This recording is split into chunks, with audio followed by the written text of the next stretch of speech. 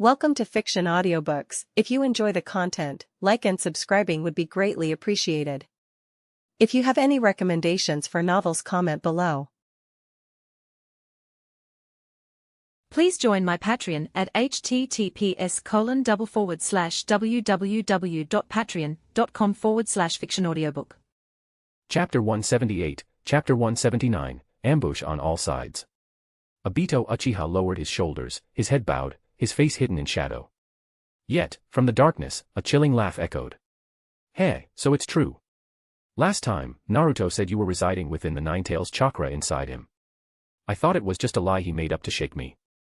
Obito clenched his fist and raised his wrinkled face, his Sharingan glistening with a wet red glow.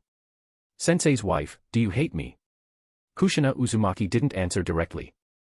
Her voice was low and steady. You did all of this because of Rin, didn't you? And then you blamed Minato for not arriving in time back then. But actually. Obito interrupted her, his voice sharp and bitter. I know what happened to Rin wasn't Sensei's fault. The fault lies in this world, a world filled with conflict, hatred, and lies. I want to sever the roots of all this causality. Kushina's eyes narrowed as she questioned sharply, so, that's why you orchestrated the Nine-Tails attack 16 years ago. Obito raised his hand, his tone calm yet resolute. Sensei's wife, I never intended to harm you back then. It's just that I needed the Nine-Tails, and it just so happened to be inside you. And it just so happened that the seal on a female Jinchuriki becomes extraordinarily weak during childbirth. I had no choice but to make you a sacrifice. As for Sensei Minato, he just happened to be your husband, the Hokage of Konoha. From his position and beliefs, he had no choice but to oppose me. And I, too, had no choice but to eliminate him. Kushina's expression darkened. Her voice trembled slightly. No choice, huh? Obito's smile twisted into something sickly, almost deranged. Yes, no choice at all. At its core, wasn't you becoming the Nine-Tails Jinchuriki also out of necessity? It was Konoha, this shinobi world, that forced it upon you. They never considered your own will. And all these so-called necessities eventually led to the slaughter between us, teacher and student. It's this absurd and ridiculous shinobi world, it's a curse. That's why I must end it. Kushina pressed further, her voice cutting through the tension. And after that? After you took the Nine-Tails from me? Why didn't you just leave to prepare your Eye of the Moon plan? Why did you head straight to Konoha and unleash the Nine-Tails to wreak havoc? For a moment, Obito was silent. Using Naruto's hand, Kushina pointed at Obito's face, her voice piercing. Deep down, you still harbor hatred, don't you? That's why you seized the Nine-Tails during my childbirth and attacked Konoha, hoping to lure other villages to take advantage of the chaos and reignite the flames of war. It was your way of venting your hatred. Obito remained speechless. Kushina lowered Naruto's hand and said solemnly, at least at that moment, you weren't a dreamer pursuing your ideals. You were merely a pure avenger. Obito responded bitterly but resolutely, Sensei's wife, I never realized before, you're even better at lecturing than Sensei Minato. But whether I'm a dreamer or an avenger, it doesn't change my resolve to carry out the Eye of the Moon plan. Kushina, sorrowful yet sincere, said, I'm ashamed to admit it, but Minato and I were too shallow. If we had seen through the mask to your true identity back then, perhaps things wouldn't have come to this. But even if it's too late, as your teacher's wife, I hope you can stop. If not for anything else, think of Rin. Would she want to see the results of what you're doing now? At that, Obito Uchiha closed his eyes. Meanwhile, Naruto's consciousness, occupying Obito's Kamui Sharingan, was relentlessly pursuing Madara Uchiha. Madara dodged and counterattacked, his Susanoo hurling Yasaka Magatama. However, the projectiles passed straight through Naruto's Kamui Magatama. So that's it. This is Obito's artifact. Before hitting its target, it can phase through other objects, making it impossible to intercept. Once hit, the target is transported to Obito's dimension. The best countermeasure is to use space-time ninjutsu to escape the battlefield directly. But Naruto, having already encountered this technique before, used two methods to counter it in a single move. Clearly, he's faced this before and prepared thoroughly. Madara pondered, well, I'm an Edo Tensei body.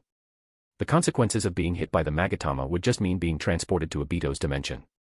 Since Obito is my ally, it wouldn't matter. But... swoosh. Swoosh. At that moment, a white spiritual form emerged from the spinning black Magatama, transforming into Naruto's upper body. In a mocking tone, it said, let me guess what you're thinking. If you're transported to the dimension, whether or not you're let out depends entirely on Obito's mood. And your pride won't allow that, right? Naruto, Madara growled coldly, probing my thoughts as both foolish and dangerous. Madara's cold voice rang out as Susanu's blade swept backward. Naruto's spirit hastily retreated into the Magatama. Madara, running and glancing back at Naruto encased in red chakra in the distance, mused, The Ninetales chakra suddenly turned red. That's clearly not Naruto's. So, there's another spirit residing within him. That explains why he dared to use mind-body switch technique in a one-on-two situation. Madara grew impatient. But that's still not Naruto himself controlling the body. This once-in-a-lifetime opportunity, what is that brat Obito waiting for? Obito Uchiha, opening his eyes with cold determination, declared, whether or not this is what Rin would want doesn't matter. What matters is that in the infinite Tsukuyomi, Rin's tragedy will never happen again. That's enough. Swoosh. He lunged forward, reaching for Naruto. Boom. Boom. Boom. Boom. But 4 red chakra arms emerged from Naruto's red chakra cloak, grabbing forward. Obito narrowed his eyes. You know I have to materialize to touch you. Fine. Susanoo activated, blocking the chakra arms. The sword of Nunoboko materialized, thrusting forward with immense force. Swoosh. But a red flash, Naruto vanished to another location. Using the body flicker technique to evade the sword of Nunoboko at close range. The speed of the Ninetales chakra mode is truly astonishing. But I won't give you a second chance. ZZZ. Obito's right eye focused on Naruto's previous position. Yamatsu Hirasaka. Whoosh. The white vortex spun. Naruto, within the Kamui Magatama, observed. That's Yamatsu Hirasaka. The time has come. Whoosh. Kushina and Naruto were pulled back to the original position. Almost simultaneously, the mind-body switch technique was released, and Naruto's consciousness returned to his body. Boom. The sword of Nunoboko pierced the ground, unleashing a vortex of divine power that swallowed up vast chunks of earth and stone. Obito, watching Naruto escape to the distance using the Flying Thunder God technique, remarked coldly, what a troublesome opponent. Kushina apologized, Naruto, I'm sorry. I couldn't persuade Obito. Naruto reassured her, it's okay. Changing someone isn't something that happens overnight. I believe this conversation has at least planted a seed in his heart. Boom. Madara landed beside Obito, his voice icy. You were too slow, Obito. You wasted a perfect opportunity. Obito glanced sideways. If you'd intentionally let yourself be hit by the Magatama, I could have used Kamui to transport you directly to the target. With both of us attacking together, there'd be no chance of escape. Or is your so-called pride too fragile for that? Madara snorted coldly. Very well. What's done is done. Arguing now is meaningless. Let's get serious, take out the scroll. Swoosh. Without another word, Obito retrieved a massive scroll from his dimension. Rustle. Madara unfurled the scroll and pressed his hand against it. Summoning jutsu. Bang. Bang. Bang. Bang. Bang. White smoke billowed as colossal figures appeared, lining up across the battlefield. Wait. Are you serious? Even Naruto was stunned by the overwhelming sight. Madara stood tall. These are the 108 wooden giants I prepared in advance and sealed within the scroll. After the initial shock, Naruto regained his optimism. Stop trying to scare me. Edo Tensei bodies don't run out of chakra, but their chakra capacity doesn't increase either. You can't control that many wooden giants. Oh, really? Madara's lips curled into a smirk. Swoosh. Swoosh. A tree branch emerged from Obito's right shoulder, connecting to Madara's chest and the face of Hashirama Senju. Now, Obito and I are synchronized in chakra. And then. Madara raised 2 fingers. Snap. Snap. Snap. Black rods of 6 paths technique sprouted from the backs of the 108 wooden giants. Obito formed a hand seal and said gravely, now, I can transfer the chakra of the Geto statue from my dimension to the wooden giants for control. Buzz. Buzz. Buzz. The eyes of the wooden giants lit up with golden light, all of them fully activated. Cold sweat dripped down Naruto's face as he clenched his fists. This is no joke.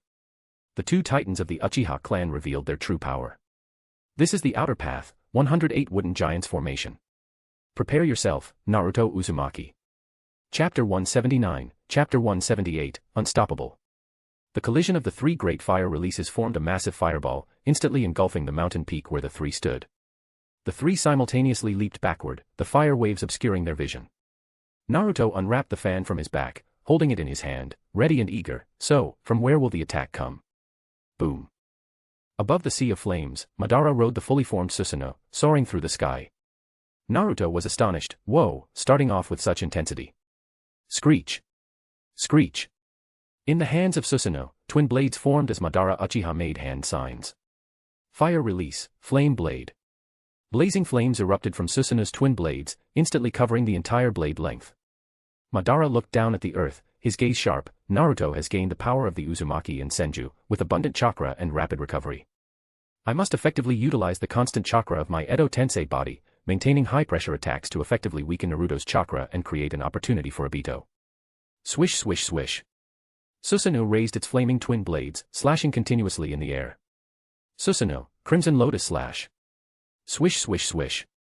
The crimson slashes followed one after another, carving open the ground, with molten heat emanating from the cuts, like the earth's blood flowing, turning the area into a forbidden zone. Naruto switched to the Ninetales chakra mode, maneuvering through the heat, sensing malice, and guarding against Obito's potential sneak attack. Boom boom boom boom boom boom. The descending curtain of slashes became increasingly dense, difficult to hit Naruto, but as the ground cuts increased, Naruto's dodging space would be further squeezed. To stop Madara, who rode the full Susanoo and dominated the sky, ordinary jutsu would undoubtedly fail. Naruto's mind was clear. I see, Madara wants to force me to use high-energy consuming ninjutsu. If it were one-on-one, I could fight freely without worry, but having to guard against Obito's unpredictable eye power is like slow suicide. So, let's try the small to win big. Earth release, clay drop. Wow. The sky above changed color locally, then a mass of clay descended, covering Susanoo's back first. Madara looked up. That's clay drop, one of Konoha's Umbu's secret earth releases. Humph, you want to win big with small, but this is too small. It only affects aesthetics, causing no real impact. But then, Naruto changed his hand signs. Earth release, Gangli-style technique. This technique, a secret jutsu gifted by the Tsuchikage Inoki during Naruto's journey to Iwagakure, creates solid statues using earth release. Crack crack. The clay attached to Susanoo's back quickly gathered, shaped, and solidified into a giant statue. The statue, whether in size or strength, was insignificant compared to the full Susanoo, but used at a critical point, it had a miraculous effect. Crack. Crack. The statue straddled Susanoo's back, its hands firmly gripping Susanoo's wings, instantly robbing it of flight, sending it plummeting downward. Humph! Madara snorted, commanding Susanoo to cut the statue with its flaming sword, instantly obliterating it, but Susanoo was now at a low altitude. At this height, even the simplest wood release could work. Naruto clasped his hands together. Wood release, wood dragon technique. Boom boom boom boom. Wooden dragons rose from the ground, tightly entangling Susanoo's limbs and torso. Madara couldn't help but say, humph, Naruto, this kid, played a new trick again, creating a statue hundreds of meters in the sky from the ground. Whoosh. Space-time vortex turned, Obito appeared behind Naruto, his left eye focused on Naruto's unguarded head. Kamui. Whoosh. But in a flash of golden light, Naruto appeared in another location. Kamui missed. Naruto said, Obito, I've already felt your restless malice. Blaze. Around Obito, the pitch-black Susanoo released into a Tengu form, a Magatama formed in its hand, locked onto Naruto, and hurled with force. Kamui Magatama, you know what this means, unable to escape using space-time techniques. You can split like last time if you're willing to sacrifice half your chakra to be permanently trapped in the space-time. Naruto moved swiftly, the Magatama shadowing him. The same trick doesn't work on you. I'll tell you, the same trick doesn't work on me either. Naruto's Sharingan closely watched the Magatama, forming hand signs. Wood release, shadow pillar technique. Boom. Wooden stakes burst from the ground, shadows extended, connecting with the Magatama's shadow. As it continued to chase Naruto, the shadow lengthened. Swish. Naruto rapidly retreated, yet couldn't avoid being caught by the Magatama. Slash. But just before impact, the Kamui Magatama halted before Naruto's eyes. Obito's pupils shrank. What?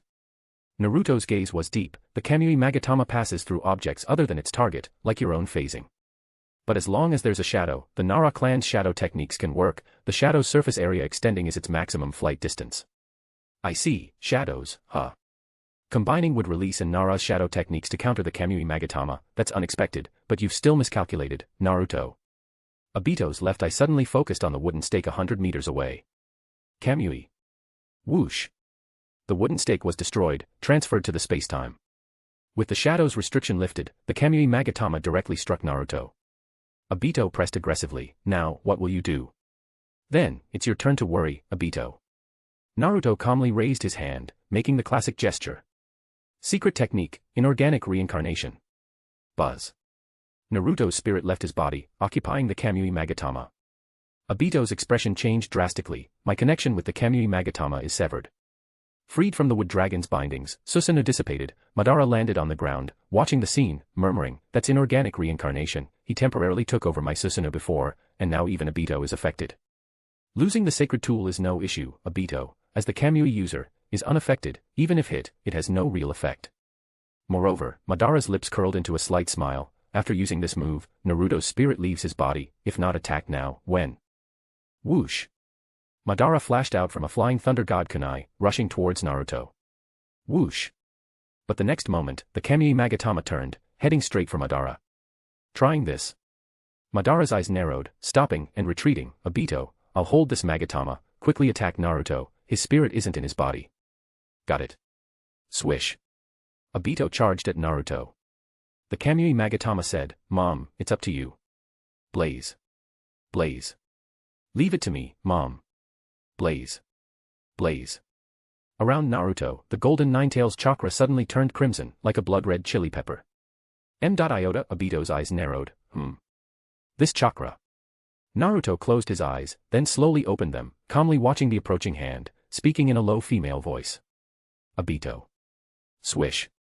Obito's hand stopped abruptly before Naruto's eyes. His gaze trembled. Sensei's wife. Chapter 180, holding the line. Madara Uchiha smirked faintly, his voice calm yet menacing. Well then, let's begin. Boom. Boom. Boom. Boom. 108 colossal wooden giants marched forward, their footsteps shaking the earth and sky. The sheer visual impact of their advance was enough to strike fear into the hearts of ordinary shinobi. At first, Naruto Uzumaki felt a sense of shock and awe. But as the initial wave of emotion subsided, his sharp mind began to analyze the situation.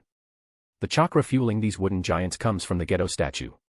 Obito acts as the conduit, while Madara controls them. For them, there's almost no chakra consumption. Should I use that technique? No, even if I managed to take them down with it, the chakra cost would be unimaginable. I'd be left vulnerable for whatever comes next. Besides, using the Geto statue to control the wooden giants is just a gimmick. This isn't their trump card. Until they reveal their true hand, I can't play mine. Naruto's eyes narrowed. The black rods controlling the wooden giants are part of Madara's Six Paths technique. Meanwhile, Obito has to maintain the hand seals constantly to channel the Geto statue's chakra through Kamui space. That means he has to remain materialized. And Madara and Obito are connected by wood-style chakra threads, which must significantly reduce their mobility. If I avoid engaging these wooden giants and go straight for the source, that's my best strategy. Naruto formed a series of hand seals. Summoning Jutsu. Poof. With a burst of white smoke, a giant summoning bird appeared, carrying Naruto into the sky. His plan was clear, an aerial assault to bypass the wooden army.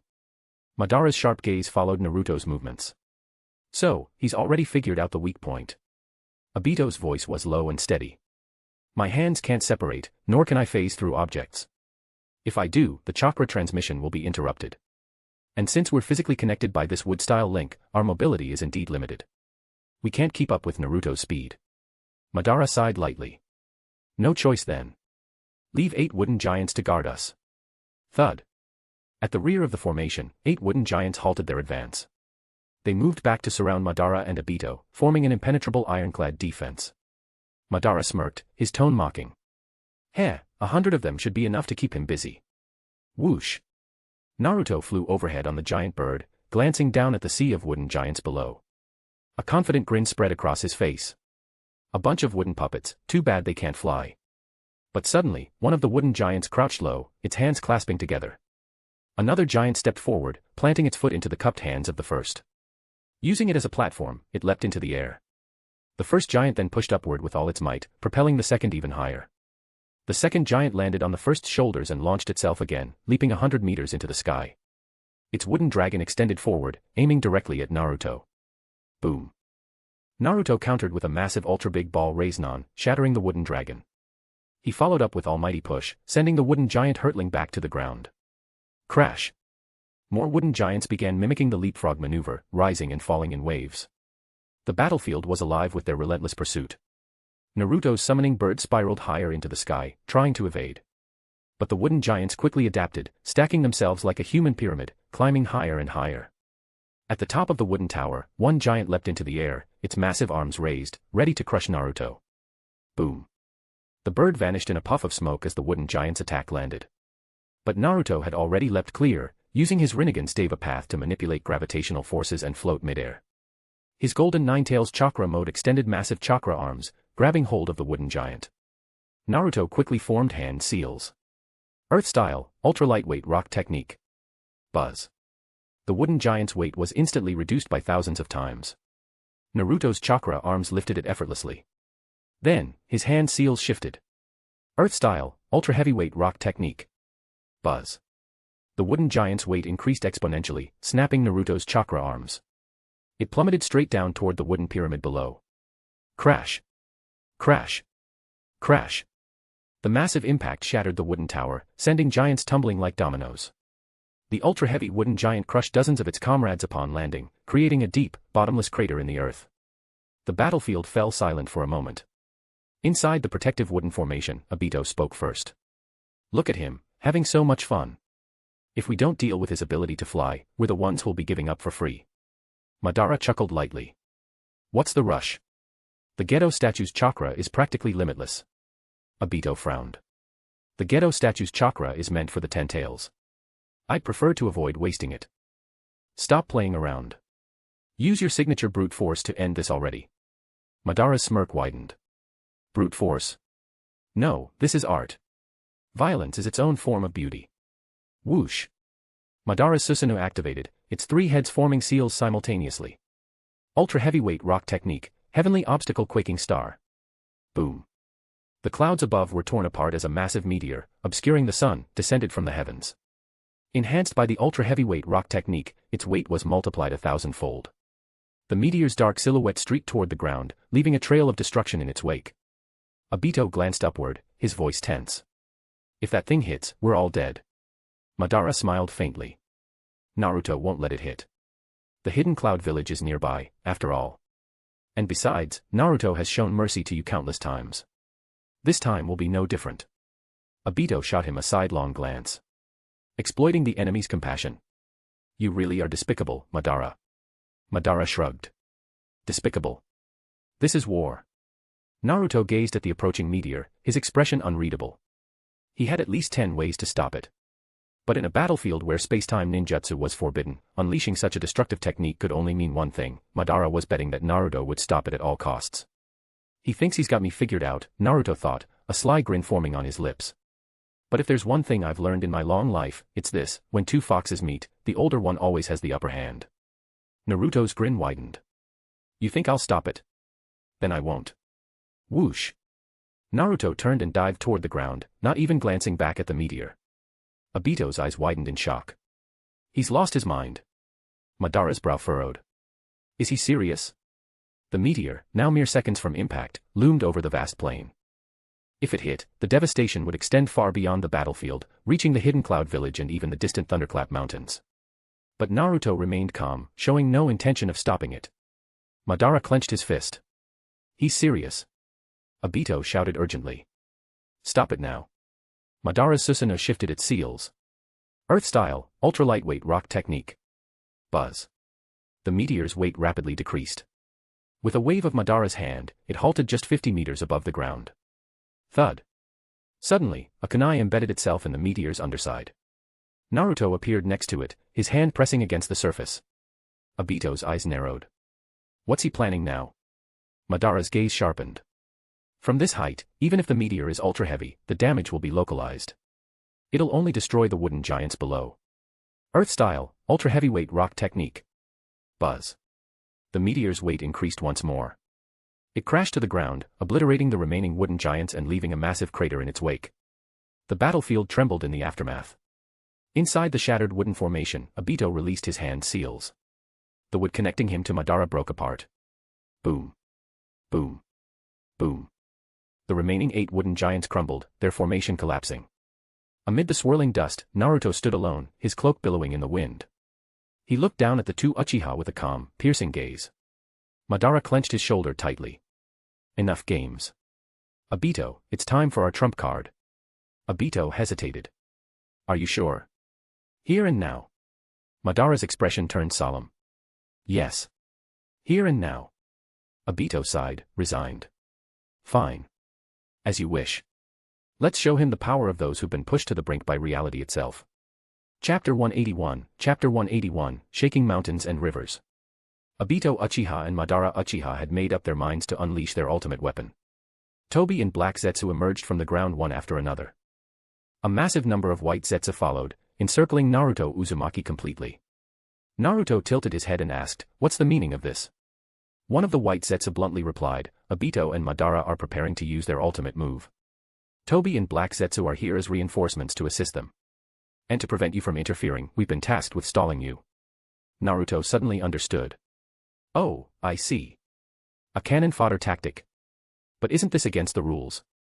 Another white Zetsu chuckled and said, "Rules? Did our challenge letter mention that reinforcements were prohibited?" Naruto muttered, "It seems, it really didn't." Yet another white Zetsu laughed, "You can also go back to your Omega-kure, Hidden Rain Village, and call for reinforcements. Oh, wait, you've placed the Cursed Tongue Eradication seal on yourself. You can't return until the battle is over, can you?" The other white Zetsu joined in mocking him. "We've scouted the area. You're all alone here. Hurry back and call for reinforcements. Go on. Why don't you leave? Rustle." Naruto casually removed his fan, using adamantine sealing chains to tie its handle. He then addressed the white Zetsu, "You guys are always like this. Even when you're in no position to protect yourselves, you still love to run your mouths."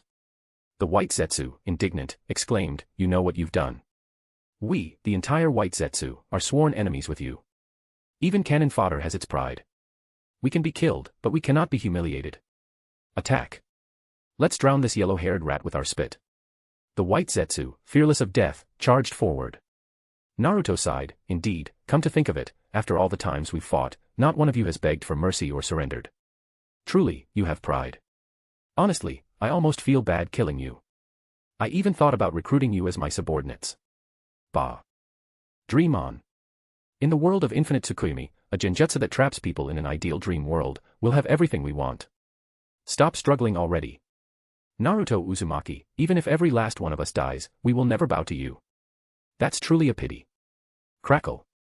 Purple lightning coiled along the chain, wrapping around the fan. Naruto tugged the chain and swung the fan. Lightning style, adamantine fan. Arg. Amidst the endless screams, the white Zetsu fell in droves. The time bought at the cost of the white Zetsu's lives allowed Madara, Obito, Tobi, and Black Zetsu to take their respective positions and jointly cast a technique. Barrier, 4 Red Yang formation. A crimson barrier rose with a rumble, isolating Naruto and the white Zetsu outside. Sizzle. Obito pressed his hand to the ground, embedding the Kamui spacetime seal into the barrier walls, making the space within completely isolated. Madara remarked, "This way, there's no risk of it being summoned away. Release it." Whoosh. Obito released the Geto statue from the Kamui dimension, leaving behind a shadow clone to maintain the 4 Red Yang formation. Madara also left behind a wood clone in his place. The two of them leaped onto the head of the statue. Swish. Swish. From Madara's chest and Obito's right shoulder, wooden branches extended, connecting to the statue's head. Crack. The Geto statue broke the chains binding its hands and stood tall. On the statue's head, Madara glanced sideways and said, "The size of the statue far exceeds the 9 tails.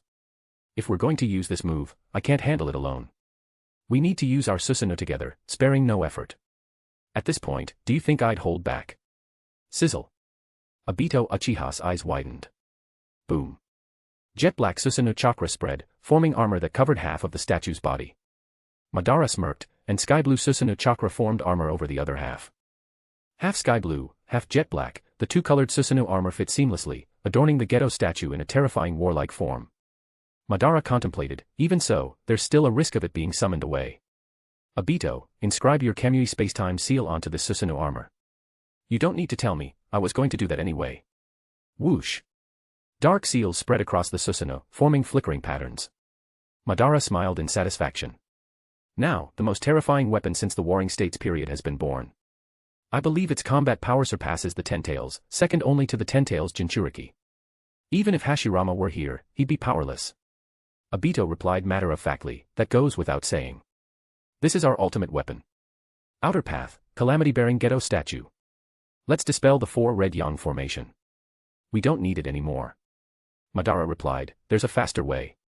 The Susanoo condensed a sky blue greatsword, and the Geto statue swung it in a horizontal slash. Crash! The 4 red yang formation shattered instantly. Madara and Obito's clones vanished. Obito, stay vigilant. Lord Madara, may victory be yours. Tobi and Black Zetsu retreated into the ground. This chakra. Amidst the corpses of the white Zetsu, Naruto, holding his fan, stared at the spectacle before him, his expression visibly shaken. The Geto statue has absorbed 8-tailed beasts. And Madara and Obito combined their Susanoo to armor the statue. Its power is truly earth-shattering. Boom. Boom. Boom. The armored Geto statue advanced mightily, crushing the 8 wooden figures in its path with ease. Madara, cold and emotionless, declared, the battle truly begins now. Naruto, show me your true strength. Clang. The Susanoo's faceplate aligned with the Geto statue's open mouth, where a terrifying tailed beast bomb began to form. Naruto's pupils contracted. The Geto statue infused with 8-tailed beasts. The power of this tailed beast bomb will far surpass Kurama's, second only to the 10 tails. Clang. The statue swung its blade, embedding it into the center of the tailed beast bomb. Obito Uchiha, in a deep voice, said, Naruto, behind you is the Thousand Thunder Mountain near Kimogakure, hidden cloud village. Earlier, when the meteor fell, you deliberately didn't act, seeing through Madara's intentions. You knew we'd intervene to stop it, concerned for our own safety. But now, it's different. If you dodge, Kimogakure will be obliterated in an instant. Boom. The tailed beast bomb fired with a deafening roar. Whoosh.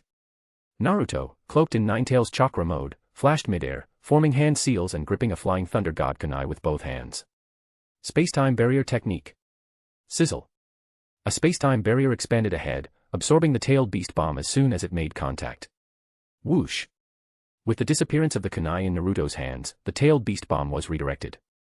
Boom boom boom boom boom. An earth-shattering explosion erupted tens of kilometers away, with raging winds and thunderous roars. The Ninetales chakra receded, his fiery cloak billowing in the wind. Naruto Uzumaki, his expression unprecedentedly solemn, declared, it's time. Clap. He clasped his hands together, and the markings of Sage Mode appeared on his face. Crackle. Sage chakra surged, accompanied by crackling bursts of sound. Boom boom boom. After decades, a magnificent spectacle reappeared in the ninja world. Sage Art would release, true several thousand hands. Chapter 182, reaching the boiling point. The vast plains of Wanha bore witness to 2 colossal titans, each standing their ground in the north and south, locked in a fierce standoff. Obito Uchiha, just sitting there, it already matches the demonic statue in height. Could it be, that technique? Madara Uchiha, true several thousand hands.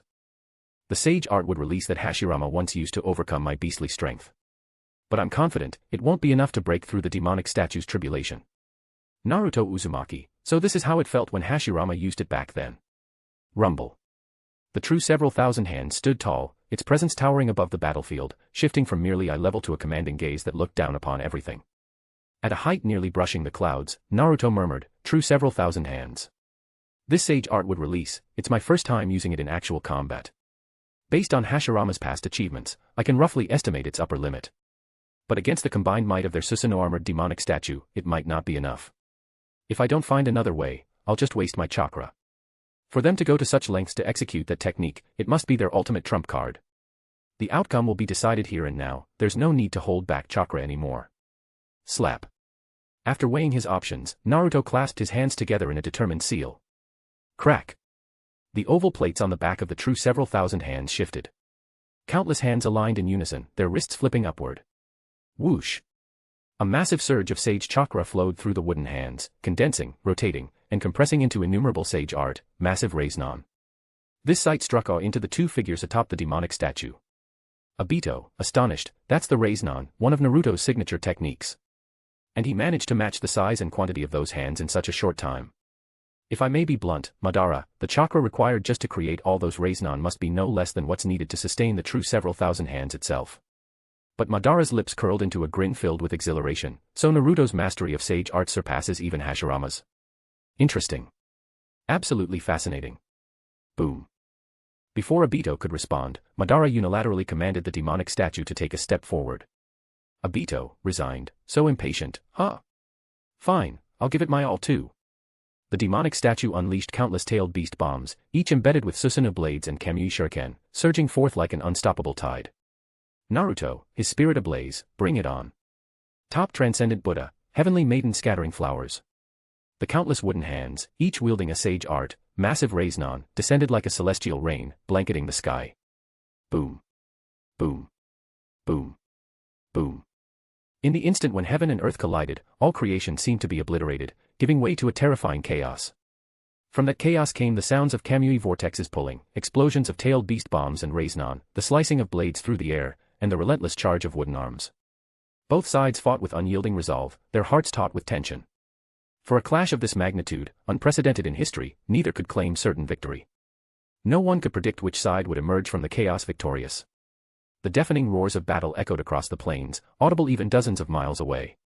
On the peak of Thunderclap Mountain, led by elite Jonin Dodai, the shinobi of the hidden cloud village stared in stunned silence at the distant horizon. What is that? One of them stammered. The end of the world? Dodai clenched his fists, his expression eerily calm, as though he had resigned himself to fate. The end of the world? Not quite. But it might very well be the end of us. The hidden cloud shinobi panicked. What should we do? Should we evacuate? Dodai let out a bitter laugh. Evacuate? It's useless. If we get caught in that, we'll be pulverized instantly, there won't even be time to feel pain. Pray. Pray that the hidden cloud's luck hasn't run out yet. This man, who once prided himself on his vast experience, now found his worldview utterly shattered. What are ninja villages? What are the 5 great nations? If these few people wanted to, they could destroy the world itself. We shinobi have been far too narrow-minded. As these thoughts consumed Dodai, he couldn't help but reflect, Naruto Uzumaki, did you deliberately choose to fight at the foot of the hidden cloud village to show us this overwhelming power and our own insignificance? Or, is there another reason? The slaughter on the plains of Wanha did not pause for the musings of spectators. Boom. Boom. Boom. From the chaos emerged the wooden hands, still numbering in the hundreds despite the carnage. Whoosh. Whoosh. The remaining hands formed new massive Reborn, launching a second wave of the heavenly maiden scattering flowers. Obito's pupils contracted sharply. Not good. Retreat. But Madara, consumed with battle fervor, roared, retreat. I am Madara Uchiha, I live for battle. Slash. Slash. Twin blades materialized in the demonic statue's hands, slashing furiously at the incoming wooden hands. Though many were severed at the forearms, Naruto refused to back down. Boom. The true several thousand hands advanced, its clasped hands separating in a flash to seize the demonic statue's arms. Boom. Boom. Boom. The heavenly maiden scattering flowers struck the statue's armor like an unstoppable tide, erupting into countless fiery mushrooms. Crack. Crack. The demonic statue staggered under the relentless assault, its Susanoo armor shattering amidst the explosions. Damn it. Obito waved his hand, unleashing 10 powerful lightning pillars from the stumps where the statue's tails once were. But Naruto was ready. Forming a seal, he commanded the true several thousand hands to unleash 5 powerful wind streams from its forehead. Clang. Seizing the opportunity, the true several thousand hands shed its backplate, lightening its load. Whoosh. 36 adamantine sealing chains shot out from Naruto's back, targeting the demonic statue, now half covered in Susanoo. Snap. Madara clasped his hands together. Dozens of wooden dragons erupted from the statue's back, intercepting the chains. Crack. The chains coiled and entangled the dragons. The wooden Buddha pulled the statue forward with its left hand while its right hand clenched and struck the statue's chest. Naruto formed another seal. Sage Art, Ultraweighted Boulder, Adamantine Force Punch. Boom. With a deafening explosion, the statue's chest armor shattered. The adamantine sealing chain snapped under the strain, and the demonic statue stumbled backward, collapsing with a ground-shaking impact. Naruto leaped from the Buddha's head, descending with an inverted body and an outstretched hand. Super Shinra Tensei. Madara, unwilling to be outdone, countered with his own strike. Super Shinra Tensei. Boom. The overwhelming clash of repulsive forces ended with Naruto emerging victorious. The statue's Susanoo armor disintegrated entirely. Sensing the danger, Madara immediately leapt from the statue's head. This isn't good. With the defenses gone, Naruto could summon the statue away at any moment. I have to retrieve it. Whoosh. Ignoring his own safety, Obito planted his hand on the statue, using Kamui to absorb the massive structure into his dimension. Exhausted, Obito stood hunched over, his voice grim. Don't be so quick to declare victory, Naruto. Naruto frowned. Because I've saved the ultimate trump card, just for you. ZZZZZZT. Raising his head with a sinister grin, Obito's eternal Mangekyo Sharingan glowed with blood-red intensity. Activating Yamatsu Hirasaka in both eyes would drain all his ocular power, but it would unleash an effect so absolute it defied all solutions. Yamatsu Hirasaka, time freeze. Chapter 183, Chapter 183, After the Rise. Yumataru, time stop. ZZZ. Centered around Obito, a vast area was engulfed in a gray hue. The flow of air, the movement of sand particles, everything came to a complete and absolute halt. The only one unaffected by this stillness was Obito, the caster of the technique. At the edge of the gray zone, Naruto's figure was frozen in place. The faint outline of gray skeletal armor could be seen surrounding his body. Obito raised an eyebrow in mild surprise. Oh! In the instant before time stopped, Naruto instinctively activated his Susanoo. Such combat awareness is truly remarkable. Step. Obito took a step forward, and the gray zone of stop time moved with him.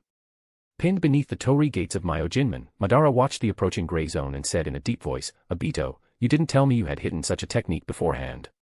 Obito replied coldly, "Madara, I've never considered you a partner. I plan to use this technique against you after defeating Naruto together. But since Naruto has already dealt with you for me, I can now use this without reservation. Rest well. The Eye of the Moon plan will be realized by me." Madara sneered, "Then you'd better make good use of it, Obito." Whoosh. The gray zone enveloped Madara, freezing him in place along with the smirk on his lips. Swish. Obito charged toward Naruto. Time is limited. If Naruto has activated his Susanoo, then I'll finish him off with this move. The pitch-black Susanoo unleashed its 10 directions divine void sword, thrusting straight ahead. Crack. Naruto's Susanoo was easily pierced, and the black blade was mere inches away from him. Obito's face twisted with ferocity. It's over. Crack. His advancing figure suddenly froze mid-motion. The Susanoo vanished abruptly. Following the searing pain, Obito looked down to find blood soaking through his right abdomen, staining his clothes. His eyes were filled with disbelief. This is. In a Megakure, beneath a towering spire. A crystal ball projected the battle taking place miles away. Nearby, within the ritual circle of curse technique, death-controlling possessed blood, Konan stood behind Haiden, driving an iron stake through his lower back and abdomen. A sacrifice. Haiden, reveling in the ecstasy of blood, was lost in immense joy. Konan glanced at the image in the crystal ball, her cold voice murmuring, "Your reinforcements have arrived." Slash. She twisted the iron stake in her hand, stirring Haiden's abdominal cavity as she withdrew it. Arga. Obito let out a piercing scream, collapsing to his knees in a pool of blood. As the Mangekyo Sharingan in his eyes faded, the gray stillness that had enveloped the battlefield dissipated, and time resumed its flow. Everything returned to normal, except for the world of pain Obito was left in. Huff. Huff. Huff. Obito struggled to lift his head, cold sweat dripping down the creases of his right cheek. He finally realized the truth. So this is it. Haiden. He's still alive. You created a fake Haiden, even altering the memories in my mind, just to ensure there were no loose ends. Naruto spoke in a low tone, "I'm sorry, Obito. This is reality." Obito couldn't help but ask, "If you hadn't had Haiden as a trump card, how would you have dealt with my technique just now?" Without hesitation, Naruto replied, "I activated Susanoo just now, as you saw. Doesn't that prove my ability to adapt in critical moments? If I hadn't had Haiden, I would have used Izanagi without a second thought, sacrificing one of my eyes to you." As he spoke, Naruto's gaze shifted to the now empty Myojinmen. He muttered, "It seems Madara has already done that." Obito smiled bitterly. "It seems I've lost completely, once again." Naruto smirked faintly. "Didn't you say this would be the last time?" Rustle, rustle, rustle. Zetsu emerged from the ground, opening its vine-like body to envelop Obito. Obito, weak but resolute, said, Yes, the last time. The last time I'll taste defeat. Next time, I will win." Wrapped in Zetsu, Obito sank into the ground. Naruto didn't stop him, only asking, "And if next time, you lose again? Then it will prove that I, Uchiha Obito, am no more than this." Listening to your perspective wouldn't hurt, would it? Leaving behind these melancholic words, Obito exited the battlefield. Naruto watched him go. "All right, I sincerely look forward to it." Thus, the battle of Naruto Uzumaki versus the duo of Uchiha Obito and Uchiha Madara concluded with Naruto's victory. In a dimly lit cave, Madara leaned against the wall. His right eye had turned pale from the delayed activation of Izanagi, a technique that traded sight for escape from Myojinman's seal. Black Zetsu lamented, Lord Madara, even though your Rinnegan in this Edo Tensei body is a false reincarnation, the price you paid is still too steep. Madara replied in a deep voice, at this point, there's nothing left to regret. More importantly, did you find what I asked for? I did. Kabuto wasn't around, so I retrieved it easily. A coffin rose from the ground as Black Zetsu raised its hand. Madara scrutinized Black Zetsu with his single eye and said coldly, how did my body end up in Kabuto's hands? Care to give me a reasonable explanation, Black Zetsu? Without flinching, Black Zetsu responded, Lord Madara, when Nagato used Rinne Rebirth to revive the Leaf Shinobi, Obito showed no intention of fulfilling his promise. I had no choice but to guide Kabuto toward discovering your body, ensuring you could be revived through Edo Tensei. At least this way, your return could prevent further chaos. I have always been loyal to you. Madara stared deeply at Black Zetsu before eventually withdrawing his aura. Fine, let's leave it at that. Black Zetsu asked, may I ask why you wanted your body back? Madara's next words were shocking. I found a way to revive myself without relying on Rinne Rebirth. Black Zetsu was stunned. What? Truly? Madara formed a two-finger seal and opened his left eye. Hell Path. Boom. The Hell Path's King of Hell statue rose behind Madara. He stood, throwing the coffin containing his body into the statue's mouth and forming more hand seals. Spirit Transformation Technique. Whoosh. Madara's soul left the sacrificial vessel, entering the statue's mouth. Crunch, crunch, crunch.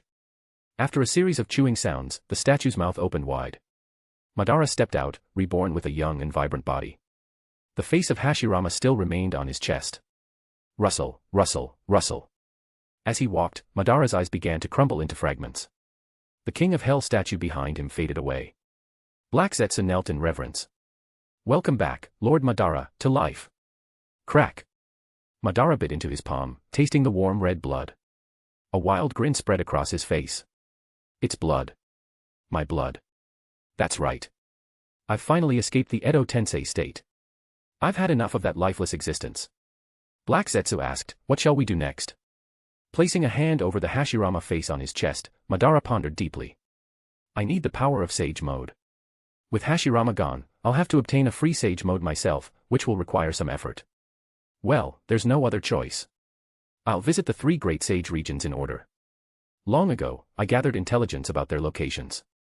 Hashirama seemed to have gone to the Shikatsu forest first, so I'll start there as well. Chapter 184, Obito and Tsukuma. In the Kamui dimension. Obito, Uchiha and Tobi stood before the towering Geto statue.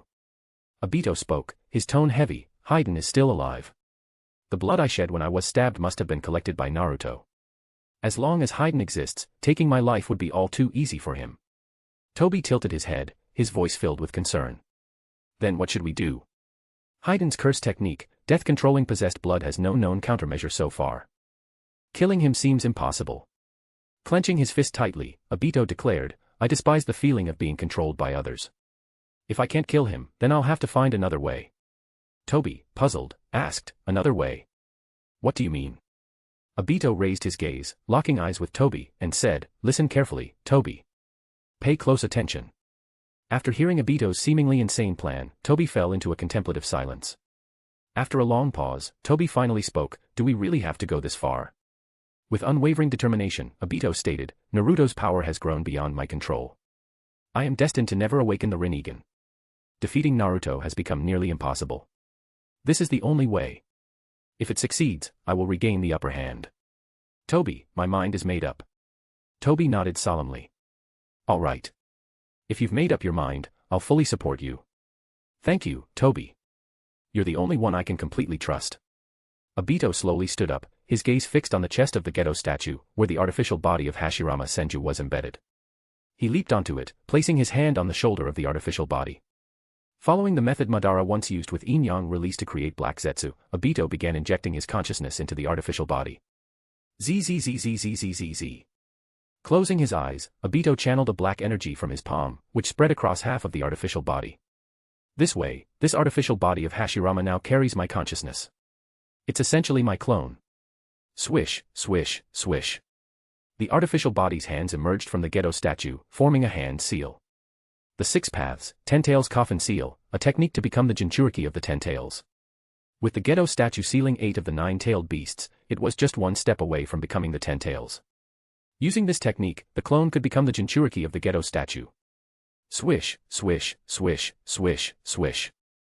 The Geto statue turned into a liquid form, surging into the back of the artificial body. After absorbing the Geto statue, the artificial body rapidly grew legs it previously lacked, along with long, jet black hair cascading down its back. It stood before Obito and Tobi. This way, I can fully utilize the Geto statue's power while eliminating the risk of Naruto summoning it. But what comes next is the real challenge. With a crazed grin, Obito shockingly raised his hands and gouged out his own eyes.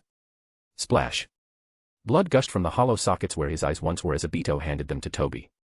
Taking the eyes, Tobi inserted them into the eye sockets of the artificial body. Despite the excruciating pain, Obito maintained his smile.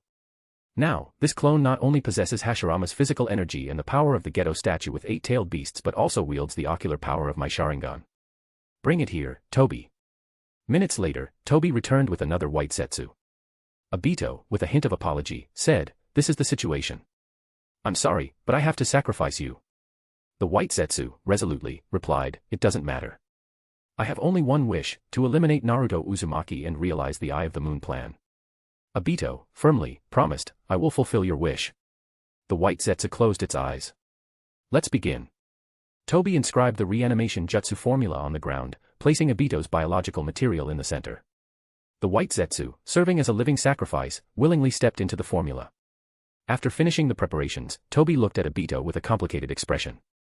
"I finally understand why you asked Madara about the hand seals for the reanimation jutsu. You had this plan in mind from the beginning." Obito, candidly, admitted, "That's right. Ever since I saw Madara use this artificial body to control the Geto statue, I had already envisioned this blueprint.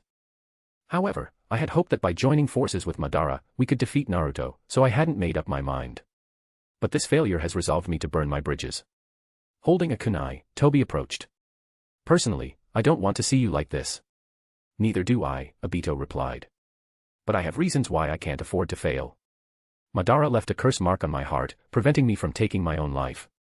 So, please, Tobi, do it." Crunch. Tobi drove the kunai through Obito's heart. Splat. Blood splattered onto Tobi's white, spiral-shaped face, and in the dark voids of its eyes, there seemed to be a hint of sorrow. Gah. Blood gushed from Obito's mouth as his pale face bore a desolate smile. So, this is the pain Rin felt back then. But this pain is nothing compared to losing Rin. Thud. Tobi withdrew its arm, leaving a gaping hole. Thump. Breathing heavily, Obito's body slowly collapsed as life drained from it. "The rest is up to you, Tobi." With those final words, Obito drew his last breath. Swish. Tobi formed hand seals. Forbidden technique, reanimation jutsu. Oh. The white setsu, serving as the living sacrifice, let out a harrowing yet exhilarating scream as dust swirled around its body, reshaping it into the form of Uchiha Obito. A black robe adorned a body riddled with cracks. Sizzle. The once closed eyes opened, revealing the eternal Mangekyo Sharingan once again. He looked at his cracked hands and murmured, "So this is the body of the reanimation jutsu, chakra that never depletes and an additional pair of eternal Mangekyo Sharingan." The artificially created clone, now imbued with Obito's consciousness, stepped forward and knelt on one knee. The reanimated Obito, with a deep voice, declared, "The body of Senju Hashirama and the mind of Uchiha Obito. Your name shall be Tsukuma." Tsukuma, with utmost respect, replied, "Understood, Lord Obito." Rumble. Thunder and rain poured down outside Konoha village. A corpse was discovered by the ANBU. Hearing the news, Kakashi Hatake rushed to the scene. Clenching his fists as he looked at the familiar face of the deceased. Obito. It was the real body of Uchiha Obito. In the shadows of distant trees, Tobi, carrying Obito, and the masked Tsukuma stood side by side. This way, the world will believe that Uchiha Obito is truly dead. We can use this asymmetry of information to accomplish many things. Everything before was child's play. The real battle begins now. Rumble. Amid the roaring thunder and pouring rain, Uchiha Obito and Tsukuma vanished into the vortex of the Kamui dimension. One must embrace madness to truly live. Through his actions, Obito demonstrated his resolve to burn his bridges. In a Megakure. Upon hearing the news of Obito's death, Naruto Uzumaki immediately attempted to use Obito's blood to perform the reanimation jutsu. But it failed. Konan, speculating, said, "Could it be that someone got to him first?" Staring at the rain outside the tower, Naruto, deep in thought, muttered, "It doesn't seem like it. I smell a conspiracy." At that moment, Sasori of the Red Sand arrived at the base of the tower. "Leader, it's time to depart." Conan reminded, "Be quick and return early." "Understood, Sister Conan." As his Akatsuki robe billowed, Naruto leaped off the high tower, thinking, once I retrieve that item from the Land of Wind, it will soon be time to officially awaken the eternal Mangekyo Sharingan. Obito's situation gives me a very bad feeling. Chapter 185, Quest for the Dragon Vein. Naruto Uzumaki and Sasori of the Red Sand trudged through the wind and sand, their cloaks flapping in the desert breeze. Author's note: after careful consideration, the destination of Naruto and Sasori's journey has been changed from the Land of Lightning to the Land of Wind. The purpose of their visit to the Land of Wind stemmed from a joint project between Naruto and Sasori, the development of mecha puppets. The cutting-edge technology of the Azura Path from the Rinnegan had greatly expanded Sasori's horizons. Once he delved into this field, his innate talent for puppet techniques allowed him to surpass his peers, reclaiming his title as the greatest puppet master in the ninja world. The mecha puppets powered by the Azura Path required black receivers from the Six Paths technique to channel Naruto's chakra in order to function. While this marked a revolutionary improvement over traditional puppetry, it still greatly limited their practicality. In high-intensity battles, after all, it was nearly impossible to spare the focus needed to supply chakra and control the puppets simultaneously. Sasori, with his sharp insight, pinpointed the issue: puppets are meant to assist in battle, not to burden the user. The top priority now is to overcome the challenge of manual chakra transmission and control. Drawing from his past experience in creating human puppets, Sasori endowed the mecha puppets with a semblance of human-like instincts. This allowed them to actively receive chakra and exhibit basic combat abilities, effectively solving the problem of manual transmission and control. But then, another challenge arose. While Naruto no longer needed to divide his attention during combat, the mecha puppet's constant absorption of his chakra became a new burden. Over time, this would inevitably drain him. It was then that Sasori had a bold idea. Why not change the source of chakra transmission? Establish an external chakra source as the central command tower. This external chakra source would need to be vast and stable, something akin to tailed beast chakra, inexhaustible yet free from the interference of a tailed beast's consciousness. For this reason, the dragon vein became the ideal choice. The dragon vein was a chakra reservoir separate from the tailed beasts, a lifeline of the earth itself, containing chakra far surpassing that of any other location. However, mishandling it could lead to the earth's destruction. The ninja world had only one dragon vein, located in the ruins of the ancient kingdom of Rorin in the Land of Wind. Naruto had encountered the dragon vein in his previous life during a top-secret mission, as depicted in the movie Naruto Shippuden, The Lost Tower. During that mission, he met his father, Minato Namikaze, before he became the fourth Hokage. At the end of the mission, the younger Minato realized Naruto was his son. To ensure Naruto's safe birth, Minato used a sealing technique to erase their memories of the mission and reseal the dragon vein, preventing its misuse. Author's note: I originally planned to introduce two dragon veins, a Yin dragon vein in Rorin, Land of Wind, and a Yang dragon vein in Chiemu, Land of Lightning, but decided to simplify the story by focusing on just one. Naruto: I've heard of the dragon vein, but isn't it sealed? Sasori: then we'll just unseal it. The chakra of the dragon vein rivals that of the tailed beasts, and more importantly, it lacks the consciousness of a tailed beast. There's nothing more suitable as a command tower. After careful thought, Naruto made up his mind. You're right. Let's head to Rorin in the Land of Wind soon. But we should inform Gaara about this first. Naruto quickly penned a letter to Gaara, the Kazekage, explaining the purpose of their journey and how they plan to use the dragon vein. Through the wind and sand, Naruto and Sasori arrived at the border of the Land of Wind. Gaara, accompanied by elite Jonin Baki and several others, was already waiting for them. Gaara: Naruto, it's been a while. Naruto: didn't we just see each other last month? The two close friends embraced warmly upon meeting. Reluctantly parting, Gaara glanced at the figure behind Naruto. This must be Sasori of the Red Sand. Removing his straw hat, Sasori, with his short hair lightly swaying, revealed his breathtakingly handsome face. With a faint, enigmatic smile, he said, Kazekage, I didn't expect we'd meet again. Kankuro, despite having heard the rumors, felt a chill run down his spine as he instinctively clutched the scar left by Sasori's poison. Sasori. Sasori's gaze shifted toward him. Oh, I remember you. Wasn't your name Kenpachi or something? You're surprisingly resilient to have survived my poison. Kankuro, indignant, it's Kankuro. Remember that, Sasori. Sasori replied nonchalantly, I never bother remembering the names of the dead. But since you survived, I'll make an exception. Kenpachi. Kankuro nearly lost his composure. I said it's Kankuro. Sasori nodded seriously, got it. Kenpachi. Kankuro was utterly speechless. Naruto, amused, Sasori, stop teasing Kenpachi. From now on, we're all on the same side. Sasori, surprisingly compliant, understood. For your sake, Naruto. Hearing this, the hidden sand shinobi exchanged uneasy glances. Elite Jonin Baki thought to himself. I've heard that Kabuto Yakushi used Edo Tensei to revive numerous powerful shinobi, including Akatsuki members like Sasori and even former Kage. Most of them ended up under the control of the Hidden Rain village. I was skeptical, but seeing Sasori's attitude toward Naruto, it seems to be true. Oh, right. Naruto reached into his pouch and took out a scroll. This is the scroll I accidentally took earlier. Thanks to Sakura's reminder, I realized it contains the forbidden technique reanimation jutsu used by Lady Chiyo. I'm returning it to the hidden sand. It was my mistake for handing Naruto the wrong scroll while drunk, and Sakura had to cover for me by borrowing it in the name of the Hokage. Lady Tsunade already apologized privately. Naruto is intentionally taking the blame to protect me and Sakura. I must cooperate. Gaara, as long as no harm was done. With unspoken understanding, Gaara accepted the scroll with both hands and tucked it away. He then turned and walked alongside Naruto into the desert of the Land of Wind. The hidden sand shinobi followed at a distance, maintaining a wary eye on Sasori. Ignoring the thoughts of those around them, Naruto and Gaara immersed themselves in their conversation. Naruto, your father, Raza, is currently in the Hidden Rain village. He misses you. I wanted to bring him along, but it didn't seem appropriate in front of your comrades.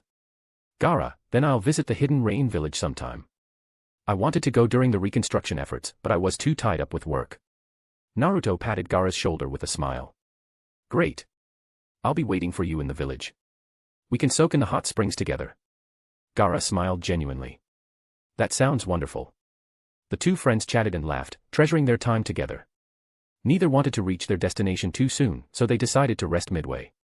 Inside a tent, Naruto and Gaara sat across from each other, sipping tea. Inevitably, their conversation turned to Sasuke Uchiha. Gaara, holding his teacup, by the way, have you heard about Sasuke's recent whereabouts? Someone spotted him at sea. Chapter 186, The Long Heritage.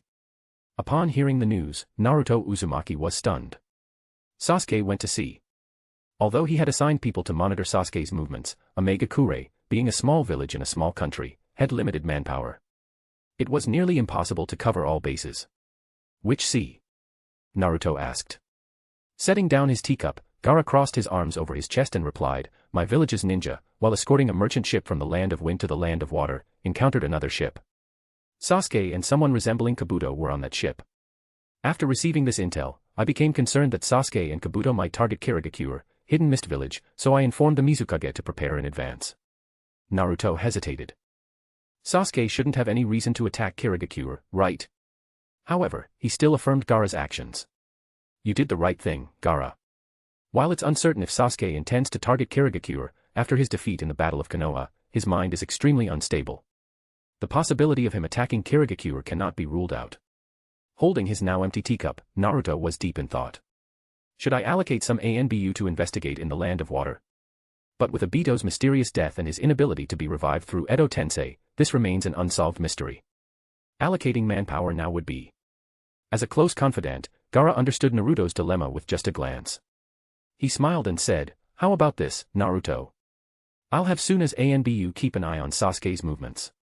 The moment I get any news, I'll inform you immediately. Naruto hesitated. That doesn't seem right. Soon as ANBU also have their own duties, they shouldn't be distracted by my matters. But Gaara responded firmly, this isn't just for you. Sasuke's movements concern the stability of the ninja world. Since Suna is aware of this, how can we not take it seriously? Hearing this, Naruto realized that any further refusal would seem pretentious. He expressed his gratitude, Gaara, I truly appreciate this. Gaara smiled. There's no need for thanks between us. After packing up the tea set, chairs, and tent, the group continued their journey. By dusk, they arrived at the ruins of Rorin in the Land of Wind. Rorin had long since become a wasteland, but the temple housing the dragon vein remained intact. Standing before the temple, Naruto wore a puzzled expression. Why do I feel a sense of familiarity with this place, even though I've never been here before? He shook his head, dismissing the thought. Maybe it's because I've seen so many of the Otsutsuki clan's temples that whenever I see a temple, I can't help but associate it with them, he mused. Gaara explained, the dragon vein is the lifeline of the earth. This temple merely seals the source of the dragon vein. Extracting the entire dragon vein would be no small task. While large-scale excavation was secondary, Naruto was more concerned about the aftermath. Gaara, Rorin is part of the Land of Wind's heritage. What does the daimyo think about this? Gaara reassured him, don't worry. I've already consulted the daimyo. His stance is that while the dragon vein is sealed, it remains a potential threat. If it can be relocated, they would be more than happy. Naruto nodded. That's good then. As long as it doesn't cause trouble for Suna. Gaara said, I'll help you. I'll use sand to lift the land covering the dragon vein to the surface. The group instinctively stepped back. Gaara raised his arms, and an immense amount of sand surged forward, lifting the land around the temple, including the temple itself, into the air. Sweat dripped from Gaara's face. Naruto, it's all yours now. Got it. Naruto clasped his hands together. Planetary devastation. Chibaku Tensei. The dragon vein contained immense chakra, making it suitable as the core for planetary devastation. Rumble, rumble, rumble. The entire land of Rorin crumbled, transforming into countless massive boulders that engulfed the dragon vein. The result was an unprecedentedly colossal planetary devastation, so massive it obscured the sky. This scene left Suna's shinobi utterly speechless. Kankuro exclaimed, hey, is this some kind of joke? Temari added, his power is on a completely different level from ours. Baki muttered, Naruto Uzumaki, terrifying. Thank goodness he's not an enemy of Suna. Otherwise. Gaara gazed at the massive celestial body and calmly remarked, with that size and weight, using Flying Thunder God to transport it would be unrealistic. Returning it will be quite the ordeal. I've got a solution, Naruto smiled as he formed more hand seals. Earth release, ultra-lightweight rock technique. Buzz. The planetary devastation sealing the dragon vein instantly became thousands of times lighter. Lowering his hands, Naruto said, at this weight, it can be transported with Flying Thunder God. Gaara sincerely praised him, as expected of you. Naruto turned serious and said, by the way, Gaara, Suna has helped me so many times, but I haven't properly repaid you. Do you have any ideas, Naruto? While Gaara personally didn't care about gains and losses, as the Kazekage, his actions represented Suna as a whole. Supporting Naruto, whose current status was controversial, surely drew criticism. Too much of it could undermine his position as Kazekage. Naruto understood this well and didn't want to make things difficult for Gaara. The Land of Wind is a vast desert with scarce resources, making it the economically weakest among the 5 great nations. I have an idea, if we could turn parts of the desert into oases, it would greatly benefit the Land of Wind's future development. Baki responded matter-of-factly, Lord Naruto, forgive me for being blunt, but that's wishful thinking. Landscapes are formed over millennia, and their existence is a settled fact. Do you think the Land of Wind hasn't tried similar efforts over the ages? They've all failed. It's beyond human capability. Naruto chuckled. If humans can't, then shinobi can, right? Baki frowned. Aren't shinobi human? Without answering, Naruto slowly raised his hand and began forming seals. Buzz. The mask of sage mode appeared on his face. This chakra. Baki and the others were visibly shocked. Naruto declared confidently, the first Hokage, Hashirama Senju, used would release to bring peace to a war-torn world. Those who admired his prowess regarded him as a figure on par with the Sage of Six Paths, earning him the title, God of Shinobi. Baki, visibly shaken, asked, the God of Shinobi, Hashirama Senju. Are you saying you've attained power equal to his? Breaking his silence, Sasori of the Red Sand made a shocking statement. No, it's not equal. He surpassed the God of Shinobi. Clap. Naruto clasped his hands together. Sage art, would release, eternal forest creation. Rumble, rumble, rumble. In the vast desert, a forest miraculously sprouted, blooming across hundreds of miles. Amid the stunned gazes of the onlookers, Naruto lowered his hands. His gentle smile radiated hope. This forest will endure. The vitality of the trees will nourish the land. It might take 5 years, 10 years, or even longer, but one day, it will transform the landscape, turning this desert into an oasis. Gaara extended his hand in friendship and said sincerely, Naruto, on behalf of the millions of citizens of the Land of Wind, thank you for your gift. Chapter 187, Bearing Virtue and Embracing Responsibility. Naruto Uzumaki returned to Omegakure with the dragon vein after completing the journey to seek the dragon. Upon his return, he immediately excavated a trench in the southern district of Omegakure, mimicking the terrain of the dragon vein. When the Chibaku Tensei was undone, the dragon vein descended and fit perfectly into the trench, leaving only the shrine, the source of the dragon vein, standing above ground. With the dragon vein successfully relocated, the only step left was to unseal it. But before that, Naruto had one more important matter to attend to. Orochimaru, how's the preparation coming along? It's all ready, Naruto-kun. Follow me. Naruto, along with Sasori, followed Orochimaru deep into the underground laboratory of Omegakure. Naruto-kun, behold. Orochimaru unveiled a massive cylindrical cultivation tank. Inside the tank was a colossal brain. Naruto's gaze deepened. So, this is the finished product. The giant brain before him was the command center Sasori had envisioned to control the dragon vein. However, as it involved life sciences, it was beyond Sasori's expertise and fell under Orochimaru's domain. Using Naruto's cerebral cortex and advanced creation techniques surpassing cloning technology, Orochimaru had crafted this artificial substitute brain. Two intersecting neural lines extended from the substitute brain, connecting to a smaller cultivation tank housing a massive eyeball. Explaining the origin and purpose of the eyeball, Orochimaru said, it was created from Naruto-kun's original eyes. Connected to the substitute brain, you can use Koto Otsutsuki to imprint commands onto it. I see. Very thorough planning, Naruto remarked. Sizzle. Naruto stepped closer to the eyeball, his eyes transforming into the Mangekyo Sharingan. Substitute brain, I have infused you with my knowledge and experience. Use them as your operational foundation. Additionally, I am granting you 3 directives. First, as the command center of the dragon vein, you must restrain its chakra to prevent it from going berserk. Second, channel the dragon vein's chakra as the source of my Azura path. Third, regardless of any future commands, your highest priority is to protect Omegakure. Blub blub blub. The cultivation tank bubbled as the substitute brain's oxygen consumption increased. Sizzle. Naruto's eyes transformed again, shifting from the 3-tomo Sharingan to black pupils. Orochimaru chuckled. Issuing 3 commands at once, impressive. Naruto replied, with both eyes activating Koto Otsutsuki simultaneously, I can issue 1 extra command. I see, Orochimaru nodded, enlightened. Transfer the substitute brain to the shrine. It's time to unseal the dragon vein. Swish. Naruto swung his cloak and turned to leave. Understood, Orochimaru responded respectfully. Half an hour later, the cultivation tank housing the substitute brain was relocated to the shrine and mounted on the base of the dragon vein seal. Dragon vein seal, release. As the seal was lifted, the purple dragon vein chakra surged forth. The cultivation liquid in the tank turned purple as it absorbed the dragon vein's chakra. Sizzle sizzle sizzle. Black rods of the 6 paths technique emerged from the substitute brain's cortex. These rods synchronized the dragon vein's chakra with the Rinnegan, transmitting it in characteristic wavelengths to be received by the mechanical puppets of the Azura path. With the task complete, Naruto exited the shrine and sealed its entrance with a sealing technique. Finally, I can work without constraints, Sasori remarked. The dragon vein's chakra is inexhaustible, Orochimaru added. Its potential applications could be even broader in the future. Konan commented, our Omegakure now has another critical site that must not be destroyed. Naruto retrieved 3 scrolls and handed them to Sasori, Orochimaru, and Konan. The 3 looked puzzled. What are these? Keys to the shrine, Naruto explained. All 3 are required to unlock the shrine's seal. In addition, Azura path. Click. Naruto assembled a remote control from components in his hand and handed it to Konan. With this remote, you can synchronize with the substitute brain to control the dragon vein's chakra. If I'm ever away from Omegakure and an overwhelming enemy attacks, you can use it. Konan, I'll leave it in your care. I understand, Konan said, solemnly accepting the remote. At this moment, Kakuzu approached.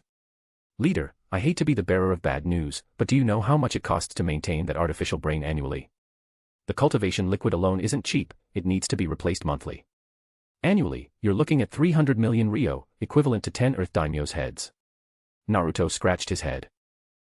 How much money does our village have left in the treasury? Kakuzu replied gravely, less than 100 million ryo. Naruto was shocked. That poor. Didn't we have 180 million ryo before? Kakuzu explained, 80 million was allocated for Monk Chugaku's Rain Temple construction budget. Did you forget? I even consulted you about it. Naruto slapped his forehead. I completely forgot about that. Kakuzu sighed. You need to pay more attention. You're the village leader, after all. Late at night, in the 7th floor of Amagekyu's tower, Naruto lay in bed, tossing and turning, unable to sleep. Knock knock knock. A knock came at the door. Naruto turned on his bedside lamp and asked, Konan, if you can't sleep, how about a walk outside? Konan gently invited from the other side. Naruto and Konan strolled together in the rain. Are you worried about managing the village? Konan asked thoughtfully. Yes, Naruto admitted honestly. The workload has been increasing lately. When I was Hokage, I had to use shadow clones to split the tasks. Over time, it nearly broke my body. This time, I don't want to do that again. Conan nodded. Indeed. In the long run, rather than handling these complex administrative matters, you should focus entirely on enhancing your strength. Talented administrators are plentiful, but those who can shoulder the future are rare. Naruto smiled. You're so insightful, Conan. I was thinking of stepping down as village leader and finding someone capable to handle Amagekyu's governance. Do you have any recommendations? Conan smiled faintly. I do. Let me take you to meet her. In the sacred land of Shikatsu Forest. Slug, I am Uchiha Madara. I have come to seek the wisdom of the immortals. Grant me the power of sage techniques. The slug sage, with its drooping eyes, coldly glanced at the figure below. Madara, bare-chested, his beloved's face prominently displayed on his heart, raised 2 fingers and declared, "Did you not hear me? Slug, grant me the power of sage techniques." Splash. The response to Madara was a sea of acid descending from the sky. Chapter 188, Bright Eyes and Graceful Charm. Naruto Uzumaki and Conan stepped into a secluded alley after crossing the street. Although the alley was remote, it was secretly guarded by ninjas. Conan raised her hand lightly, and the hidden guards retreated immediately. Naruto, curious, asked, "Conan, who exactly are you taking me to meet?" Conan replied calmly, "She was once the princess of the Land of Rain. Betrayed by her subordinates, she lost both her parents. During her escape, I saved her and secretly sheltered her in a Megakure for many years." Naruto was surprised. A princess. So her father must have been the ruler of the Land of Rain. Note, only the leaders of the 5 great nations are referred to as daimyo, while rulers of smaller nations are called lords. Conan clarified, to be precise, it was her mother.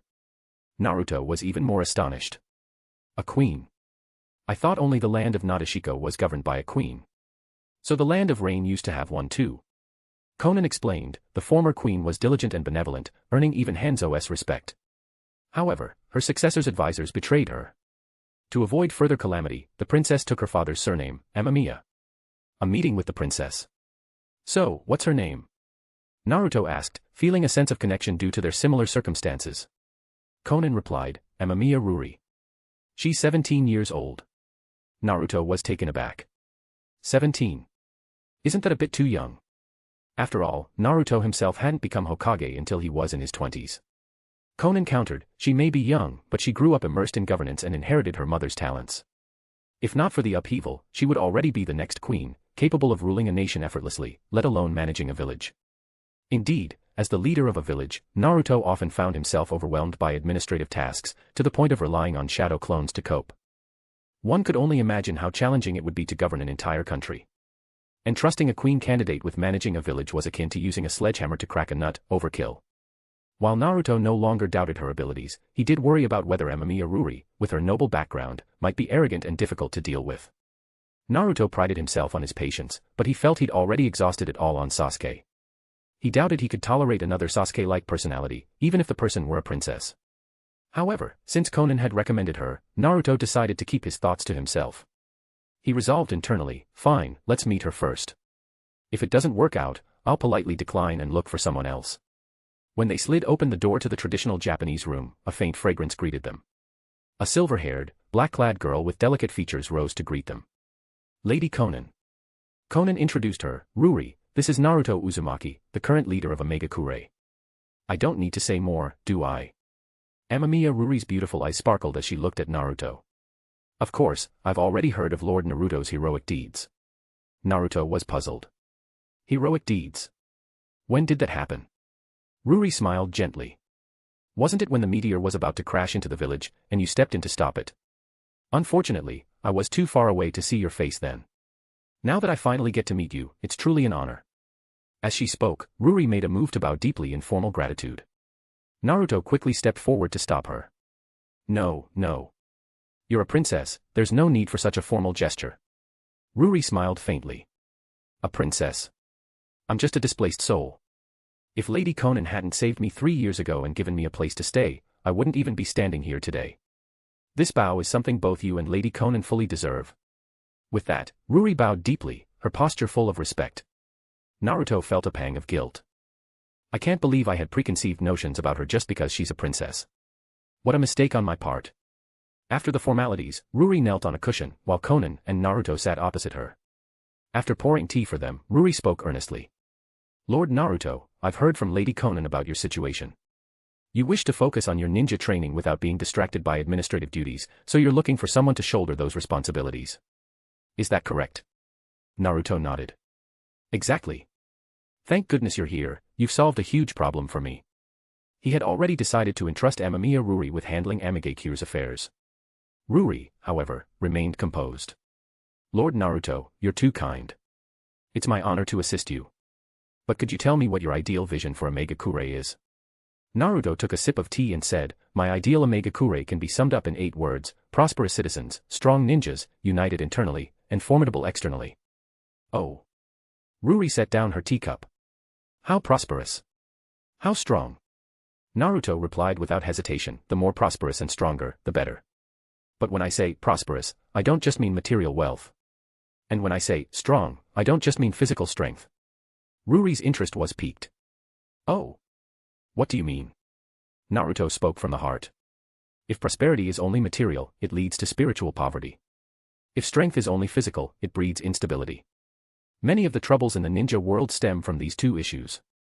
That's why faith is essential. With faith, we can be prosperous without decadence and strong without arrogance. Only then can a Megakure unite as one and stand firm against external threats. Naruto thought to himself, since Konane has already told Ruri, she must know about the Otsutsuki threat from beyond this world. Ruri respectfully responded, I understand. I will make your vision a reality. In her mind, she added, does Lord Naruto's words imply that he intends to make even the 5 great nations bow before him? Beneath his calm exterior lies the heart of a king. Naruto continued, but since a Megakure is a small nation and village, being too conspicuous might attract unwanted attention. It's better to rise steadily and quietly. Ruri's eyes sparkled. I see. You've thought this through thoroughly. She thought to herself, so we must feign weakness while secretly growing stronger. Outwardly, we remain a small nation, but behind the scenes, we prepare for grand ambitions. Naruto added, Ruri, I'll entrust you with full authority over a Megakure. Unless it's a matter of utmost importance, you don't need to seek my approval or report to me. Ruri's beautiful eyes widened slightly. Is that appropriate? Naruto reassured her, you're someone Konane recommended, so I trust you unconditionally. Understood, Lord Naruto. Ruri thought to herself, matters of utmost importance. In other words, I should only report back once the grand plan is accomplished. Naruto stood up. Amamiya Ruri, starting tomorrow, you're the acting leader of a Megakure. With this matter settled, Naruto felt a weight lifted off his shoulders and walked away with a spring in his step. A true man should act decisively, he thought. As Naruto's figure disappeared into the distance, Ruri's eyes gleamed with a wisdom and ambition far beyond her years. Then, let's start by making the land of rain belong to Lord Naruto. Swoosh. Under the night sky on a desolate wasteland, Madara Uchiha emerged beside a flying thunder god Kunai. Though covered in wounds, his proud demeanor remained unshaken. Ha ha ha. I almost died. That damned insect. Chapter 189, Movement Within Stillness. Black Zetsu emerged from Madara Uchiha's side, feigning concern as he asked, Lord Madara, are you alright? Madara replied indifferently, I'm not dying. Black Zetsu persisted, Lord Madara, the 3 great sages have a heritage spanning over 1,000 years. Their strength is unmatched, and in their respective domains, they are invincible. Even the sage of 6 paths showed them respect. You really shouldn't have ventured there recklessly. Oh. At this, Madara asked nonchalantly, Black Zetsu, I created you just a few decades ago. How do you know about events from over 1,000 years ago? Exclamation point. Black Zetsu's heart skipped a beat, realizing he had slipped up. Carefully, he replied, well, during your absence, I have been constantly preparing for your return. Gathering intelligence like this was naturally part of my efforts. Madara pressed on, then why didn't you tell me sooner? Black Zetsu answered smoothly, as the saying goes, seeing is believing. I couldn't be certain whether the rumors about the sages were true. Besides, as your creation, I understand your personality. Even if I had told you earlier, you would have been eager to go anyway. Knowing you had Flying Thunder God as a fallback and the healing ability from Hashirama's cells, I was confident you wouldn't be in mortal danger. That's why I didn't mention it earlier. Madara's lips curled into a faint smirk. Humph, let's leave it at that then. Hiss, hiss, hiss. The wounds on Madara's body healed completely. Clenching his fists, he thought with lingering fear, if it hadn't been for Susanoo absorbing some of the impact, I might have been melted in that instant by the acid. I wouldn't even have had the chance to use Flying Thunder God. The real body of that slug is on an entirely different level compared to its clones. Forceful methods won't work. If I want to learn the sage techniques of the Shikatsu forest, I'll need to find another way. Madara then asked, by the way, in Omega-Kure, there's a pink-haired girl who can use slug techniques. What's her background? Black Zetsu replied, oh. You must mean Sakura Haruno. She was originally a ninja from Konoha, a disciple of the 5th Hokage Tsunade, and a teammate of Naruto and Sasuke. For some reason, she died and was later resurrected by Kabuto's Edo Tensei. Eventually, she ended up in Omega-Kure. Madara's expression shifted slightly. Oh. Hokage, Tsunade, you say? Skilled in slug techniques. Then what's her connection to Mito? Black Zetsu explained, she's Mito's granddaughter. Madara's lips curled into a sinister smile. Mito's granddaughter? That makes her Hashirama's granddaughter too. Interesting, very interesting. Black Zetsu hesitated, Lord Madara, you wouldn't be thinking of. Madara stood up and said coldly, that slug has a close relationship with Mito. If her granddaughter is in my hands, the slug will have no choice but to comply. Lead the way, Black Zetsu. We're going to Konoha. Black Zetsu replied wickedly, as you command, Lord Madara. The next morning, Naruto Uzumaki had just gotten up and immediately went to inspect the Edo Tensei resurrected individuals who had not yet been unsealed. When Konan finished her morning routine and descended the tower, she was greeted by a humorous sight. Other than the former Six Tails Jinchuriki, Utakata, all the other Edo Tensei individuals, including the former Jinchuriki, the remaining 7 ninja swordsmen, the Sound 4, and Danzo's former guards, were suppressed under the Tori seal. Konan glanced around and asked, why did you unseal all of them? Naruto scratched his head sheepishly. It's been raining heavily for several nights. I was worried they might get moldy if I didn't unseal them. Besides, the main events are mostly over. I can pretty much guess who's who without much suspense, so I figured I might as well deal with them quickly. Konan nodded lightly. That does make things simpler.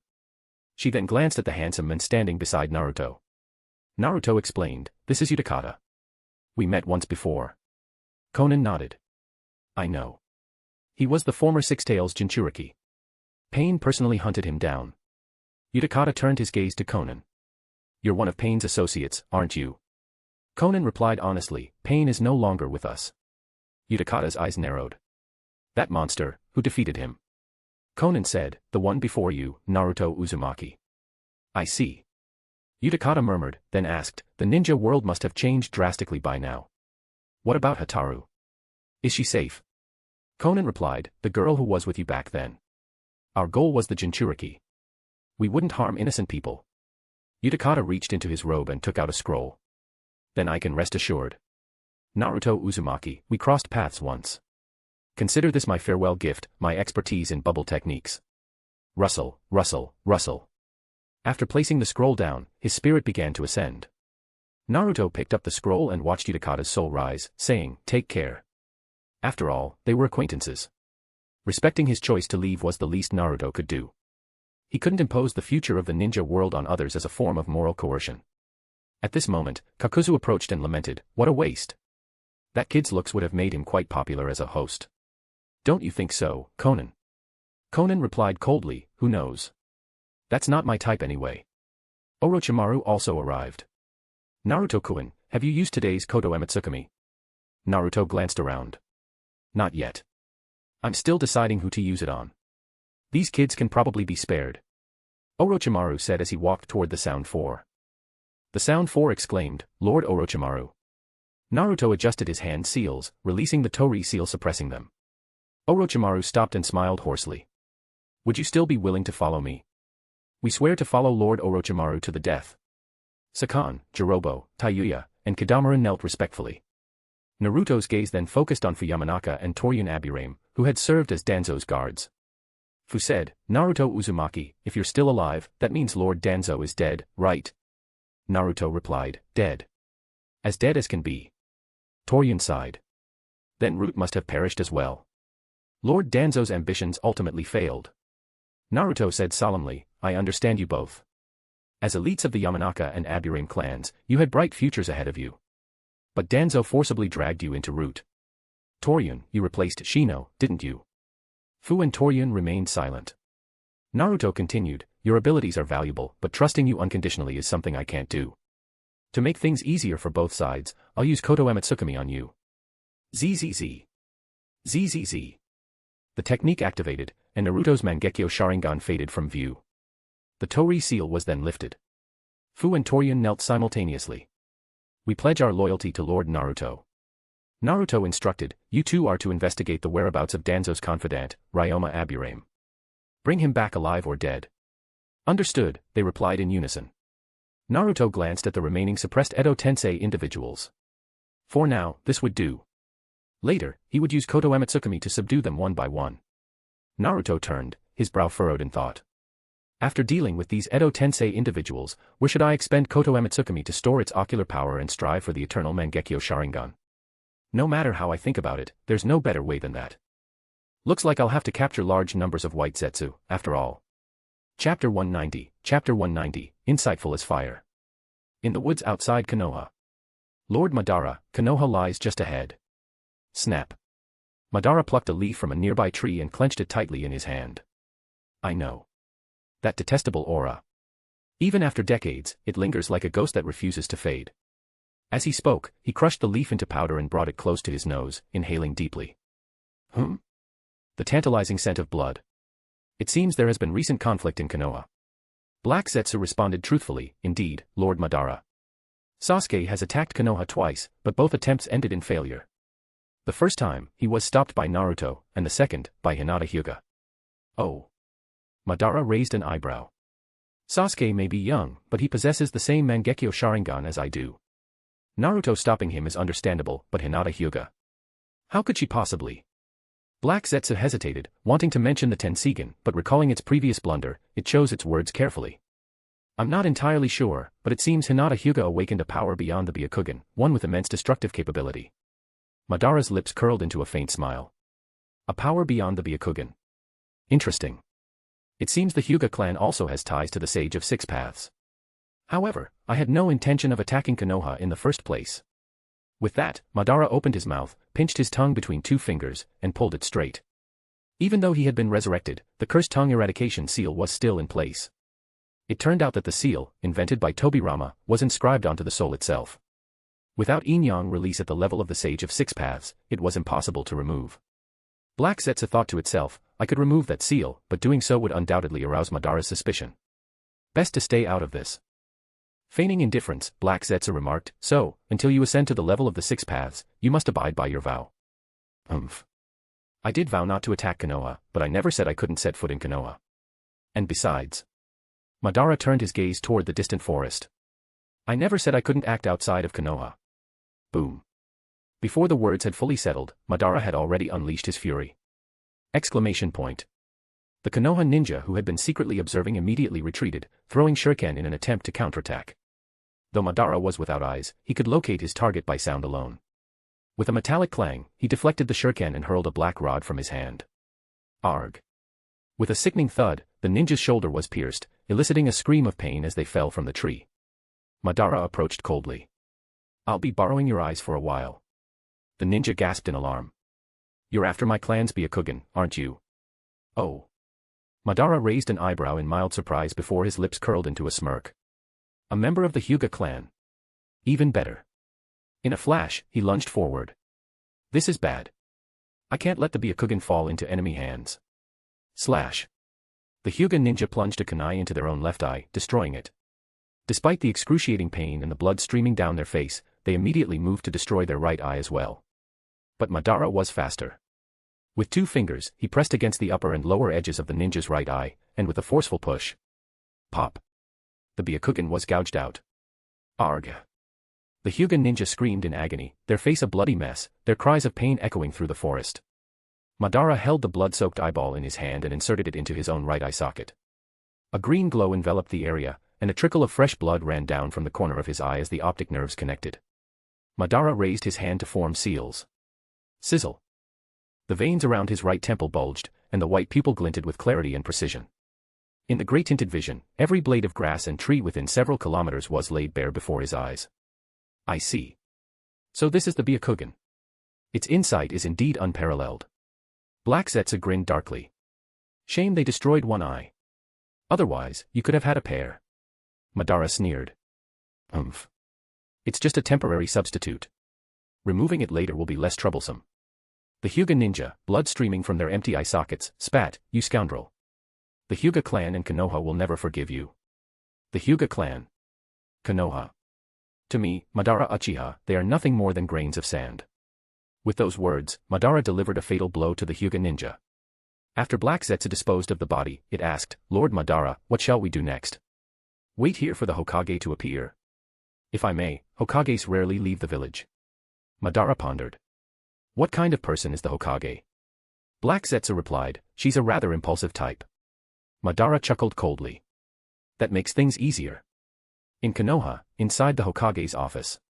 "Lady Tsunade, the autopsy on Uchiha Obito has been completed. Here is the report for your review." Chapter 191, Unyielding Spirit. Stop right there. Tsunade chased the men relentlessly, all the way to the outskirts of Konoha. Yet, the men showed no signs of stopping. Crack. Tsunade snapped a massive tree in half, lifting it with one hand. She gathered her strength and hurled it forward with all her might. "I said stop. Didn't you hear me?" Boom. The flying tree crashed down, blocking the man's path. The men finally halted, turning around slowly. When Tsunade saw his face, she was stunned. "You're Uchiha Madara." Though she had never seen Madara alive, she had seen the statues at the Valley of the End. She recognized him immediately. Madara Uchiha greeted her with a calm demeanor, the fifth Hokage, Tsunade. Hashirama's granddaughter. As the rumors say, you're quite hot-tempered. Seeing the face of Hashirama on my chest, you couldn't hold back and chased me all the way here. Tsunade glared at him. The face of my grandfather on your chest. So it's true, you've obtained his cells. But why do you also have the Byakugan? Madara replied indifferently, "Oh, this Byakugan. I took it from a member of the Hyuga clan I just killed. It's quite useful, I must say." Tsunade narrowed her eyes. "You mean, you just transplanted it? But you're supposed to be an Edo Tensei summon. How can you transplant a living person's eye? Could it be, you've already freed yourself from the Edo Tensei body?" "Oh." Madara raised an eyebrow, surprised. "You seem to know quite a bit about this. Are you a medical ninja?" This was as good as admitting it. Tsunade clenched her fists. After a moment, she steadied herself and probed further. "Madara, what's your purpose in luring me all the way out here? Do you intend to capture me, the Hokage, to control Konoha?" Hehehe. Madara chuckled before answering, "Do I look like someone who would resort to such roundabout methods? Let me be direct. I want to obtain the sage mode of the Shikatsu forest through you." Tsunade froze for a moment but then laughed. "Then you should go to the Shikatsu forest and ask the slug sage yourself. While I can summon Katsuyu, I haven't mastered that sage mode." Madara's tone turned serious. "If that were an option, I wouldn't be here. I need you to make that slug submit to me, Hashirama's granddaughter. I'll give you a chance to resist. Whether it works or not is up to you." Tsunade declared firmly, "I don't need you to tell me to resist. There's no way I'd let someone like you get their hands on sage mode." Zzz. The strength of 100 seal on her forehead fully released, its markings spreading across her entire body. Madara observed her chakra using the Byakugan. "Oh. So you were the one who taught that pink-haired girl. Your chakra's quality and quantity surpass hers, but compared to Hashirama, it's not even worth mentioning. You don't seem to know would release either, do you? Enough talk. Take this." Boom. Tsunade shattered the ground beneath her feet, launching a powerful punch. Madara stood motionless as his Susanoo rose to shield him. Crack. The skeletal frame of Susanoo shattered under Tsunade's strength of 100 enhanced punch. Madara, unfazed, simply formed hand seals and launched a close-range attack. Fire release, majestic destroyer flame. Boom. The explosion of flames turned the battlefield into a sea of fire. Whoosh. From within the inferno, a burning Tsunade raised her leg high and brought it down with immense force. Heavenly foot of pain. Rumbly. The ground crumbled, and Tsunade carved out a clear space in the midst of the flames. Her body, covered in burns, began healing rapidly under the power of the strength of 100 seal. Whoosh. A path opened through the flames. Madara strode forward, unfazed. Your monstrous strength is impressive, and your medical ninjutsu is passable.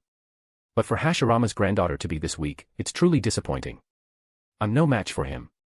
At this point, Tsunade had come to terms with the grim reality. I was reckless. I shouldn't have pursued him so hastily. But now that things have come to this, I can only think about how to minimize the damage. He wants to use me to coerce Katsuyu into teaching him sage mode. The only way to stop this is for me to die here. Swish. Tsunade deactivated her strength of 100 seal. Madara narrowed his eyes. What's this? Have you given up? Buzz. A layer of bright blue chakra enveloped Tsunade's palm. It was the chakra scalpel.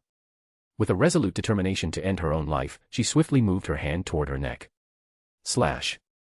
A blade from Susanoo rose from below, severing an arm that spun through the air before landing on the ground. Tsunade clutched her bleeding right shoulder and retreated, staring at the blade protruding from the ground. She realized in shock, would release, a clone. Clang. A kunai landed before her. Madara appeared via Flying Thunder God technique, precisely striking a point on her chest with a single finger. Flying Thunder God. Appointment seal. Thud. Tsunade collapsed, powerless. Madara, gazing down at her with his Byakugan, remarked coldly, weakness is ugly. And for a member of the Senju clan, weakness is even more disgraceful. Black Zetsu, she's all yours. As you command, Lord Madara. Rustle, rustle, rustle. With a sinister voice, black liquid seeped from the ground, covering Tsunade's body.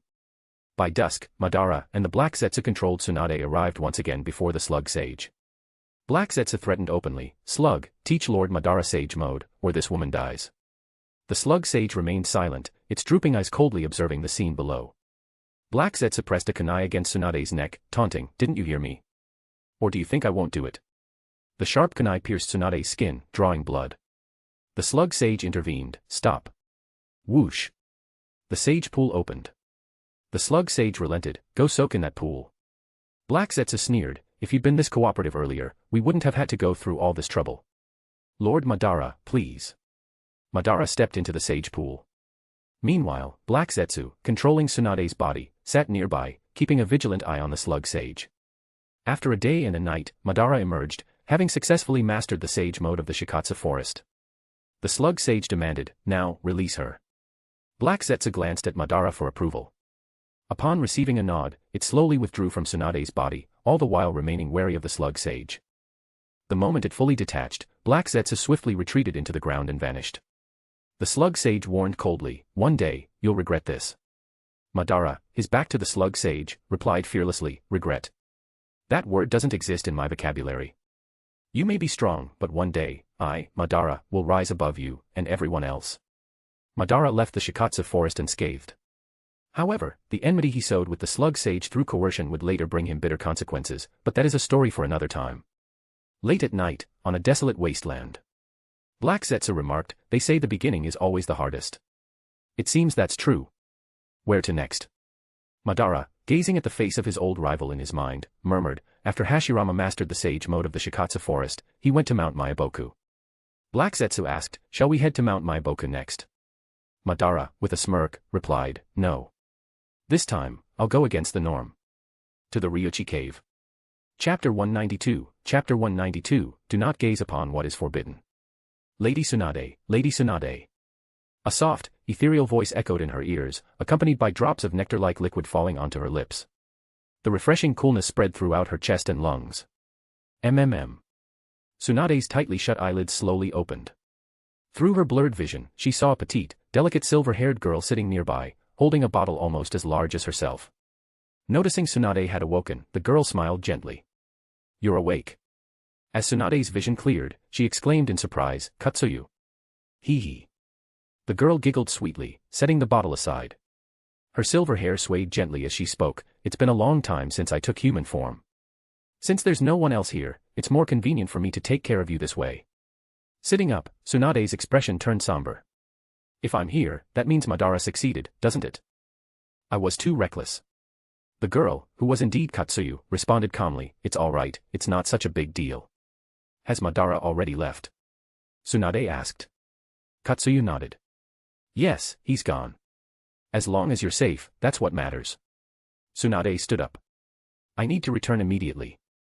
Madara has been resurrected and has learned sage mode. I must inform the 5 Kage about this. Katsuyu replied unhurriedly, no need to worry about that.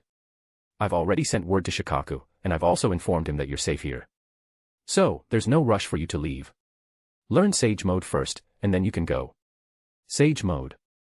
Tsunade looked at the sage pool Katsuyu had prepared for her and said, but I've tried so many times before and failed every time. Katsuyu explained, that's because you can't calm your heart and focus. As the granddaughter of Naruto Uzumaki, your body is more than capable of handling sage chakra. Tsunade remained silent. Katsuyu spoke earnestly, this incident is both a lesson and an opportunity. I want to use this chance to temper your character. Until you master sage mode, I won't let you leave. Tsunade hesitated. But I'm the Hokage. If I'm not there to oversee things, the village will descend into chaos. Katsuyu frowned slightly. That's a consequence of your own negligence. Regardless, if you don't master sage mode, you'll just have to stay here. Tsunade sighed in resignation but knew Katsuyu had her best interests at heart. Fine, I'll learn. This time, I'll calm myself and master the silent sage mode. Katsuyu smiled. That's the spirit now, go soak in the pool. Tsunade approached the sage pool and looked down at her tattered clothes. Am I supposed to go in like this? Katsuyu stepped closer, her small hands clasped behind her back. There's no one else here. Take off your armor before entering. Just treat it like a bath. By armor, Katsuyu meant her clothing. Thus, Tsunade removed her garments entirely, her curvaceous figure fully revealed to the open air. Katsuyu smiled. Go on. Splash. Tsunade leapt into the sage pool, the dense sage liquid enveloping her body, seeping into every pore. She couldn't help but ask, how long did it take Madara to master it? Katsuyu answered truthfully, 1 day and 1 night. Tsunade was astonished. That's short. So he's only slightly slower than Naruto. How could someone so impatient achieve the calmness of a still lake? Sitting on the edge of the sage pool, Katsuyu dangled her small feet in the air and mused, at least when facing these sage energies, Madara's heart was undisturbed. As they say, once you've seen the vast ocean, no other waters can compare. In this regard, he and Naruto are surprisingly similar. Katsuyu muttered softly, both of them are manipulators of life, death, and time-space. Tsunade didn't catch the last part. Naruto manipulated what? Nothing, Katsuyu replied, shaking her head gently. In any case, among all the seekers of sage wisdom in the Shikatsu forest, only your grandmother, Naruto Uzumaki, surpassed the still lake state and reached the nirvana serenity state. That, perhaps, is a rarer quality than sage mode itself. Tsunade couldn't help but doubt herself. Can I achieve what my grandmother did? Katsuyu replied calmly, tranquility leads to far-reaching outcomes. Don't compare yourself to anyone else. Forget the trivialities of the outside world and immerse yourself fully. Immerse myself fully. And so, Tsunade closed her eyes. Chapter 193, Journey Across the Land. The misty hot springs were enveloped in a gentle haze, where the kunoichi gathered, shedding their masks to reveal their true selves. In this small, square pool, distinctions of status, age, and ninja rank dissolved. Here, they were simply women, free to speak their minds. Hana Inuzuka draped a towel over her face, stretching her arms leisurely on the wooden edge of the spring. You have no idea, she began, my younger brother, who's only a chunin like me, keeps yelling about becoming Hokage. He even says that once he's Hokage, he'll declare Akamaru's birthday as Dog Day. The crazy part is, my mom actually supports him. The kunoichi burst into laughter. Shizen chuckled, well, boys having big dreams isn't a bad thing. Who knows? He might just pull it off one day. Hana merely smiled and waved the thought away. She shifted the topic, speaking of Hokage, I really feel sorry for Naruto. If he hadn't defected from the village, he would have been a strong candidate for Hokage. Maybe not the 6th, but surely the 7th. The group fell silent. Shizen, after a thoughtful pause, said, but being Hokage isn't the only way to prove one's worth as a ninja. He's probably doing what's right for him, in a place where he truly belongs. I agree with that, said Yuzuki, raising a wooden bucket filled with hot water toward the moonlight and pouring it over her head. The water cascaded down her violet hair like a waterfall, trickling along her fragrant back and dripping into the pool below. She flicked the water from her hair, submerging her upper body into the spring. Her slender hands gently combed through her strands, her eyes closed in serene peace. Shizen sighed, Yugao, you've really changed since taking off your mask. Yugao smiled faintly, as ninjas, don't we all wear masks? Not on our faces, but over our hearts. Yugao's maturity had grown beyond her years, ever since her lover, High-8 Gecko, had tragically passed. She was now known as the most beautiful kunoichi in the ANBU. Sensing the mood growing somber, Hana teased, honestly, Yugao, mask or no mask, your stunning violet hair gives you away every time. Everyone secretly calls you Konoha's violet enchantress. You're almost as famous as Kakashi used to be. Yugao chuckled softly, I could never compare to Kakashi-senpai. He's a hero of the ninja wars, while I merely serve the village in the shadows. Hana sighed. Speaking of Kakashi, he's had it rough lately. His 3 prize students, one's dead, one's a rogue ninja, and the last has become the enemy of the entire ninja world. Not to mention, his best friend sacrificed himself, and even the friend who influenced him the most died just outside Konoha's forest after surviving for so many years. A younger kunoichi, who admired Kakashi, asked, I haven't seen Kakashi-senpai around lately. Shizen-sama, do you know where he is? Shizen replied, he's been through a lot recently, so Lady Tsunade granted him some paid leave. Paid leave? So lucky, exclaimed Tenten, who lay lazily on one of the warm stones, her hair styled in twin buns. Hana teased, you're too young to be this laid back, Tenten. Tenten sighed dramatically, if your teammate was an overly enthusiastic, never-tiring lunatic, you'd understand. The conversation flowed endlessly, as it always did among women. The Yamanaka flower shop reopened. Ino seems to be in good spirits. She's a strong girl. A scarred face won't bring her down. Asuma-sensei, brought back by Edo Tensei, is living with Kurenai again. At least he'll get to see his child born. Maybe Edo Tensei isn't entirely cruel. That's not fair to say. Don't forget it requires a live sacrifice. And Hinata. She's still not stepping outside. She's a public figure now. People are curious about her sudden strength. Staying in might be her way of avoiding all the attention and expectations. I wonder how Anko's doing. If she were here, we'd already be at the part where she's standing up to pee. The kunoichi laughed heartily, their chatter filling the air. Amidst the lively atmosphere, Shizen noticed Lady Tsunade sitting quietly against a stone, unusually silent. Concerned, she asked, Lady Tsunade, are you all right? You've been so quiet today. The others chimed in, yeah, Lady Tsunade, you're usually so lively. Tsunade blinked, momentarily startled, before composing herself. Oh, I'm fine. Just thinking about something. Shizen's eyes softened. Is it about uncle? Shizen's uncle, Dan Kato, who was also Tsunade's first love, had been among the Edo Tensei resurrected by Konoha. How to face him now was a question Tsunade had been pondering but avoiding. Shizen waded through the water to Tsunade, gently taking her hand. Lady Tsunade, you're here to relax.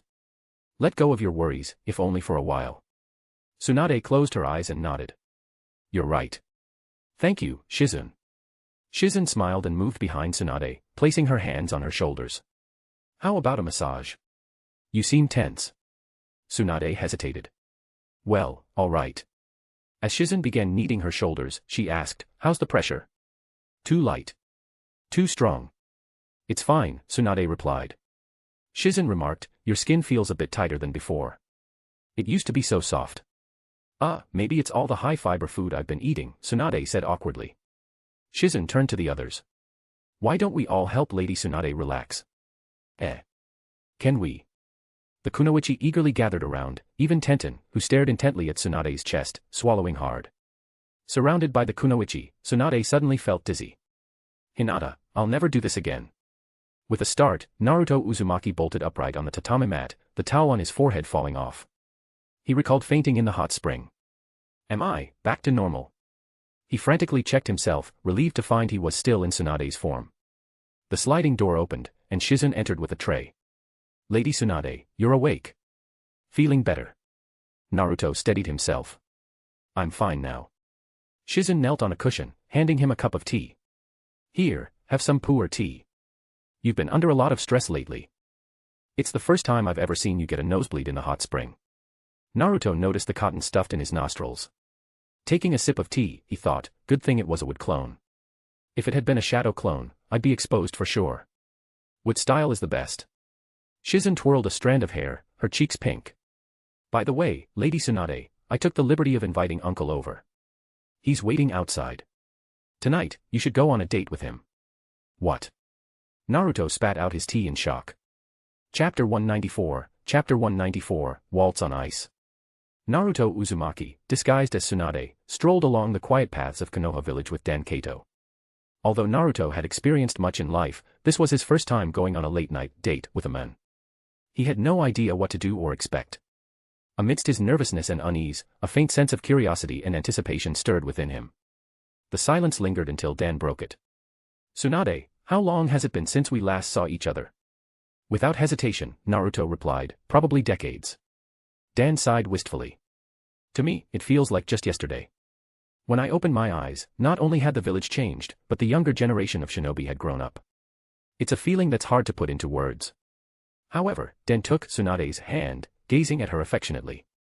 What surprised me the most was that you became Hokage. A gentle breeze swept by, causing Tsunade's shoulders to tremble slightly.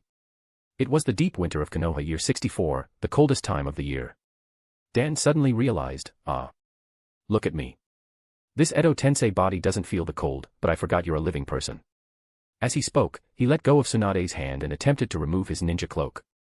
But as soon as the cloak left his body, it turned to dust and reappeared on him as if it had never been removed. It turned out that the clothing created by Edo Tensei was part of the reanimated body, making it impossible even to shed a layer. A hint of sadness flashed in Dan's eyes. Naruto, understanding the situation, reassured him, it's all right. I just soaked in the hot springs, so I'm not cold. Being a wood clone, Naruto truly didn't feel the chill. Dan chuckled softly and held Tsunade's hand again, interlocking their fingers as they continued walking. Though their hands were tightly clasped, there was no warmth. Dan deeply felt the boundary that separated life and death. He sighed, I've heard some things about the past from Shizun. It seems you've had a tough time. Naruto lowered his head and remained silent. Dan smiled. Shizun mentioned a boy named Naruto who had a profound impact on you. Whether it was helping you overcome your psychological barriers or supporting your ascension to Hokage, that boy played a pivotal role, didn't he? He added, I've heard that you described him as someone like Nawaki, who is still alive in your memories. If possible, I wish I could meet that boy named Naruto. Naruto, expressionless, replied, then you should know that boy, Naruto, betrayed Konoha. Dan's gaze softened. I know, but I believe he must have had his reasons. Naruto looked at Dan's side profile and asked seriously, why do you think so? Without hesitation, Dan replied, because I trust you. Any shinobi you value wouldn't lose their way. Naruto murmured, I see. On the stone steps, the two stopped and looked up at the sky simultaneously. It's snowing, Naruto observed. He gazed upward, lost in thought. I remember that in the winter of Konoha year 64, there was no snow because the Fourth Shinobi World War altered the climate.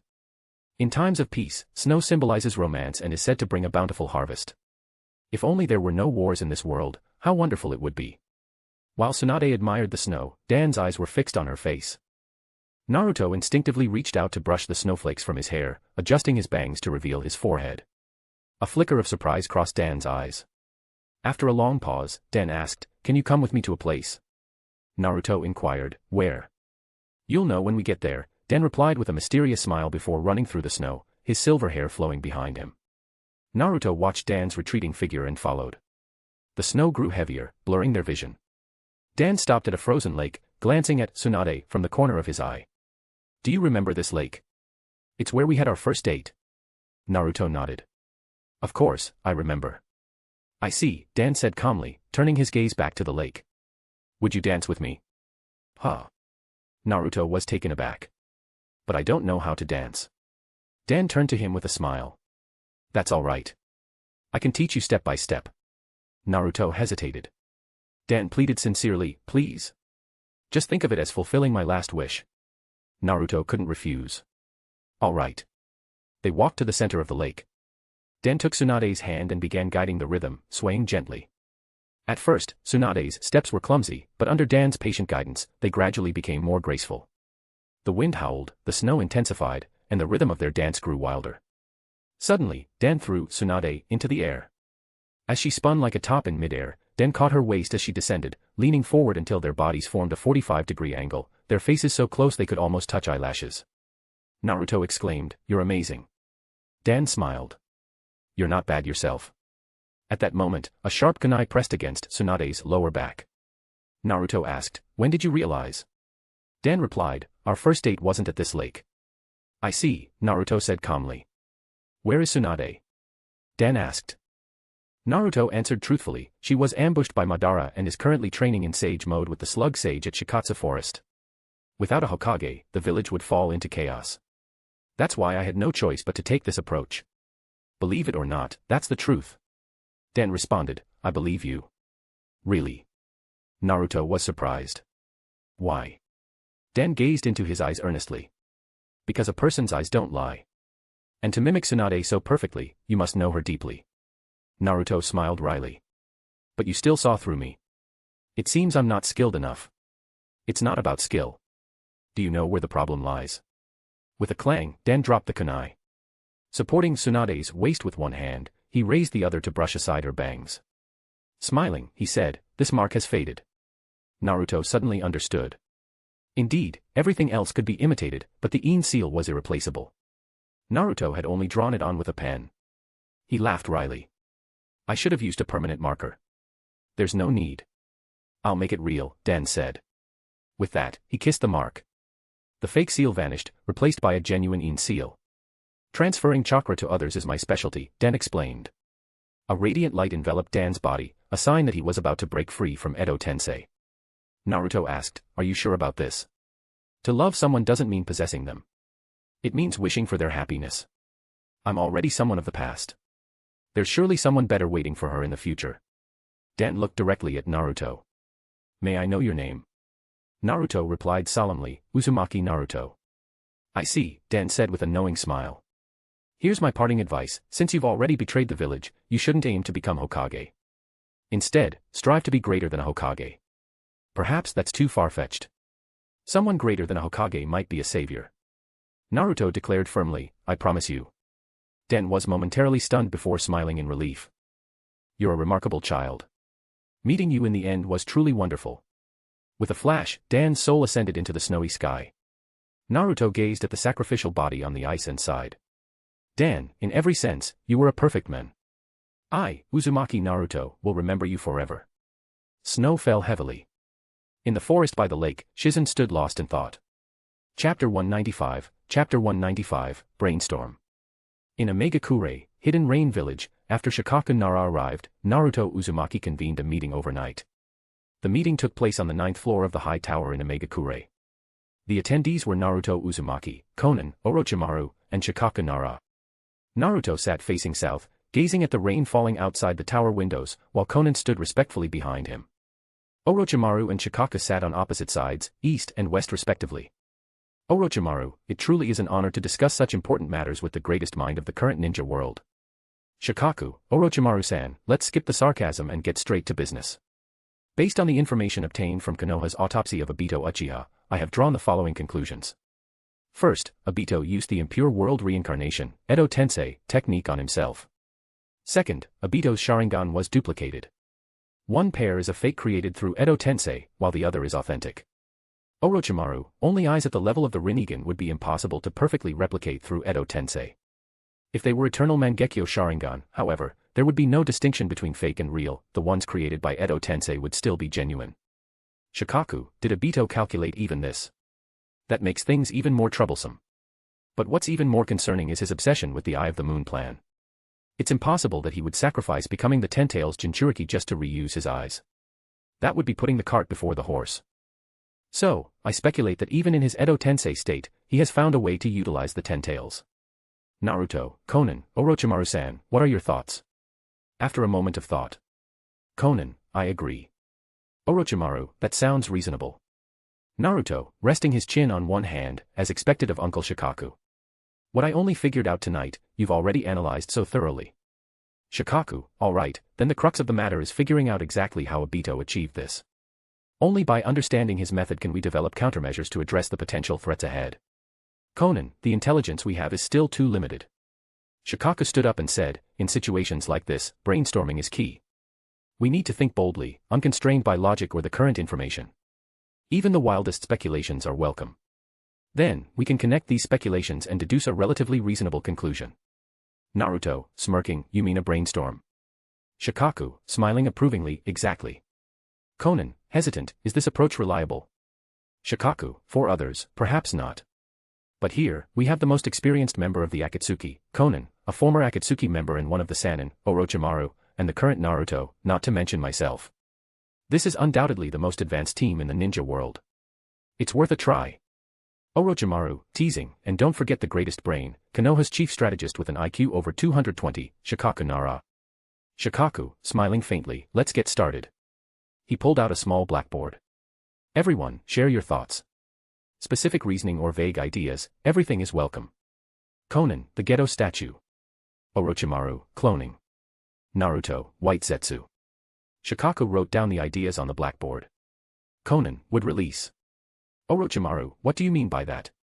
Conan, doesn't the outer shell of the Geto statue look like wood?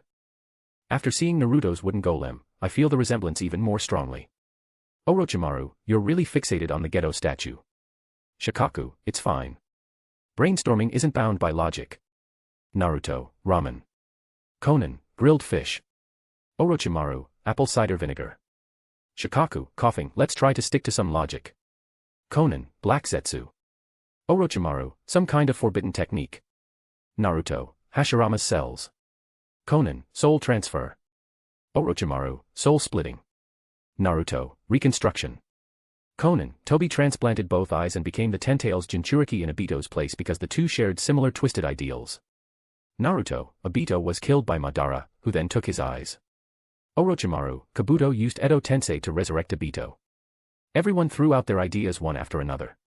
Shikaku filled the blackboard with keywords, crossing out the obviously implausible ones and leaving the following.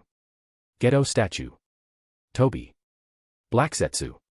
Hashirama's cells. Some kind of forbidden technique. Shikaku, let me explain my thought process for narrowing it down to these 5 keywords. He circled, Geto statue, on the blackboard. First, the Geto statue is the shell of the Ten-Tails and has already sealed 8 of the tailed beasts. If it's going to be utilized, it's unavoidable. Next, he circled, Toby. Toby is Obito's most trusted white zetsu. Tasks like eye retrieval and Edo Tensei would undoubtedly involve him. He's privy to everything. But as Conan suggested, having Toby transplant both eyes and become the Ten-Tails Jinchuriki in Obito's place doesn't seem practical. Someone determined to go to such extremes wouldn't rely on anyone but themselves if they had a choice. He circled black zetsu next, hesitating before glancing at Naruto. After seeing Naruto nod, he continued, everyone here knows black zetsu's true nature. It's the will of Kaguya Otsutsuki and is highly enigmatic. While we might not necessarily include it, we can't exclude it either. Finally, he circled, Hashirama's cells. Returning to the earlier point, Obito is determined to go to extremes. There's no reason he wouldn't utilize Hashirama's cells, which are on par with the Sharingan. Shikaku, now, I have a bold hypothesis, though it lacks any concrete evidence. He drew a wavy line under, some kind of forbidden technique. Combining all these elements, I propose that Obito used some kind of forbidden technique to create an unknown entity, X. This entity inherited Obito's eyes and became the Ten-Tails Jinchuriki in his place, thereby realizing the Eye of the Moon plan. What do you all think? Everyone fell silent, deep in thought. Orochimaru, muttering, now that I think about it, when I was in the Akatsuki, I had the opportunity to closely observe the Geto statue. There seemed to be a man-made body of Hashirama on it, whose origins were unclear. If that were utilized, it might be possible. But that Hashirama body is mindless. How would it be used? Naruto, staring at the blackboard and suddenly inspired, Yin-Yang release. Black zetsu is a product of Yin-Yang release. I've seen Obito's memories. Madara once demonstrated a similar process, attaching his consciousness to white zetsu. If Obito replicated this and attached his consciousness to that Hashirama body, could it work? Conan, thoughtfully, the Geto statue is the precursor to the Ten-Tails. If Obito successfully utilized that man-made body and then absorbed the statue into it, it could work. Lighting a cigarette, smoke swirling around him, Shikaku smiled knowingly. It seems the truth is finally within reach. Chapter 196, Insightful Strategies. The timeline mentioned earlier was not Konoha Year 67, but rather the end of Konoha Year 64 during winter. Shikaku said, based on the above conclusions, Obito's actions make perfect sense. He exposed his body in front of Konoha's gates, allowing our people to discover it. This led the world to believe he was dead, thereby lowering everyone's guard. Conan asked, then why hasn't he come directly to challenge Naruto? Naruto replied, it might be related to the curse mark of speech. Obito swore that, regardless of victory or defeat, he wouldn't take action against a Megakure or Konoha. Feeling relieved, Conan said, so as long as we stay in the village, he's powerless against us. Shikaku, deep in thought, said, not entirely. There's always a workaround for everything. If the oath prevents him from attacking the village directly, he could act outside the village or send others into the village to do his bidding. Naruto gripped the armrest of his chair tightly. We've already experienced the incident with Violet. If he were to hold our people hostage outside the village and force me to comply, I wouldn't have much choice but to face him. Shikaku, now serious, asked, Naruto, be honest with me. If you were to confront Obito now, what are your chances of winning? Naruto, rubbing his chin, replied with a grim expression, if things are as we suspect, then the chances of victory right now are almost non-existent. Shikaku, decisive as ever, said, in that case, we should lock down a Megakure completely. No one, whether ninja or civilian, is allowed to leave, and no outsiders are permitted entry. We mustn't give him any opportunities. Conan asked, what about the Umbu members who are outside investigating Obito's whereabouts? Shikaku responded, recall them all. The truth about him has mostly surfaced. Even if there are minor discrepancies, it's not worth the risk of losing lives. As for his whereabouts, it's unnecessary to pursue further. With his space-time dojutsu, his movements are unpredictable. The longer we wait, the more dangerous it becomes. Implement this immediately. Conan looked to Naruto for confirmation. Naruto said, Sister Conan, follow Uncle Shikaku's plan. Understood. Conan walked to the northern wall's opening. Before leaving, she turned back and said, by the way, Omegakure has recently been promoting international trade and cultural exchange. Many citizens have gone abroad to broaden their horizons. It might be difficult to recall everyone immediately. Shikaku said, then have their families send letters on their behalf. For the time being, tell them not to return and to avoid revealing their Omegakure identities while outside. Once it's safe to return, we will notify them. Understood. I will make the arrangements now. Conan nodded and leaped into the rain outside the tower. Shikaku said, at least this way, we can eliminate the possibility of you being coerced. Naruto, resting his chin on his hands, said in a low voice, what I'm worried about now is another issue. The village's supplies are limited and need to be replenished regularly from the outside. Locking down the village is not a long-term solution. Shikaku asked, does Omegakure have any processing factories? Naruto replied, yes, but they still need raw materials to operate. Shikaku asked, how long can the current supplies in Omegakure last? Naruto stood up. I'm not in charge of that now. Let's go ask Kakuzu, our accountant. Clatter, clatter. In the accounting room, Kakuzu was rapidly working on an abacus. Naruto and Shikaku waited patiently. Half an hour later, Kakuzu put away the abacus and wiped the sweat from his forehead. Naruto asked, how is it? Sitting in his boss's chair, Kakuzu said gravely, with the current supplies and expenses, we can last 2 months. Naruto asked, what if we tighten our belts? Kakuzu, after a moment's thought, replied, without anyone starving to death, 3 months. Shikaku asked, Naruto, if given 3 months, could you face Obito in battle? Naruto, closing his eyes slightly, said, the biggest hurdle right now is my eyes. Using Koto Amatsukami twice a day consumes a lot of ocular power. It's really challenging. I've estimated that I need to use Koto Amatsukami at least 200 more times to fully store the power in these eyes. Shikaku calculated, 3 months, that's 90 days. At 2 uses per day, that's only 180 times. There's another method, keeping the Sharingan active at all times. That would accelerate the blindness. In that case, within 3 months, I might just manage to use up these eyes completely. Naruto stood up. But there's another issue. The left eye of Uchiha Kagami, which is needed to merge into the eternal Mangekyo Sharingan, is still in Kabuto's hands. I must acquire that eye before my own go blind. Moreover, the fusion of ocular powers also takes time. 3 months might not be enough. Shikaku, thinking carefully, said, as for procuring supplies, no one else can go, but with your Flying Thunder God technique, you are an exception. Carrying large amounts of supplies, if you're too busy, your clones can assist. That's true, but if we seal off the village, trade will also be cut off. The villagers won't earn money, and the village's tax revenue will dry up. At this point, Naruto glanced at Kakuzu. Without external funding, our money won't last. Kakuzu's jade-green pupils glinted ominously. If you have something to say, just say it. Naruto said, all right, I'll be straightforward. Kakuzu, you still have a sum of money stored in the bounty exchange, right? Could you use that money to help the village through this tough time? Tap. Tap tap tap tap tap tap. Kakuzu's fingers drummed on the table, the rhythm quickening as his expression darkened. Naruto remained silent, giving Shikaku a meaningful look. I'll step outside for a smoke, Shikaku said, leaving the accounting room and closing the door behind him. Naruto, noticing the empty teacup on the table, quickly brewed a fresh cup and placed it in front of Kakuzu, saying enthusiastically, Kakuzu, please have some tea. Kakuzu turned his head away, pretending not to see. Naruto smiled and moved the tray to the other side. Kakuzu, please have some tea. Kakuzu turned back again. After several attempts, Kakuzu remained unmoved. Unfazed, Naruto put down the tray, went behind Kakuzu, and began massaging his shoulders with exaggerated flattery. Sigh. After a long silence, Kakuzu finally said, you're dead set on using that money of mine, aren't you? Naruto, feigning grievance, said, consider it a loan. I'll repay you when we have money in the future. Kakuzu, with a weighty tone, said, is this something money alone can solve? This village, sealed off for years and rebuilt after suffering heavy losses, is finally on the path to recovery. Your position has only just stabilized. This is a critical time for revitalization and governance. But now, at this juncture, you're proposing to seal off the village because of an enemy you made outside, who plans to come here for revenge.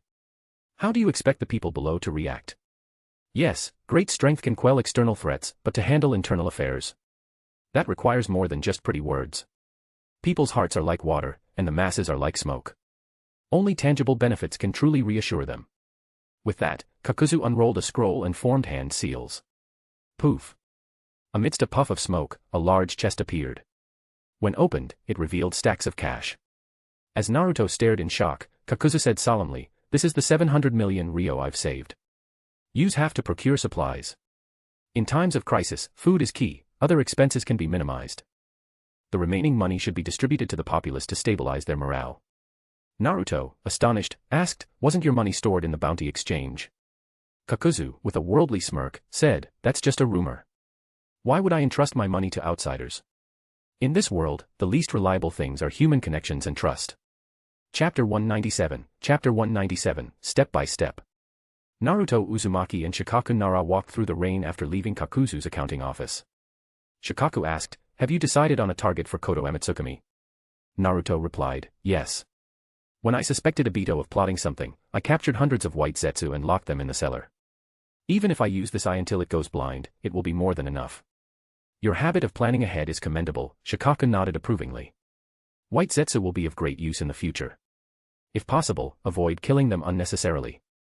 Shikaku then shifted the topic. "As for Obito, no matter how much hope you place in him, you can't keep letting him run free. Someone capable of such insane methods is far too dangerous." Naruto's gaze turned somber. "Yeah, I think so too. The next battle will be the final one. If he still refuses to turn back, I won't give him another chance to fight." "Good. It's important to stay clear-headed." Shikaku added, "By the way, something's been bothering me since I arrived. You're the leader of a Megakure, Hidden Rain Village, right? As the village head, you're supposed to handle all its affairs. Yet, I haven't seen you manage anything so far." Naruto chuckled and shrugged. "I've already become a hands-off leader." "Oh. A hands-off leader? Then who's running things?" Shikaku asked curiously. Naruto smiled.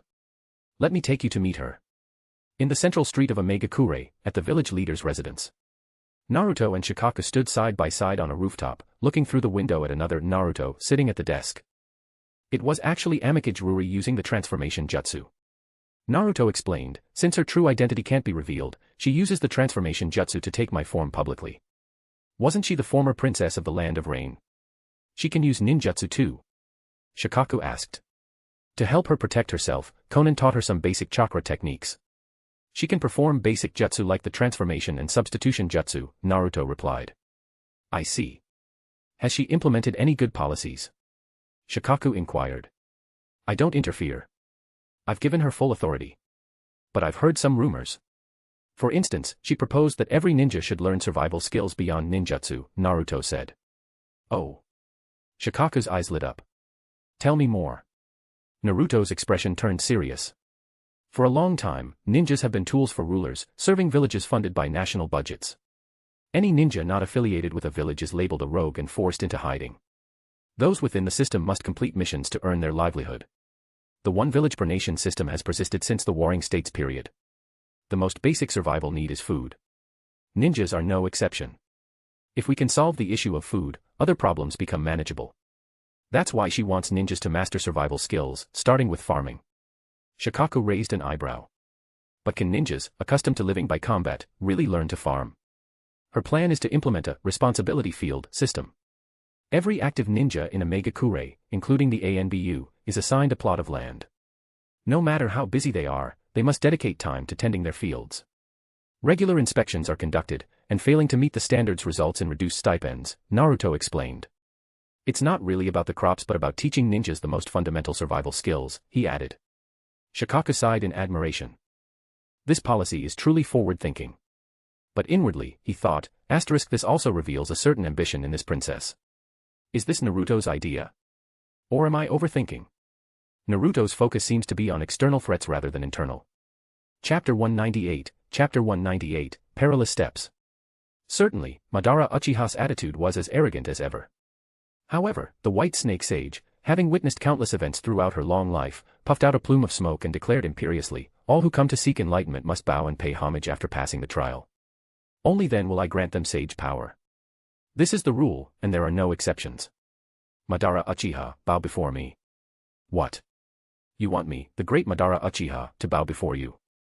Madara's anger flared, but recalling his previous experience at Shikatsu Forest, he understood well that the three great sages were reclusive monsters not to be trifled with. If he were to provoke them, the consequences would undoubtedly be dire. Before arriving at Ryuchi Cave, Black Zetsu had advised him, Lord Madara, there's an old saying, when under someone else's roof, one must lower their head. These old beings just want to be flattered and revered. Go along with it, and things will proceed smoothly. Madara, however, had scoffed, then I'll just tear down the roof so I can raise my head again. Such arrogance. Even so, unlike Sasuke, Madara's arrogance carried a certain maturity. Madara did not let his anger show on his face. Instead, he calmly asked, White Snake Sage, tell me, what does it mean to bow? The White Snake Sage replied without hesitation, to lower one's head to the ground, that is bowing. Madara continued, then tell me, what is the ground? The White Snake Sage answered, the soil and stones beneath your feet, that is the ground. Very well. Crack. A smirk tugged at Madara's lips as he stomped his foot, causing a brick at his feet to pop up. He caught the brick without a second thought and smashed it against his forehead. Crash. The brick shattered, leaving his face bloodied. Even the White Snake Sage was momentarily stunned. Crack. Madara crushed the remaining half of the brick into powder and tossed it to the ground with a resounding thud. I've bowed. Now, will you grant me sage power? Oh. The White Snake Sage narrowed her ancient eyes. Are you trying to be clever with me? Madara argued, you said it yourself, soil and stones beneath one's feet are the ground, and lowering one's head to the ground is bowing. The White Snake Sage retorted, what you did wasn't lowering your head to the ground, it was the ground coming to you. Madara smirked, either way, it's still bowing. You never specified who should bow to whom, did you? Drip. Blood trickled from Madara's forehead wound, dripping into the cracks of the shattered brick. The White Snake Sage's tone turned cold. What if I say your method doesn't count? That you must bend your body, kneel properly, and bow respectfully, and then clean up the mess you made before it counts. Madara responded without hesitation, then I won't learn your sage art. I may not be your match now, but if I wish to leave, who here can stop me? 30 years east, 30 years west, when I gain power, I will return and tear down this temple of yours. Impudent. The White Snake Sage's slit pupils contracted sharply. An overwhelmingly terrifying chakra surged forth like a roaring white tidal wave. Rumble. The entire temple, no, the entire Ryuchi Cave, shook violently. Swish. Madara leapt back, activating Susanoo. The veins near his right temple bulged, and his Byakugan locked onto the massive figure on the throne. Her chakra alone could rival the Ten Tails, likely without breaking a sweat. And if her sage power were included. Boom. The raging chakra abruptly calmed. The faint sound of falling debris echoed in the silence, proving that the earlier events were no illusion. Enough. The White Snake Sage's voice carried both thunder and rain.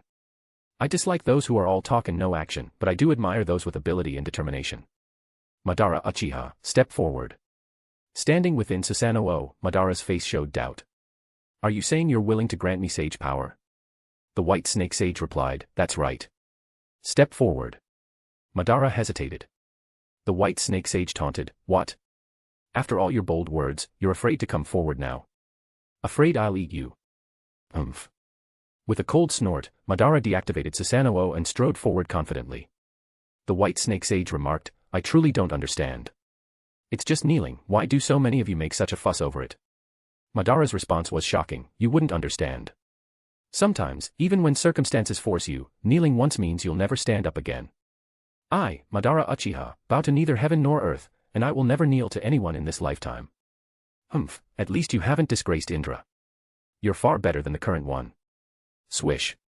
As she finished speaking, the White Snake Sage's massive body leaned forward, her fangs sinking into Madara's neck. Rustle, rustle, rustle. Pure sage power poured into Madara's body. Crack. Madara clenched his fists, guiding the sage power through his chakra pathways. Two horns emerged, one from his chest, the other from the Hashirama face on his forehead. Madara chuckled, ha, how ironic. Snap. The White Snake Sage withdrew her fangs and returned to her throne. The sage power has been granted. Go to the rear mountain to train. For you, it should take no more than a day and a night. Understood. Madara turned and walked toward the temple exit. Wait. The white snake sage called out to him. Madara stopped and glanced back. What is it now? The white snake sage asked curiously. You also have Katsuyu sage power within you. I know her temperament. How did you convince her to teach you? Madara hesitated, as it was not something he was proud of. The white snake sage continued, if you don't want to say, I won't force you. Finally, Madara admitted, I threatened her with Mito's granddaughter. The white snake sage chuckled, I see. You certainly know how to adapt your approach. But with me, even if you killed everyone in the world, you wouldn't be able to force my hand. Is that all? Madara asked. The white snake sage replied, I know some things about your origins. If you're interested, come see me before you leave. If not, that's fine too. Go on. Madara considered for a moment, then withdrew his gaze and headed toward the rear mountain. The white snake sage sighed, it's remarkable that he's come this far without knowing his true origins. The Rinnegan that Naruto possesses, it originally belonged to him. In a Megakure. Konan, our scattered Umbu have all been recalled. Naruto, good. Seal off the village immediately. Until I awaken the eternal Mangekyo Sharingan, no one is to leave the village. Bang. The gates of a Megakure slowly closed. Tap, tap, tap, tap. Four black rods shot toward the four corners of the village. In Sage mode, Naruto formed hand seals. Barrier, 4 Red Yang formation. Rumble. The unprecedentedly grand 4 Red Yang formation enveloped a Megakure, isolating it from the outside world. Late at night, outside the village, a masked man in a black cloak gazed at the grand formation under the night sky. Toby, it seems they've anticipated our next move. Obito, know your enemy and know yourself, and you'll emerge victorious in every battle. Let's see what they're up to. With that, Obito stepped forward, followed by his shadowy companions. Obito instructed, Tsukikage, your phasing ability is limited by time and will be detected by the rain. Stay here. The shadowy figure halted. Whoosh. Obito phased through the barrier. Splash. Rain passed through his intangible body as he walked slowly through the downpour, his gaze fixed ahead, dark and unreadable. With Edo Tensei, neither chakra nor ocular power will deplete. My phasing ability now has no time limit. Chapter 199, Loss brings clarity. Wrapped in the shroud of his Edo Tensei body, Obito Uchiha moved like a ghost through the relentless rain of a Megakure, hidden rain village. If I were to act, Obito mused, never mind whether I could defeat Naruto, this village would undoubtedly bathe in blood. Yet, I am bound, my hands are tied. He clenched his fists, frustration evident even in his spectral form. Though I walk as one already dead, the cursed tongue eradication seal has been transferred to Tobima's throat. Should I break my oath and make a move, Tobima would bear the consequences. If Tobima dies, so be it, but the Moon Eye plan would crumble with him. Tobirama Senju, truly brilliant. Zetsu, ever the shadowy companion, chuckled. Naruto Uzumaki sealing off a Megakure at this time, what a lucky coincidence for him, huh? Obito's tone was cold. A lucky coincidence? Is that what you think, Zetsu? What else could it be? This plan was known only to you and me, even the other white Zetsus were kept in the dark. Even if Naruto is sharp enough to deduce that you used Edo Tensei on yourself, how could he possibly know about Tobima? Unless someone saw it with their own eyes, who could uncover his secret? Obito paused, his voice heavy. There is one person who might. Zetsu's tone shifted. You mean? Shikaku Nara. At this, Zetsu fell silent. Obito's voice grew darker. Leaving Tobima's body exposed, perhaps that was a misstep. A single wrong move, and the situation spirals out of control. The rain continued to pour, its unyielding rhythm echoing Obito's thoughts. But none of this matters anymore. Pain was deemed invincible, yet once his secrets were deciphered, he was defeated piece by piece. True invincibility lies not in brute strength, but in standing unassailable even when all your cards are on the table. He clenched his fists, his resolve hardening. The combination of Uchiha Obito and Senju Tobima is the epitome of invincibility. No matter how hard Naruto resists or delays, he cannot stop us from achieving true peace. Obito's gaze pierced through the rain. When this village is drained of its resources and descends into chaos, that will be the moment we strike. Zetsu, ever the contrarian, teased, but what if Naruto Uzumaki plays dirty? What if, no matter how we threaten the hostages, he refuses to leave the village? Obito replied coldly, he is alive. And the living need to eat. But he has the Flying Thunder God technique. Even if the food runs out, he could just teleport out, grab some fruit, and return. We wouldn't be able to catch him, Zetsu countered. Obito's tone remained steady. If he resorts to such tactics, then this village will collapse on its own. Attacking an already defunct village wouldn't technically violate my oath. Zetsu pressed on, but what if he's even more shameless? What if he abandons Omegakure entirely and hides somewhere we can't find him? Obito fell silent for a moment before responding. Zetsu, do you know what a contrarian is? Without hesitation, Zetsu replied, a place where you relieve yourself. Obito sighed. That's a latrine, not a contrarian. Listen, a contrarian is someone who always comes up with seemingly logical but utterly implausible scenarios. Right now, you're being a contrarian.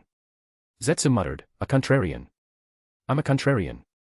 Obito continued, his voice firm. The world operates on cause and effect, each link unbroken. If Naruto were the kind of person you describe, he wouldn't have been able to oppose me this far. And because he has opposed me this far, he cannot be the person you describe. Zetsu relented.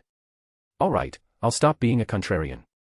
But, if we're truly invincible, as you said, why bother infiltrating the enemy's territory to gather intelligence? Obito stopped in his tracks, Zetsu's question striking a nerve. How had it come to this? He, an invincible being, doubting his own actions. After a long silence, Obito concluded, let's consider this operation the final act of entertainment before the infinite Tsukuyomi begins. Once Tabima becomes the Ten Tails Jinchuriki, I will use the power of Yin-Yang release to remove the cursed tongue eradication seal. Then, as a tribute to the surprises Naruto has given me, I will use Omegakure as the starting point for the infinite Tsukuyomi to cleanse this world. With his resolve reaffirmed, Obito continued his journey, eventually arriving at the bustling marketplace. The people of Omegakure were busy preparing for the winter, their lives seemingly untouched by the storm brewing around them. Despite his unusual attire, the villagers paid him no mind, they had seen stranger things. Stopping at a butcher's stall, Obito observed Kisame Hashigaki, once a member of the 7 ninja swordsmen of the mist, now wielding butcher knives with practiced ease as he carved meat. Here's your pork trotters, Uncle Chen. Kisame called out cheerfully. Thanks, Kisame. Everyone knows your meat is always weighed fairly, no water weight at all. That's because Kisame uses water release to extract the excess water from the meat, Zetsu muttered, incredulous. What on earth is Naruto trying to achieve? Obito's gaze darkened. During the Blood Mist era, Kisame betrayed the Mizukage and was killed by Itachi on the spot. I was there. His bloated corpse lay in a pool of blood, resembling a slaughtered pig. And now, years later, he's a butcher in Omegakure. The absurdity of this world. Shaking his head in disdain, Obito moved on. An elderly woman, rushing home, tripped and spilled her basket of fruit. Obito paused, crouching as if to help, but his hand froze midair. Clenching his fist, he withdrew and walked through her as if she weren't there. Stop right there. A cold, commanding voice rang out. From the rooftops and shadows, figures clad in Amagekyu's ANBU uniforms emerged, led by Violet. Your appearance is highly suspicious. Submit to an inspection, she demanded. Obito, unfazed, removed his hood, revealing a white, spiraled face. You're with that wrinkled face guy. Violet exclaimed, recognizing Zetsu from a previous encounter. Drawing her blade, she slashed at Zetsu, but her attack passed harmlessly through him. Just as you predicted, Naruto-sama, Violet said, her eyes narrowing. Obito Uchiha. You've come to scout the village after the lockdown. Just as expected. Turning to her subordinates, she ordered, search for his other body, it's likely here as well. Yes, Violet-sama. The ANBU launched their assault, their weapons slicing through Zetsu's intangible form. Watching the futile attacks, Zetsu sighed, as you said, Tabima's secret is out. Oh well. Ignoring the attacks, Obito continued walking, unbothered by the chaos around him. At least this wasn't a wasted trip, he muttered. It's confirmed, Naruto has taken control of Kabuto's Edo Tensei pawns. But even the strongest Jinjutsu, Koto Amatsukami, has no effect on my Kamui. As he neared the village's edge, Violet hurled a kunai. Naruto Uzumaki and Shikaku Nara appeared, emerging from the kunai's teleportation mark. Naruto formed a hand seal, aiming at Obito. Mind-body switch technique. Obito kept walking. Naruto lowered his hand. As I thought. Mind-body switch doesn't work on you. It's called Kamui, isn't it? Uchiha Fugaku's eyes truly are extraordinary. Obito passed through Naruto, heading toward the 4 red yang formation barrier. Obito, Shikaku called out, his shadow extending to merge with Obito's. Don't leave just yet. Let's talk. Obito halted, his feet rooted by the shadow imitation technique. Shikaku smiled. Don't be so dismissive. Since you're here, why not hear us out? Obito's voice was icy. I have nothing to say to you. Shikaku's smile deepened. But we have plenty to say to you. Let's start with this, the infinite Tsukuyomi is a lie. Chapter 200, a matter of great importance. Naruto Uzumaki exchanged a glance with Shishio Midarashi. Understanding his signal, Shishio turned to the gathered shinobi and commanded, everyone, leave. Everyone except Shikaku Nara retreated without hesitation. Obito Uchiha sneered, you claim that infinite Tsukuyomi is a lie. What a joke. I've only mentioned it a few times. You, an outsider who knows nothing of the context, have no right to call it a sham. Naruto smiled faintly. Though I may be an outsider, I know the entire story. Obito scoffed, ha, how arrogant. But Naruto began speaking in detail. Infinite Tsukuyomi was a concept derived by Madara Uchiha from the Uchiha stone tablet, which he believed contained the six-path sage's will. For decades, he revered it as a guiding principle and meticulously planned around it. First, through the battle at the Valley of the End, he obtained Hashirama Senju's power. Later, he faked his death to deceive the world and, in his old age, awakened the Rinnegan. Due to his frail body, he couldn't act on his own and thus entrusted the Rinnegan to the young Nagato. He also saved you after the Kanabi Bridge incident, assigning you both to carry out his posthumous plans. Am I wrong so far? Obito frowned, and even if that's true, how does that prove that infinite Tsukuyomi is a lie? Naruto smiled, I'm merely proving that I'm not speaking baselessly but from facts. Obito said coldly, then let's hear your grand theory. Very well, Naruto began. From its very foundation, the infinite Tsukuyomi is flawed. The Uchiha stone tablet was tampered with by Black Zetsu. Infinite Tsukuyomi, on the surface, appears to be a technique that creates a sweet dream world without conflict. But in reality, it transforms all those ensnared by it into white Zetsu. Obito's frown deepened. What did you say? Black Zetsu is Madara's will. Why would it do such a thing? Good question. Naruto smiled. Black Zetsu is not Madara's will. It is the will of Kagaya Otsutsuki. Obito's brows furrowed even tighter. And who is Kagaya Otsutsuki? Naruto suggested, how about this, Obito? Use the Sharingan's projection genjutsu to convey the information more effectively. Obito rejected the idea, I have Kamui, and projection genjutsu doesn't work on me unless I initiate it. But if I do, it would count as me attacking you in a Megakure. So, just explain verbally. Alright then, Naruto agreed, and he began recounting the tale of Kagaya's origins and history. Obito looked incredulous. I know about the existence of the divine tree and that the moon is the six-path sage's sealing stone. But you're saying the 10 tails and the divine tree are Kagaya's will? That Black Zetsu is her third child, born before her sealing, and that it deceived Madara to act in her revival. This is... Naruto calmly replied, unbelievable, isn't it? But if there's anything that doesn't make sense, feel free to point it out. Obito was momentarily speechless. Naruto seized the opportunity, let me provide some evidence about Black Zetsu. I once left a flying thunder god mark on Sasuke's throat. Unlike his back, where one could cut away the flesh, the throat is not an area that can be easily tampered with. Yet, the mark disappeared. There's only one explanation, yin-yang release, and at the level of the six-path sage. The one who did this was Black Zetsu. If it were truly Madara's will, how could it use such yin-yang release? That's the distant past. Now, let's talk about the recent events. Both you and Madara bear the curse mark of tongue eradication, which prevents you from attacking a Megakure and Konoha.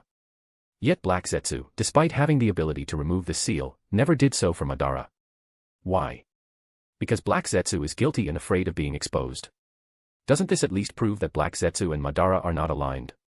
Naruto's sharp words left Obito unable to refute. Then how do you know all this? Obito asked, shifting the focus. For 16 years, you've mostly stayed in Konoha. Apart from 3 years of training with Jiraiya and a month of training at Mount Myaboku, your whereabouts have been under Akatsuki surveillance. In other words, you have no way of knowing these things. So, he finally asked the question. Naruto's expression turned wistful. Observing Naruto's demeanor, Obito pressed sharply, what? Can't answer. That proves you're guilty of deceit. Trying to use half-truths to slander the Eye of the Moon plan, your intentions are despicable. Naruto, however, met Obito's gaze serenely and then stepped forward boldly. I can tell you everything. But first, you must let go of your inner defenses and exchange fists with me. Then you'll understand everything. Obito's gaze sharpened as he watched Naruto approach. Naruto called out behind him, Shikaku-asen, release the shadow. Swoosh. The shadow imitation technique was undone. Naruto stopped, removed the glove from his left hand with his right, and extended his fist toward Obito. His voice was gentle. Obito, I've never seen you as my enemy, only as my opponent.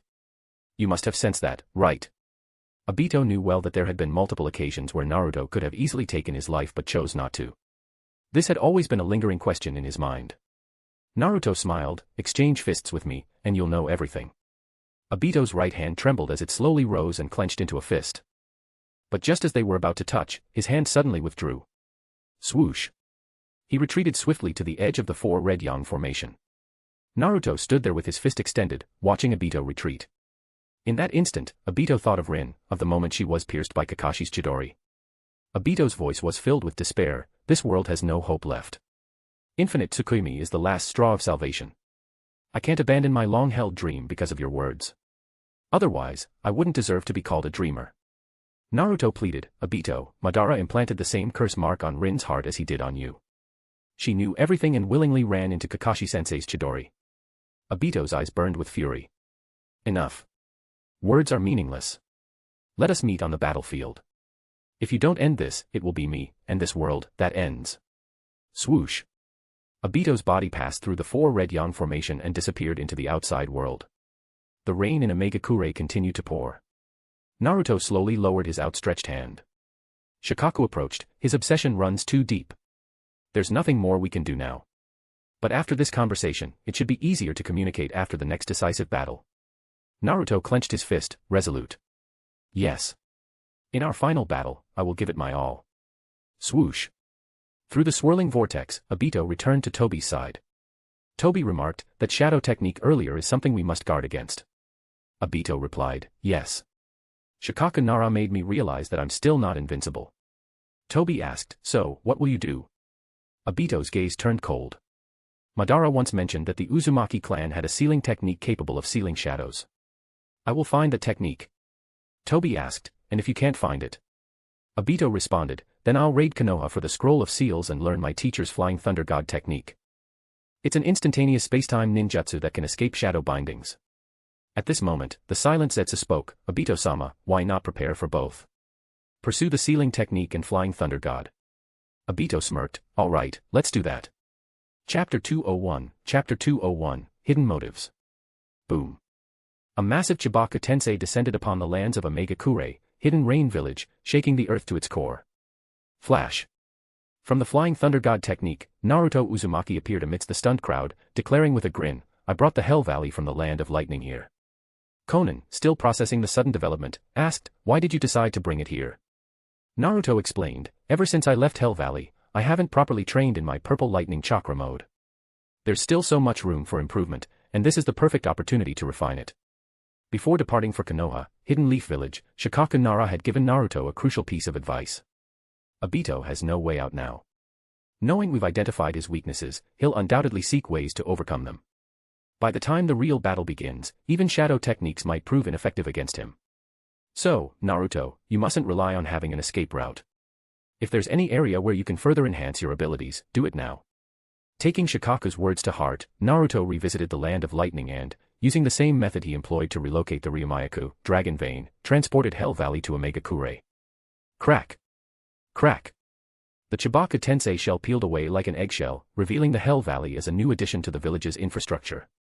Nei-san Konan, Naruto said firmly, unless it's something truly urgent, instruct everyone not to disturb my training. Whoosh. With his cloak billowing in the wind, Naruto strode purposefully toward Hell Valley. I'm going to pound Obito into a pulp. And so, Naruto embarked on a new round of grueling training. Ryuchi Cave, Dragon Earth Cave, Back Mountain. After a day and night of relentless effort, Madara Uchiha mastered the sage transformation technique of Ryuchi Cave. 9 ethereal sage serpents coiled around Madara's form, their presence exuding an aura of immense power. So this is the extent of Ryuchi Cave's sage techniques. Swish. Swish. The sage serpents retracted, and the horns that had manifested on Madara's chest and on Hashirama Senju's forehead faded away. Rustle. Rustle. From the ground emerged Black Zetsu, his expression unreadable. Congratulations, Lord Madara, on yet another victory. Now, only Mount Maiboku's sage techniques remain. What are your plans? Madara recalled the words spoken by the White Snake Sage before. I know a thing or two about your origins. If you're interested, come see me before you leave. If not, that's fine too. Go on your way. Though Madara maintained a stoic demeanor, he couldn't deny his curiosity. I'll go see the white snake sage one more time. You wait outside. Leaving those words behind, Madara leapt from the mountaintop. Black Zetsu's gaze darkened. The white snake sage, that ancient relic could complicate things. But no matter. Indra's secrets won't jeopardize Mother's plans. Ryuchi Cave, Temple. Madara once again stood before the white snake sage. White snake sage, let's hear about this so-called origin of mine. The sage smirked, as though expecting Madara's return. So you came after all. Hebiheim, prepare a seat. One of the sage's attendants stepped forward, placing a cushion before Madara. Seated, Madara prepared to listen intently. The white snake sage began, Madara Uchiha, do you know why you were able to awaken the Rinnegan? Madara raised an eyebrow. You know about my Rinnegan? The sage replied, though I rarely leave this cave, I am well versed in worldly matters. Madara stated, the interplay of yin and yang gives rise to all creation. The power of the Uchiha combined with the power of the Senju enables one to awaken the six paths Rinnegan. This is clearly stated on the Uchiha stone tablet. I followed its instructions, and thus, upon my death, I awakened the Rinnegan's power. The white snake sage interrupted, no. It's not because you're an Uchiha and he's a Senju. It's because you are Indra, and he is Azura. Together, you form the six paths. Madara frowned. What are you saying? I know Indra is the ancestor of the Uchiha and Azura is the ancestor of the Senju. But what connection do they have to me and Hashirama? The sage explained, because you are the reincarnation of Indra, and Hashirama Senju is the reincarnation of Azura. To be precise, you two are the previous generation's reincarnations. Madara was stunned. What is the meaning of this? And so, the white snake sage recounted the details, leaving nothing out. Madara muttered in disbelief, Naruto and Sasuke are the current reincarnations of Azura and Indra. The sage confirmed, Sasuke was here not long ago. At first, I didn't recognize him. But when he spoke out of turn, I saw traces of an old acquaintance in him. Madara murmured, no wonder Sasuke and I both possess straight Tomo in our Mangekyo Sharingan. I always felt a connection beyond blood ties with him. I never imagined it would be this. The white snake sage asked, now that you know this, what are your plans? Madara stood abruptly, his pride unyielding. Indra or not, Azura or not, past lives and reincarnations are utterly meaningless. I am Madara Uchiha, and I will always be Madara Uchiha. Indra's reincarnation is irrelevant. But since you've shared this with me, I'll consider it a favor. White snake sage, I'll repay this favor at an appropriate time. If there's nothing else, I'll take my leave. The sage, his tone enigmatic, offered, if you wish to know more, I can tell you. Madara clenched his fist. I'll uncover the answers myself. Including the truth of the stone tablet and the reality behind the infinite Tsukuyomi. Don't bother persuading me. Whether it's me or Naruto Uzumaki, the true savior will be decided through power. Whoosh. Madara vanished in a flash of the flying thunder god technique. The attendant Hebiheim, puzzled, asked, Grandmother, why did that man answer so strangely? You clearly said you could answer his questions, but he rambled on about unrelated matters. The sage's slit pupils gleamed with wisdom. He understands everything. He's simply unwilling to accept it. Indra's competitive nature is inherited across generations. But when it comes to pride, Madara may surpass Indra himself.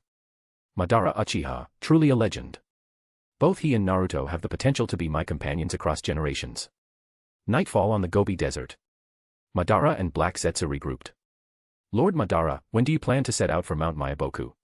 Black Zetsu thought to himself, the great toad sage of Mount Myaboku is connected to Hagoromo Otsutsuki and is said to possess prophetic abilities.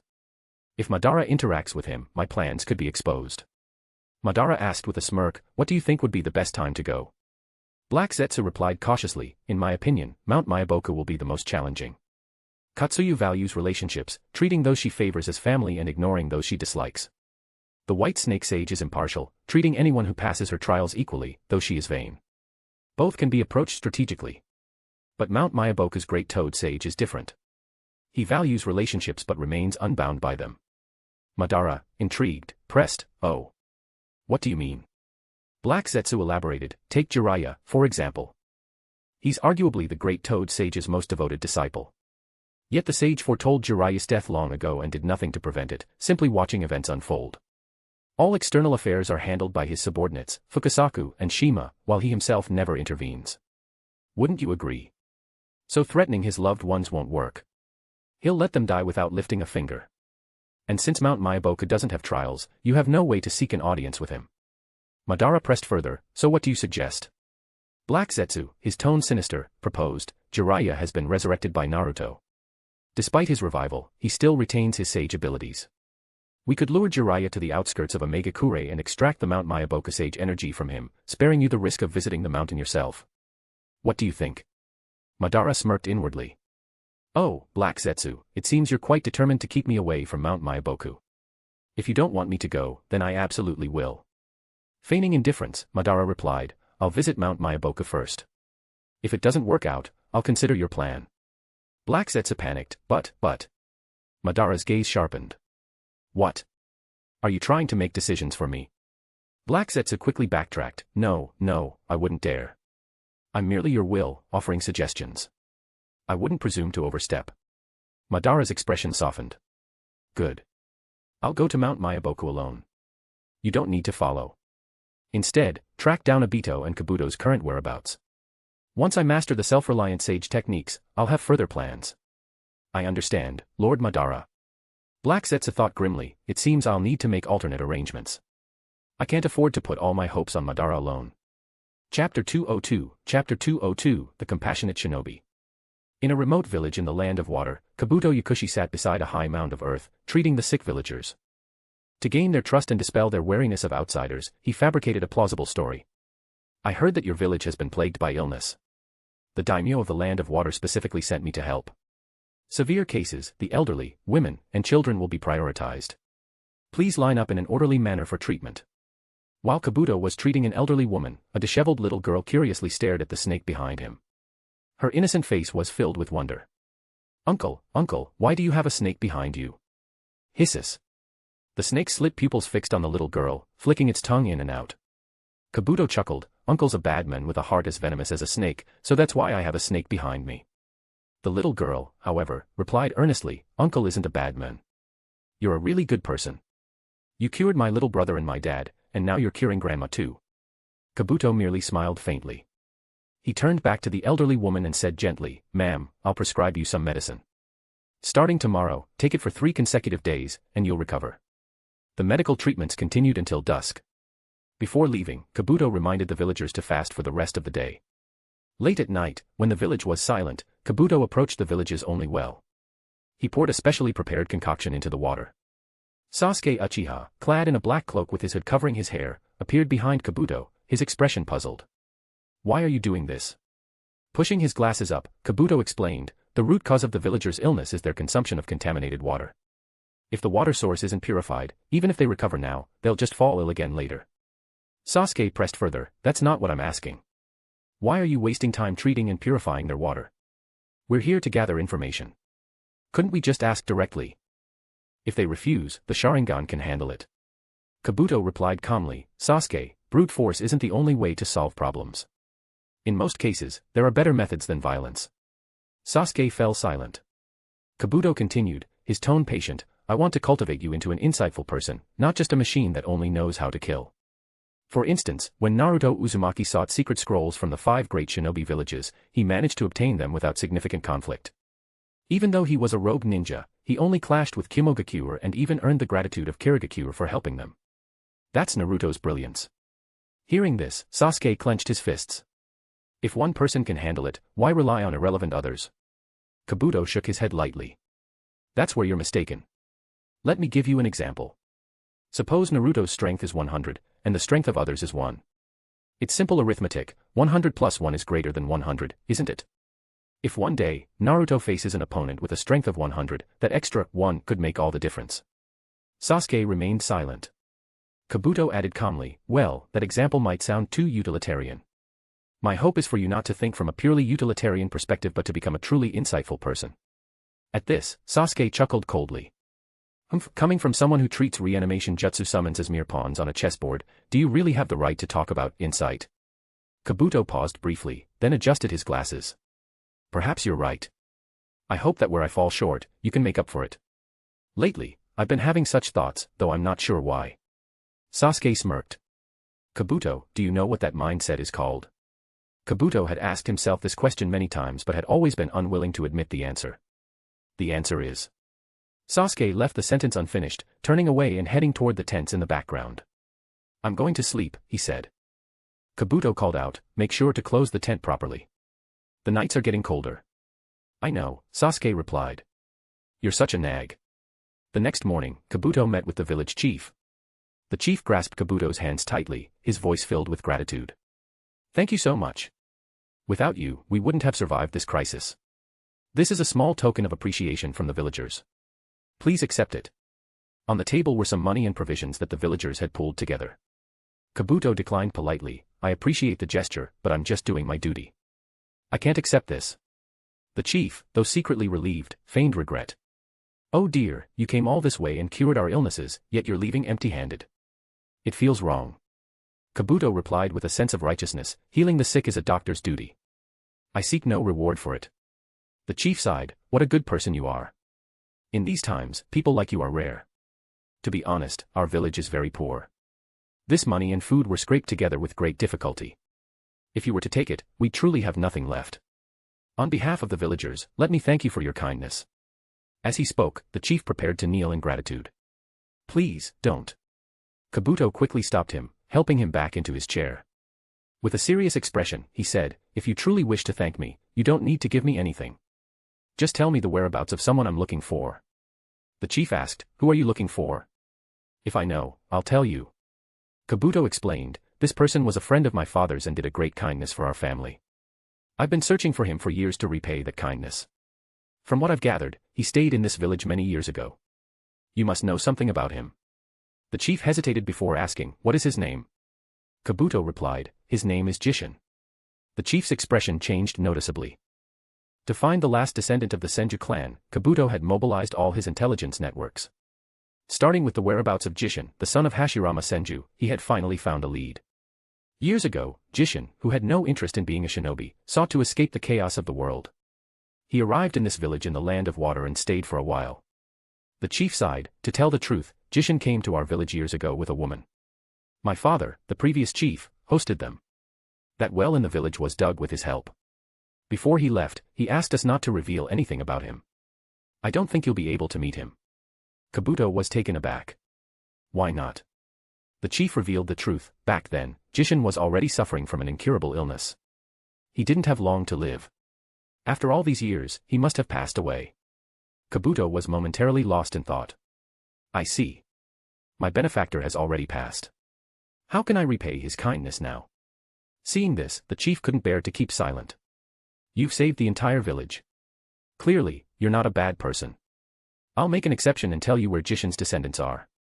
Kabuto's eyes lit up instantly. The last descendant of the Senju clan truly exists. Chapter 203, Chapter 203, Gate to Hell. After learning the whereabouts of the Senju orphan, Kabuto Yakushi and Sasuke Uchiha left the village. Before departing, Kabuto even instructed the villagers on how to maintain their water source. On a mountain path, Sasuke spoke his thoughts aloud. The Senju orphan, Senju Jishin, was the son of the first Hokage, right? Someone like that, dying of illness. Kabuto adjusted his glasses and replied. Medical ninjutsu was originally developed for emergency treatment of battlefield injuries. Its effects on diseases were not significant. However, Lady Tsunade elevated medical ninjutsu to a new level. Even internal diseases can be treated surgically, but only in the early stages. If the disease spreads throughout the body, even someone of Lady Tsunade's caliber would be powerless to save them. I suspect Senju Jishin succumbed to such an incurable illness. It's a disaster even the strongest cannot overcome. Sasuke thought of Itachi. He had learned from Obito that Itachi also suffered from a terminal illness. Later, Kabuto gave him a precise answer. Itachi had viral cardiomyopathy. It was still within the realm of what medical ninjutsu could address. If he had received Tsunade's full treatment, there might have been hope for recovery. But Itachi had long resolved to die in his battle against Sasuke, choosing to prolong his life with medication instead. Sasuke, Kabuto, you've used Edo Tensei to resurrect so many people. Did you resurrect Itachi? Kabuto, Sasuke-kun, you've finally asked the question. At this point, Kabuto could only admit. Yes, I resurrected Itachi with Edo Tensei. But he has already broken free of my control. It happened during the time Naruto came looking for you and I told you to take refuge. Sasuke, narrowing his eyes, so, you're saying that Itachi is currently alive in his Edo Tensei body? Kabuto, that should be correct. Someone as burdened as Itachi couldn't possibly let go of his attachments and escape the Edo Tensei body. Sasuke's gaze flickered. When I was killed by Might Guy, what method did you use to bring me back? Kabuto instantly saw through Sasuke's intentions and turned to him. You're thinking of resurrecting Itachi, aren't you? Sasuke clenched his fists. If it's possible, I want to try. Kabuto withdrew his gaze and said solemnly. That would require Itachi's body, which should be in Obito's possession. You'd also need the Rinnegan. With Nagato gone, and the latest intel suggesting that Madara has also been resurrected, the only person capable of using that resurrection technique is Naruto. But I believe that if you ask him, Naruto would likely agree. Sasuke, firmly, no. I will not ask Naruto. I'll retrieve Itachi's body from Obito, and as for the Rinnegan, I'll find a way to obtain it myself. Kabuto, forgive me for saying this, Sasuke-kun, but I doubt Itachi would be happy with your decision. Sasuke, I admit that. But I'm not Itachi. We pursue different things. I won't follow the path he laid out for me. You can call me childish if you want, but I will do it. Kabuto smiled gently. No, Sasuke-kun, I'm genuinely happy for you. Therefore, I will spare no effort to help you achieve this goal. Suddenly, both Kabuto and Sasuke halted. The air grew tense. Kabuto adjusted his glasses, the lenses reflecting a white glare, as his peripheral vision caught movement in the shadows of the trees. It seems we've been targeted. Swish. With a sinister grin, Kabuto formed hand seals. Wind release, great breakthrough. Crack. Crack. A violent gust swept through, accompanied by screams as blood soaked the ground. Sasuke, mockingly, Kabuto, didn't you say using force was unwise? That one should be an intellectual. Kabuto, the strong can whimsically save lives, and just as whimsically take them. Only the strong hold the ultimate right to interpret their actions. Kabuto casually approached, pulling off the mask of the fallen enemy. Kabuto, an Umbu from Sunagakure, all the way here in the land of water. Sasuke, Gaara of the sand waterfall, huh? He's got his eyes on us. Kabuto, analyzing, no, under normal circumstances, cross-border pursuits like this would involve notifying Kirigakure. Extending his reach this far must be a personal decision. I don't have much history with him, so the only motive I can think of. Sasuke, narrowing his eyes, Naruto. He's after me. Kabuto, unlikely. He raised his hand, his concealed left eye gleaming ominously. It seems someone can't resist aiming for the left eye of Kagami Uchiha. Sasuke silently clenched his fists. Kabuto looked into the distance, noticing footprints that didn't belong to the fallen Umbu. There was another person here just now. They fled in such a hurry they didn't even cover their tracks. Sasuke, coldly, I'll kill them. Kabuto, no need. What's meant to come will come. For now, the priority is securing that Senju orphan. They are the key to awakening your Rinnegan. As for this left eye, I don't value it much. Z. Kabuto's left eye transformed into a Mangekyo Sharingan, focusing on the Sunagakure Umbu's corpse. Disappear. Kotodama command. Gurgle, gurgle. The corpse rapidly decayed and dissolved, leaving no trace of its existence. Z. The Mangekyo faded back into a 3-tomo Sharingan. A Sharingan that can't be deactivated is a burden. Perhaps, at the right time, it could serve as a bargaining chip with Naruto. Kabuto, let's keep moving, Sasuke-kun. Meanwhile, in Kimogakure, Hidden Cloud Village, after the defeat at the Plain of 10,000 Ravines, the Raikage was more determined than ever to strengthen himself. After arranging village affairs, he set out for Hell Valley to train. During this time, the Raikage had done a lot of thinking. My biggest weakness right now is Genjutsu, especially the visual Genjutsu of the Uchiha. If I can find a way to overcome visual Genjutsu, why should I fear the Sharingan or even the Rinnegan? But how to overcome it? The Raikage had considered destroying his own eyes to eliminate the weakness entirely, but this idea was strongly opposed by Dodai and the other Jonin. Thus, the Raikage had a sudden inspiration: he would emulate Killer Bee and wear sunglasses. This time, his trip to Hell Valley had two purposes: further refining his lightning release chakra mode and training his ability to sense opponents' movements without relying on sight. Once my training is complete, I'll make Naruto Uzumaki pay for his blood debt. The Raikage, full of ambition, rode in a carriage pulled by his guards. After traveling for a day and a night, they finally arrived at the location of Hell Valley. When they stopped, the Raikage pulled back the curtain and removed his sunglasses to look around. We're not there yet. Why did you stop? Raikage-sama, we've arrived. What nonsense. This place is completely empty. No, we're certain. We've traveled this route countless times. This is definitely the spot. The Raikage exploded in anger. Where is Hell Valley? Where did my Hell Valley go? Chapter 204, Chapter 204, A Grand Entrance. The accompanying Kimogakure ninjas surveyed the surroundings with binoculars and spotted a figure collapsed amidst the ruins. 9 o'clock direction. We found one of our own. It should be Yuntai, the guard stationed at Hell Valley. Hurry, let's check on him. He's neither injured nor dead, looks like he's just fainted from shock. The Kumogakure group woke Yuntai and supported him as they brought him to Rakich's carriage. Tell Lord Rakich what exactly happened. Hell Valley. It was taken away. Taken away. By whom? Yuntai, looking evasive, replied, by a god, a divine being. What did you say? It's true. A divine being. A ninja speaking of gods and supernatural forces, how absurd. I'm not lying to you. Then describe what happened. Yuntai recalled the scene, trembling uncontrollably as he spoke. It was a dark and windy night. I was shivering from the cold, as usual. To keep warm, I was drinking some sake while waiting for the midnight shift change.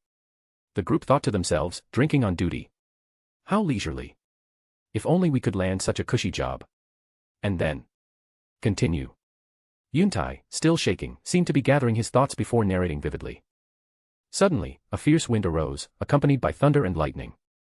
A divine being appeared between heaven and earth, radiating golden beams from his head. His voice thundered like the heavens, his gaze pierced like lightning, and he was cloaked in black robes adorned with swirling red clouds. With a single clap of his hands, he shouted, and in an instant, sand and rocks flew, winds howled, and dust surged. The stars shifted, the heavens overturned, and the world fell silent. Only the echoes of the valley remained, lingering mournfully. I was paralyzed with fear. When I regained my senses, Hell Valley had transformed into stars in the sky. The divine being glanced back with a faint smile, holding the stars in his palm, and disappeared with a flick of his sleeve. I blacked out and knew nothing more. The Kumogakure group exchanged bewildered glances, their astonishment evident in each other's eyes. One of them questioned, Yuntai, you said this person radiated golden beams from his head. Even if he had a 1,000-watt light bulb on his head, it wouldn't be that exaggerated, right? Yuntai defended himself, I swear, I saw it with my own eyes. If I'm lying, may I be struck by lightning. We're not saying you're lying. But you have severe nearsightedness and astigmatism, and you were drinking at the time. It's possible you misinterpreted what you saw, right? Yuntai hesitated, misinterpreted. At this moment, the usually silent Tutai spoke up, for example, you might have mistaken golden hair for radiating golden beams. Yuntai scratched his head, that might actually be possible. Sigh. Tutai sighed deeply, it seems that's the case. There's only one person capable of such extraordinary feats. Yuntai, adding drama, said, Hell Valley was cursed. So, a divine being descended to remove it with great power. Rakich, his face darkened, shouted, divine being, my foot. That was Naruto Uzumaki. Yuntai, shocked, exclaimed, Naruto Uzumaki. The rogue ninja from Konoha who attacked the village. Having spent much of his time on missions outside, Yuntai had never seen Naruto in person. Rakich, enraged, roared, is there no law left? No justice. Head to Omegakure now. Right now. I want to confront him face to face and demand an explanation.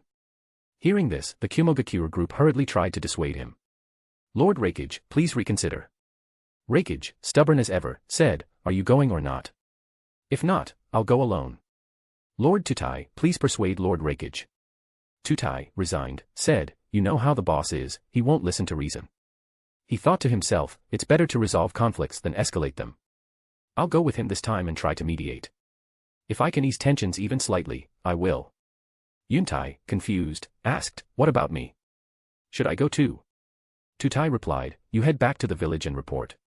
Also, inform Buroy that Lord Rakich might return later than scheduled. He'll need to manage village affairs in the meantime. Understood. And one more thing. Tutai stopped Yuntai and whispered, tell Buroy that if Lord Rakich doesn't return, he'll be the next Rakich. Yuntai froze in shock. Who exactly is this Naruto Uzumaki? Thus, the carriage set off, carrying Rakich and his overwhelming fury, heading straight for the land of rain. The crescent moon hung over the 9 provinces, bringing joy to some and sorrow to others. Madara Uchiha's journey to seek enlightenment had finally reached its last stop. Mount Mayaboku, the Hall of Immortality. On the throne sat the great toad sage, who opened his sleepy old eyes and looked at the wild and unyielding men who had barged in uninvited. With a deep voice, he said, Madara Uchiha, I presume. Oh. Madara, slightly surprised, replied, it seems this is our first meeting. The great toad sage said, I foresaw that a lost lamb would wander into the Hall of the Forsaken Toads. Madara doubted his ears, a lost lamb, you say? The great toad sage replied, beneath the 6 paths, all are lambs. And as for a forsaken, do you understand its meaning? Bang. The grand doors of the Hall of Immortality slammed shut. Madara sensed danger and attempted to use Flying Thunder God technique to escape, only to discover a catastrophic truth. I've lost contact with my Flying Thunder God markers in the outside world. The Great Toad Sage's pupils suddenly sharpened with overwhelming power. Mount Myaboku is not a place you can come and go as you please. As he raised his frog-like hand, an astonishing surge of natural energy formed into a colossal hand that blotted out the sky. Not good. Madara, alarmed, summoned Susanoo, which rose from the ground. The Great Toad Sage gently lowered his palm. Frog Heaven Strike. Boom. The enormous hand of natural energy descended, shattering Susanoo like tofu and leaving a deep crater in the ground. Madara collapsed in defeat, unconscious. A celestial sealing talisman drifted down from the sky, landing on Madara's forehead. Buzz. All of Madara's chakra was completely sealed. This was the sealing talisman, capable of sealing all chakra and jutsu. The Great Toad Sage said calmly, "Take him to the prison." "Yes, Elder." Shima and Fukasaku stepped forward, lifting the barely alive Madara and carrying him off to the prison of Mount Myaboku. The Great Toad Sage said, "Summon the messenger toad." "Elder." A messenger toad, already prepared, hopped to his side. "Relay what happened here to Naruto Uzumaki. Tell him I've detained the men and am waiting for his word." "Understood, Elder. I'll use the well to reach the outside world immediately. No rush. Take your time. Let him stew for a while." Bang. The cold prison doors slammed shut, leaving Madara Uchiha defeated and imprisoned in Mount Myaboku. Days later. The Kumogakure group arrived at the outskirts of Omegakure, only to find the village enveloped by a crimson barrier. A single fly couldn't get through. Tutai, astonished, exclaimed, "Could that be the legendary 4 Red Yang formation?" Bang. Having held back his fury throughout the journey, Reikage could no longer contain his wrath. Zap. Zap zap zap. Cloaked in lightning armor, he charged at the 4 Red Yang formation with an unstoppable force. Humph. Naruto Uzumaki, guilty conscience, huh? This barrier, I'll break it in no time. Lightning oppression horizontal chop. Chapter 205, Chapter 205, Thunderous Applause. The lateral bolt of pain struck fiercely against the 4 Red Yang formation, but the barrier remained unshaken. Yet, Reikage showed no signs of giving up. His hand chops moved so fast they left afterimages, each accompanied by a resounding shout. Lateral bolt of pain, 1,000 generations dance. Lateral bolt of pain, 1,000 generations dance. Lateral bolt of pain, 1,000 generations dance. Gradually, however, his voice grew hoarse, and his energy began to wane. Ha! Ha! Ha! Ha! From a distance, the Kumogakure ninjas stood helpless. "Shouldn't we stop the boss, Lord Dodai?" one of them asked. Dodai gazed at the Reikage, whose sweat-drenched figure continued to attack relentlessly. His expression was a mix of resignation and foresight. "You lot, go to the market in the land of rain and buy some ingredients." "Ingredients? Why not just buy ready-made food?" "That would be too expensive," Dodai replied. "We'll cook here ourselves." "Wouldn't that be too conspicuous?" Ha! Ha! Ha! Ha! In the distance, the Reikage was still going strong with his relentless moves. "Is there anything more conspicuous than that?" Dodai said, sitting on the ground. His tone was low and calm. "Besides, there's no place in the ninja world right now that's simultaneously safer and more dangerous than here." "Understood, Lord Dodai." A group of Kumogakure ninjas headed to the market in the land of rain to purchase ingredients. Dodai turned to the remaining group. "The rest of you, set up the tents. We're camping here tonight." "Yes, Lord Dodai." Dodai added thoughtfully, "Also, bring out the Reikage's portable toilet, and make sure to set up a curtain for privacy. After all, he's our Reikage, and he must maintain his dignity." The group quickly got to work, unloading the steel-reinforced portable toilet from the Reikage's carriage and placing it on the empty ground behind him, ready for use once he exhausted himself. With everything arranged, Dodai lay down to rest. The exhaustion from days of travel and sleepless nights had left him with dark circles under his eyes. Ha! Ha! Ha! Ha! The Reikage shouts echoed in his ears as Dodai's eyelids grew heavy. He silently hoped, maybe when I wake up, Lord Reikage will have calmed down. The commotion outside reached those within the barrier. At the base of the rain tower, a massive crystal ball displayed a live feed of the Reikage's antics as he hammered away at the 4 Red Yang formation. Second in command. Darui, who had been subdued by Naruto's Koto Amatsukami back on Paradise Island, stared blankly at the scene. Darui's missing left arm had been replaced with a mechanical prosthetic. "Lady Conan," said Violet, stepping forward, "that brute is so disrespectful." Allow me to deal with him. Conan, her voice calm and cold, replied, there's no need. Let him be. But, Violet hesitated, if he keeps this up and actually breaks the barrier, Lord Naruto's 100-day plan. Relax, Conan reassured her. This barrier can withstand even the tailed beast bomb from the 10 tails. Violet blinked in confusion. I've heard Lord Naruto and Lady Conan mention the 10 tails often. Is it really that powerful? More so than the 9 tails. After a moment's thought, Conan replied, to put it in a somewhat crude analogy, if the 9 tails is like Sakura Haruno, then the 10 tails is like Samui. With that, she turned and left, leaving Violet deep in thought. Sakura Haruno is stronger than Samui, right? Does that mean the 10 tails isn't as strong as the 9 tails? If that's the case, then as the 9 tails Jinchuriki, Lord Naruto must truly be the strongest. He. In the deepest part of the Hell Valley, a forbidden area within a Megakure, hundreds of white Zetsu were chained together and huddled in a corner. Boom. Boom. Outside the stone chamber, the thunderous sounds of the heavenly thunder pillars suddenly ceased. The white Zetsu froze, their hearts pounding in their chests. That silence meant only one thing, he was done training for the day. Tap. Tap. Heavy footsteps echoed from the end of the corridor, and a suffocating pressure filled the air. The white Zetsu held their breaths, not daring to make a sound. He's coming. He's going to use that cursed Koto Otsutsuki on us again. Close your eyes. Don't meet his gaze. Tap. 2 white Zetsu carrying candelabras led the way. Careful of the threshold, Lord Naruto, one of them said. Appreciated, Naruto replied. Naruto placed a hand on the doorframe and stepped over the threshold. Behind him, 4 white Zetsu carefully lifted the hem of his fire cloak, ensuring it didn't brush against the ground. Naruto walked straight to the throne and closed his eyes to rest. The 2 candelabra-bearing white Zetsu stood on either side of him, while the 4 who had carried his cloak began massaging his shoulders and back. Their technique was unrefined but earnest. Naruto murmured, better than yesterday. You've improved. The white Zetsu were overjoyed. To receive Lord Naruto's praise is the greatest honor. After a moment, Naruto opened his eyes, resting his chin on his hand as he gazed at the trembling white Zetsu before him. His voice was low and ominous. So, who will be today's lucky one? The white Zetsu kept their eyes tightly shut, the oppressive atmosphere suffocating them. In the past 3 days, 6 white Zetsu had already been turned. Those remaining couldn't help but feel a sense of impending doom. From beside Naruto, one of the candelabra-bearing white Zetsu spoke up. Fellow comrades, stop resisting. Surrendering to Lord Naruto is our only path forward. I say this for your own good. Shut up. You spineless coward, one of the chained white Zetsu shouted. Untie me. I'd rather bash my head against the wall than follow his orders. 2 white Zetsu reacted with fierce defiance. Such courage, Naruto said, a faint smile on his lips. I admire it. Very well, let's decide then. Naruto stood and approached the 2 defiant white Zetsu. Stay away, they stammered, trembling like frightened deer. Naruto reached out and forced one of them to open its eyes. Bloodshot from fear, its gaze locked with his. Sizzle. Naruto's eyes transformed into the Mangekyo Sharingan. Koto Otsutsuki. In an instant, the white Zetsu's tense expression relaxed. Clink. The chains fell away as it stood, bowing respectfully.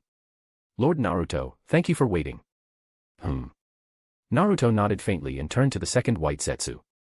No. Someone stop this demon, it cried out, its voice filled with despair. Koto Otsutsuki. But with the activation of the technique, the second white Zetsu succumbed as well. Lord Naruto, please forgive my earlier rudeness. You are the angel sent to save us. See you tomorrow, my harmless little companions, Naruto said, his Sharingan fading as he left the chamber. The nightmare for the remaining white Zetsu continued. 2 months passed. With frequent use of Koto Otsutsuki, Naruto's vision had noticeably deteriorated. Blindness was now just around the corner. One day, Darui came to the depths of Hell Valley to meet Naruto. Lord Naruto, Lady Conan has entrusted me with an important piece of intelligence to deliver to you. Naruto took the scroll from him. It contained information gathered by the Sunigakure Anbu about the whereabouts of Kabuto Yakushi. After reading it, Naruto's gaze sharpened.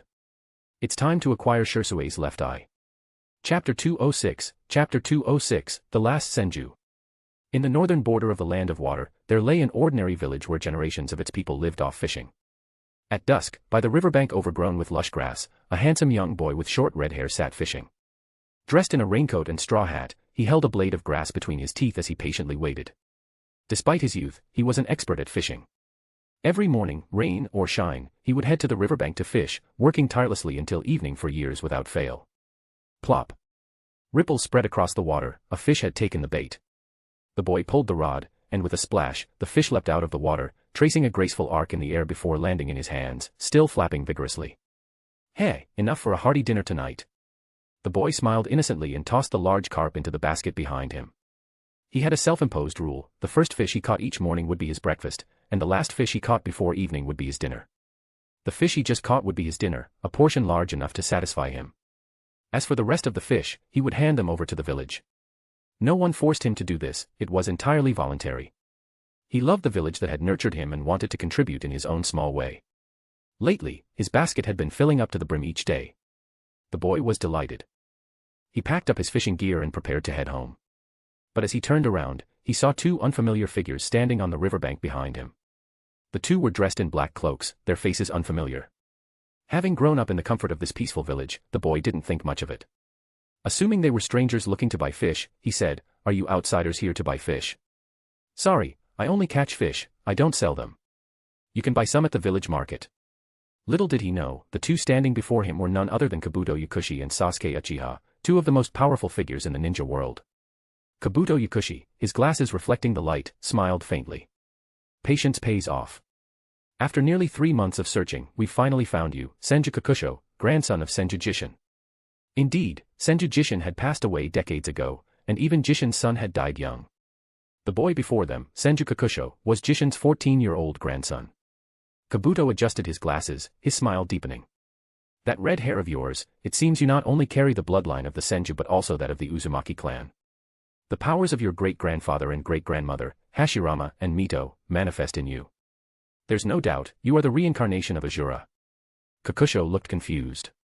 "I'm sorry, I don't understand what you're talking about." Kabuto's expression turned serious.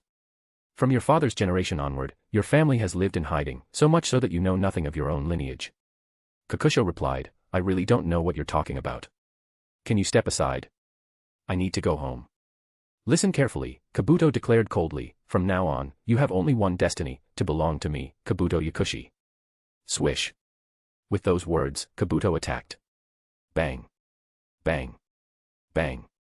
The outcome was predictable, Kakusho was defeated, left sprawled helplessly on the ground. He had never received any ninja training and didn't even know how to use chakra. His basket was shattered, and Kakusho looked at the scattered fish on the ground, his hand digging into the dirt as he lamented, "The village's fish, and my dinner for tonight." Seeing Kakusho's pitiful state, Sasuke couldn't help but doubt. "Kabuto, is he really the one we're looking for? Aside from being able to take a beating, he doesn't seem to have any special qualities." Kabuto, however, was certain. "Without a doubt, it's him.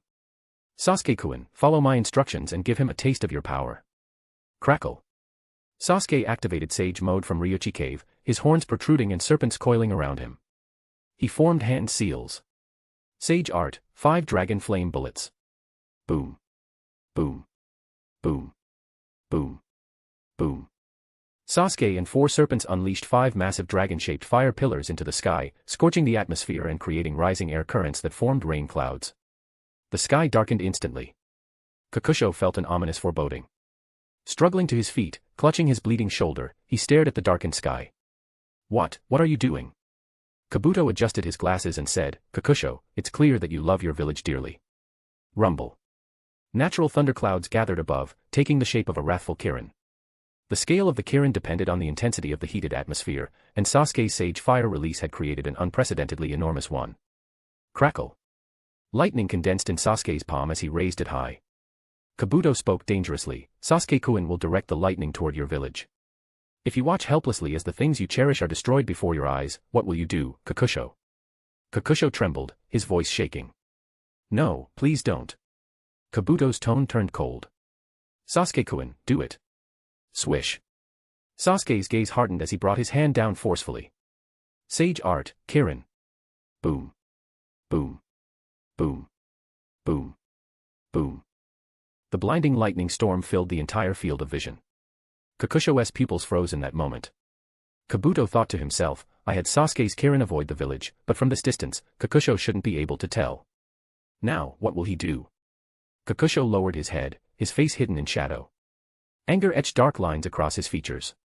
You dare, you dare. Crack. Crack. Crack.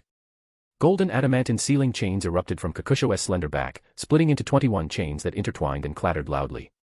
Roar. Kakusho bellowed as his body surged with power. His injured left shoulder swelled dramatically, and with a sickening crunch, a blood-stained wood dragon burst forth from his flesh. Then, under the stunned gaze of Kabuto and Sasuke, Kakusho's entire left side pulsated chaotically, sprouting a second, third, fourth, until a total of 17 colossal wood dragons towered in the air, glaring down at the two men below. Kabuto exclaimed in awe, "Subarashii! Amazing!" The 21 adamantine sealing chains separated into 17, coiling around the wood dragons. Kakusho raised his head abruptly, his pupils consumed by murderous intent. "I will never forgive you. Die." Wood release, adamantine wood dragon. 17 wood dragons, enhanced by adamantine sealing chains, roared downward. Kabuto shouted, "Sasuke-kun, dodge quickly. The wood dragon can absorb chakra, and the adamantine sealing chains can suppress it. If you're caught, it's over." Swish. The two hurriedly evaded. Boom.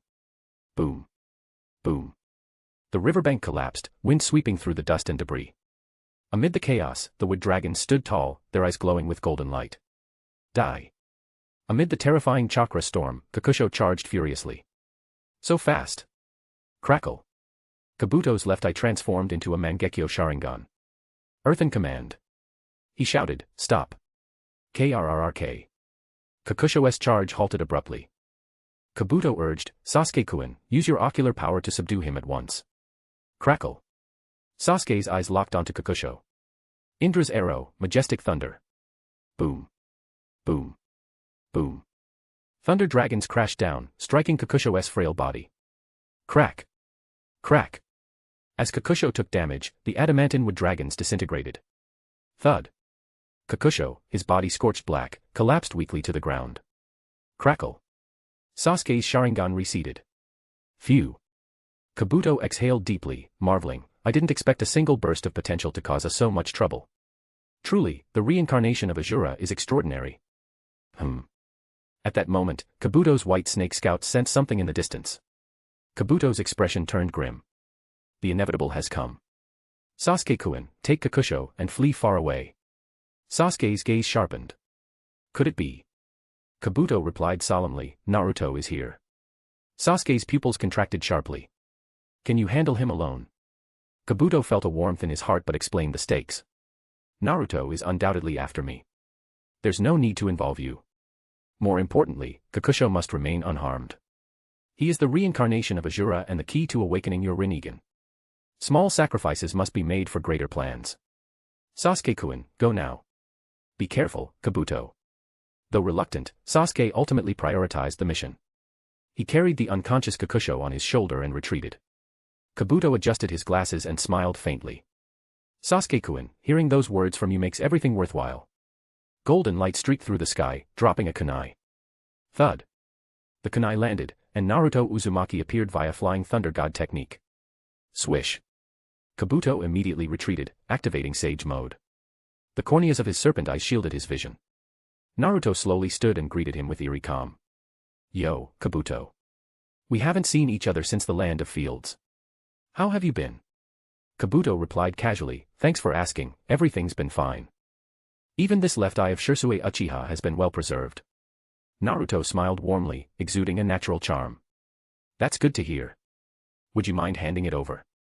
Kabuto's gaze darkened. "Well, I could, but I have one condition." Naruto glanced at the surrounding ruins and the mysterious bloodstains, then looked back at Kabuto, his tone measured. "Tell me. As long as it's not excessive, I'll agree." Kabuto's next words were shocking. "Bring me Hinata Hyuga, alive, for my research." Chapter 207, when the bottom line is reached. Bring me Hinata Hyuga. I want to study her. Kabuto Yakushi made his demand for an exchange of eyes right in front of Naruto. After a long silence, Naruto quietly took the fan from his back, the golden chains of adamantine sealing chains slipping from his sleeve and attaching to the fan's handle.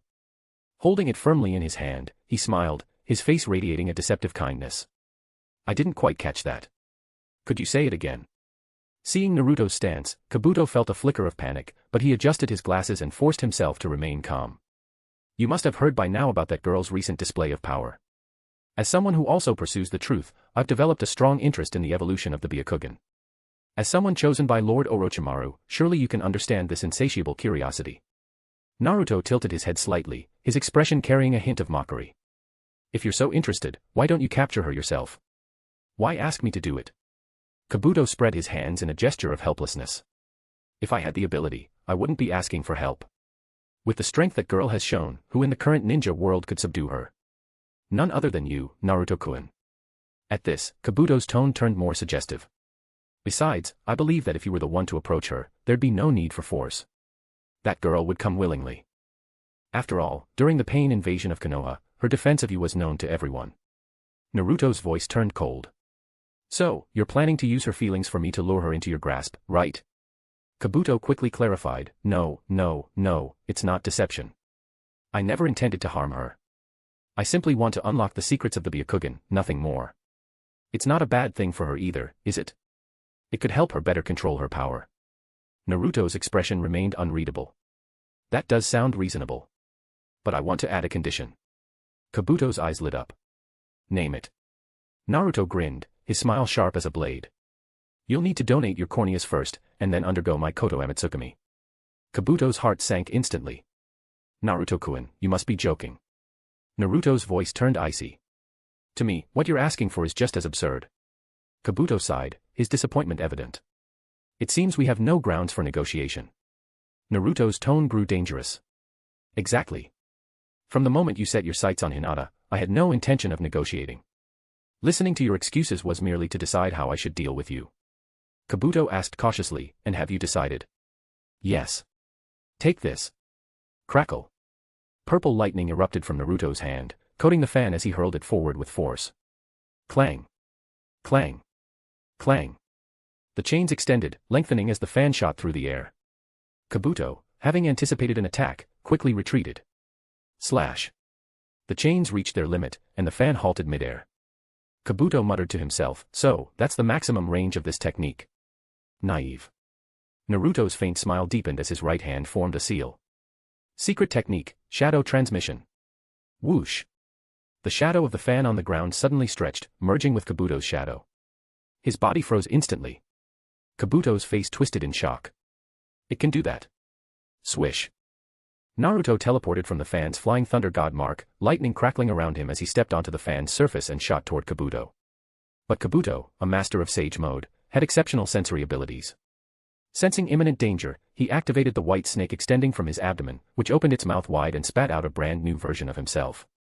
It was Orochimaru's substitution technique. Rip. Naruto's lightning-coated hand pierced through the shed snake skin, continuing his pursuit. Kabuto swiftly formed hand seals and unleashed his next move. Sage Art, White Extreme Technique. Boom. A small white dragon, infused with sage energy, emerged, clutching a dark red orb in its claws as it lunged toward Naruto. Naruto's eyes narrowed. That's Kabuto's White Extreme Technique. A combination of sound and light, it's like a flashbang, highly troublesome. Kabuto calculated carefully. Naruto has the Pretapath and can absorb this technique. So, I'll detonate it at just the right moment. Whoosh. Suddenly, a shadow extended from under Naruto's feet, linking to the shadow of the white dragon. The dragon froze in place. Kabuto frowned. Another shadow technique. It can stop the White Extreme Technique's movement, but it can't prevent it from exploding. Even if the blast radius is reduced, it should buy me enough time to escape or counterattack. Clang. The white dragon coiled in place, wrapping itself tightly around the orb. Naruto remained calm, forming new hand seals. Shadow Master Technique, Wu Wei Seal. The Shadow Master Technique was a new move Naruto had developed over the past 2 months.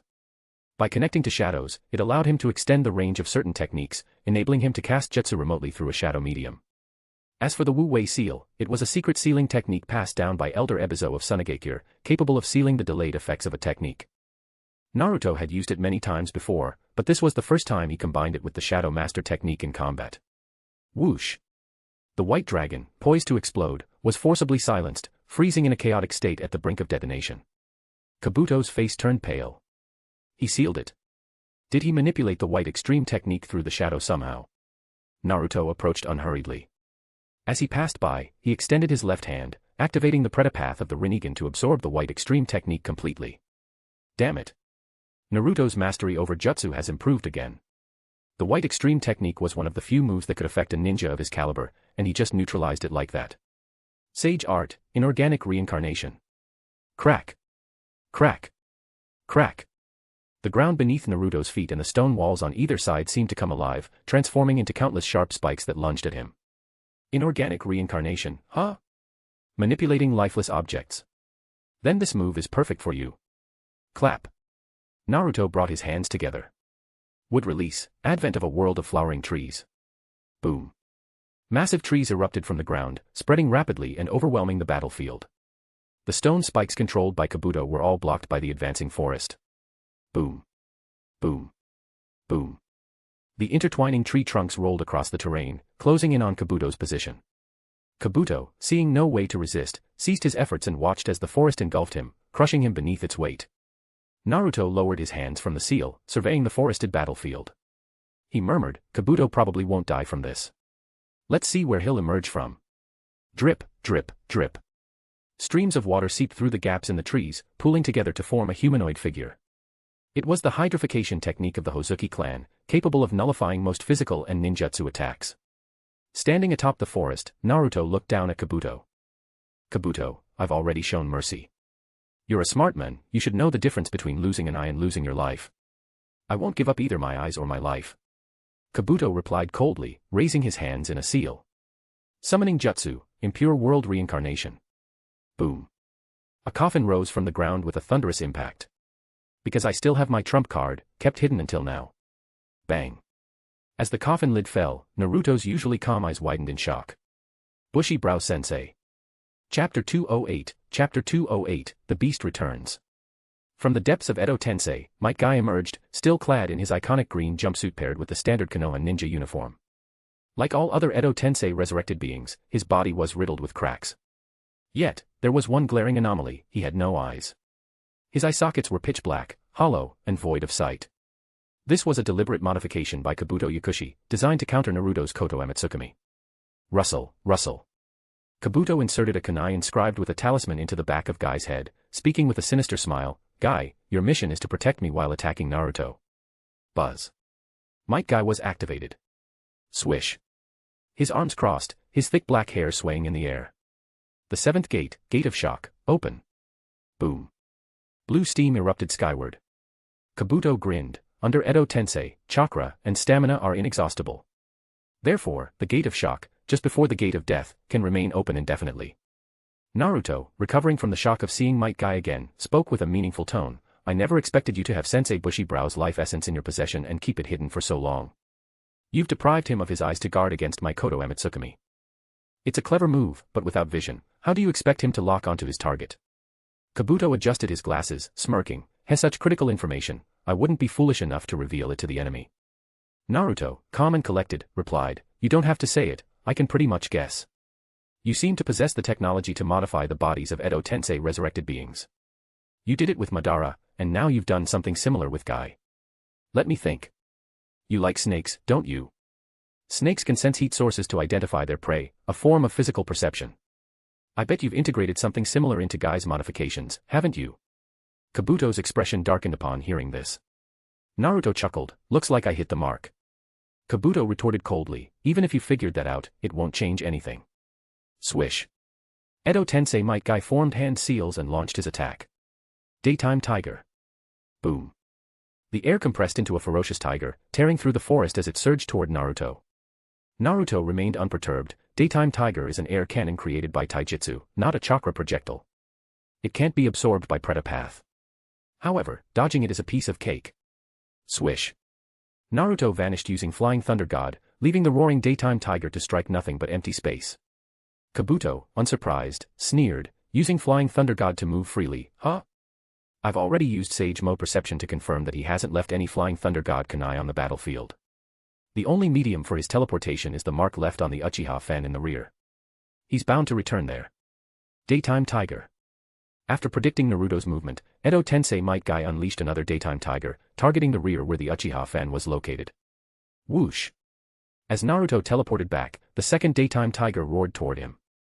Yet, he remained composed, picking up the fan as a faint blue chakra barrier materialized before him. Boom. The daytime tiger collided with the chakra barrier but was successfully blocked. Naruto smirked, Madara's fan is still as reliable as ever. Boom. Boom. Boom. But the third, fourth, and fifth daytime tigers followed in quick succession, slamming into the chakra barrier conjured by the fan. Though its defense was formidable, it couldn't withstand the relentless assault for long and began to falter. Naruto murmured, this does make it hard to get close, but it's not impossible. Partial expansion jutsu. Naruto's left arm, holding the fan, expanded dramatically, enveloped in lightning. With the fan at the forefront, he charged straight into the barrage of daytime tigers. Whoosh! The first daytime tiger shrank rapidly upon contact with the fan. Huh! Kabuto was visibly shocked. Boom! As the next daytime tiger approached, Naruto's right arm also expanded, bracing against the fan's back. Spiral rebound. Boom! The previously absorbed daytime tiger erupted from the fan's front, neutralizing the incoming attack. Amid the collision of swirling air currents, yet another daytime tiger approached. Naruto absorbed it with the fan and rebounded it against the next wave.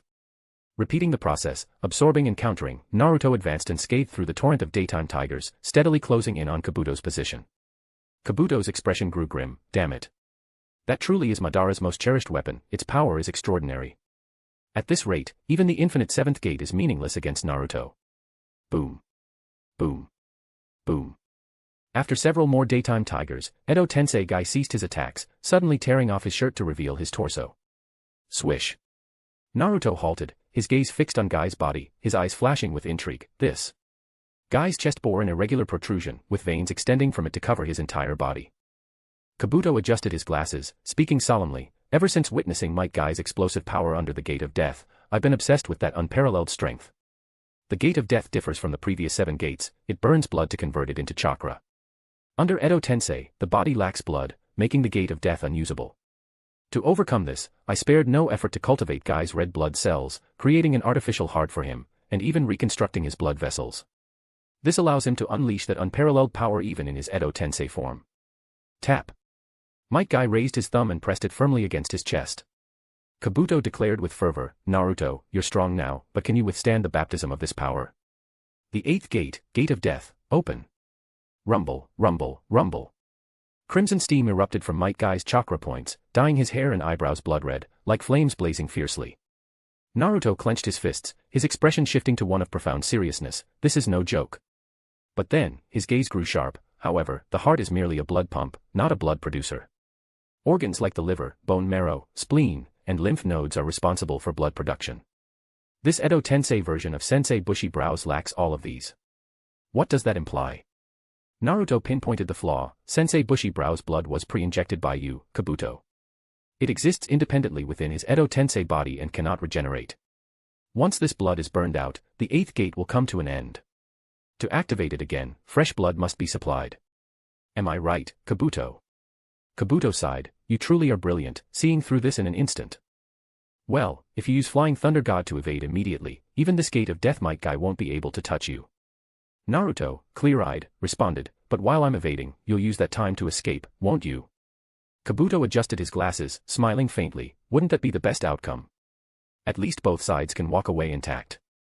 Naruto shook his head, under normal circumstances, I might let it slide. But to uncover your whereabouts, Tsunagake your lost 8 elite Umbu. If I let you leave unscathed, wouldn't their deaths be in vain? Kabuto's gaze turned somber. He sincerely hoped Naruto would retreat, as he had no desire for mutual destruction. You clearly don't understand Might Guy's true power, do you? Naruto, resolute, replied, no, I understand better than anyone. That's exactly why I must stay, to use him as the whetstone for my brand new mode. Kabuto's pupils contracted sharply, you said, brand new mode. Naruto's expanded arms and fan returned to normal as he slung the fan over his back. Roar. Ninetales chakra enveloped Naruto in a golden cloak. The imperfect golden mode, which lacked harmony with Kurama, was weaker than Naruto's current abilities and limited its combat effectiveness. To overcome this, Naruto forged a new path. After 2 months of grueling training in Hell Valley, he finally achieved it. By seamlessly combining the tempered purple lightning chakra mode with the pure and untainted Ninetales chakra golden mode, he birthed an entirely new chakra mode. Crack! Naruto crossed his arms, his gaze sharp as a blade. Zap! Zap! Purple gold lightning erupted violently around him. The fusion of Ninetales chakra and purple lightning resulted in an unprecedented purple gold electricity. Though the lightning awaited its name, this mode bore a straightforward and resounding title. Thunderclap Golden Mode. Chapter 209, Chapter 209, The Roar of the Thunder Beast. Thunderclap Golden Mode. This mode retained the distinct features of the Ninetales Golden Chakra Cloak, such as the stripes running down the sleeves and the Magatama patterns around the collar. However, the usual golden hue of the Beast Chakra Cloak had transformed into a dazzling purple gold, electrified with crackling arcs of lightning. The once flame-like flickering of the golden chakra was now replaced by explosive, pulsating electric surges. Naruto's hair, too, had been dyed in the same purple-gold hue, spiked upward like sharp quills, each strand distinct and defined. But most importantly, the sheer intensity of the chakra was overwhelming, so much so that even from a distance, Kabuto felt his heart pound uncontrollably in terror. Swish. Kabuto hastily retreated to what he deemed a safe distance, leaving the battlefield to the two monstrous combatants. The sight of Edo Tensei Might Guy, cloaked in the blood-red steam of the eighth gate, steadied his wavering confidence. Adjusting his glasses, Kabuto spoke with a calm demeanor. I see. So this is your trump card, a new mode combining the Ninetales Chakra Cloak with Lightning Release Chakra mode. But even so, Might Guy's eight gates formation is still superior. Boom. Might Guy surged forward like a crimson comet. Naruto's pupils contracted. So fast. But when it comes to speed, this new mode of mine is second to none. Crackle. With a flash of lightning, Naruto vanished, reappearing 100 meters away in the blink of an eye. Kabuto narrowed his eyes. Oh. A fusion of two speed-focused modes. Your teleportation technique has reached godlike levels. However, not all attacks can be evaded by speed alone. Swish. Might Guy leaped high into the air, his fist charged with devastating power, trailing the streak of lightning that was Naruto. He punched the air with immense force. Evening Elephant, first step. Boom. The resulting air cannon, shaped like a massive elephant's foot, came crashing down diagonally. Thud. In an instant, Naruto found himself caught in the turbulent air currents, his body stubbornly hovering mid-air against the overwhelming pressure. Ugh. What incredible suppression. Naruto gritted his teeth. Boom. A few seconds later, Naruto could no longer hold his position and was swept away by the storm, crashing heavily into the ground. Feeling as though his body was falling apart, Naruto muttered, if I were still using the purple lightning chakra mode, this attack would have shattered me into pieces. Thankfully, with this Thunderclap Golden mode, I only broke 2 or 3 ribs. Truly, the Evening Elephant lives up to its reputation. Standing up, he gazed at the sky above, his expression deep. But the Evening Elephant, its strength is comparable to Kagaya's 80 Gods vacuum attack. And the strongest enemy we've ever faced, Ishiki, when he got serious with taijutsu, his power was probably on par with Night Guy. Swish. Might Guy appeared above the crater where Naruto had fallen, his fists once again charged with energy. Evening Elephant, second step. The second elephant's foot came crashing down, but this time, Naruto chose not to endure it head-on. The lightning surrounding Naruto's body suddenly expanded, taking the form of a massive lightning beast. Crouching low, Naruto planted his limbs firmly on the ground before springing upward with explosive force. Thunderclap, Lightning Beast Sky Charge. Boom. The lightning beast collided head-on with the elephant's foot. The resulting shockwave spread horizontally across the crater, leveling the terrain for hundreds of meters. Kabuto, witnessing the transformed battlefield, was both shocked and horrified. He quickly retreated further. What kind of monster is this? It actually withstood that attack head-on. Boom. As the collision subsided, Naruto's lightning beast dissipated under the strain of the Evening Elephant. Cloaked in lightning, Naruto landed back in the crater and immediately leapt into the sky. His expression remained grave. The Evening Elephant is a multi-stage, escalating attack. More than the air cannons, the real danger is avoiding the fists that generate them. Crackle. Zap. Crackle. Might Guy stepped on the air itself, chasing after Naruto, while Naruto used the gravitational manipulation of his Rinnegan stave a path to rapidly retreat. Guy charged his arm once more, aiming a devastating punch at Naruto's retreating figure. Evening Elephant, third step. The third one is coming. Forgive me, but I'll have to play a little dirty this time. Swish. A lightning arm extended from Naruto's electrified cloak, clutching the Uchiha fan. It bypassed the range of the Evening Elephant's air cannon, extending toward Guy's back. At the same time, Naruto crossed his arms to block, relying on the protection of his lightning cloak to endure the third air cannon. Crack. Crack. The sound of bones fracturing echoed. Enduring the pain, Naruto used the chakra arm to maneuver the fan behind Guy.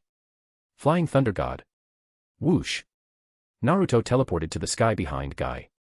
Being on the defensive wasn't an option, Naruto needed to counterattack. But Guy seemed to have anticipated Naruto's move. he turned midair, delivering a punch straight at Naruto. Evening Elephant, 4th step. Damn. Naruto hastily raised his hand. Super Shinra Tensei. Boom. The immense repulsive force clashed evenly with the Evening Elephant, neutralizing both. However, the exhaustion of the Deva Path's power left Naruto unable to maintain his position in the air, and he began to fall toward the ground. Kabuto, observing from a distance, grew ecstatic. This is it. Now's the chance. He can't evade in midair. Use your fists to attack him directly, that'll leave him no choice but to retreat to a Megakure with Flying Thunder God. Crackle. Zap. Might Guy stepped through the air, closing in with overwhelming force.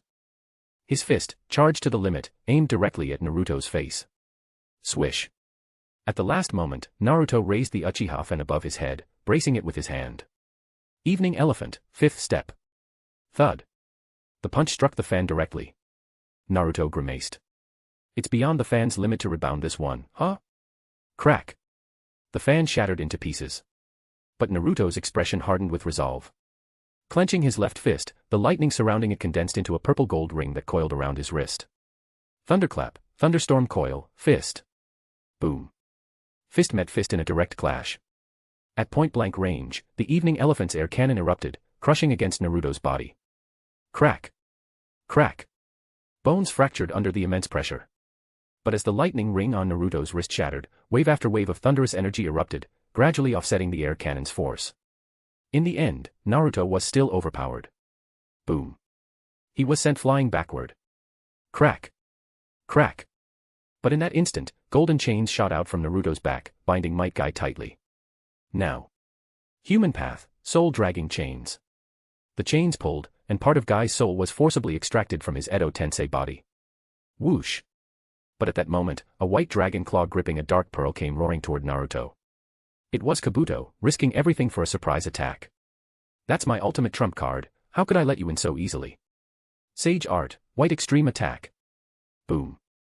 The explosion of light and sound engulfed Naruto. Ugh. Affected by the technique, Naruto's golden chains were broken as Might Guy used brute strength to free himself. However, Naruto quickly recovered by using lightning release to stimulate his reflexes. Kabuto, losing patience, sneered, what a nuisance. The blood is almost depleted, end this now with that move. Might Guy crouched low, the blood-red steam around him erupting in full force. Naruto remained composed.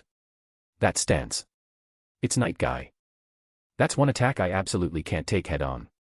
But Kabuto, your mistake was coming so close to me for that sneak attack. Boom. The raging dragon of Night Guy began to take form, ready to be unleashed. Kabuto, standing 200 meters to Naruto's flank, thought carefully. Against the technique, Naruto will either flee or target me. But I've confirmed, there's no Flying Thunder God Kunai between us. His only option is escape. Yet, the corner of Naruto's lips curled into a smirk. A sudden, overwhelming sense of dread washed over Kabuto, causing cold sweat to drip down his face. This feeling. What's happening? No. I must activate Izanagi immediately. He raised his hand to form seals.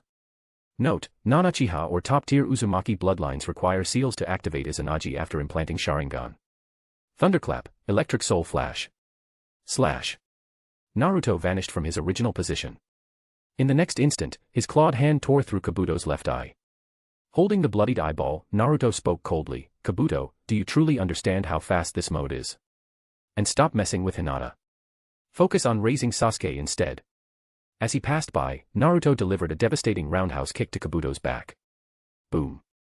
Chapter 210, Frogs and Fateful Conversations. Naruto left the battlefield, leaving behind a warning. The impending Night Guy, ready to obliterate everything in its path, dissipated into silence as its target vanished, its fiery energy exhausted. Edo Tensei's Might Guy stood motionless, his tattered clothing fluttering in the wind. As dust swirled around him, his form disintegrated, taking the secrets of his existence with him. Boom. A coffin emerged behind him, swallowing Guy's remains before vanishing without a trace. Tap. Kabuto's hands, which had been locked in a sealing gesture, fell weakly to his sides. His upper body, barely upright, collapsed onto the ground. On his back was a lightning-shaped scar, a mark left by Naruto's parting lightning release, whip leg. The attack had bypassed Kabuto's hydrification technique, shattering his spine. From the chest down, Kabuto had completely lost all sensation, paralyzed from a high spinal injury. Kabuto. Not long after, Sasuke returned to Kabuto's side, scanning the area. "Where's Naruto?" Kabuto's voice was low and strained. "He's already gone." Sasuke's gaze shifted to Kabuto's hollow left eye socket. His tone grew heavy. "You used Edo Tensei to summon Might Guy, yet you still couldn't protect that left eye from Naruto." Kabuto sighed, his voice tinged with helplessness. "Yes. His power is no longer what it used to be. Soon, he'll step into an entirely new realm. The conditions are all in place. He's on the verge of awakening his eternal Mangekyo Sharingan." A violent cough racked Kabuto's body, and blood spilled from his mouth. Sasuke frowned. "Why didn't you use Orochimaru's shed skin technique? That would have saved you from this injury." Kabuto gestured weakly toward his abdomen. The white snake that extended from his belly, the medium for the shed skin technique, lay lifeless on the ground. "I've lost all sensation below my second thoracic vertebra," Kabuto explained. "I can't control the snake to perform Orochimaru-sama's technique. But Orochimaru could shed his skin even if his body was split in half." Sasuke pressed. Kabuto offered a bitter smile. "I only transplanted a third of Orochimaru-sama's body. Even with Senjutsu, I can't replicate his level of mastery." Sasuke wasn't ready to give up. "What about the twin demons technique you borrowed from Sakan and Yukon? Couldn't you use that in conjunction with Kimimara's Shikatsumiyaku to repair your spine?" Kabuto chuckled faintly. "It's impressive that you thought of that, but if the injury were only up to my third thoracic vertebra, it might have worked. Unfortunately, the twin demons technique can't reach beyond that point." "And your medical ninjutsu?" Sasuke asked, his frustration mounting. "Can't you heal yourself?" Kabuto shook his head. "The spine isn't just any bone. It's the main conduit for the body's nervous system. Once damaged, it's nearly impossible to fully recover. If it were someone else's injury, I might have a chance to heal it. But when it comes to my own body, I can't exert my full abilities. Is there no solution?" Sasuke's voice grew tense, his fists clenching. Kabuto's tone turned calm. "The only person in this world who could heal me is Lady Tsunade. But she won't help me, nor do I intend to ask her. It seems I'll have to rely on a wheelchair from now on." Hearing this, Sasuke fell silent, though his clenched fists betrayed his inner turmoil. Kabuto noticed this and felt a surge of emotion. If this were the Sasuke of the past, he'd be kicking me while I'm down. But now, he genuinely feels sorrow for me. How heartwarming. Kabuto spoke earnestly. "Sasuke-kun, my condition is insignificant. As long as my hands can still move, I can make you stronger. Losing Uchiha Kagami's left eye might even be a blessing. At least Naruto won't be focusing on me for now. We can take this time to focus on more important matters." Sasuke couldn't hold back any longer. "Why are you so good to me? Is it just to one-up Orochimaru?" Kabuto smiled. "At first, perhaps. But now, my motivations have shifted slightly. Speaking of which, how is Kakusho?" "I've secured him," Sasuke replied. "When I noticed the battle here had ended, I rushed over immediately." "Good," Kabuto said. "Compared to Kagami's left eye, Kakusho is far more important. He is the reincarnation of Azura that I painstakingly found, and the key to awakening your Rinnegan. Let me take you back." Sasuke helped Kabuto to his feet, his foot brushing against the shattered remains of a fan. Kabuto's expression shifted. "Wait. Gather the fragments of that fan." Sasuke looked puzzled. "The fan?" Kabuto adjusted his glasses and spoke with gravity. "The Uchiha clan's ceremonial fan. It was once Madara Uchiha's favorite weapon, later passed to Obito Uchiha, and eventually ended up in Naruto's hands. During this battle, Might Guy shattered it. But it's broken," Sasuke said. "Why bother? If it were up to me," Kabuto replied, "I might be able to repair it. Such a fine weapon shouldn't go to waste." "Understood." Sasuke gently propped Kabuto against a rock and began collecting the fan's scattered fragments. In truth, Kabuto wasn't entirely confident about repairing the fan. But his heart burned with resentment, he refused to accept defeat so easily. His single eye gleamed with determination. "I've lost Kagami's left eye, exposed Might Guy's secret, and ended up paralyzed. If I gain nothing from all this, how could I possibly be satisfied? Just watch, Naruto. The fan you discarded, I will restore it and ensure Sasuke uses it to its full potential." A Megakure. Naruto returned triumphantly, only to realize something belatedly. "I think I forgot to take the Uchiha fan." At the time, the threat of Night Guy still loomed. To say Naruto wasn't nervous would be a lie. He had been focused on securing Kagami's left eye and delivering a blow to Kabuto before leaving in haste. He hadn't dared to linger and collect the fan fragments. "Well, it's broken anyway," Naruto mused. Repairing it would take an enormous amount of effort, and there's no guarantee it could even be fixed. Besides, Kakuzu would never approve of such a waste of resources. If Kabuto notices it, perhaps he'll figure something out. If Sasuke ends up using it, so be it. With that, Naruto let the matter go. Later that evening, a messenger toad from Mount Myaboku arrived, delivering a message from the great toad sage. After reading the letter, Naruto's lips curled into a faint smile. He penned a reply and handed it to the toad to deliver. Mount Myaboku, deep within its sacred grounds. The sound of a heavy door creaking open echoed through the stillness. Madara Uchiha sat within the shadows, his head bowed. 2 months of captivity had not diminished his unyielding pride. His voice was cold and defiant. How many times must I tell you? I will not eat insects. At the doorway, Shima the sage toad scoffed. Humph. As if I'd waste my time cooking for you. Listen up, Grandpa Sage has spoken. I'm to take you to learn senjutsu. Madara slowly raised his head, his beard unkempt from neglect. His eyes, filled with disbelief, glinted in the dim light. What did you just say? Chapter 211, The Struggles of the Heart. On a sharpened mountain peak, a wooden board lay flat.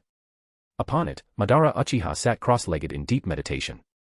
Birds perched on his shoulders and hair, pecking and playing, yet they failed to disturb him in the slightest. Absolute stillness of body and mind, this was the essence of the sage mode from Mount Myaboku. At the foot of the mountain, Fukasaku, the sage of Mount Myaboku, observed the scene with admiration and couldn't help but sigh.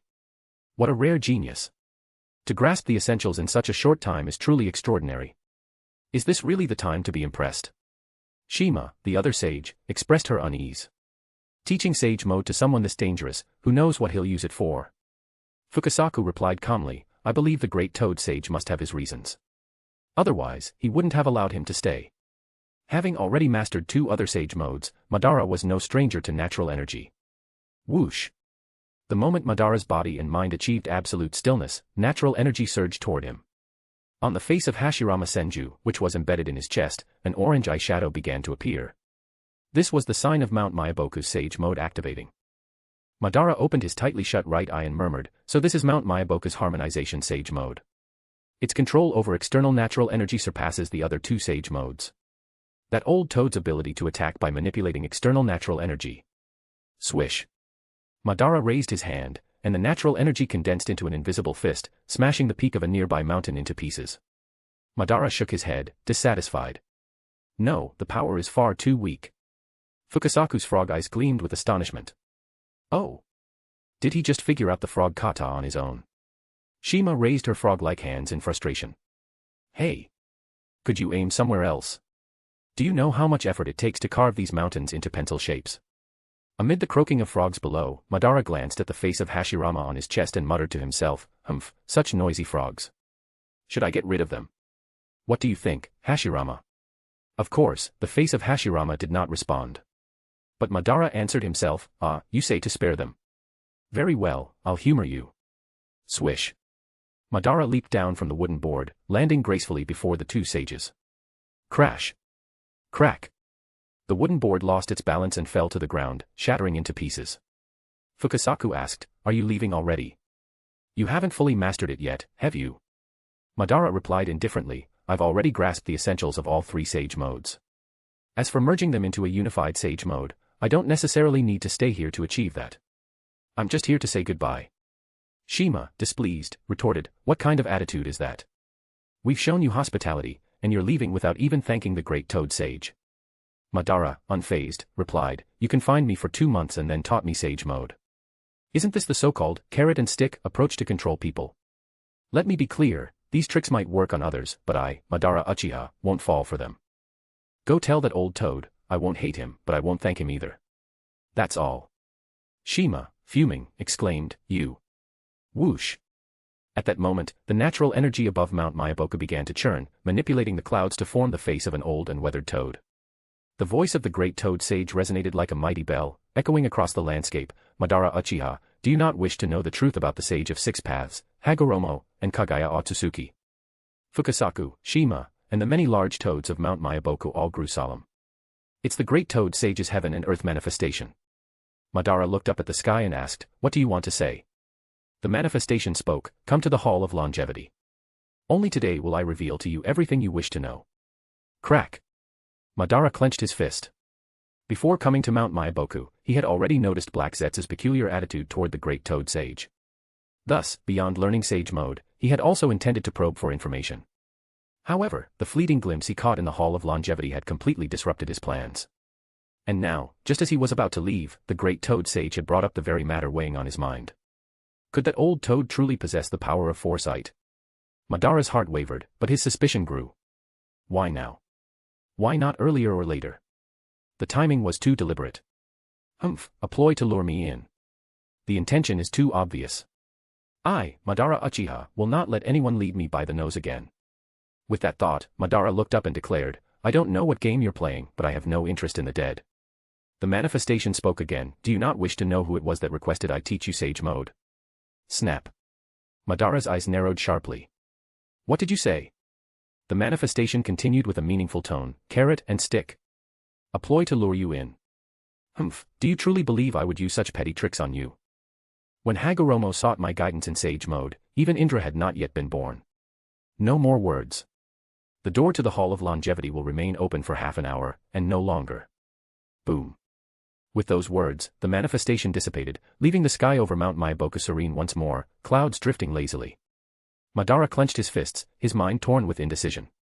In the end, the allure of the unknown triumphed over his stubborn pride. Thus, Madara Uchiha, with an air of indomitable confidence, strode toward the gate of the Hall of Longevity. Meanwhile, in one of the few remaining experimental facilities. Within a massive cell extraction device, Sasuke and Kakusho each occupied their respective positions.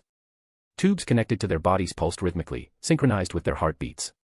Kabuto Yakushi, seated in a wheelchair, had his left eye socket covered by a circular black patch. Adjusting the monocle on his right eye, he focused intently on the data fluctuating on the screen. All indicators are stable. Kakusho's cells are steadily integrating into Sasuke's body. As expected of the reincarnations of Azura and Indra from the same generation, their compatibility is unparalleled. He. After a bout of gleeful laughter, Kabuto pushed up his monocle and declared confidently, I guarantee that in about a month, Sasuke will awaken his own Rinnegan. Based on the intelligence from my informant in Omegakure, the village is currently in total lockdown. It seems Naruto is preparing for an unknown but formidable enemy. As things stand, Madara isn't enough to make Naruto treat it as a life-or-death situation. Could it be Obito? Knowing that man's obsession and madness, he's likely working on some secret weapon. The lockdown in Omegakure might last another month. By then, Naruto and Obito will inevitably clash, and the Geto statue will surely come into play. Fight. Struggle. The fiercer, the better. A month from now, as you two battle to the death, Sasuke, having awakened the Rinnegan, will summon the Geto statue, laden with tailed beasts, in the blink of an eye. He. Naruto, Obito, and especially you, Obito, I can already imagine the look of despair on your wrinkled face. Chapter 212, The Spotted Dove. In the Eternal Hall of Mount Myaboku, the Great Toad Sage recounted to Madara the tales of his past with the Sage of the Six Paths, his brother Hamura, Kagaya, and the clan Kagaya feared. All were mentioned as participants in these bygone events. What truly concerned Madara was the truth behind the infinite Tsukuyomi and the true nature of Black Zetsu. The Great Toad Sage, fully aware, did not tug at Madara's ear to say, the infinite Tsukuyomi is a lie, and Black Zetsu is Kagaya's will. Wake up. Such an approach would be futile, with Madara's personality, it would only backfire. Instead, the Great Toad Sage calmly and steadily narrated the story, allowing Madara to extract the useful information himself and draw his own conclusions. Guiding gently, this is the wisdom of the Eternal and the Seer. After listening, Madara fell into deep contemplation. After consuming the chakra fruit 1,000 years ago, Kagaya initiated the infinite Tsukuyomi, yet Hagoromo and Hamura sealed her. This indicates that the Sage of the Six Paths opposed the infinite Tsukuyomi. Then why did the Sage of the Six Paths inscribe on the Uchiha stone tablet that the infinite Tsukuyomi was a path to salvation? It makes no sense. Did the Sage of the Six Paths change his mind in his later years? Or is everything this old toad said just lies? No, that's not it. Then there's only one possibility left. Madara clenched his fist tightly. When all impossible options are eliminated, whatever remains, no matter how improbable or unacceptable, must be the truth. Black Zetsu is Kagaya's will. It altered the Uchiha stone tablet to use me to initiate the infinite Tsukuyomi for its unspeakable purpose. At this point, Madara was utterly convinced. Simultaneously, his mindset entered a new phase. Naruto, through lip reading, had hinted about Black Zetsu to me earlier, indicating that he knew the truth before I did. Was it this old toad who told him? That makes sense. I wondered how a brat like Naruto knew these secrets, putting on airs in front of me. I even suspected he used some method to travel through time from the future to now. But now I see I was overthinking it. Ha ha ha, how could such a thing be possible? The great toad sage, sitting upright with closed eyes, asked, now that you've heard all this, what do you plan to do? You ask me my plan. Madara furrowed his brows. Black Zetsu, that wretched creature that dared to deceive me for decades, how can I not tear it to pieces to quell my anger? As for the path forward, I'll consider it after dealing with Black Zetsu. I haven't decided yet, Madara mumbled, then looked up. By the way, you mentioned someone wanted you to teach me senjutsu. What's that about? The great toad sage seemed to recall something. Oh, if you hadn't mentioned it, I would have forgotten. Here, look at this letter. A letter drifted down from midair. Madara opened it and read. To the great toad sage, with respect. Madara has merely strayed from the path and is not inherently evil. For the future of the ninja world, to resist threats from beyond, Madara's strength is indispensable. Here, I vouch for Madara, ensuring he won't become a negative influence in the future. I humbly request you to impart senjutsu to him. Sincerely, Naruto Uzumaki. Crack. Seeing the signature, Madara's forehead veins bulged. He demanded, what's the meaning of this? Why didn't you mention it earlier? The great toad sage, with a serene expression, slightly opened his eyes. I tend to be forgetful. Ridiculous. With Madara's personality, if he had known from the start that his opportunity to learn senjutsu was due to Naruto's influence, he would have rather abandoned the senjutsu of Mount Myoboku than bow his head. He couldn't afford such a humiliation. But the problem was, without knowing, he had already learned it. Like water flowing naturally, this favor was now a debt he couldn't deny. Forgetfulness, my foot, this was intentional. Madara cursed inwardly, crushing the letter in his hand, and said solemnly, don't think this makes me owe him anything. I've done heartless things before, one more won't matter. Do what you will. Yet the great toad sage remained calm. I confined you for 2 months only because you trespassed on Mount Myoboku, disturbing my descendants' meditation. It was not a personal vendetta against you. As for your grievances with Naruto, we, as outsiders, won't comment. I merely stated the facts. How you interpret them and what actions you take are up to you. The great toad sage's reasoning left Madara momentarily speechless. He suddenly realized something. The old toad had mentioned Hagoromo, Kagaya, and even the so-called Otsutsuki matters, yet it had not mentioned its own origins. Was there a hidden story? I say, Madara began to ask, but the great toad sage interrupted with a dismissal. I'm feeling sleepy. You're free to go. Bang. The doors of the Eternal Hall slowly opened, sunlight pouring in, elongating Madara's shadow. Madara took a long look at the seated great toad sage before turning to leave. The great toad sage advised, don't rush to find Black Zetsu. As you guard against it, it guards against you. If it decides to hide, you won't find it. Better to calm your mind and think about your path. Tap. Madara paused, then continued without stopping, exiting the hall. Perhaps due to the great toad sage's advice, Madara did not immediately leave Mount Myoboku. He sat on a lotus leaf, organizing his thoughts while contemplating the essence of senjutsu. Unbeknownst to him, a month passed. The ambiguous information gradually pieced together into complete intelligence, with missing fragments filled in through deduction. In past battles with Naruto, he had often held back at critical moments. Coupled with the letter mentioning resistance against threats from beyond likely referred to Kagaya's clan, the so-called Otsutsuki. Naruto had learned of these people from the old toad and saw them as a looming threat, thus preparing in advance. It became clear, Naruto was engaging in an arms race, aiming to elevate the ninja world's combat capabilities through a competitive approach, positioning himself as the frontrunner. Why should it be him? Even if such enemies exist, I should be the main force.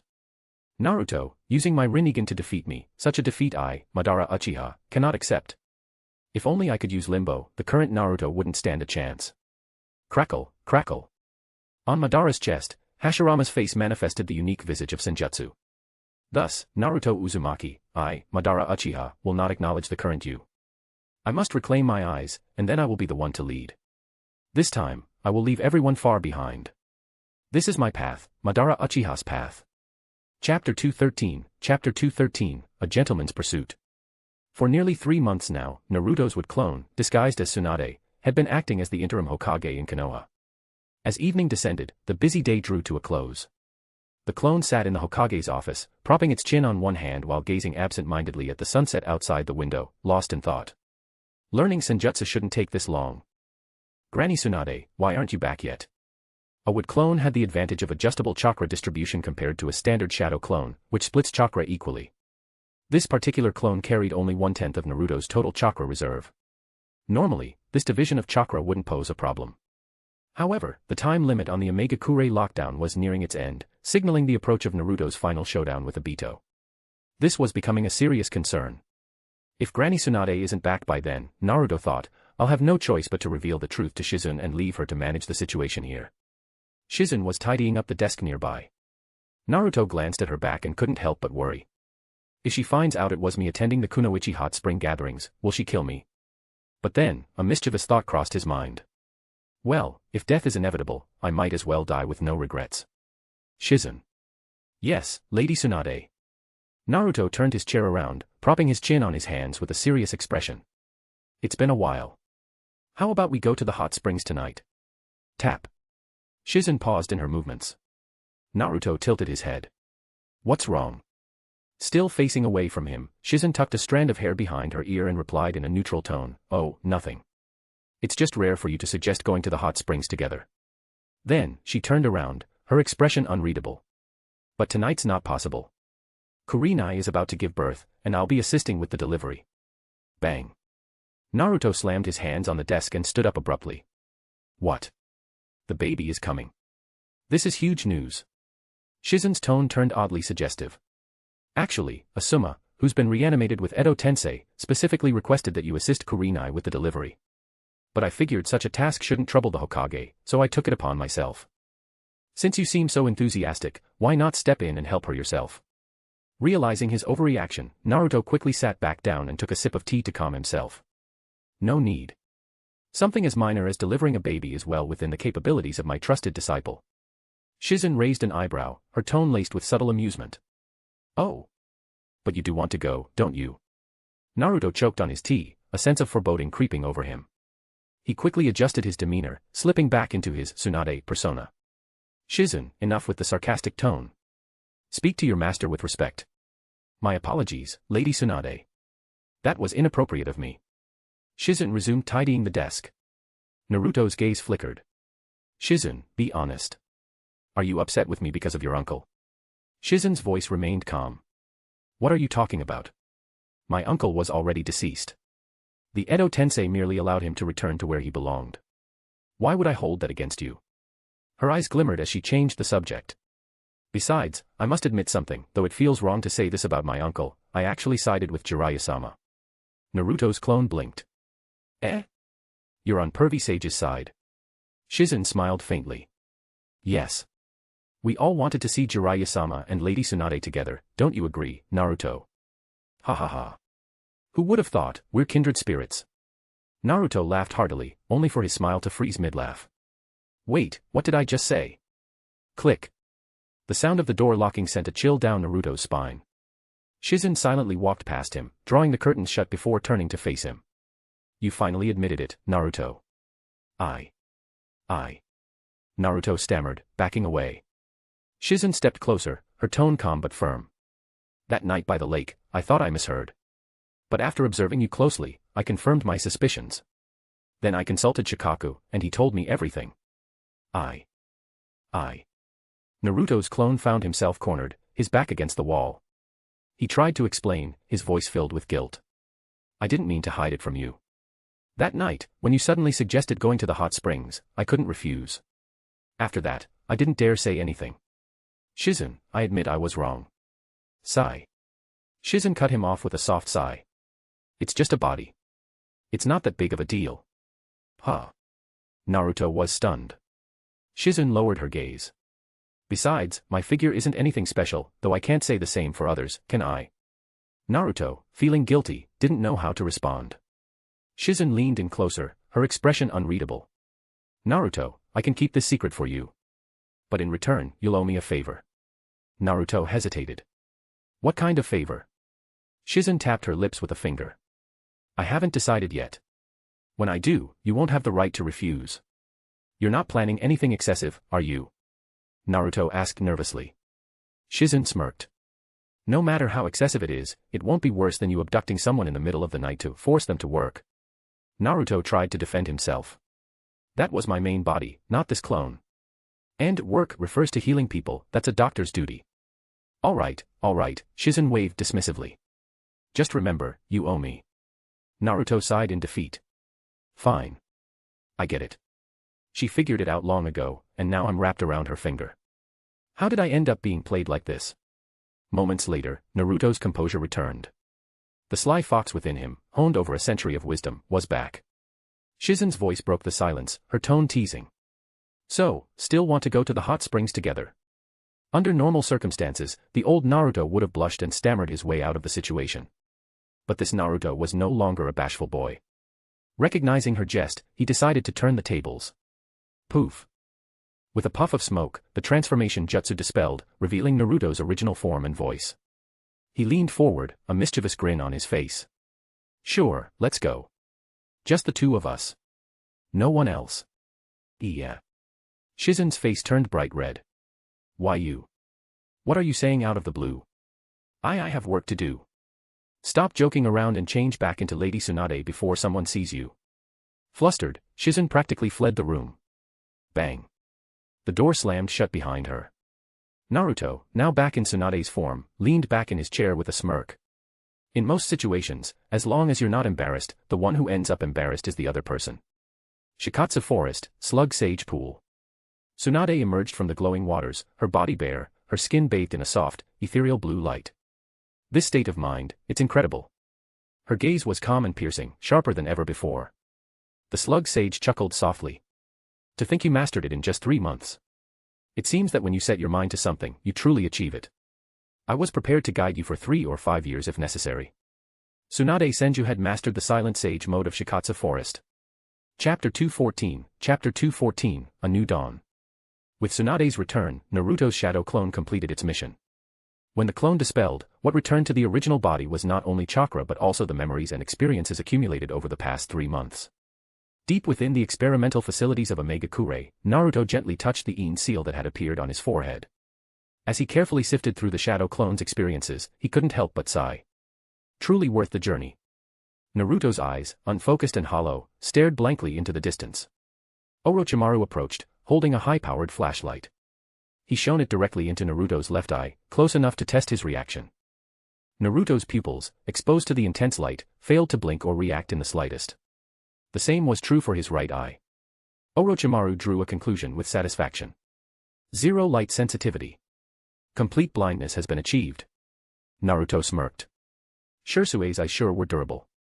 Took 3 months to wear them out. Orochimaru chuckled. They've already reached their theoretical limits. You should know, these eyes were never supposed to go blind naturally. Naruto raised his hand to his eyes. Then, let's begin.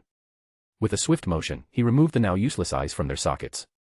The ocular power of Shursue's Mangekyo Sharingan had already been fully stored within Naruto's body, sealed away. To unlock this power, another pair of Mangekyo Sharingan from a blood relative within 3 generations was required. When the sealed ocular power was released, it would merge with the power of the new Mangekyo, creating an entirely new ocular force, the eternal Mangekyo Sharingan.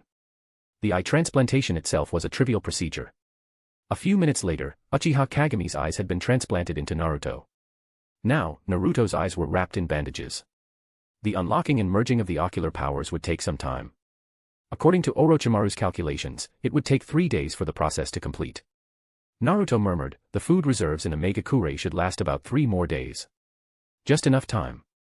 3 months earlier, during a reconnaissance mission in Omega-Kure, Obito Uchiha's seemingly flawless defenses had been nearly unraveled by Shikaku's calculations. Since then, Obito had been working to address his vulnerabilities. His plan was to acquire the Uzumaki clan's Shadow Seal technique and master the Flying Thunder God technique.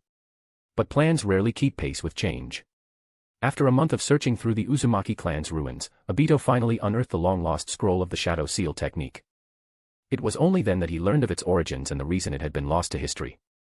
During the Warring States period, the Nara clan, under the leadership of their chief Nara Kagemaru, became feared for their brilliant tactical minds and shadow-based secret techniques. To counter the Nara clan, Uzumaki Ashina, the leader of the Uzumaki clan, developed the Shadow Seal technique. By sealing one's own shadow, the Nara clan's techniques would lose their effectiveness. In a subsequent night battle, the Uzumaki clan used this technique to achieve a decisive victory over the Nara clan. But before they could celebrate, as dawn broke, those who had sealed their shadows found their bodies dissolving into pools of blood under the sunlight. The taboo of shadows was revealed in that moment. Without a shadow, one could never exist under the light of day. Thus, the Shadow Seal technique became a fleeting legend, abandoned by the Uzumaki clan and relegated to forbidden status. For Obito, who was resurrected through Edo Tensei, this side effect posed no threat. However, for Tsukima, who still possessed a living body, the technique was unusable. After obtaining the Shadow Seal technique, Obito infiltrated Konoha and, without alerting anyone, retrieved the Scroll of Seals.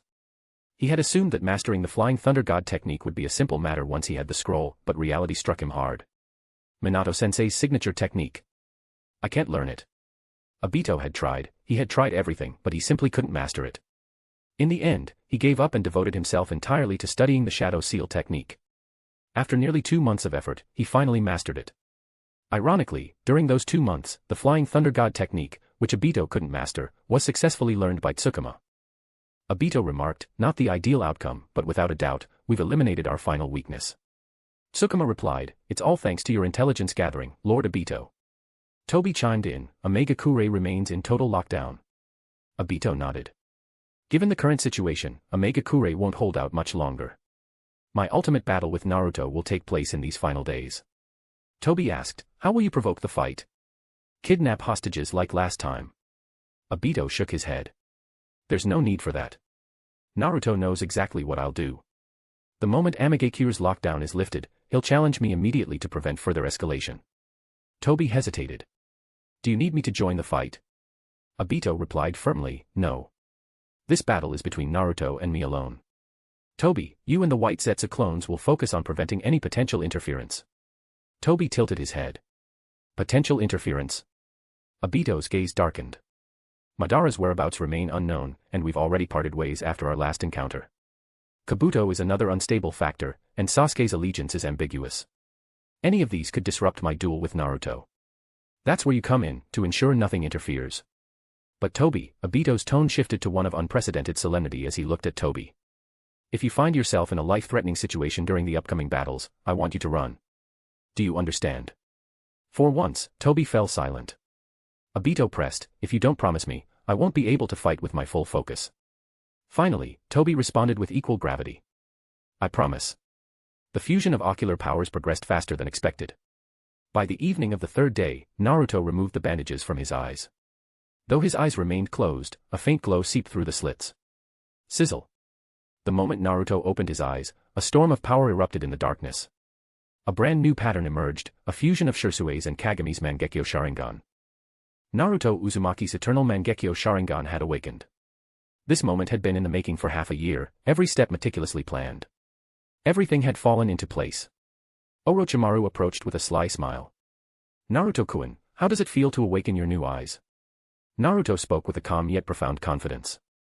"I've been dabbling in ocular power for over half a year, but only now have I truly gained the genuine power of the Uchiha.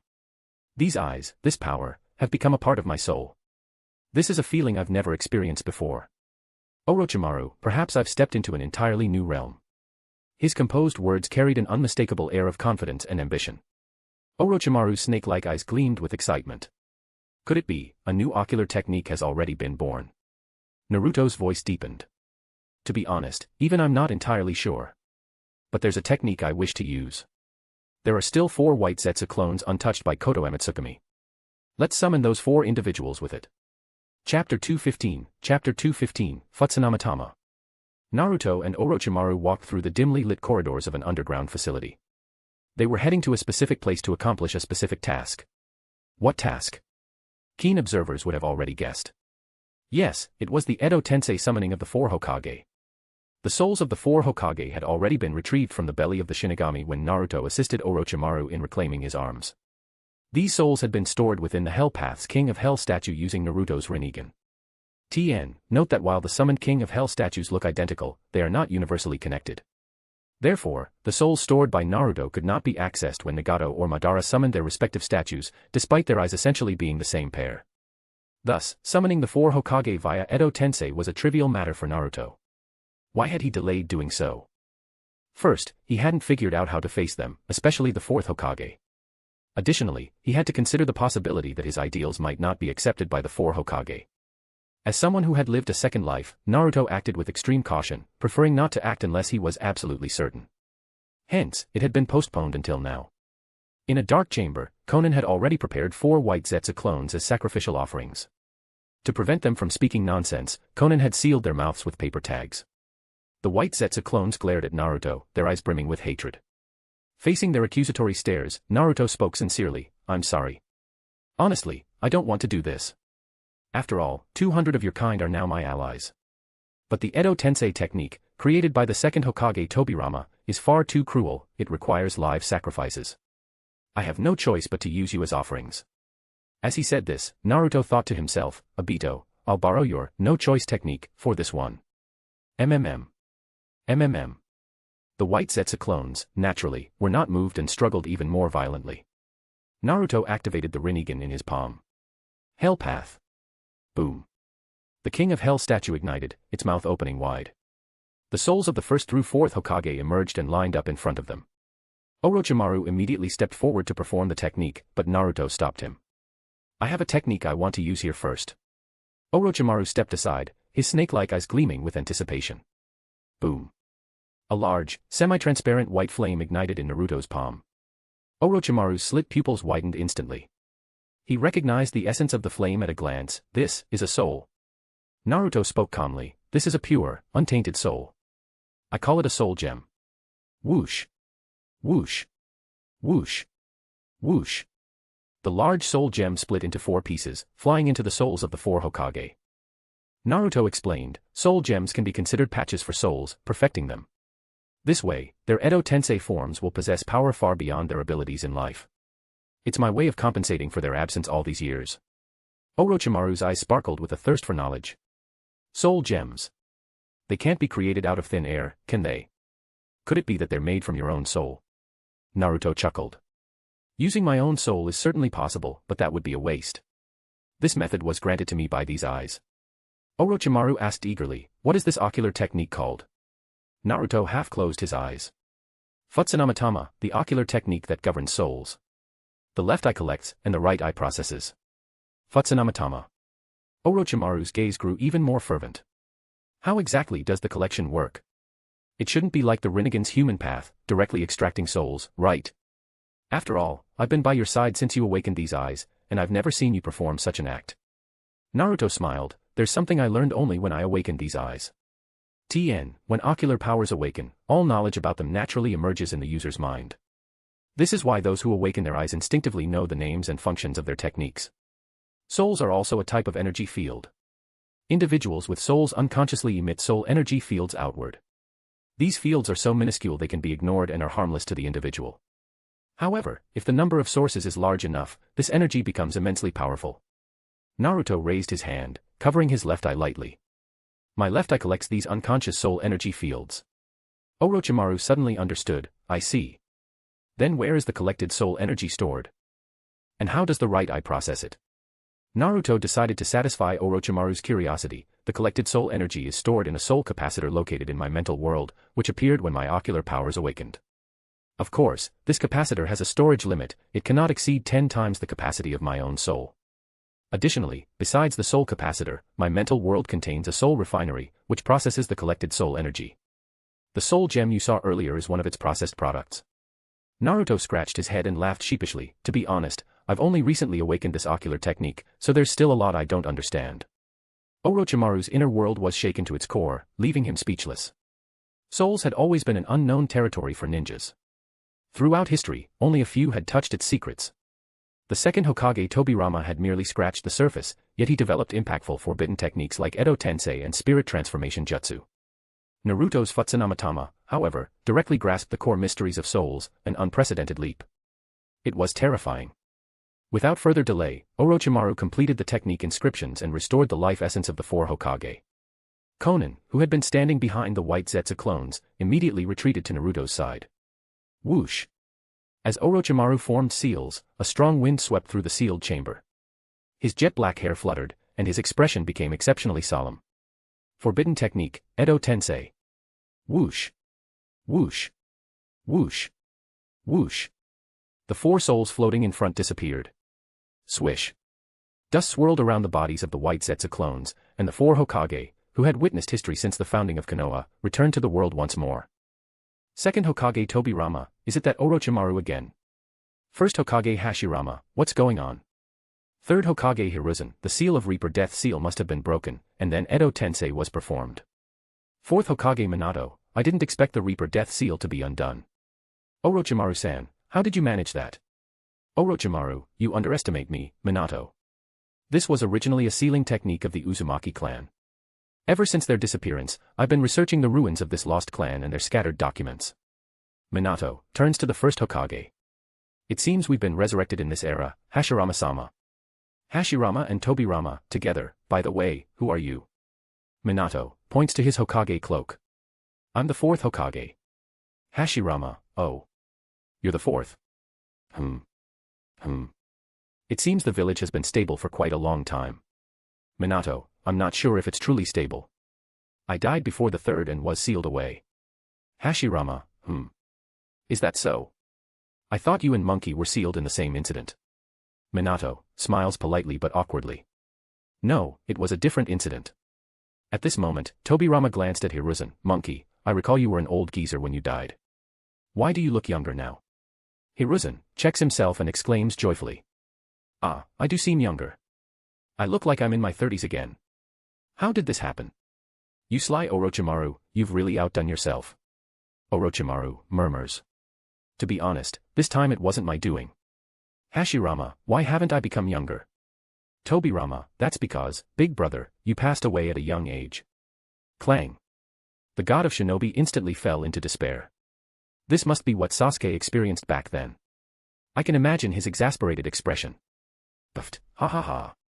Behind Orochimaru, Naruto burst into laughter. Following the laughter, the resurrected Hokage turned their eyes toward Naruto. Chapter 216, A New Perspective.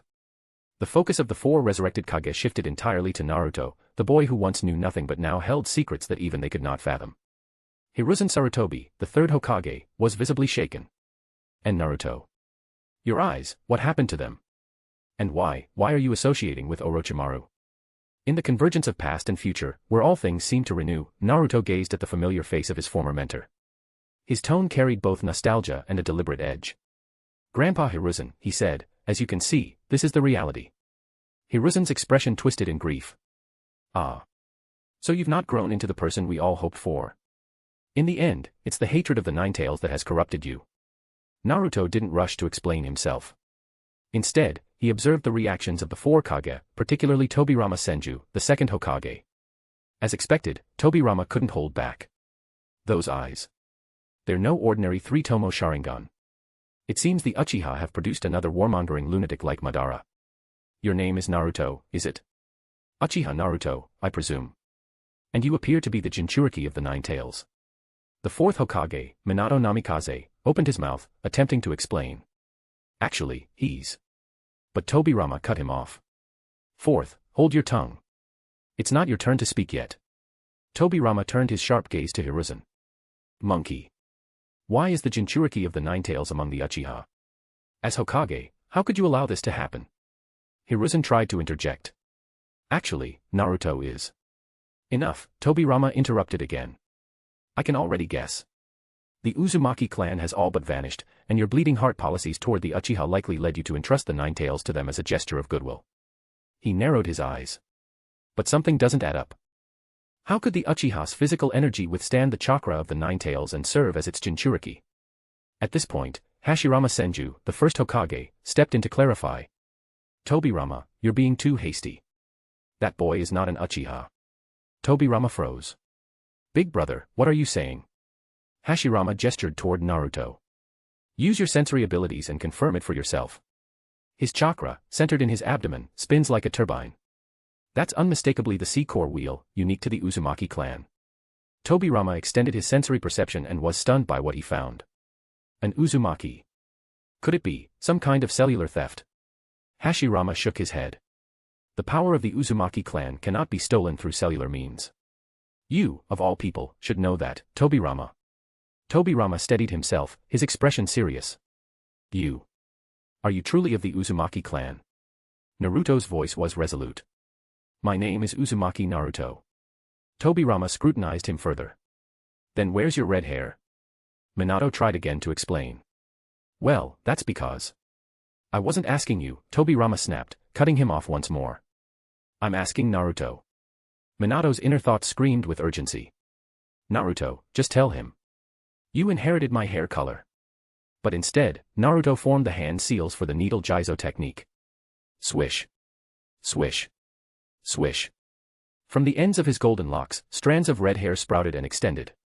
Tobirama's eyes widened in realization. So, your blonde hair was dyed. Swish. Swish. Swish.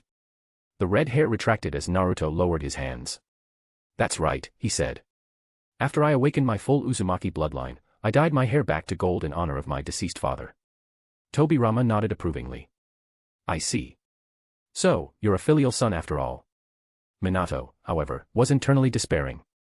Naruto, I am your father. We've already met inside the seal. Why are you acting like you don't know me? Hashirama suddenly noticed an inconsistency. Wait a moment. If you're a mixed-blood Uzumaki, which member of the Uzumaki clan's cells did you use to awaken your full bloodline? Naruto answered plainly. Your wife, Uzumaki Mito. Hashirama was stunned. Mito. She's still alive. Hiruzen shook his head.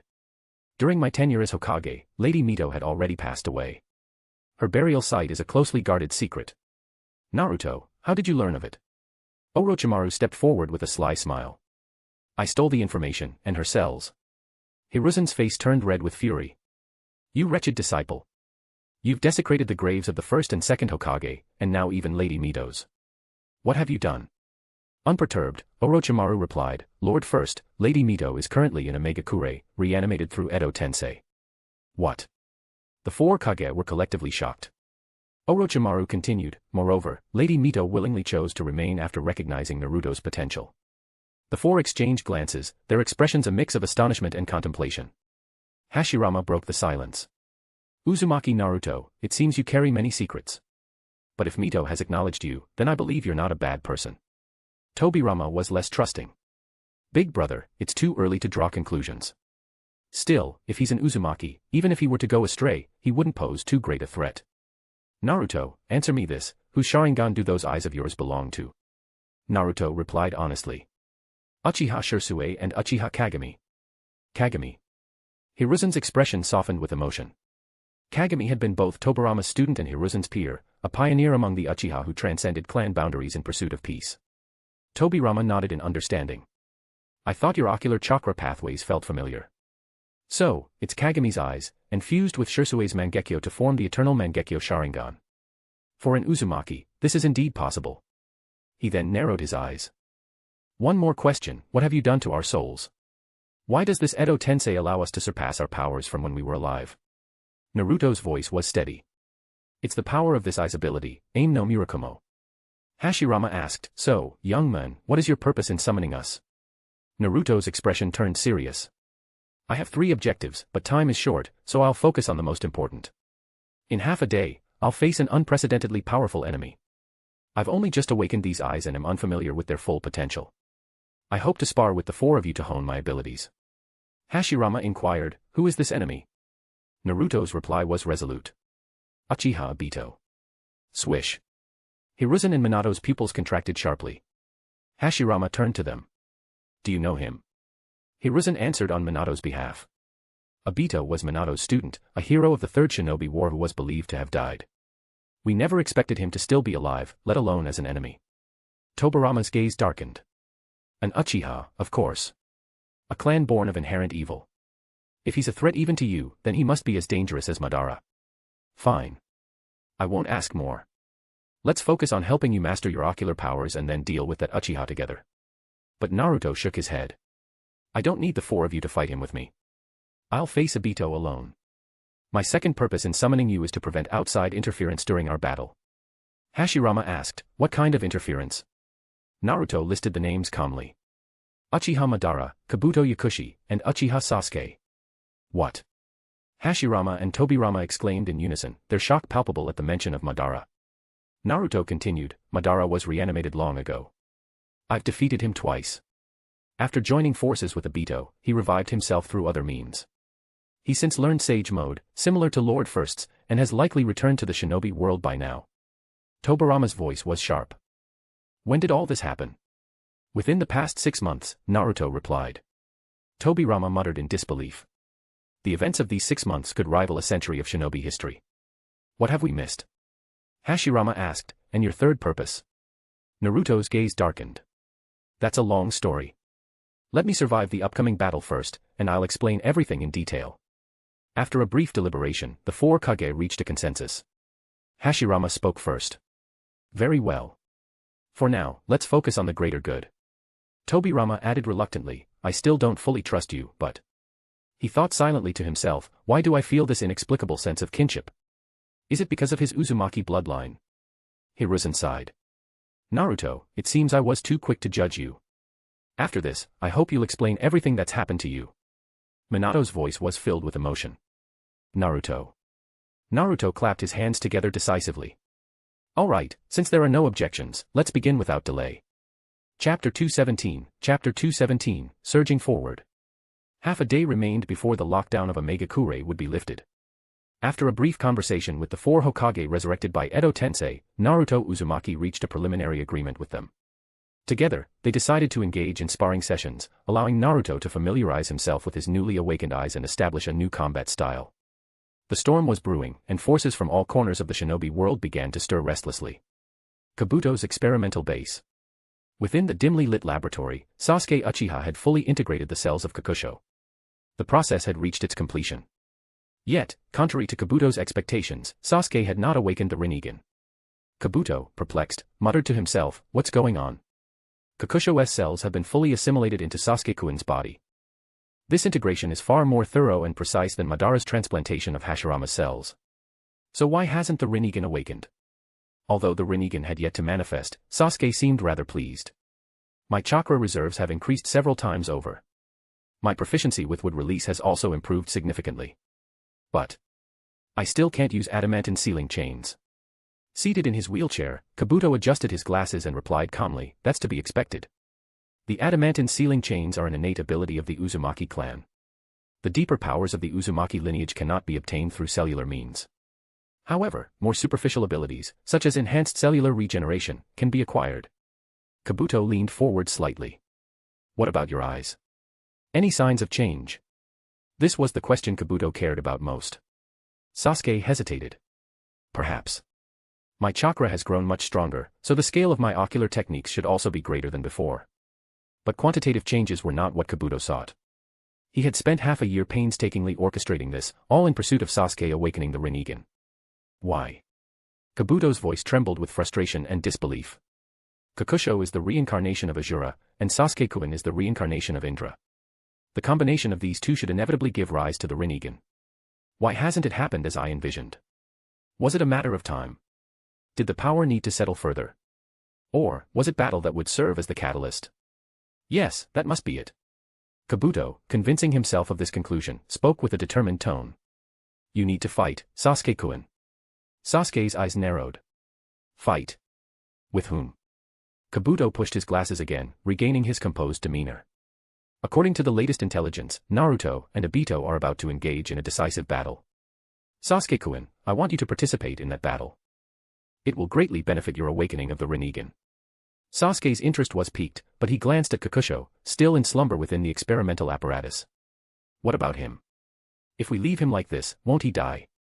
Kabuto reassured him, don't worry. His vitality is extraordinarily strong.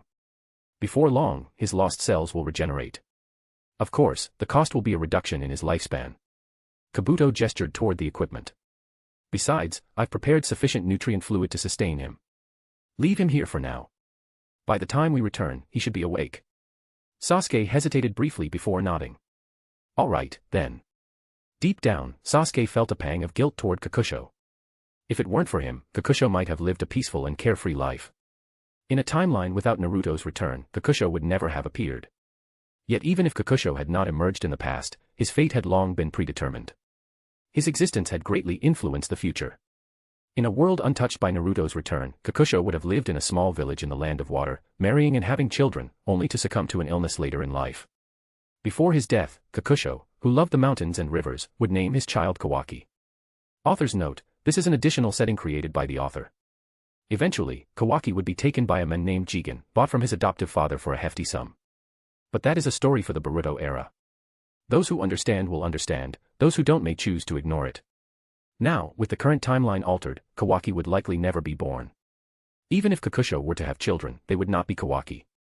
Just as Naruto's marriage to Hinata in this timeline would no longer result in the birth of Boruto. In the near-infinite variables of existence, Boruto and Kawaki were but fleeting possibilities, unlikely to occur again.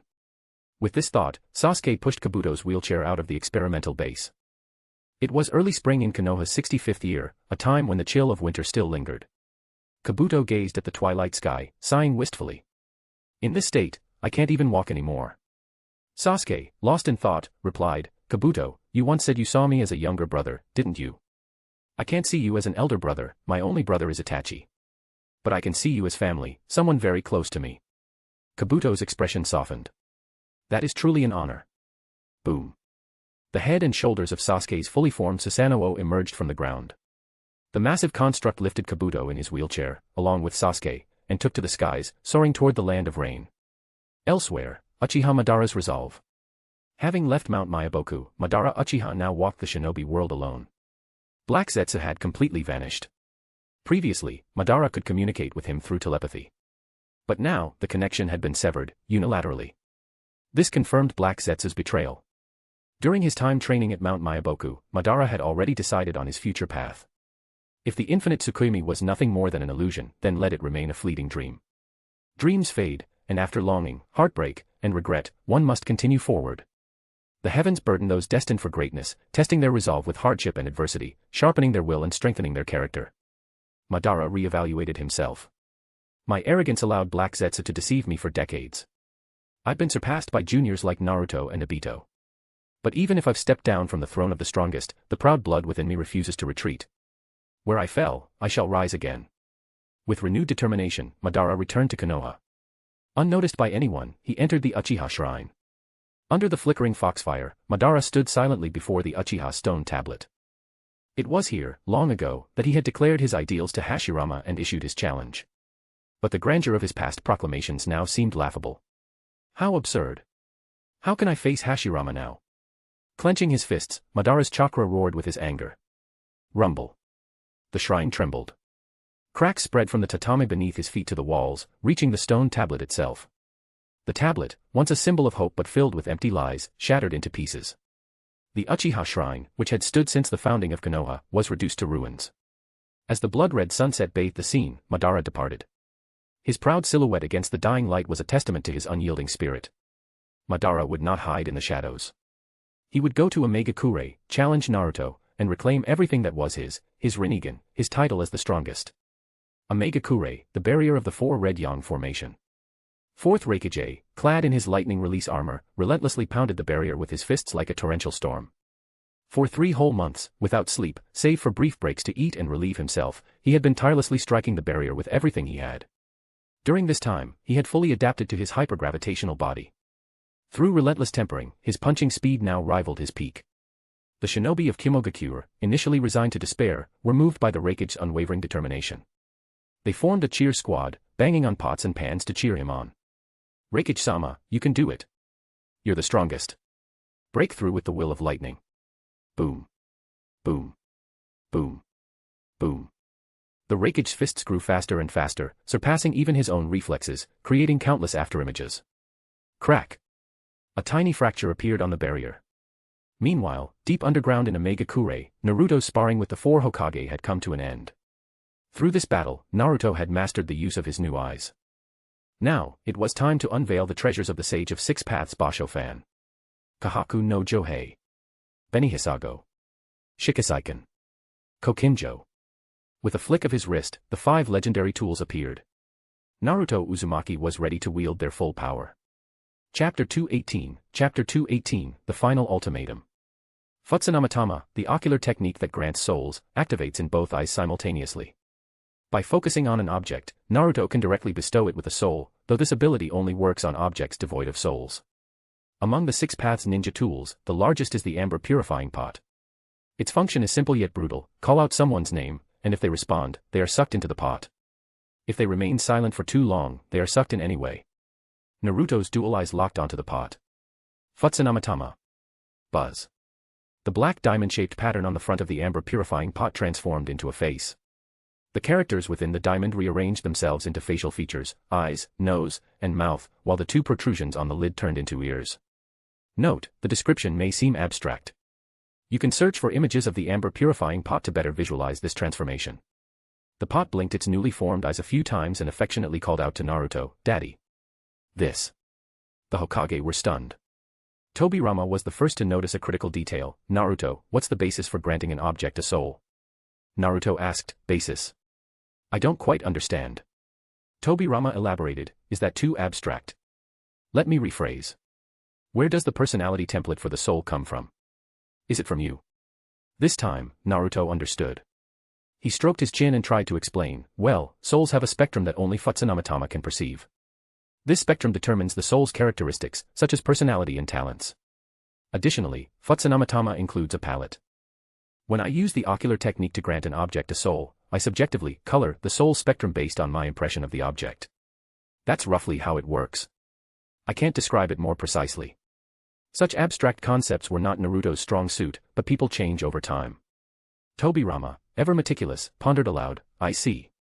So you could only perceive this soul spectrum after awakening your eyes. It sounds like an extremely skill-dependent ocular technique. The soul spectrum determines not just personality but also talents, and talents directly affect power. Did you randomly color the soul spectrum for the amber purifying pot?" Naruto scratched his head sheepishly. It's my first time using this technique, so I didn't think too much about it. I guess I did color it somewhat randomly. Should I erase its soul and recolor it?" Upon hearing this, the amber purifying pot shook its body and whimpered pitifully, "Daddy. Are you abandoning me? What did I do wrong? I'll be obedient and listen to you. Don't listen to that bad uncle." This. A wave of guilt surged through Naruto. A soul, once born, is an independent existence, regardless of its quality or merits. Moreover, souls granted by Futsunamatama share one unchanging trait, absolute loyalty to their creator. Hashirama reprimanded Tobirama, "Tobirama, how could you encourage Naruto to kill his own child?" Tobirama protested innocently, "Big brother, I didn't. Don't deny it. Look how scared little Amber is. What an adorable pot. Come here, let uncle give you a hug." Hashirama scooped up the amber purifying pot, cradling it with a doting expression, "Quick, call my name, and suck me into the pot. Go away."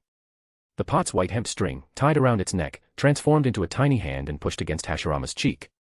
Tobirama thought to himself, "How is this bottle's behavior my fault?" Breaking free from Hashirama's embrace, the amber purifying pot hid behind Naruto. Hashirama suggested, "Naruto, for the next object, handle the coloring more carefully." Naruto stroked his chin thoughtfully, "The soul spectrum is incredibly complex, and I'm just a beginner. I don't know how to manage it properly." Hashirama smiled, "If it's hard to manage, start with imitation. I heard you mention a palette, it sounds like a painter sketching. Before developing their own style, painters often begin by mimicking others. You should imitate first." Naruto seemed intrigued, "But I don't have anyone to imitate." Hashirama patted his chest, "What about us? Can you see the soul spectrum of the four of us?" Naruto raised his eyes and scanned the four Hokage. Their soul spectrums appeared vividly in his vision. Naruto said, "I can see them, but it's a technical task. I can't guarantee a perfect imitation." Hashirama chuckled, "Every beginning is tough. Close enough will do." Tobirama interjected, "Big brother, are you suggesting he use our soul spectrums as references to color the souls of the remaining ninja tools?" Hashirama nodded confidently, "Exactly." Tobirama, "Are you kidding?" Hashirama, "Isn't it interesting?" Tobirama, "This is absurd." Hashirama, "The souls granted to ninja tools will become crucial allies. Using our soul spectrums as references ensures reliability, especially since we'll be facing formidable enemies that even Naruto acknowledges. We can't afford to be careless." Tobirama, "Fine, you're the elder brother, you always win. But if anything bizarre happens, I'm not taking responsibility." Hashirama, "What could possibly go wrong?" Naruto, "Proceed." Naruto grinned, "All right, I won't hold back." Thus, Naruto used the soul spectrums of Hashirama, Tobirama, Hiruzen, and Minato as references to grant souls to the remaining ninja tools, the banana fan, 7-star sword, crimson gourd, and golden rope. Why these pairings? It was purely subjective. The red and white banana fan resembled Hashirama's armor. Since Naruto no longer had Madara's Uchiha fan, the banana fan, capable of unleashing 5 chakra nature transformations at will, served as a replacement. Who else could replace Madara but Hashirama? The 7-star sword, capable of severing word spirits, was entirely silver, matching Tobirama's hair color. Its sharpness mirrored Tobirama's incisive personality. The crimson gourd, with its sturdy, rounded design, reflected Hiruzen's character. Its function, to absorb word spirit severed by the seven-star sword, evoked Hiruzen's willingness to sacrifice himself for Konoha, as demonstrated by his use of the Reaper Death Seal. As for the golden rope, it wrapped around the arm and pulled out word spirits when striking enemies with taijutsu. Its golden glow during attacks made it the perfect match for the yellow flash. Thus, all 5 Six Paths ninja tools were imbued with souls. Naruto and his companions returned to the surface. Gazing at the drifting clouds above, Naruto had an idea and ascended into the sky. When he returned, 4 clouds followed him, hovering nearby. Naruto had granted souls to the clouds. These are flying nimbus clouds, Naruto said. The 4 of you can ride them for aerial combat. Tobirama, Minato, you can mark the clouds with flying thunder god seals for greater mobility and support. Tobirama remarked, you truly have a knack for creativity. Naruto's expression turned sharp, all right, everything is ready.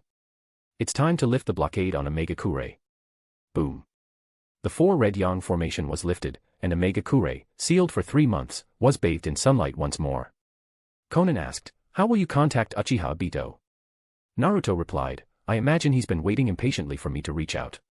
With that, Naruto formed a hand seal. Projection technique. This Rinnegan ability receives specific thought waves, amplifies them, and projects them as illusions in designated locations.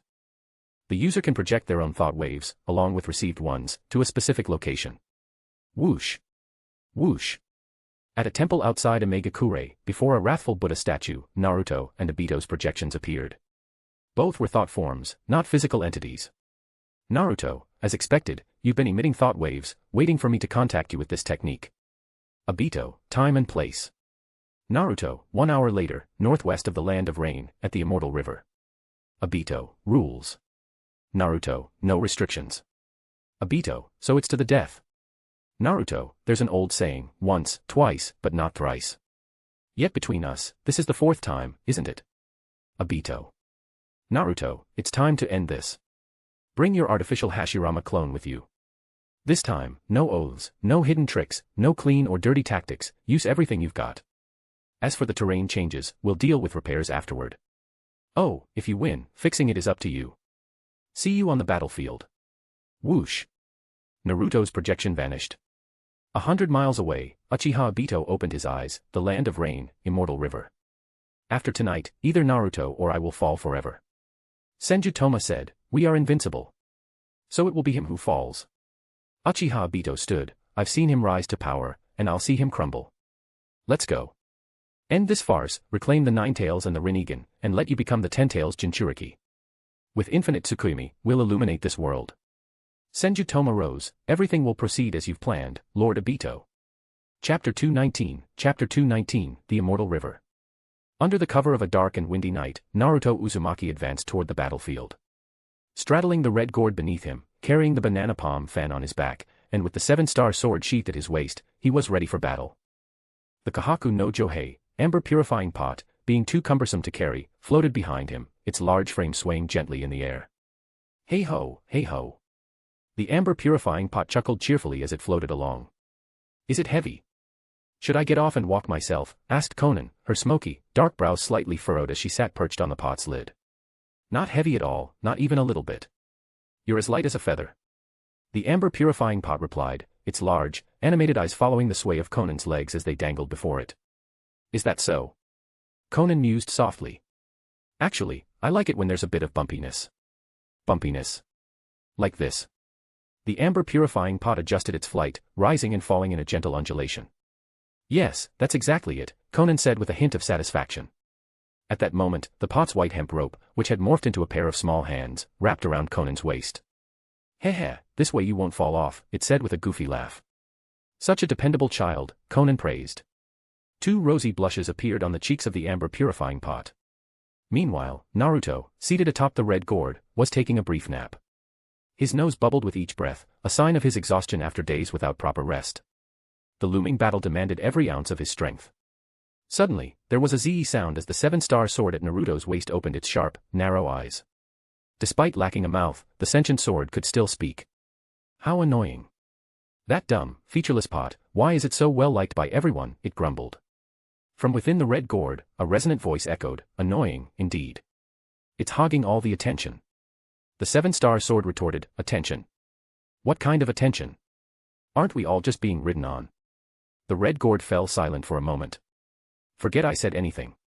Ridiculous, scoffed the seven-star sword. In any case, let's ostracize it. We'll bully that pot together. You shouldn't do that, little seven.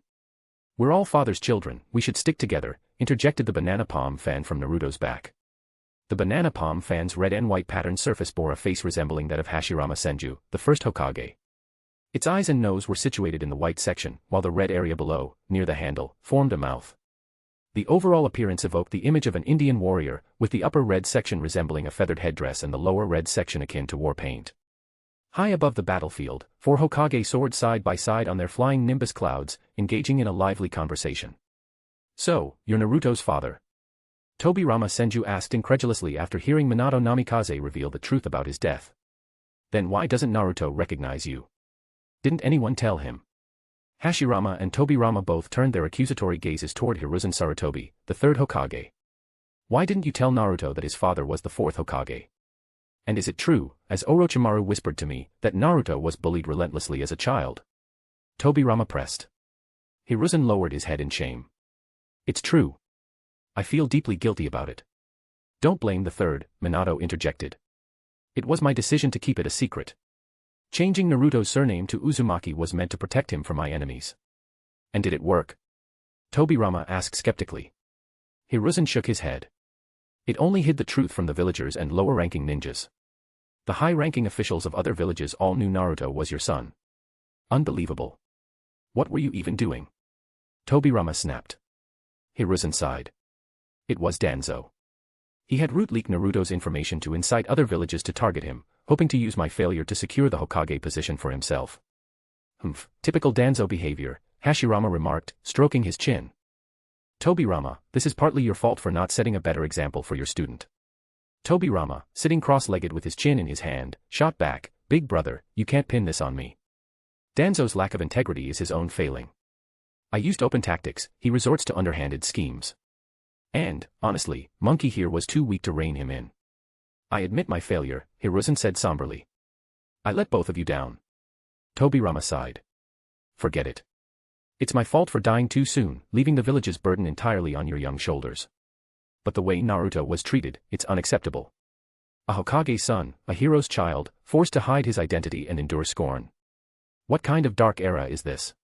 We fought tooth and nail to end the wars, to build villages where children could have carefree childhoods while learning skills to secure their futures. And yet, here we are, with a boy stronger than any Hokage, who doesn't even know his own father. What kind of nonsense is this? Minato interjected, actually, I think Naruto does know me. Hashirama and Tobirama looked at him in confusion. I built the 4-symbol seal so that if Naruto ever accessed the 9th tail's 8th tail, he would meet me. Given how much he's grown, we must have met by now. Then why? Tobirama began, only to be interrupted by Hiruzen's theory, maybe Naruto resents you for making him a Jinchuriki. After all the suffering he's endured, it's possible he blames you deep down. Minato looked pained. Could that be true? No, Hashirama said firmly. Naruto isn't the kind of child to harbor such narrow-minded grievances. I believe he's simply focused on preparing for the battle ahead and hasn't had time for a father-son reunion. Tobirama scoffed. Big brother, you're overthinking it. No one is too busy to acknowledge their own father. Hashirama pondered. Well, maybe Naruto plans to summon him through Edo Tensei later and live together long-term. If that's the case, why waste excitement on a brief meeting now? Tobirama rolled his eyes. What does this have to do with me not having kids? I just feel like Naruto has already been a husband and a father in some way. He knows the hardships of fatherhood and is giving his father a taste of it, Hashirama mused.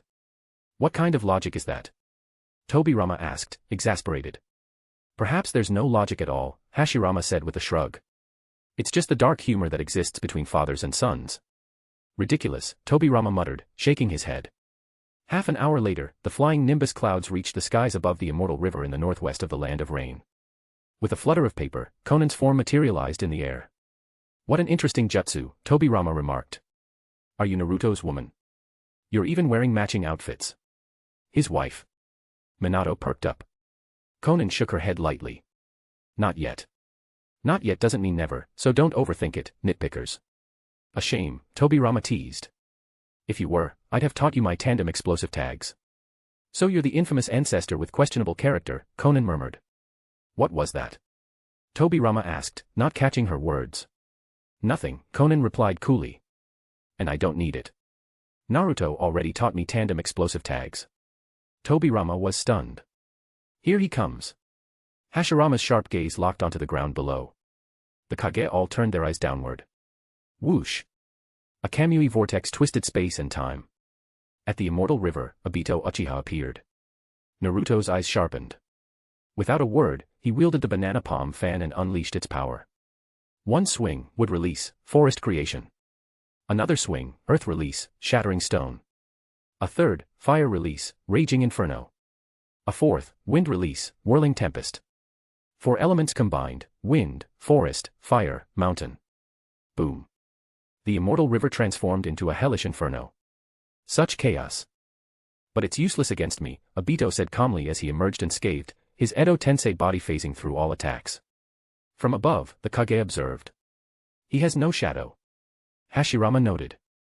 A secret Uzumaki shadow seal. Tobirama speculated. Neither ninjutsu nor physical attacks can touch him. It's as if everything passes through his body, Hiruzen remarked. It really is Obito, Minato said grimly. Suddenly, at the center of the battlefield, a massive Kamui vortex erupted, swallowing everything into singularity, a single eye. From that eye emerged a man whose face was perfectly split into black and white, with long black hair flowing behind him.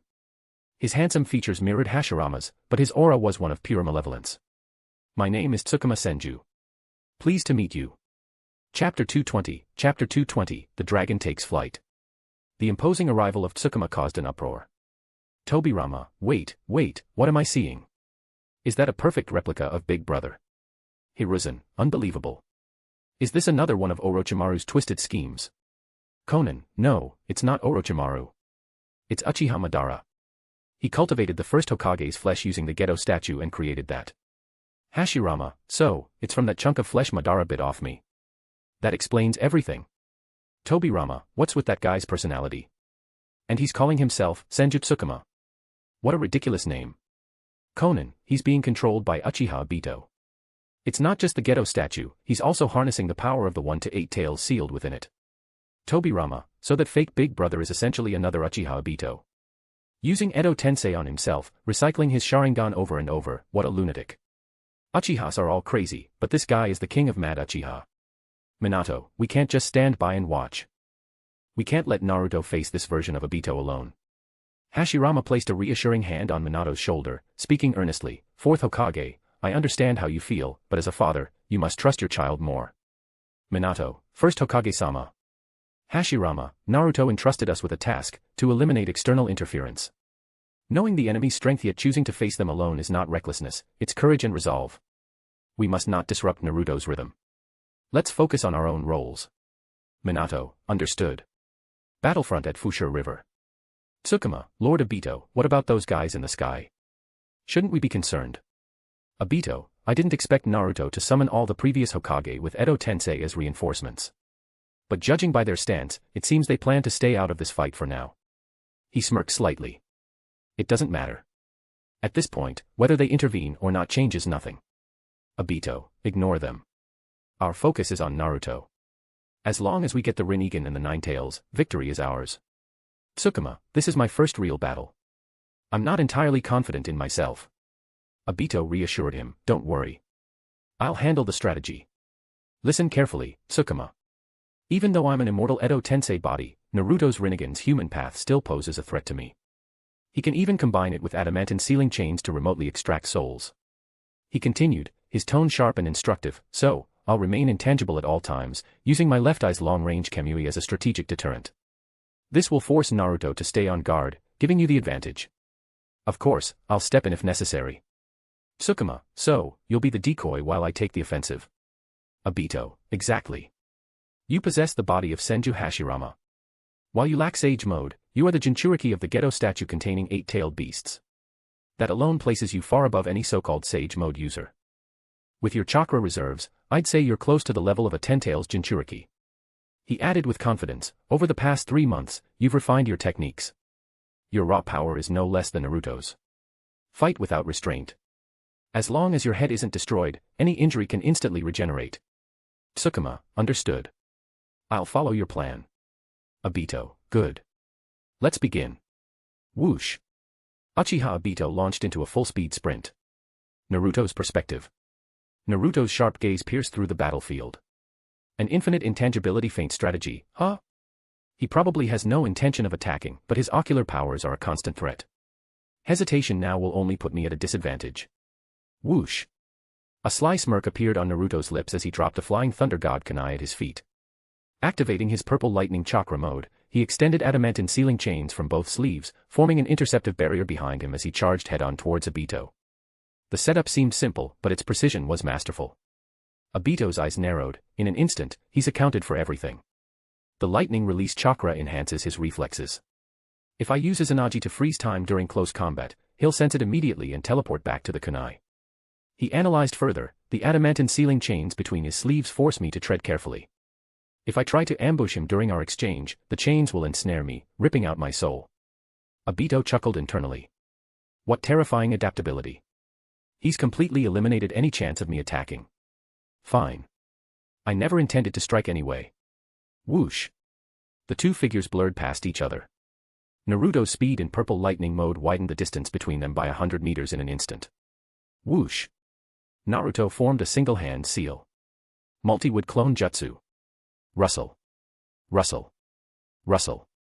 8-wood clones sprouted from his back, breaking off and charging towards Obito. Each clone activated a gray Susanoo, forming skeletal armors that surrounded Obito from all directions.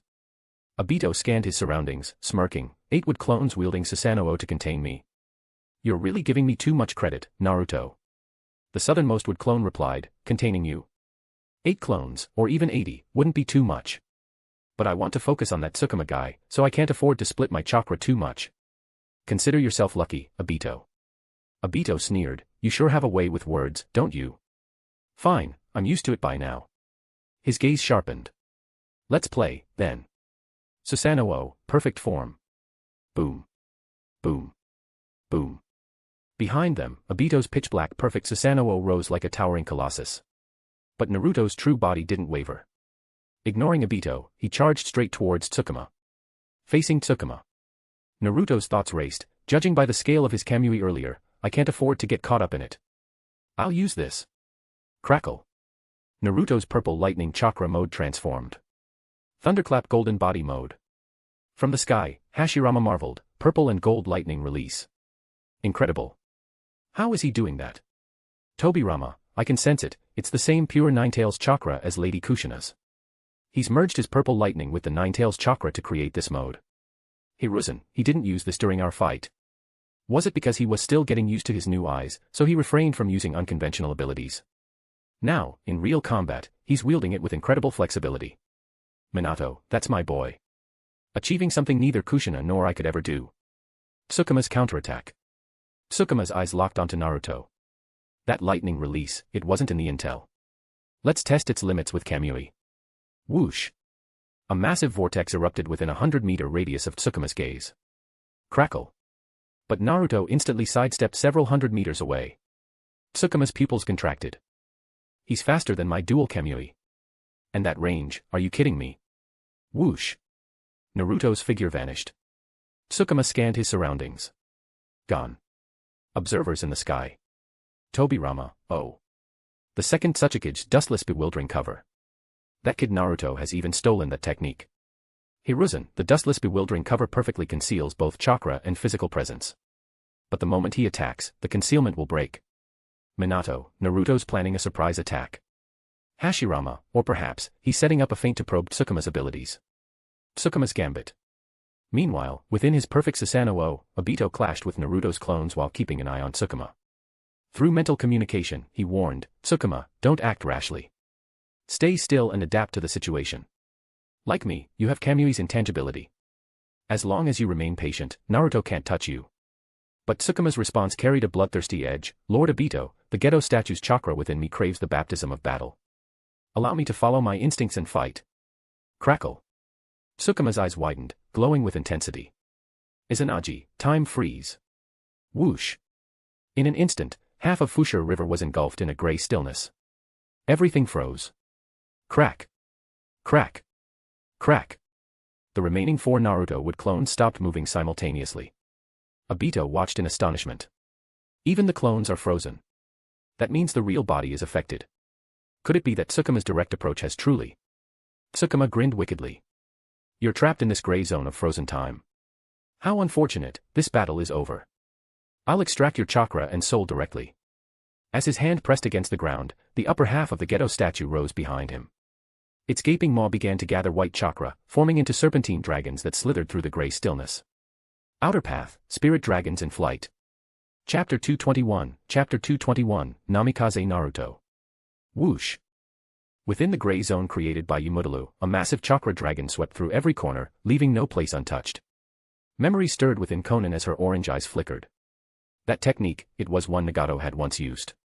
If struck by that chakra dragon, the soul would be extracted, leading to instant death. Tobirama, ever meticulous, analyzed, however, if the body flicker technique is fast enough, it can still evade it.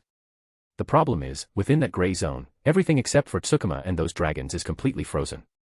Could this be a time-stopping dojutsu? Among all the Uchiha dojutsu I've encountered, this one is undoubtedly among the most formidable. Hiruzen spoke grimly. Naruto could only have escaped if he wasn't in that gray zone. But his clones have all frozen in place. The situation doesn't look good. Hashirama murmured with a low voice, no matter how powerful a dojutsu is, there's always a way to defeat it. Meanwhile, Naruto and Minato were so tense that sweat dripped from their palms. Whoosh. The moment time resumed its flow, Naruto's concealed figure was revealed. His soul was pulled out and vanished, leaving his lifeless body to collapse to the ground. Thud. Thud. Thud. Thud. On the outskirts, 4 wood clones fell simultaneously with the death of the original body, disintegrating into lifeless chunks of decayed wood. Obito, using Kamui, appeared beside Tsukuma. Tsukuma smirked, it's done. So that's all there is to him. He added with certainty, that was indeed a soul being extracted. Staring at Naruto's lifeless body, Obito muttered in a low tone, he's a Jinchuriki. If he dies, the 9 tails within him dies too. Therefore, we'll need to reverse time once more to bring him back. Tsukuma nodded, the recent time stop drained Yumutalu's power. I can't reverse time right now. I'll need you, Lord Obito, to do it yourself. I was already planning on it, Obito replied as he stepped forward. You just ensure that the moment he revives, you suppress him completely. Tsukuma asked, shouldn't we first take his Rinnegan? Obito dismissed the idea, that would be pointless. If we reverse time, the Rinnegan will return to him anyway. Understood. Tsukuma formed hand seals, and iron-spiked wooden stakes rose from all directions. The sigil on Tsukuma's palm aligned with Naruto's lifeless body. Obito stepped closer, his voice cold and commanding, Naruto, the defeated must submit. Naruto. Minato could no longer restrain himself. The other Hokage and Konan had also prepared to intervene. Obito's left eye locked onto Naruto's corpse. Yumutalu. Whoosh. A white vortex began to swirl. Sage Art, Gate of the Great God. In that instant, crimson torii gates descended from the heavens with a thunderous crash, pinning Obito beneath them. Obito turned his gaze toward the distant Naruto and muttered, after all the times we fought, I still underestimated you. You're not so easy to kill. Tsukuma stared in disbelief at the seemingly lifeless Naruto on the ground. Why? I clearly saw something resembling a soul being pulled out. In the skies above.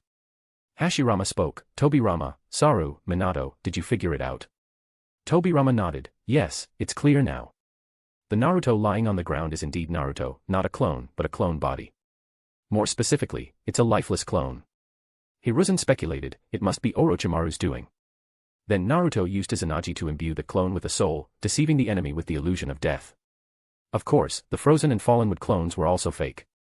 His real body remained hidden, waiting for the moment Obito materialized to strike with the gate of the great god. Minato clenched his fists, his voice heavy with emotion.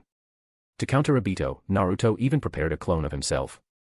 Konan added, Obito is insane enough to kill himself and use Edo Tensei to resurrect. Naruto creating a clone corpse in advance isn't excessive at all. Tobirama, ever sharp, pointed out a flaw in the timeline, but here's the issue. Naruto only awakened his soul-related dojutsu half a day ago, didn't he? It's impossible to create such a clone in that short time. Which means Naruto prepared it long before this. Another question arose, how could Naruto have predicted he would awaken a soul-related dojutsu? What was the original purpose of that clone?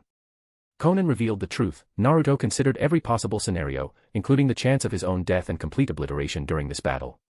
That clone was originally a contingency for the worst-case scenario. But after awakening his dojutsu, he simply adapted his plans.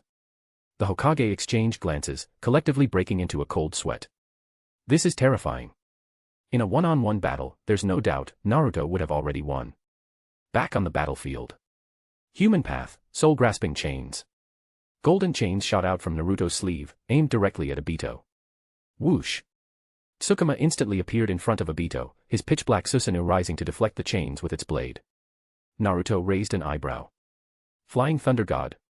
Tsukima smirked. He had learned the Flying Thunder God technique and had marked Obito for easy support. Pinned beneath the gate of the Great God, Obito commanded, Tsukima, use Kamui to absorb me. Understood. Tsukima responded, glancing back. Kamui. Whoosh. Obito vanished from beneath the Torii gate, absorbed into the time-space dimension. Seconds later, the vortex swirled again, and Obito reappeared on the battlefield. Obito sneered, too bad, Naruto. I don't know how you managed to create such a convincing corpse, but our preparations are just as thorough. Is that so? Naruto's gaze shifted toward his clone's lifeless body lying not far away. Izanagi. Crack. The lifeless clone was imbued with a soul once more and came back to life. What? Obito and Tsukima recoiled in shock, instinctively retreating. Every soul that has ever existed will never truly vanish. With a swift motion, the revived clone formed hand seals. The seals, it was for Edo Tensei. The living sacrifice. The clone itself. The soul summoned. The very same soul extracted earlier from the clone. Forbidden technique, Edo Tensei. Whoosh. Dust swirled around the clone's body. Though it remained a clone, it now possessed the immortal body of Edo Tensei. The clone raised its head, locking eyes with Naruto. Naruto's gaze sharpened. Koto Ematsukami. From this moment on, you are Namikaze Naruto, my brother. Within that Koto Ematsukami, I've granted you all my current combat experience and the techniques you are capable of mastering. Now, come here, I have something for you. Whoosh. The Edo Tensei clone, now Namikaze Naruto, flashed to stand before Uzumaki Naruto. Placing both hands on his clone's shoulders, Naruto transferred the chakra from his Ine seal into the clone's body.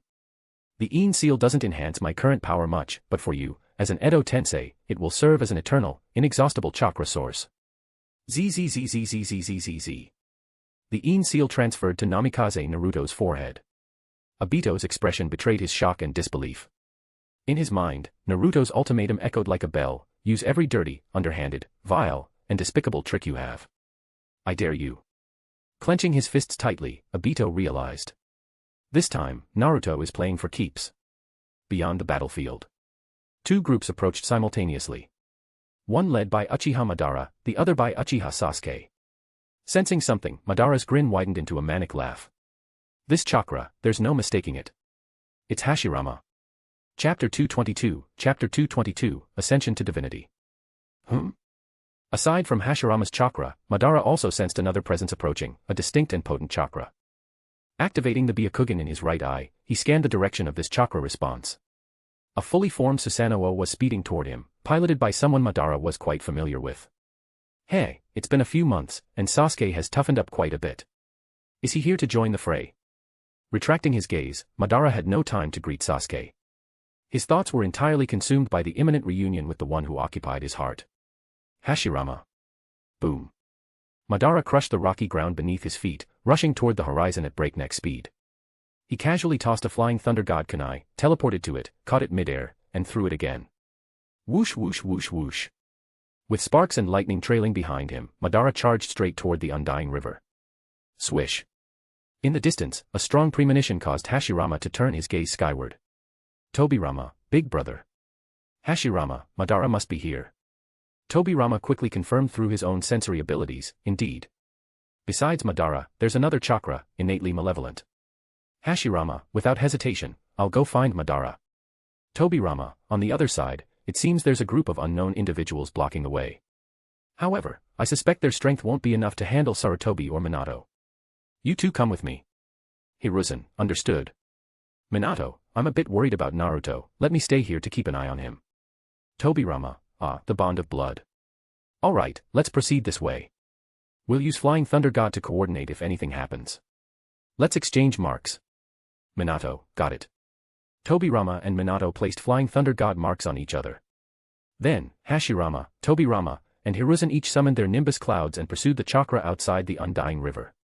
On the battlefield below, Tsukuma, the Hokage have all flown off. Obito, it seems a third party has intervened. With the Hokage here, the pressure on Afei and the others should lessen. Before the battle began, Obito had tasked Afei and the White Zetsu army with similar diversionary tactics. Naruto Uzumaki stood shoulder to shoulder with Minato Namikaze, facing off against Obito and Tsukuma. Tsukuma, a 2-on-2, huh? Obito, in reality, it's still 1-on-1. Naruto glanced at the residual Torii gates left behind from his earlier suppression of Obito, his eyes lighting up with inspiration. I've thought of a new move. Clap. Naruto formed a hand seal. Sage art, Torii gates. Boom. Boom. Boom. Boom. One after another, massive Torii gates descended from the sky. But instead of targeting Obito and Tsukuma, they lined up neatly across the ground. Tsukuma, what's he up to now? That technique consumes an immense amount of chakra. Obito, he's Naruto. Never underestimate him. Boom. The final Torii gate landed, combining with the residual gate left from suppressing Obito earlier, forming a total of 18 gates. ZZZ. Naruto's eyes gleamed brightly as he focused on each Torii gate in turn. Futsunamatama. Each Torii gate was imbued with a soul. The beams of the gates opened their eyes. The pillars transformed into legs. Naruto, go. Duang. Suddenly, one Torii gate leapt into the air, falling toward Obito. Obito, what the hell is this? Boom. Obito jumped back to dodge, attempting to use Kamui to warp the incoming Torii gate away. Boom. Boom. Boom. But then the second, third, and fourth gates followed suit, leaping and crashing down in succession. Obito's face darkened. What kind of cursed ocular jutsu have your eyes awakened to? Up in the sky, Minato Namikaze sat on his cloud, observing the scene below. He pondered for a moment before naming the technique, to imbue the Torii gates with souls, forming an 18-gate cycle with relentless attacks akin to a 1,000-strong army. This move shall be called Futsunamatama Divine Sky Gate Formation, 18 Rampaging Souls style. Satisfied with the name, he turned to Konan and asked with a smile, Konan, does this name work? Konan remained silent for a moment before replying, you truly are my junior disciple. Minato was stunned, junior disciple. Konan calmly explained, you didn't know. I'm also a student of Jiraiya-sensei. In terms of seniority, I should have joined before you. Minato blushed, this is no small matter. We'll have to sort this out later. Back on the ground. Whoosh. Using the cover provided by the Futsunamatama Divine Sky Gate Formation, 18 Rampaging Souls style, Minato Namikaze meditated on the spot, entering Sage mode of Mount Myaboku. Upon rising, he combined Flying Thunder God with Shadow Clones, launching a barrage of Raise non-attacks to suppress Obito, leaving him no chance to support Tsukuma. Bang. Facing Tsukuma, Naruto himself took the field, landing atop the horizontal beam of a Torii gate. His scarf fluttered in the wind as he crossed his arms before his chest. Thud. Thud. Thud. Using the Torii gate as makeshift stilts, Naruto leapt 3 times in succession, closing in on Tsukuma. Unlike Obito, Tsukuma's intangibility had a time limit, requiring him to counterattack at the right moment. Swish. Swish. Swish. But as Naruto pressed forward, he swung the Bashasen, unleashing powerful elemental techniques of earth, water, fire, wind, lightning, and wood. The Bashosen soul mimicked Hashirama's essence, allowing it to create wood-style techniques that weren't originally part of its repertoire. I've had enough. Boom. Tsukuma crossed his arms to block, forcibly enduring a wind-style attack. He retreated explosively, using Flying Thunder God to teleport to an open area. Susanoo, complete body. Whoosh. A fully formed Susanoo rose to its feet. The same black hue as Obito's, but wielded by Tsukuma. All shall perish. ZZZ. Hundreds of meters above the ground, Tsukuma glared down at the jumping Torii gates, capturing them all in his sight. The Susanoo spun its black Magatama, hurling them into the air. Upon release, they split into 18 pieces, targeting each Torii gate. Kamui Divine Authority, 18 Magatama. Naruto formed a single-hand seal. Torii Gate, Shadow Transmission. Whoosh. From the Torii Gate beneath him, a shadow extended, connecting to the shadow of a Magatama closing in on the ground. The Magatama froze midair. Naruto altered his seal. Shadow Master, Wu Wei Seal. Utilizing the shadow, Naruto cast the Wu Wei Seal, neutralizing the Magatama's explosive force, rendering it a dud. However, he couldn't handle the remaining 17 Magatama. They struck the remaining gates, warping them all into a separate dimension. Obito's pressure reduced significantly. With a vicious expression, he formed a violent hand seal. Die. Fire release, twin vortex storm dance. Swish. Using Kamui in tandem with fire release, Obito unleashed a fiery storm that swept across the battlefield. Boom boom boom boom boom boom. Minato's shadow clones vanished in plumes of white smoke, leaving only Minato's lone body to face off against Obito. Crunch. Crunch. Tsukuma's fully formed Susanoo raised its dual blades, 10 directions divine void twin swords. From within the forehead's crystalline block, Tsukuma glared menacingly at Naruto. Crunch. The twin blades crossed overhead, charging for a devastating strike. Tsukuma sneered coldly, perish. 10 directions divine void, twin blade style. Boom. As the blades descended, Naruto's left eye glowed intensely. Earthen command, divine edict. He decreed, stop. Crunch. The descending twin blades froze midair, bound by an invisible force. Tsukuma gasped, what? Boom. The torii gate beneath Naruto launched upward like a high-caliber cannon. Naruto commanded, amen, use that move. The torii gate replied, understood, father. Crack. Crack. The second beam of the torii gate split in half, transforming into wooden hands that formed a seal. Gate style, super multiplication technique. Whoosh. The torii gate rapidly expanded in midair, casting an enormous shadow as it descended upon Tsukuma's fully formed Susanoo. Boom. As the gate crashed down, Naruto simultaneously formed a seal and pressed his hand against the beam. Earth release, super weighted boulder technique. Rumble rumble rumble rumble rumble. Tsukuma's fully formed Susanoo shattered into pieces, scattering across the sky. Damn it. Tsukuma flew backward, using Flying Thunder God to retreat to the ground. Naruto's gaze grew deep, did I go a bit overboard? I intended to suppress him, but ended up breaking it. No matter, I have a move I've been eager to try. ZZZ. Naruto's eyes glowed intensely. Susanoo, complete body. Chapter 223, Chapter 223, the same old tale. Outside the immortal river, Madara Uchiha and Hashirama Senju finally crossed paths. Madara threw his head back in laughter, his voice booming across the skies. Ha ha ha ha. Hashirama, why are you riding on a cloud? Come down here already, I can't wait any longer. Hashirama glanced down at the nimbus cloud beneath his feet and spoke gently. I'm heading down now. You'd better hide yourself. The nimbus cloud blinked its curious eyes and replied. But I want to watch the show. Hashirama sighed and warned. All right, but don't get too close. Madara, he's a bit dangerous right now. The cloud nodded obediently. Got it. Swoosh. Hashirama descended from the nimbus cloud, landing face to face with Madara. The wind swept through their long hair as the two titans stood still, their gazes locked. Madara's emotion surged as he spoke. Hashirama, I heard your soul was sealed away.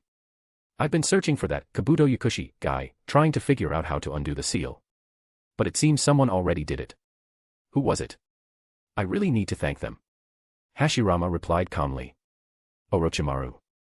Madara tilted his head thoughtfully. Orochimaru?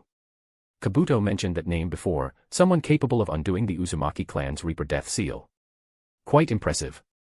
So, where is this Orochimaru now? Hashirama responded. A Megakure. Madara's eyes glinted with intrigue. Oh, is he one of Naruto's people? Madara stood bare-chested, as he had since his resurrection. Regardless of the weather, he always exposed the face of Hashirama embedded on his chest. Madara smirked. No wonder you don't seem too surprised, looking at this face on my chest. I suppose Naruto already told you about it. How irritating. Hashirama's gaze shifted upward. Madara, your eyes. Madara raised his hand to cover his right eye and replied nonchalantly. Oh, you mean this Byakugan? I took it from a Hyuga at Konoha's gates. Of course, he's nothing but ashes now. Hashirama's expression darkened slightly. Madara's tone grew bored. Is that all you're surprised about? Then let me show you something even better. He clasped his hands together, and the sage art mask of Hashirama appeared over the face embedded on his chest. Madara clenched his fist and asked with a sly grin. So, how about it? Surprised. Hashirama feigned astonishment to avoid disappointing him. I didn't see that coming. Madara laughed like a child. Look at your shocked face, hilarious. Hashirama's tone grew complex. You must have gone through a lot to obtain that. Madara sighed wistfully. Indeed. Unlike you, I'm not everyone's favorite. My first stop at Shikatsu Forest was a disaster. After that, I had to kidnap your granddaughter, forcing that slug to teach me Sage Mode. As for Ryuchi Cave and Mount Maiboku, let's not even go there. Hashirama, I've never schemed so hard in my life. But when I want something, I'll get it, be it eyes, Sage Mode, or anything else. Hashirama shook his head with a sigh. After all these years, you haven't changed. So, what's your purpose here? Is it Naruto? Madara admitted honestly. At first, yes, I came to settle things with Naruto. But I stumbled upon an unexpected surprise. Naruto and Obito are fighting, aren't they? Let them fight. It doesn't matter for now. Hashirama, I want you to fight me. Hashirama replied earnestly. You don't have your original eyes anymore, and you've lost the immortality granted by Edo Tensei. Meanwhile, I've been resurrected with far greater power than before. If we fight, it wouldn't be fair to you. Madara stretched, his movements relaxed but his voice resolute. It doesn't matter. When you wield too many different powers, it creates an imbalance. For someone with experience, all that matters is having enough destructive force to win. We both have techniques capable of killing each other.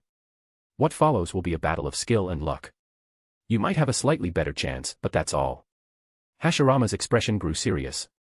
Madara, I'd prefer to resolve our issues without fighting. Madara finished stretching, his fists clenched and his excitement palpable. Whatever you think of me, we'll settle it after the fight. Come on, Hashirama, I've waited long enough. Hashirama sighed. I guess there's no reasoning with you. All right, Madara, let's do this. Hashirama clasped his hands together, activating Sage Mode. Madara's grin widened. Bring it on, Hashirama. Sage art, wood style, true several thousand hands. On the other side of the immortal river, a smaller version of true several thousand hands blocked the path of Susanoo. A playful voice echoed from atop the wooden statue. This road's closed. Toby, lounging on the head of the wooden deity, rested his cheek against his palm, his tone carefree. Even without Yamato filling the gaps, I've improved enough to use this version of true several thousand hands. Susanoo hovered in midair as Sasuke Uchiha narrowed his eyes. Toby. Toby chuckled lazily. Oh, why you actually know me. Sasuke's voice was cold. I don't have time for this. Move. Toby's demeanor shifted slightly, a hint of sharpness in his tone. Let me ask you something. Naruto and Obito, who are you after? Inside Susanoo, Kabuto Yakushi, seated in a wheelchair, whispered. Sasuke-kun, Toby, and Obito are allies. If you want to avoid a fight, it'd be better to say you're after Naruto. Sasuke replied calmly. I know that. But that's not my style. Kabuto nodded. All right, then do as you wish. Sasuke declared firmly. Obito has Itachi's remains. I'm here to make him hand them over. Toby's gaze darkened. So, you're after Obito, huh? Sasuke retorted coldly. What of it?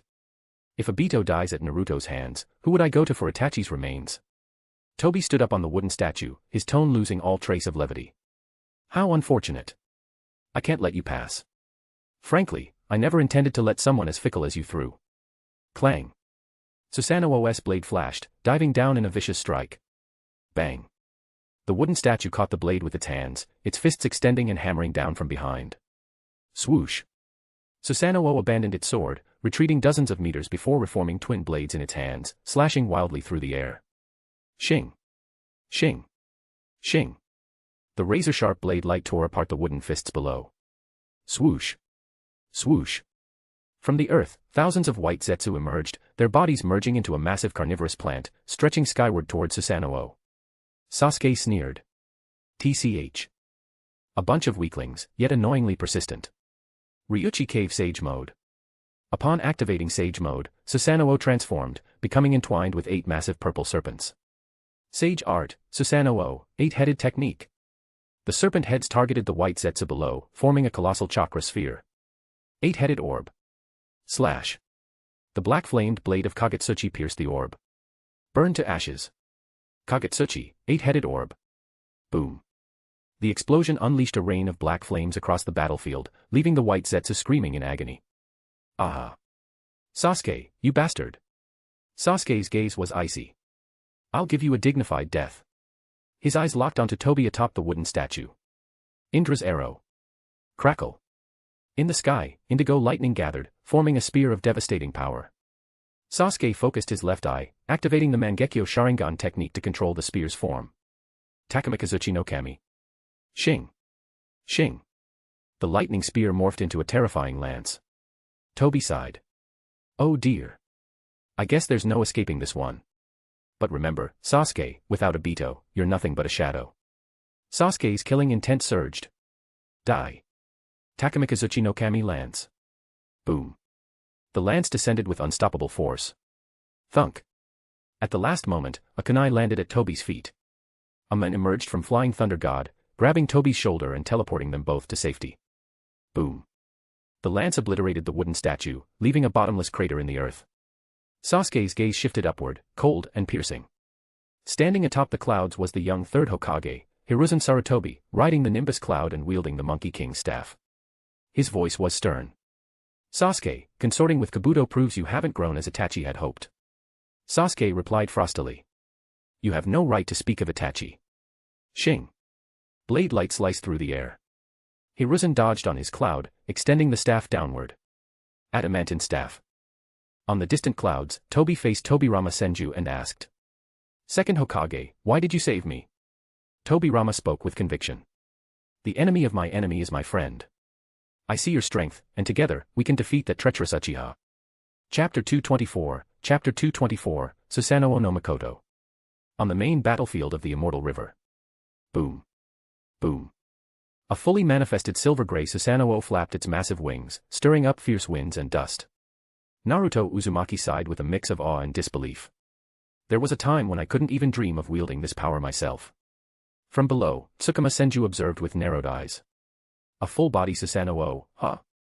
The technique itself isn't that hard to counter. The real problem lies in his ocular powers. He can give techniques a soul. If he manages to imbue Susanoo with one.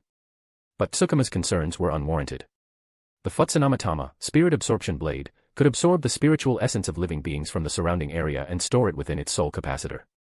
However, the capacity of the soul capacitor was limited to 10 times the size of Naruto's own soul.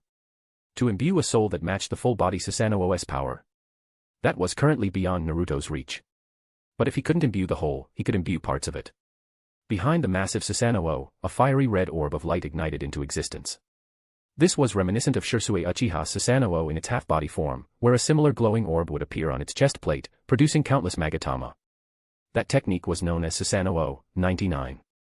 However, the Magatama themselves were not the true artifact. The fiery red orb capable of creating them was. This artifact had a name, Susanoo no Mikoto. Note, while Susanoo no Mikoto is a name derived from Japanese mythology, in the Naruto universe, it operates independently of mythological references.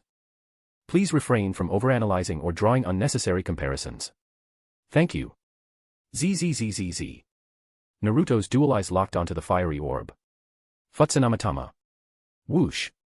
The artifact Susanoo no Mikoto was imbued with a soul. Its fiery red body became more rounded, and human-like facial features emerged, giving it the appearance of a miniature sun. The newly awakened Susanoo no Mikoto floated in front of the massive Susanoo, bowing reverently. Oh, my great father, your existence shines brighter than the sun in the heavens. Please, allow your child to serve you. Go, Naruto commanded with a nod. Boom. Is that my father's enemy? Staring down at Tsukuma, Susanoo no Mikoto's expression twisted into fury. Its body burned even brighter, growing larger and more intense. Then, one by one, gray Magatama were birthed from its fiery form. Because Susanoo no Mikoto had been given a soul, the Magatama it produced also carried souls of their own. They were, in essence, its children. Note, this unique phenomenon is exclusive to artifacts like Susanoo no Mikoto and does not apply to other techniques or tools. Father. Father. The Magatama swirled around Susanoo no Mikoto, orbiting it like stars around a celestial body. Susanoo no Mikoto issued its command, children, do not fear death. For our father, your grandfather, offer up the enemy's flesh and blood. For grandpa. Fight for grandpa. Rip the enemy to shreds. Charge. Clatter. Clatter. Clatter. At its order, the army of Magatama surged forward. Damn it. Tsukuma cursed as he hastily retreated. But the Magatama, each with eyes and consciousness, pursued him relentlessly. They were like shadows, impossible to shake off, and as persistent as parasites. However, Tsukuma was no easy target. His eyes snapped open, reigniting his own Susanoo. Crossing its arms, it conjured spiraling black shuriken in its hands. Kamui Shuriken Barrage. Swish. Swish. Swish. The barrage of Kamui Shuriken clashed with the Magatama army, creating a violent vortex of spacetime distortions. Though the Magatama were numerous, the Kamui Shuriken had the advantage of raw power. The spatial whirlpools they generated continued to wreak havoc, tearing through the Magatama. Ayaha! The Magatama screamed as they were destroyed in droves, their fragments sucked into the vortex. Spread out and flank him. Susanoo no Mikoto commanded. Understood, father. The Magatama responded swiftly, dispersing and maneuvering around the lethal shuriken, closing in on Tsukuma's Susanoo. Though they suffered further losses, they regained the upper hand. Humph. Tsukuma snorted coldly. His Susanoo materialized two 10-directions divine void swords, Shurfang Shinkuken, and swung them in wide arcs, creating an impenetrable defense that halted the Magatama's advance. Disperse and attack from all directions. Susanoo no Mikoto ordered. Swish. Understood. The Magatama scattered across the sky and launched a coordinated assault from every angle. The attack was too widespread for Tsukuma's twin swords to handle. Boom. Boom. Boom. Boom. Ripples spread across Tsukuma's Susanoo as its outer armor was rapidly destroyed. Damn it. Tsukuma gritted his teeth.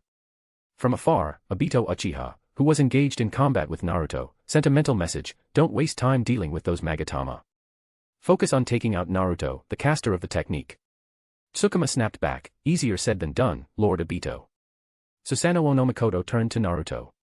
Great father, I believe now is the perfect time for an all-out assault. But Naruto shook his head. Not yet. Wait a little longer. Naruto's mind raced. Tsukuma recently learned Flying Raijin, but maintaining Susanoo while using Flying Raijin should be beyond his capabilities. He'll likely rely on Kamui to phase himself out. The moment he activates Kamui will be my chance to strike. Susanoo no Mikoto, look into my eyes. I'll use Kotoeme Tsukumi to teach you a technique. As you wish, great father. Following Naruto's instructions, Susanoo no Mikoto gazed into his eyes. Naruto partially covered his left eye. Can you do it? Susanoo no Mikoto nodded. You want me to inscribe the Flying Raijin marks into the new Magatama I create, correct? Leave it to me. 10 new Magatama were forged, each imbued with Flying Raijin marks. Unlike the previous batch, these Magatama carried a distinct aura. Susanoo no Mikoto instructed, blend in with your older siblings, but don't charge ahead. Wait for Grandpa's signal. Understood, Dad. Grandpa, the Magatama chorused. Meanwhile, in the hands of Naruto's Susanoo, a massive gray spiral sword began to materialize. This was the Daijizaki no Tsurugi, Great Sunbreaker Sword, another divine artifact. Its sole attribute: absolute indestructibility. I can't stay here any longer, Tsukuma muttered, his Susanoo on the verge of collapse. If my Susanoo breaks, I'll be stuck phasing endlessly. I'll retreat to the Kamui dimension for now. Just as his Susanoo was about to shatter under the relentless Magatama assault, Tsukuma activated Kamui, preparing to phase himself into the pocket dimension. Naruto's eyes flashed. Now. Susanoo, Flying Raijin slash. Swish. As Tsukuma phased out, Naruto's Susanoo teleported through one of the Flying Raijin marked Magatama. With a powerful thrust, the Daijizaki no Tsurugi pierced through the forehead of Tsukuma's Susanoo and emerged from the back of its head. Aha! Tsukuma's body was mercilessly impaled, the sword's blade exiting through the back of his skull. Despite the searing pain, he forced himself to maintain Kamui and phased into the dimension. In the Kamui dimension, Tsukuma collapsed onto a floating platform, his chest bearing a massive, gaping hole. His expression darkened. I've had enough of this, he growled. Forget weakening Naruto's chakra. I'll just kill him outright. It doesn't matter, Minato still has the other half of Kurama, and the Ten-Tails can still be revived. As for the Rinnegan, there's always Sasuke, the current Indra reincarnation. He smirked darkly. But to use the Geto statue's power for that move, I'll need to retrieve the half of my body sealed by the 10 Directions Divine Void Sword from this dimension's void field. Heh, I might as well kill 2 birds with 1 stone.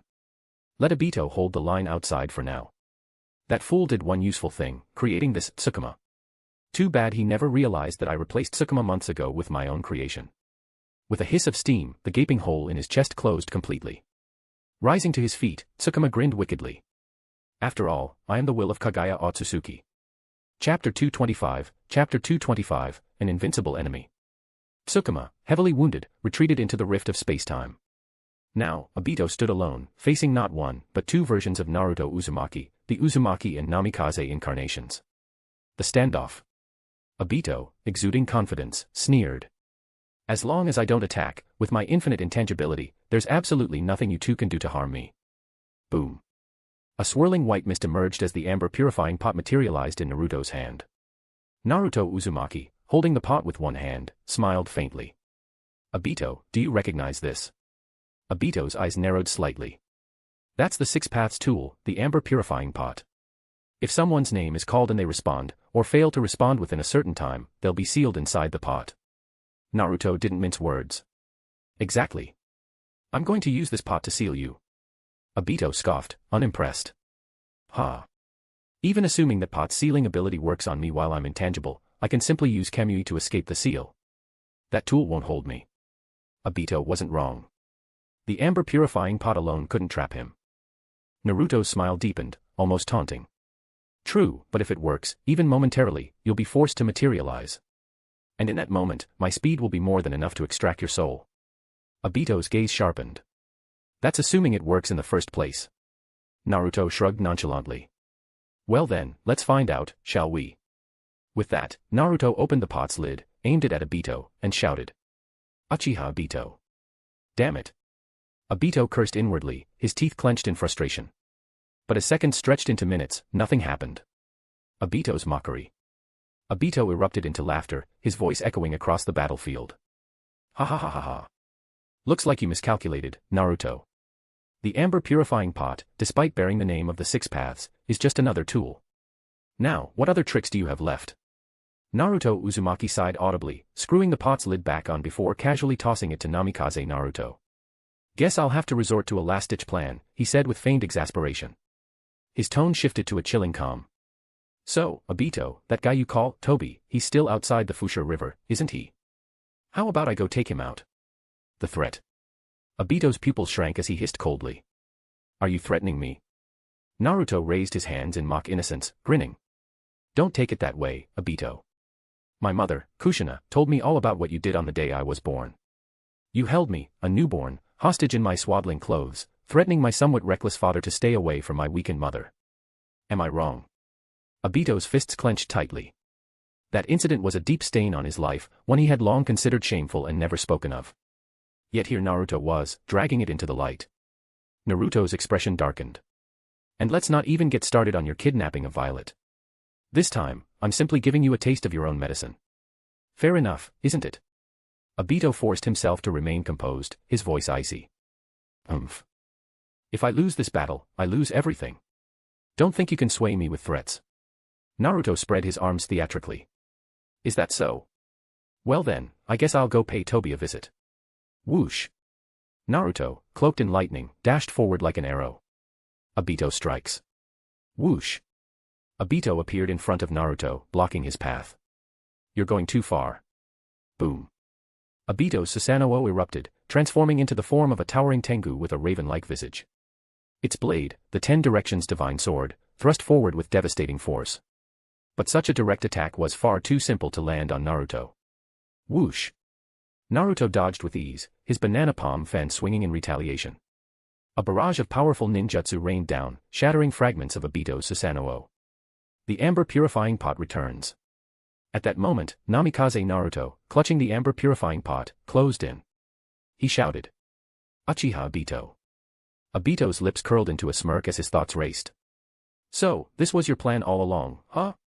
From the moment Uzumaki Naruto tossed the pot to you, I've been expecting this. Uzumaki Naruto used Toby as leverage to force me into action, while Namikaze Naruto aimed to exploit my materialization with the amber purifying pot.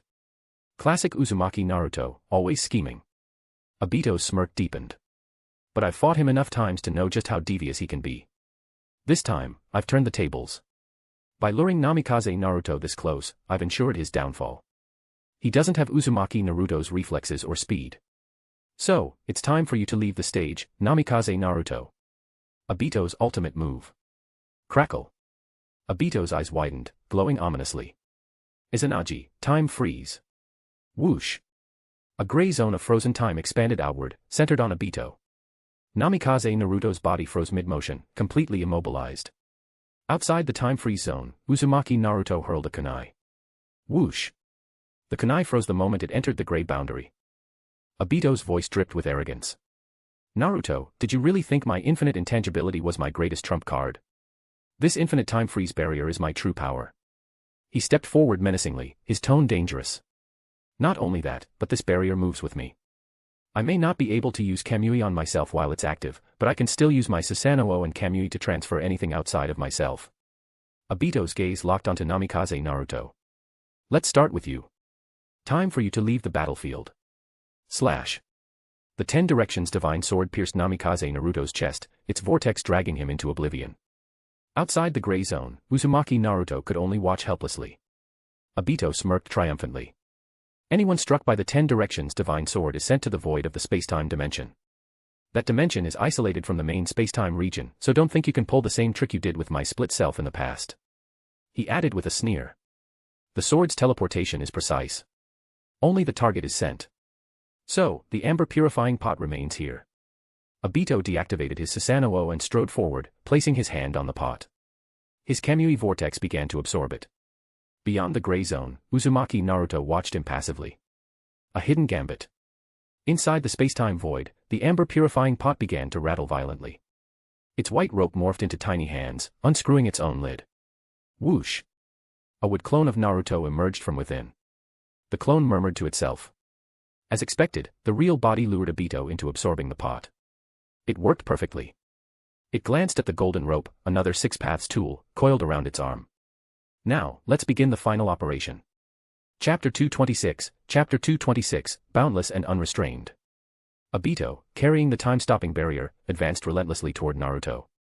Every attack Naruto launched was immediately frozen upon entering the barrier's range.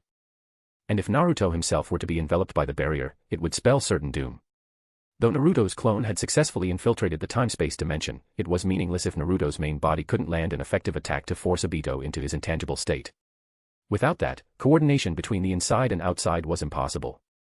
At first glance, the situation seemed like a deadlock, a dire predicament heavily disadvantageous to Naruto. Naruto's only option now was to maintain his high-speed movement, keeping his distance from Obito and the ever-pursuing barrier. Naruto, being a living being, would inevitably deplete his chakra despite its vast reserves. Obito, however, as an Edo Tensei, had an unchanging chakra supply, allowing him to conserve energy and bide his time. Additionally, Tsukuma could reappear in the external world at any moment, turning the battle into a 2-against-1 scenario, further tilting the scales against Naruto. Even the confident Obito found the situation somewhat puzzling. Naruto, I can't think of any option left for you besides using the Flying Thunder God to flee. So, what will you do? No matter your choice, it's futile. But Naruto clung firmly to one belief, Itachi's famous words, every jutsu has a weakness. With his heightened perception, Naruto scanned every detail as he moved at high speed, leaving no clue unnoticed. There must be a weakness. I just have to find it. At that moment, the edge of the gray zone began to encroach upon a small blade of grass. Naruto's sharp gaze caught a fleeting detail. Could it be? Whoosh! Naruto activated the golden form of the Ninetales chakra mode. Then, extending a golden chakra arm, he reached toward the gray zone. Whoosh! The golden arm entered the gray zone but did not freeze immediately. It continued to stretch forward until it reached its limit before finally halting. Whoosh! The chakra arm retracted effortlessly. Naruto's face lit up with a confident smile. So that's how it is. Obito's expression darkened. Damn it. Tap. Naruto stopped in his tracks, his eyes gleaming with insight. I understand now. Everything makes sense. I found your fatal weakness. Earlier, when the blade of grass touched Obito's barrier, it retained a faint motion. This gave Naruto a bold hypothesis, which he immediately tested with the Ninetales chakra arm. Only a complete chakra entity or living being is frozen when fully enveloped by the time-stopping barrier. Because a complete chakra entity or life form adheres to a consistent cause-and-effect chain, your barrier can't sever that chain, resulting in this peculiar cross-boundary effect. Am I right, Obito? This was the brilliance of the current Naruto Uzumaki, keenly perceptive, deducing the truth from the smallest details. Obito's face turned grim, but he refused to give in. So what if you figured it out? I've already confirmed that the range of your Ninetales chakra arm is only 100 meters. Even if you stand at the edge of the barrier, you can't reach me at its center. Your discovery is meaningless. Whoosh! Naruto deactivated his Ninetales chakra mode and transitioned into Sage mode. With his palms pressed together, the storm of natural energy crackled and roared around him. Obito, you're just lying to yourself. You've seen this technique before. Sage art, would release, true several thousand hands. Boom. Boom. Boom. A towering, awe-inspiring spectacle rose, dominating the small corner of the land of rain and the infamous indestructible river. Obito's face froze, his expression turning ashen. He hadn't anticipated Naruto pinpointing the weakness so quickly. From the towering height, Naruto's voice echoed with unwavering conviction. Obito, as an Edo Tensei, your chakra may be constant, but it also has a peak limit. That limit determines the scale of your techniques. This Umudala barrier is a prime example. Because your chakra doesn't deplete, you can sustain the barrier indefinitely. But due to the peak limit of your chakra, you can't expand its range. Naruto sighed, if you had chakra as vast as Tsukuma's, combined with the Edo Tensei's non-depleting nature, you'd truly be invincible. At least, I know for certain that I wouldn't stand a chance against such a version of you. But alas, you can't have it all. You've lost, Obito. Top Transcendent Buddha. The colossal wooden fists rained down like a torrential storm, ignoring the time-stopping barrier as they pierced through it. You think I've lost? You're too presumptuous. Deactivating Umudala, Obito shifted into his intangible state. His eyes burned with rage. With infinite intangibility, what can you do to me? Once your true several thousand hands is exhausted, I'll reactivate Umudala. Let's see what you'll do then. True, that's a significant problem, Naruto murmured, his voice low. Which is why I'll leave this daunting task to you, my clone. Many misunderstand Kamui, believing that being inside the time-space dimension makes it easy to target the user. This is a grave misconception. The time-space dimension is vast, making encounters nearly impossible under normal circumstances. Unless the user intentionally controls it, the position where objects are sent into the dimension changes over time. Thus, coordinating an attack from outside with one from inside requires an extremely precise timing window. By now, several minutes had passed since Naruto's clone, along with the amber purifying pot, had been transported into the time-space dimension. The clone's position within the dimension was vastly different from Obito's current position in his intangible state, synchronized with the external world. Without a flying thunder god mark on Obito, coordinating such an attack seemed like an impossible feat inside the time-space dimension. Naruto's wood clone was fully aware of the challenge. For this moment, my true body entrusted me with 30% of his chakra. ZZZ. The orange eyeshadow of Sage Mode appeared around the clone's eyes. I've pinpointed Obito's exact location using Sage Mode. But it'll take time to reach him. True body, hold the attack, I'll end this soon. Purple lightning chakra mode. Crackle. Electric arc surged around the clone as it transformed into a streak of light, dashing toward the source of its sensing. Boom. Boom. Boom. Boom. Outside, the wooden fists of the top transcendent Buddha relentlessly passed through Obito's intangible form. Yet even the mightiest technique had its limits. The rapidly diminishing arms on the Buddha's back gave Obito hope. Yes, just like that, Naruto. No matter how strong you are, you can't escape the limitations of a mortal body. However, in the time-space dimension, a streak of lightning appeared at the edge of Obito's vision. Impossible. Obito's eyes widened in disbelief. How can this be? Naruto's clone, its left arm wrapped in the golden rope, delivered a blinding punch to Obito's chest. As an Edo Tensei, Obito's immortal body couldn't be destroyed, even if his true body in the time-space dimension was struck. Which was why Naruto needed the golden rope.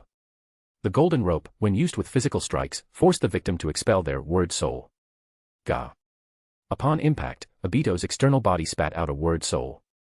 Simultaneously, a flying thunder god mark appeared on Obito's chest, left by the clone. Naruto's true body exulted, it worked. 7-star sword. Leave it to me, Dad.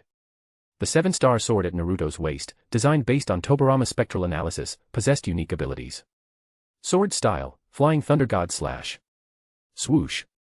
The 7-star sword phased through the flying thunder god mark on Obito's chest, severing the word soul before instantly returning to Naruto's side. Clang. At the same time, the true several thousand hands, now devoid of arms, collapsed heavily to the ground. As Naruto descended with the wind, he retrieved the red gourd, sealing Obito's severed word soul within it and closing the lid. Inside the time-space dimension, Naruto's wood clone, having fulfilled its mission, crumbled into decayed wood. On the battlefield, Obito knelt on the ground, glaring at Naruto with unyielding fury. What a cunning plan. The golden rope, 7-star sword, and red gourd, the 3 sacred tools of the 6 paths.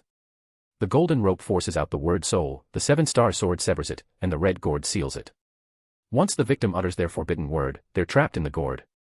But sealing means nothing against Kamui. If you're waiting for the moment I materialize to absorb me, I'll tell you now, I'll reactivate Umudala. You'll never get close to me. In the end, all your efforts are meaningless. Naruto raised a hand, partially covering his left eye. Through his fingers, his gaze pierced Obito like a blade. Sealing. Forbidden words. Those are relics of the past. Uchiha Kagami's left eye dojutsu, or Dimionming, manipulates word souls.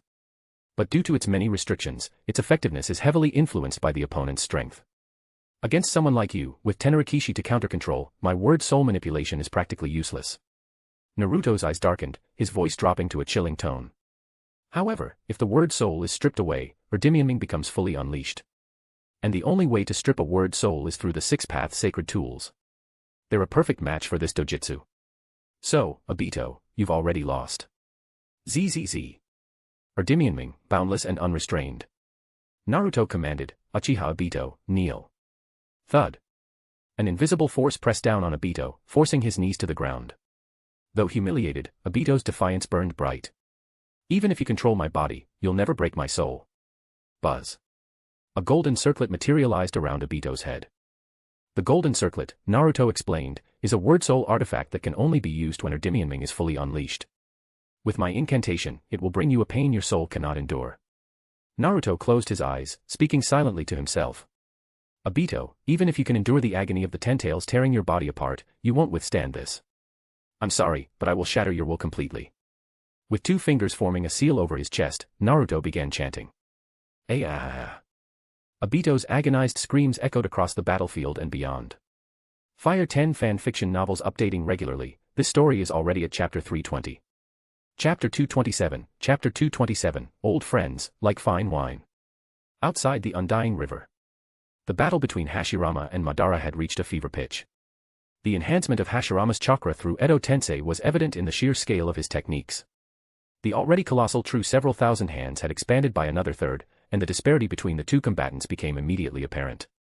After a fierce exchange, Madara's true several thousand hands was left shattered and broken, while Hashirama still stood tall and unyielding. Yet, Madara laughed heartily, his voice filled with exhilaration. Ha ha ha. As expected, fighting you with a mortal body is the greatest joy in this world. Hashirama, ever earnest, replied, Naruto is stronger than me. Madara's expression suddenly turned blank. Stronger, sure. But his techniques are too flashy. I have no interest in playing with him anymore. You, Hashirama, are the only one who truly brings me the joy of battle.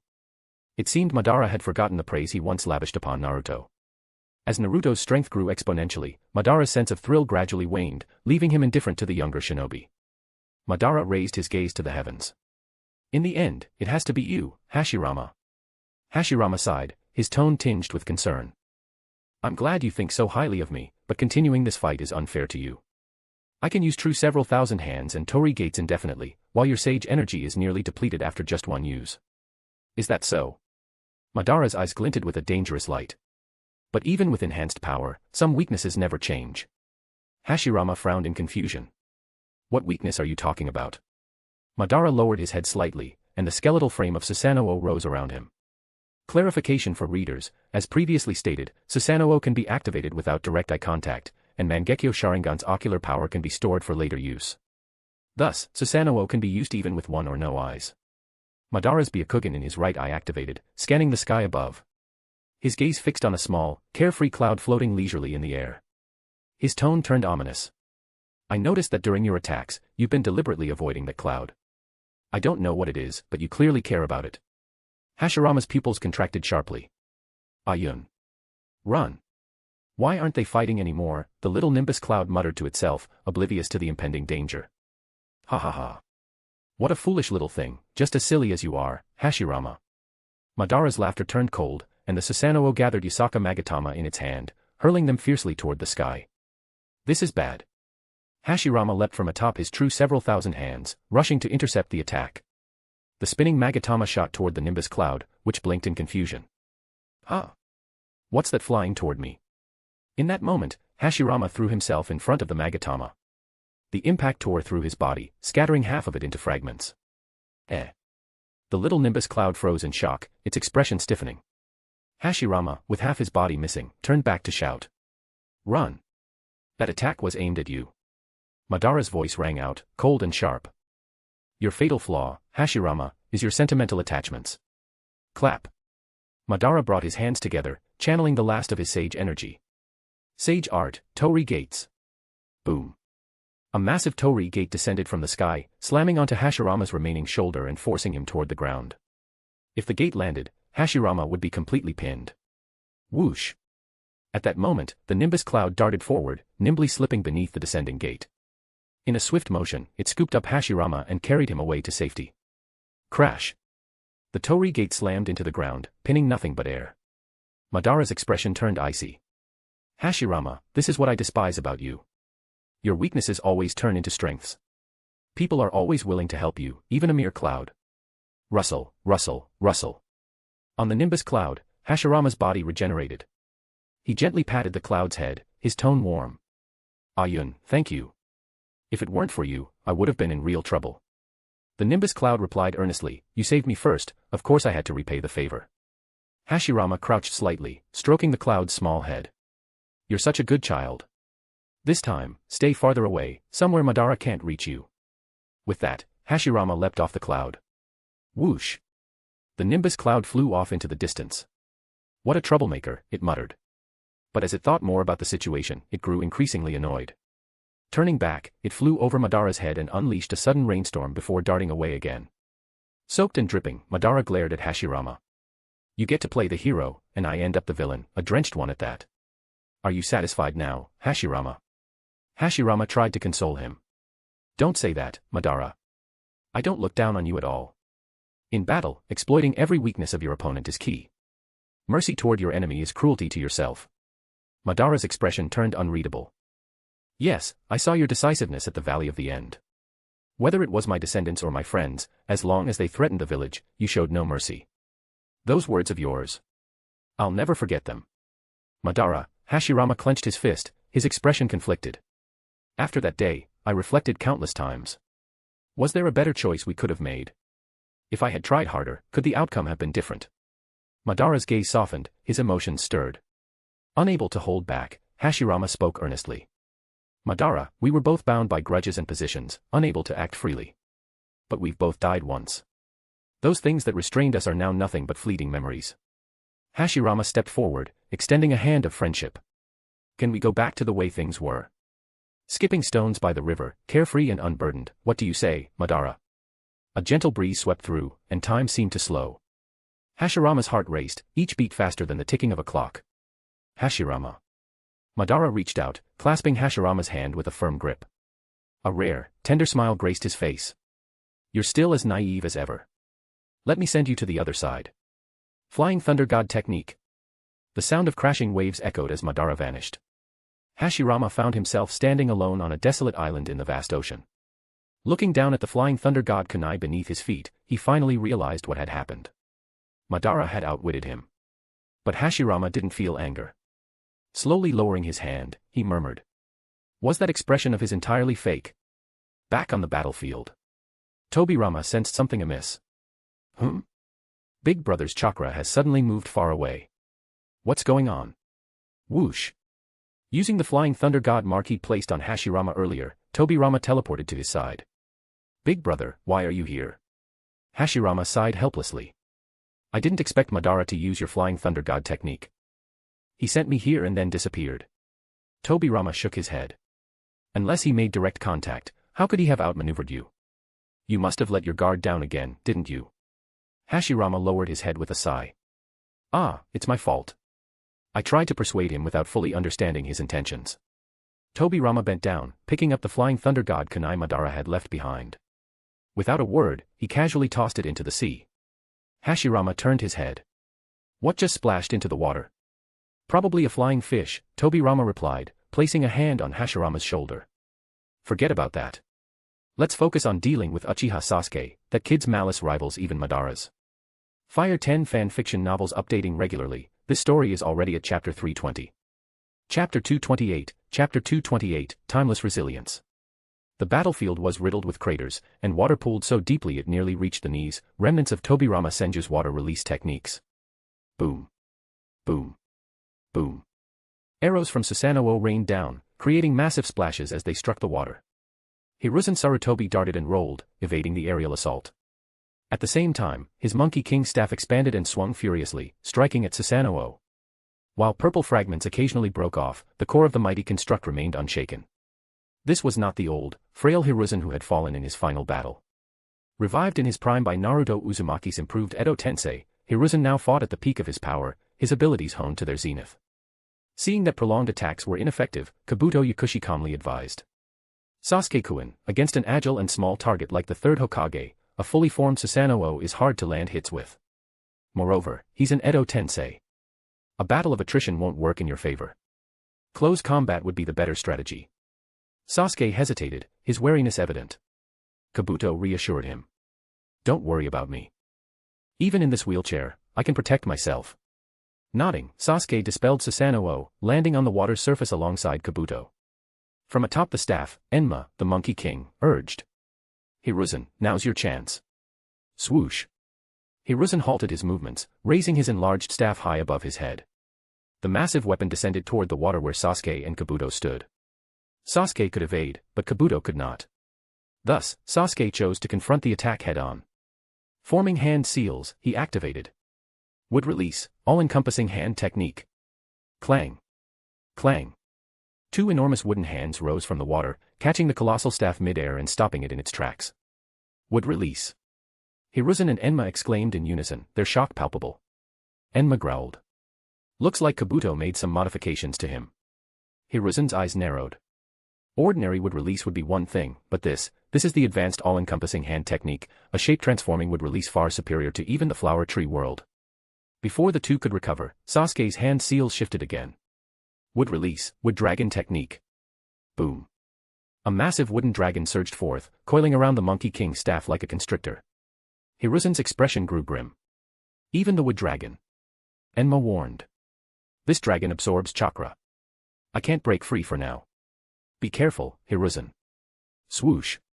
Sasuke performed an elegant flip, landing atop the staff. His Chidori crackled to life as he charged toward Hiruzen with blinding speed. But Hiruzen was a seasoned warrior, quick to adapt. The water left behind by Tobirama's techniques was now an opportunity. Forming three hand seals, Hiruzen unleashed. Water release, water dragon bullet technique. Crash. A massive water dragon rose and crashed down toward Sasuke. Chidori sharp spear. Sasuke's Chidori morphed into a spear, slicing the water dragon in half. He dashed through the gap created by the split torrent, closing the distance rapidly. Retreating swiftly, Hiruzen formed more hand seals. Earth release, earth flow river. Rumble. A rolling river of mud surged forward, destabilizing Sasuke's footing and slowing his advance. Maintaining a safe distance outside Sasuke's visual jutsu range, Hiruzen's hands blurred as he unleashed a flurry of techniques. Earth release, earth dragon bullet. Lightning release, lightning fang bullet. Wind release, gale bullet. Without the aid of shadow clones, Hiruzen executed three powerful long-range projectile techniques in rapid succession, their combined force roaring toward Sasuke. Caught between advancing and retreating, Sasuke suddenly found his path blocked by Tobi, who appeared behind him and threw a wooden spike. Wood release, piercing stake technique. Trapped between attacks from both sides, Sasuke's Sharingan flared. Susanoo emerged, its skeletal form barely withstanding the onslaught from front and rear. The fragile skeleton quickly solidified, forming a massive sword that swept backward, forcing Tobi to retreat. In the next moment, Sasuke stepped out of Susanoo's chest cavity. Kabuto's eyes gleamed with excitement. Oh! Sasuke-kun, you've learned to control Susanoo from the outside, just like Itachi. Susanoo's massive hand grasped Sasuke, then hurled him forward with incredible force. Swoosh! Like an arrow piercing the heavens, Sasuke shot toward Hiruzen. Hundreds of meters closed in the blink of an eye. Not good. Hiruzen's hands moved rapidly. Fire release, fire dragon flame bullet. Whoosh! A massive fire dragon roared forth, its searing heat engulfing the air. But Sasuke's gaze was resolute. The black flames of Amaterasu ignited, forming a flickering cloak around his body. Blaze release chakra mode. Charging through the fiery breath of the dragon, Sasuke formed more seals. Blaze release, great fireball technique. Boom. The black fireball swallowed the dragon whole, leaving only residual flames in its wake. Shrouded in black flames, Sasuke broke through the remnants of the fiery assault. Hiruzen now stood within his line of sight. Hiruzen's pupils constricted. Damn it. I'm within his visual range. Crackle. Sasuke's left eye focused. Indra's arrow. Boom. An indigo lightning pillar pierced the heavens, obliterating Hiruzen and the ground beneath him, leaving a gaping black abyss. Swoosh. From the depths of the abyss, dust and debris coalesced into Hiruzen's Edo Tensei body. Sasuke covered his right eye, his voice cold. You relic of a bygone era, be buried in this abyss forever. Blaze release, Kagutsuchi, black flame spear formation. Shing. Shing. Shing. Black flames erupted from the ground, forming a crisscrossing array of spears that impaled Hiruzen's body. Susanoo stomped its foot, causing the fractured earth to collapse into the abyss, completely burying Hiruzen. Huff. Sasuke dispelled Susanoo, taking a deep breath. As he turned, Tobirama Senju returned to the battlefield, now accompanied by Hashirama Senju. The face of the first Hokage, the god of shinobi, was one Sasuke had seen countless times on the Hokage monument. He narrowed his eyes. Hashirama Senju, the first Hokage. Tobirama sneered. See that, big brother? That look in his eyes, it's even more sinister than Madara's. But Hashirama, ever the elder statesman, smiled kindly. Young man, do you know Naruto? Sasuke's fleeting expression of complexity hardened into cold resolve. Know him. I know him better than anyone. Naruto is my old acquaintance, the one I'll surpass at all costs, even if it means killing him. Tobirama scoffed. Listen to him. Such vile words. Even Madara wouldn't dare say something like that. Hashirama's tone remained gentle. Young man, I don't know what you've been through, but the Uchiha were once my allies. If your current plight is partly our fault, then I'll take responsibility. Now that I'm back, I'll see justice done. Tell me, what's your story? Sasuke's eyes flickered with a dark light. Justice. You say you'll see justice done. Hashirama's smile was unwavering. That's right. I'll ensure justice is served. Sasuke's gaze turned ice cold. Fine. If you want justice for the Uchiha, then raise the village you built, Konoha, to the ground. Can you do that? If not, then stop spouting nonsense. To me, you're all nothing but hypocritical elitists. Shing. Without giving Hashirama a chance to respond, Susanoo's massive blade descended. Boom. Boom. Boom. Sandstorms and gales erupted. From his wheelchair, Kabuto watched the chaos unfold, his expression calm yet unyielding. Yes, Sasuke-kun. That's the spirit. Having seen Naruto, the pinnacle of the shinobi world, even the first Hokage is no longer someone to fear. Push yourself to the limit. In the crucible of life and death, the Rinnegan awaits you. Adjusting his glasses, Kabuto declared with unwavering resolve. And I will stand with you, through life and death. Meanwhile, on the immortal river, Obito Uchiha's agonized screams echoed endlessly. He knelt on the ground, his eyes rolling back, even his Sharingan unable to maintain its form. His Edo Tensei body began to crumble, fragments peeling away as if it were disintegrating. Naruto Uzumaki, sweat dripping from his brow, continued weaving seals and chanting under his breath. The cursed binding seal inflicted soul-crushing torment, far surpassing any physical pain. It dredged up the target's deepest fears, replaying them in their mind to shatter their sanity. Naruto had no doubt, even Obito, who had endured the agony of the Ten Tails, couldn't withstand this technique. Stop. Please, stop. I surrender, I give up. At last, the unyielding Obito Uchiha begged Naruto for mercy. Fire 10 fan fiction novels updating regularly, this story is already at chapter 321. Chapter 229, Chapter 229, A heart-to-heart conversation. With Obito begging for mercy, Naruto ceased his incantation and lowered his left hand from its seal formation. The binding word's halo vanished from above Obito's head. Thud. Obito collapsed backward onto the ground, lying flat as fragments of his body continued to flake off. Naruto let out a long sigh of relief, wiping the sweat from his face with the back of his hand. He walked over to stand before Obito. Obito's unfocused eyes gradually regained some clarity. You've won, Naruto, he murmured. Naruto adjusted his robe and sat down leisurely. What about Toma? He asked calmly. You don't need to worry about him, Obito replied with a hollow tone. When Toma returns, I'll order him to stand down. He is my will incarnate, he will obey me unconditionally. Naruto fell silent, contemplating. Does my change in attitude feel abrupt to you? Obito admitted candidly. Let me tell you the truth, just now, I saw Rin. She kept questioning me, over and over, why I had fallen so far. Her expression, it was unfamiliar, and it terrified me. I've had similar dreams before, but never one this vivid. Perhaps, deep down, I've already begun to waver. You once told me that the infinite Tsukimi was a lie, a conspiracy orchestrated by Black Zetsu to resurrect Kagaya. The series of facts you laid out left me with no room to refute. But I chose to avoid reality. This world, in my eyes, is filthy. The infinite Tsukimi was the only way to cleanse it. If even the infinite Tsukimi itself was a lie, then what hope does this world have? I couldn't bring myself to accept that reality, so I chose to escape, and to make one final gamble. But that gamble failed. I failed completely and utterly. Obito's expression was a mix of desolation and resignation. Naruto's heart stirred. You still have Rin's body, don't you? I might have a way to bring her back. Obito, however, chuckled faintly. If I'd wanted to do that, I would have acted long ago. Rather than bringing her back to this filthy world, I'd rather let her rest in peace in the Pure Land. Obito's descent into darkness had not been solely caused by Rin's death. Rather, her death had shattered the beliefs he had clung to for so long, leading him to direct his anger toward the world itself. His despair toward the world could not simply be undone by resurrecting Rin. A love so deep and unwavering had ultimately transformed into an obsession so dark and consuming. Similarly, disproving the infinite Tsukimi alone wasn't enough to bring Obito to Naruto's side. Admitting defeat was merely an act of self-denial, not an acknowledgement of Naruto's perspective. At this moment, the confusion in Obito's eyes revealed his desire to retreat as a defeated man, not to rise again with newfound resolve. Naruto understood this clearly. He recalled the memories he had seen during their tug-of-war in the past, memories of Madara's words to Obito. Face reality.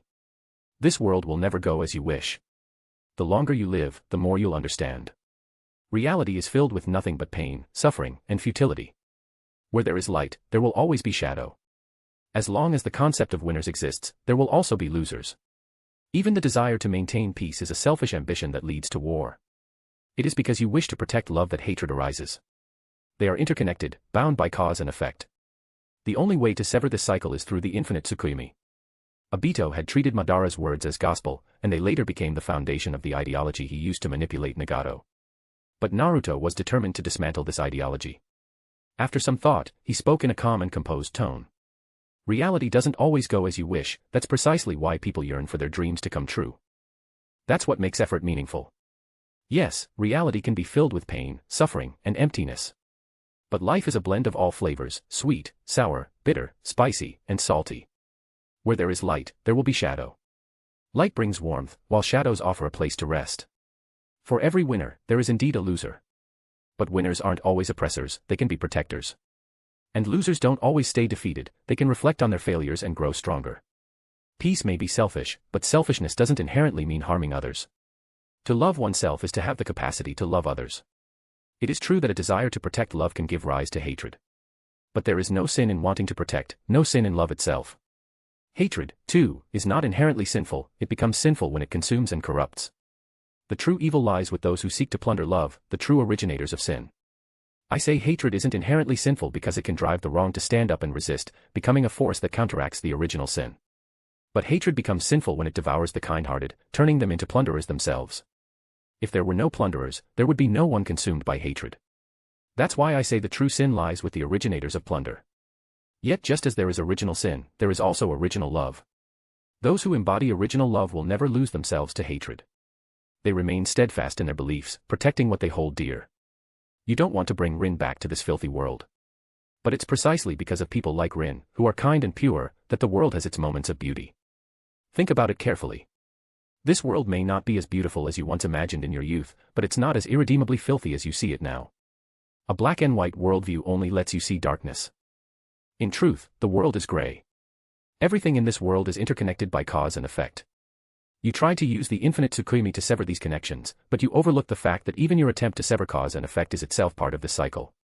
In the end, no one can truly escape cause and effect. All we can do is change it. Sow seeds of kindness, and you'll reap fruits of kindness. Naruto's words struck deep, each one piercing Obito's heart with unerring precision. Obito's expression twisted with inner conflict and pain. But what about the evil fruits I've already sown? I've become one of those originators of sin you speak of. Other than facing judgment, what else can I do? Naruto smiled gently. You're not an originator of sin. You're someone who was wronged by those originators, someone who lost himself in hatred after losing love. You're a protector who momentarily lost his way. That's why you can be forgiven. As for the evil fruits you've sown, find a way to make amends. Obito let out a bitter laugh. Make amends. I've committed atrocities beyond redemption.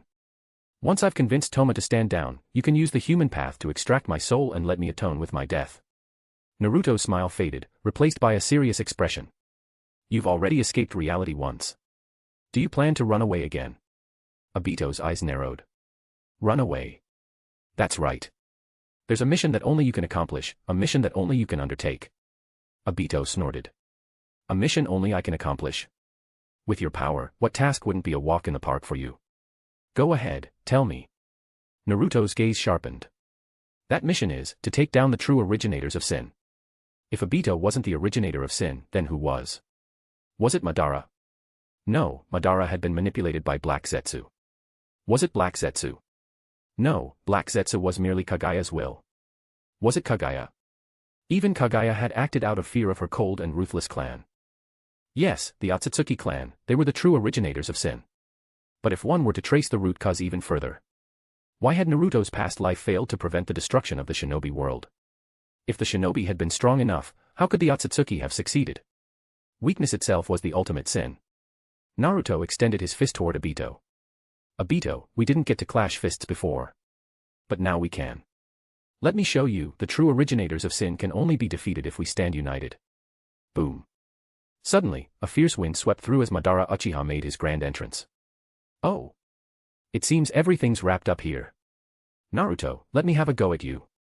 Naruto paid him no mind, smiling instead at Obito.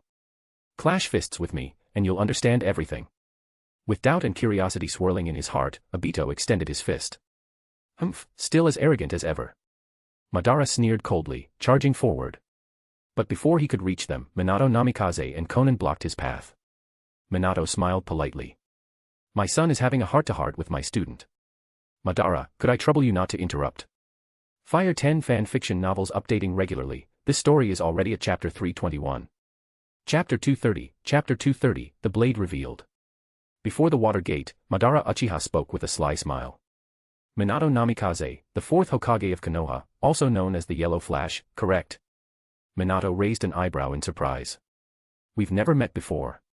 How do you know me? Madara chuckled. Back when I was trying to recruit Obito, I specifically had White Zetsu gather information about you. If I recall correctly, you were still alive then. But now, you're here as an Edo Tensei summon. It seems you died not long after that. Such a shame, you were too young, and it seems you didn't even get to outplay your own student. Minato's eyes narrowed. So, it was you. You were the mastermind behind manipulating Obito to attack Konoha.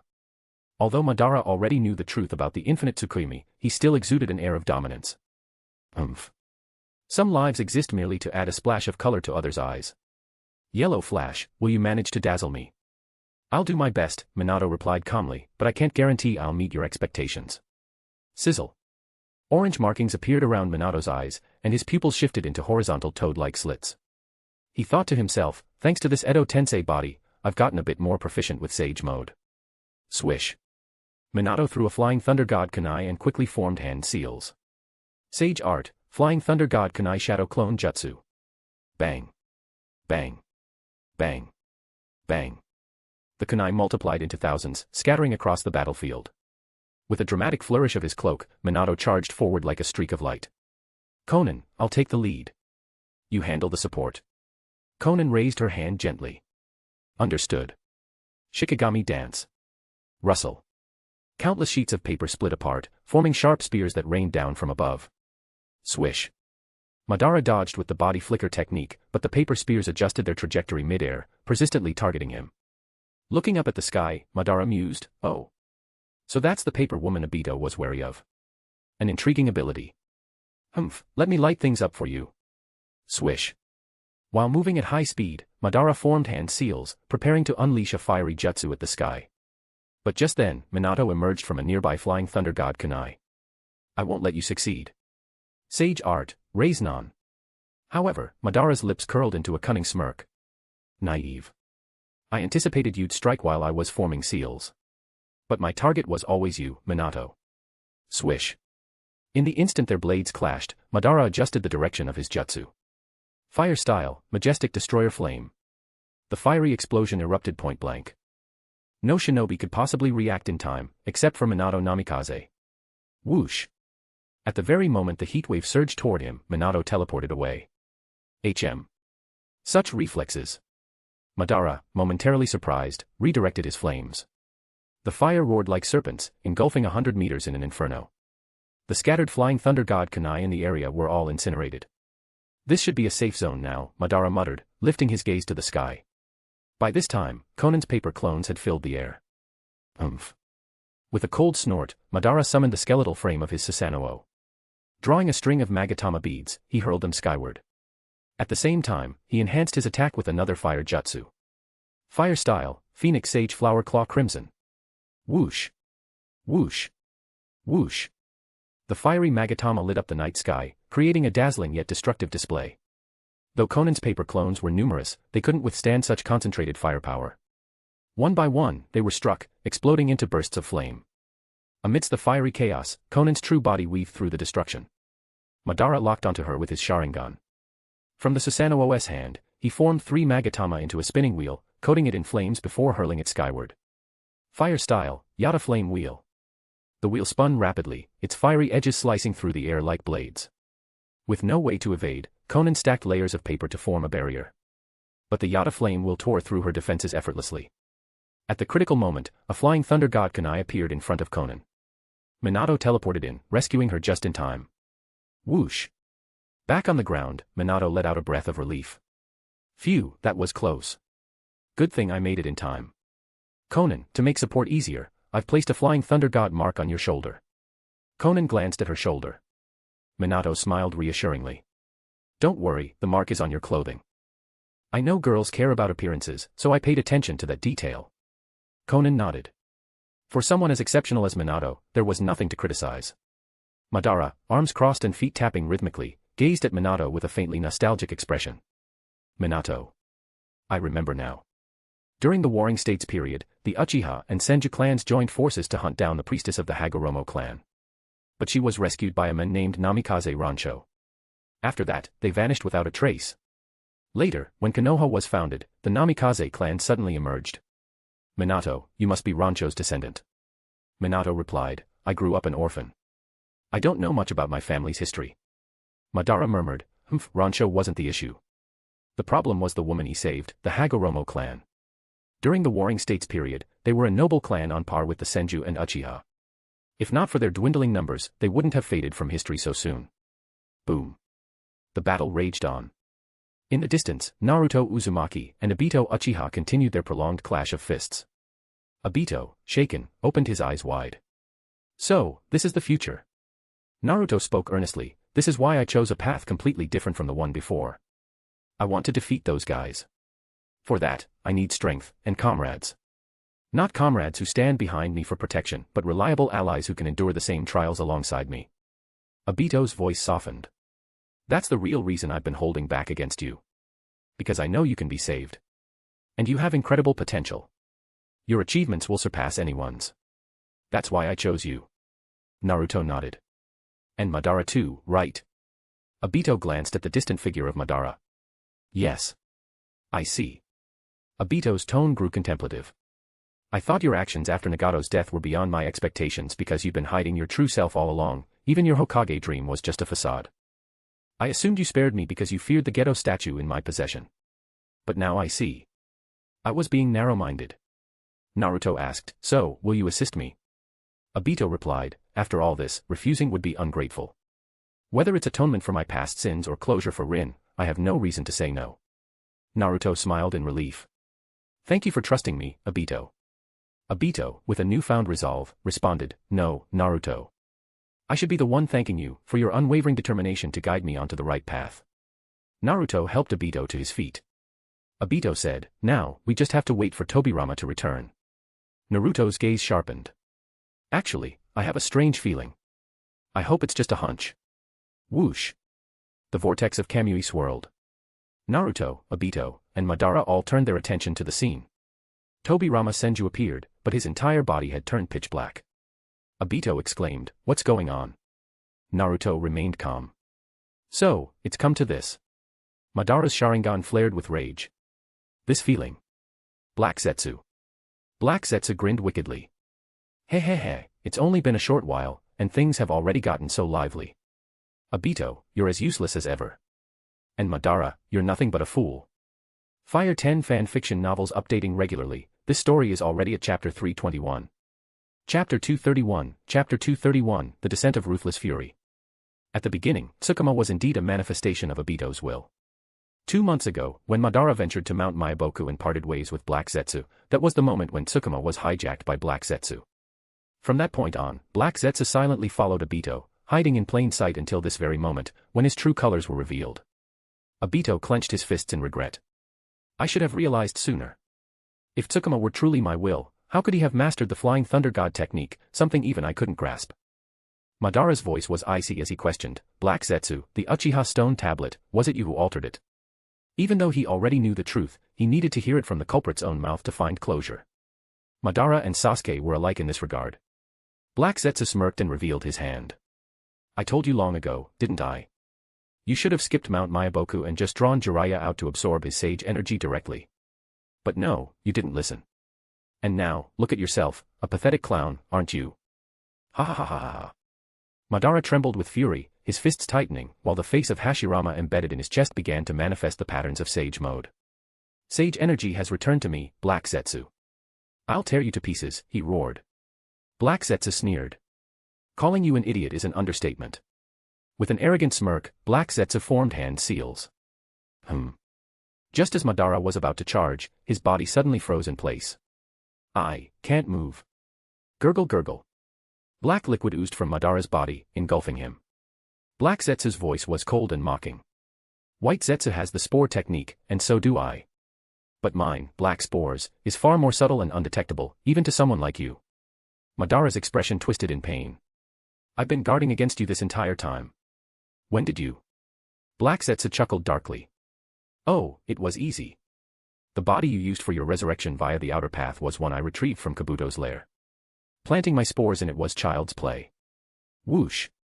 A vortex of Kamui spiraled into existence, and Black Tsukuma appeared behind Madara, his arm piercing mercilessly through Madara's chest. In a haunting tone, he whispered, honestly, I had planned to come find you myself. But since you delivered yourself to me, you've saved me the trouble. The sage energy you work so hard to cultivate, I'll gladly take it for myself. Rustle rustle rustle. Dense sage energy flowed through Black Tsukuma's arm and into his body. The sage mode facial markings appeared on his face, while the ones on Madara's chest vanished. With a sickening squelch, Black Zetsu withdrew his hand, taking the black spores along with it. Thud. Madara collapsed to the ground, drained and powerless, but his eyes remained fixed on the face before him, a face identical to Hashirama's, yet brimming with malevolence and treachery. You, Madara spat, his voice trembling with rage, are unworthy of wearing that face.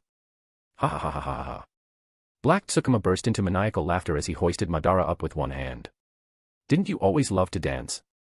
Allow me to send you off with one final performance. With a mighty swing, he hurled Madara into the air. Taking a step forward, he put all his strength into a powerful throw. Off you go.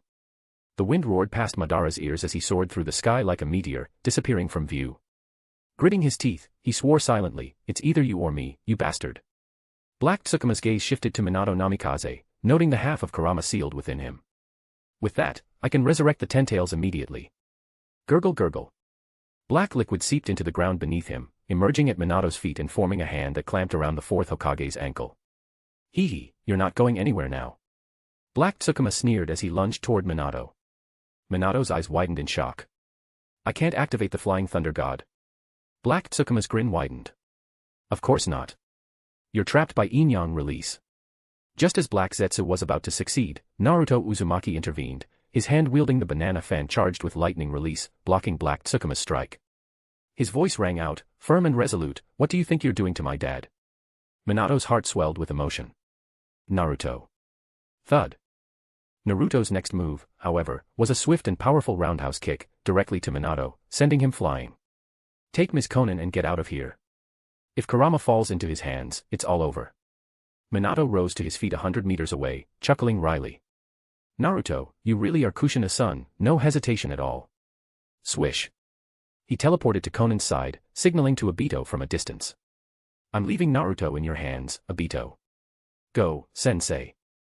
Obito nodded, and Minato vanished from the battlefield with Konan using the Flying Thunder God. Boom.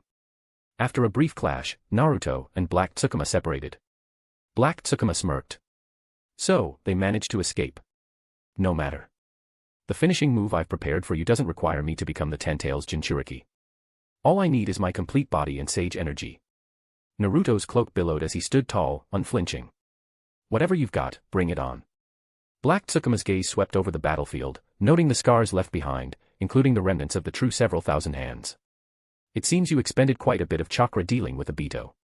Your reserves are still substantial, but you're not at your peak, are you? Naruto remained silent. The real drain on his chakra hadn't been the true several thousand hands, it was the mantra restraint. Obito's sheer willpower had been far beyond imagination, and dismantling it had cost Naruto dearly. In truth, Naruto was in a battle-worn state. Swish. Obito appeared beside Naruto. This mess is my fault. I'll do everything I can to fix it. Tap. Naruto placed a hand on Obito's shoulder. The mantra restraint has left your soul heavily damaged. Let me help you recover. The soul jewel forged by the Kusanagi no Tsurugi flowed into Obito's soul, restoring its vitality. Obito blinked in realization. So this is the secret behind the fourth Hokage's strength surpassing his living self after being reincarnated by the Edo Tensei. Naruto nodded. Yeah. But this technique drains my soul's capacity. I've already used it a lot in this battle. Restoring you is the best I can do, I can't enhance you further. That's more than enough. ZZZ. The pattern of the eternal Mangekyo Sharingan reappeared in Obito's eyes. Black Tsukuma sneered. A battle-worn Naruto and a broken has-been like you. You're no threat to me. Clap. He pressed his hands together in a seal. Sage energy and the power of the Gedo statue erupted simultaneously. Sage art, outer path, Maha infinite calamity. Boom. A colossal dual-faced entity rose with a deafening roar. Its front bore the visage of the Gedo statue, while its back mirrored the true several thousand hands of the Buddha. And the countless arms, where did they come from? The Buddha's hands formed seals, and countless massive wooden arms extended outward, using the earth as their medium to encircle the battlefield completely. Crack. The arms bent inward, sealing off the sky. At the same time, the Gedo statue at the front began forming seals. ZZZZZ. Eight-tailed beast chakra emerged, forming tailed beast bombs beneath the thousands of bent wooden arms. From atop the entity's head, Black Zetsu's maniacal laughter echoed. Ha ha ha ha ha. Oh, and by the way, Tsukuma's cursed tongue eradication seal. I've already nullified it with Yin-Yang release. If you try to escape with the Flying Thunder God, this technique will manifest in a Megakure instead. So go ahead, destroy everything. The oppressive weight of the sky itself bore down on Naruto Uzumaki, who clenched his fists as cold sweat dripped down his face. Deep within his mindscape, a mocking voice rose. Yo, Naruto. The unshakable you, unfazed even in the face of calamity, finally panicking, are we. In the darkness, 9 elegant tails swayed rhythmically. If you apologize for earlier, I might just lend you a hand. Fire 10 fan fiction novels updating regularly, this story is already at chapter 321. Chapter 232, The Heart of Harmony. Within Naruto's mindscape, the familiar cage stood as an unyielding barrier, separating a boy and a fox whose hearts had yet to truly connect. Naruto Uzumaki, you're asking me to apologize, Kurama. Does that mean you think I was wrong? Kurama, whether you were wrong or not, what's the harm in apologizing to me, Naruto muttered under his breath, so you're not outright saying I was wrong anymore. Kurama, huh? What did you just say? Nothing. After a brief silence, Naruto said, I'm sorry. Kurama's large ears twitched. Humph. Naruto continued, I failed to protect you before. Kurama, Initially, Kurama thought Naruto was just going through the motions, but hearing those unexpected words, his ears perked up sharply. Naruto spoke with conviction, this time, I swear, no one will ever take you away from me again. Kurama's emotions erupted, humph. Aren't you still planning to revive the Ten Tails someday? Reviving the Ten Tails means erasing me. Don't you understand that? Naruto slowly lifted his head, his gaze as clear as a reflection of his past self. Kurama, do you know why I don't want the Ten Tails to be revived prematurely? Kurama retorted without hesitation, because you want to find a scapegoat, a sacrificial pawn for reviving Kaguya Otsutsuki. You've said it yourself before, you want to revive Kaguya and become the Ten Tails Jinchuriki. Naruto nodded. Yes. Kurama couldn't hold back, so, before you, there will be another Ten Tails Jinchuriki, a powerful enemy. Without absolute certainty, you don't want to face such an enemy prematurely. That's why you don't want the Ten Tails to be revived early, isn't it? Naruto admitted, to those around me, I must say that. It's necessary to maintain my current persona. Kurama stared him down, what nonsense. Persona? What kind of BS persona? Do you think you're some national idol? You're a rogue ninja. Naruto met Kurama's gaze head-on. I want to find a way to revive the Ten-Tails without losing you, or any of the tailed beasts. Kurama froze in place, stunned. Naruto raised his hand, placing it over his heart, his voice passionate. That's my true intention. You can't see it because you've been guarding yourself against me. Kurama gazed deeply into Naruto, and after a long pause, extended one of his claws through the cage's bars. Then let me test you. If there's even a shred of dishonesty, I'd rather be swallowed by the Geto statue than walk alongside you again. I never lie, Naruto declared, his voice steady and confident. Because the words I speak will always become reality. Naruto raised his hand, open and resolute. Smack. After more than half a year, or perhaps half a century, their fists collided once more. Drip. Ripples radiated across the surface of the lake within Naruto's mind. Having confirmed each other's intentions, Naruto and Kurama shared a knowing smile. Click. Click. Click. The locks of the seal began to twist and turn, unlocking with a resounding finality. Naruto recalled the true waterfall and the parting words of his innocent self. Kurama is deeply insecure. It fears that your relentless pursuit of power will turn you into a cold and unfeeling person. Naruto, Kurama, that day you feared will never come. Kurama, humph. Why didn't you come to me and confess everything the day you returned? Naruto, honestly, I was scared and uncertain. I didn't know how to face you. Kurama, you idiot. You're over 100 years old and still act like a child. Though in front of me, you'll always be a child. Naruto, and I thought you were so clever and understanding that you'd figure it out on your own. Kurama's ears twitched. Flattery won't work on me. I'm still mad. Naruto, then I'll spend more time with you from now on, making up for what's been lost. Kurama snorted again. Bang. The cage opened, and the two whose hearts now resonated as one prepared to move forward together. Naruto, let's do this, Kurama. Kurama, oh. The heart's connection, a momentary flash in reality, had been forged. Naruto raised his head. Golden chakra roared to life, enveloping him in a blazing aura. Black markings ran across his body, and a flowing golden cloak billowed behind him. This mode was no longer the Nine-Tails chakra mode, it was the genuine article. Kurama chakra mode. Obito, Naruto, you. Black Zetsu, at a time like this, you've managed to unite with the Nine-Tails. But so what? What difference does it make now? Naruto's gaze sharpened. It makes all the difference. Before, in the golden mode, I could only separate Kurama's chakra from my own and use them individually. Even merging it with a purple lightning chakra mode required painstaking effort. But now, my chakra and Kurama's chakra are perfectly compatible, no longer divided. Do you know what that means? Swish. Naruto opened his palm. Golden chakra expanded outward, forming Kurama's massive body. Crackle. Crackle. Kurama's chakra fused with purple lightning chakra, rapidly transforming into a terrifying purple-gold thunderous plasma that rose from the ground. Thunderstorm Kurama chakra mode. Sizzle. Naruto's eyes narrowed sharply. Clang. Clang. Clang. Around the thunderous Kurama, the silver-gray armor of Susanoo began to form. However, the immense internal chakra pressure exceeded Susanoo's current capacity. Naruto had no choice but to separate part of the plasma into fierce lightning bolts that surrounded Susanoo externally. On Susanoo's forehead, amidst the vast storm of lightning, Naruto murmured, "This should do it." Armored Thunderstorm Kurama chakra mode. But against Black Zetsu, who possessed Yin-Yang release, how could Sage mode be absent?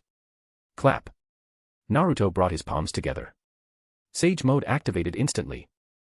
Externally, Kurama and Susanoo remained unchanged, but to draw an analogy, the core of the power reactor had shifted from conventional energy to nuclear energy. As a result, every attack unleashed would now ascend to the realm of Sage art. At this point, Black Zetsu's attitude lost its earlier levity. His expression darkened as he said, "A pity. This is indeed a formidable power. But unfortunately, you're still no match for the infinite might of Maha." Thousands of colossal wooden hands, each carrying a Geto statue's tailed beast bomb, loomed as the ultimate symbol of overwhelming force. Naruto's sharp gaze glinted as he replied, "Idiot, who said I'd clash head-on with that thing? Black Zetsu, if you want to control it to attack, you'll have to materialize yourself. And when you do, I'll strike directly at you. You'd better watch out." Black Zetsu sneered, bold words. "Do you really think you can pull it off?" "I can." Boom. At that moment, beside Naruto, the pitch-black fully formed Susanoo rose to its feet. "Obito, because I'm here." Black Zetsu's killing intent surged, "You think you can? Then let's see you try." The sky filled with countless wooden hands, propelling Geto statue-tailed beast bombs as they crushed downward. 10,000 Buddhas descend. The ultimate clash of the battle at Immortal River erupted. Fire 10 fan fiction novels updating regularly. This story is already at chapter 321. Chapter 233, Chapter 233, A Thunderous Flash of Lightning. A torrential storm of attacks descended upon Naruto and Obito's position, threatening to obliterate them entirely. Obito, no attack exists that Kamui cannot absorb. I'll use my Susanoo in conjunction with Kamui to carve a path forward. Naruto, stay close behind me. Naruto, your Susanoo is too slow. Let me lighten the load for you. Earth Release, Super Lightweight Boulder Technique. Obito, my Susanoo feels as light as a feather now. Naruto, but its defensive strength will be greatly compromised. Against such intense attacks, it might as well be a flying plastic bag, fragile and easily torn apart. Be extra careful. Obito, it doesn't matter. As long as we can win. Whoosh. Obito's Susanoo charged forward, leading the way. His eyes locked onto the chaotic barrage ahead. Kamui. SHHHK. SHHHK. SHHHK. The powerful Kamui vortex, aligned with Obito's shifting gaze, layered like a stack of spinning blades. It cut through the chaotic storm of attacks, forging a path forward. Lightning streaked through the air as Naruto, clad in his Kurama Sage mode, Thunder Roar, followed closely behind, dashing through the path carved by Kamui. The omnipresent wooden hands of the Guanin's thousand palms twisted and stretched, chasing the fleeting streak of lightning. Yet, no matter how they reached, they couldn't catch up. Because Naruto was too fast. The attacks, dynamic and ever-shifting, left only fleeting gaps in their formation. It was a race against time, a dance on the edge of a knife. Crack. Crack. Crack. Sparks flew and lightning flashed as Naruto closed in on the core of the battlefield. Black Zetsu noticed Naruto's intent and manipulated the countless wooden arms to converge toward the demonic statue of the outer path. Yet, he dared not bring them too close, fearing the collateral damage of a tailed beast bomb. Unfazed by Black Zetsu's countermeasures, Obito pressed forward, his eyes focused ahead. The swirling Kamui vortex dragged everything in its path, wooden arms and even tailed beast bombs, into its depths. But just as they were about to break through, the Kamui vortex began to slow. Obito, Black Zetsu. He's using reverse Kamui to interfere with me. Atop the demonic statue, Black Zetsu's eyes gleamed with malice as he focused on the battlefield below. I have the same eyes as you, Obito. Do you really think I'd let you charge through so easily? Where would that leave my pride? As Obito's advance stalled, the relentless wooden hands closed in from all directions. In such a confined space, this encirclement was lethal. Naruto made a decisive call, Obito, absorb me.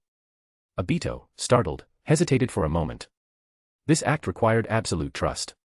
In the split second of hesitation, Obito glanced back and locked eyes with Naruto. Whoosh. The powerful Kamui vortex engulfed Naruto, along with his Kurama Sage mode cloak, into the dimensional space. Obito's Susanoo then formed a pitch-black Magatama in its hand, locking onto a small gap in the chaotic barrage, a fleeting shadow of wood visible through the opening. With precision, he hurled the Magatama forward. Divine artifact, Yata Kamui Magatama, a projectile imbued with piercing properties that cannot be intercepted before reaching its target. Obito, now it's your turn to shine, Naruto. With a faint smile, Obito deactivated his Susanoo and entered his intangibility mode. Boom. The explosion lit up the battlefield, consuming everything in its wake. Yet, Obito remained unharmed, passing through the chaos like a phantom. Whoosh. The Yata Kamui Magatama pierced through the defenses, striking a wooden arm at the periphery. In an instant, the vortex reversed its spin. Kamui's clockwise rotation absorbs, counterclockwise releases. The Yata Kamui Magatama wasn't just a tool of absorption, it was also a point of release. The targeted wooden arm became a springboard for the vortex's unleashed power. From within the reversed vortex, Naruto Uzumaki, in his Kurama Sage mode, Thunder Roar, emerged with a tailed beast bomb clenched in Kurama's jaws. He descended with unstoppable force, landing directly in front of the demonic statue of the outer path.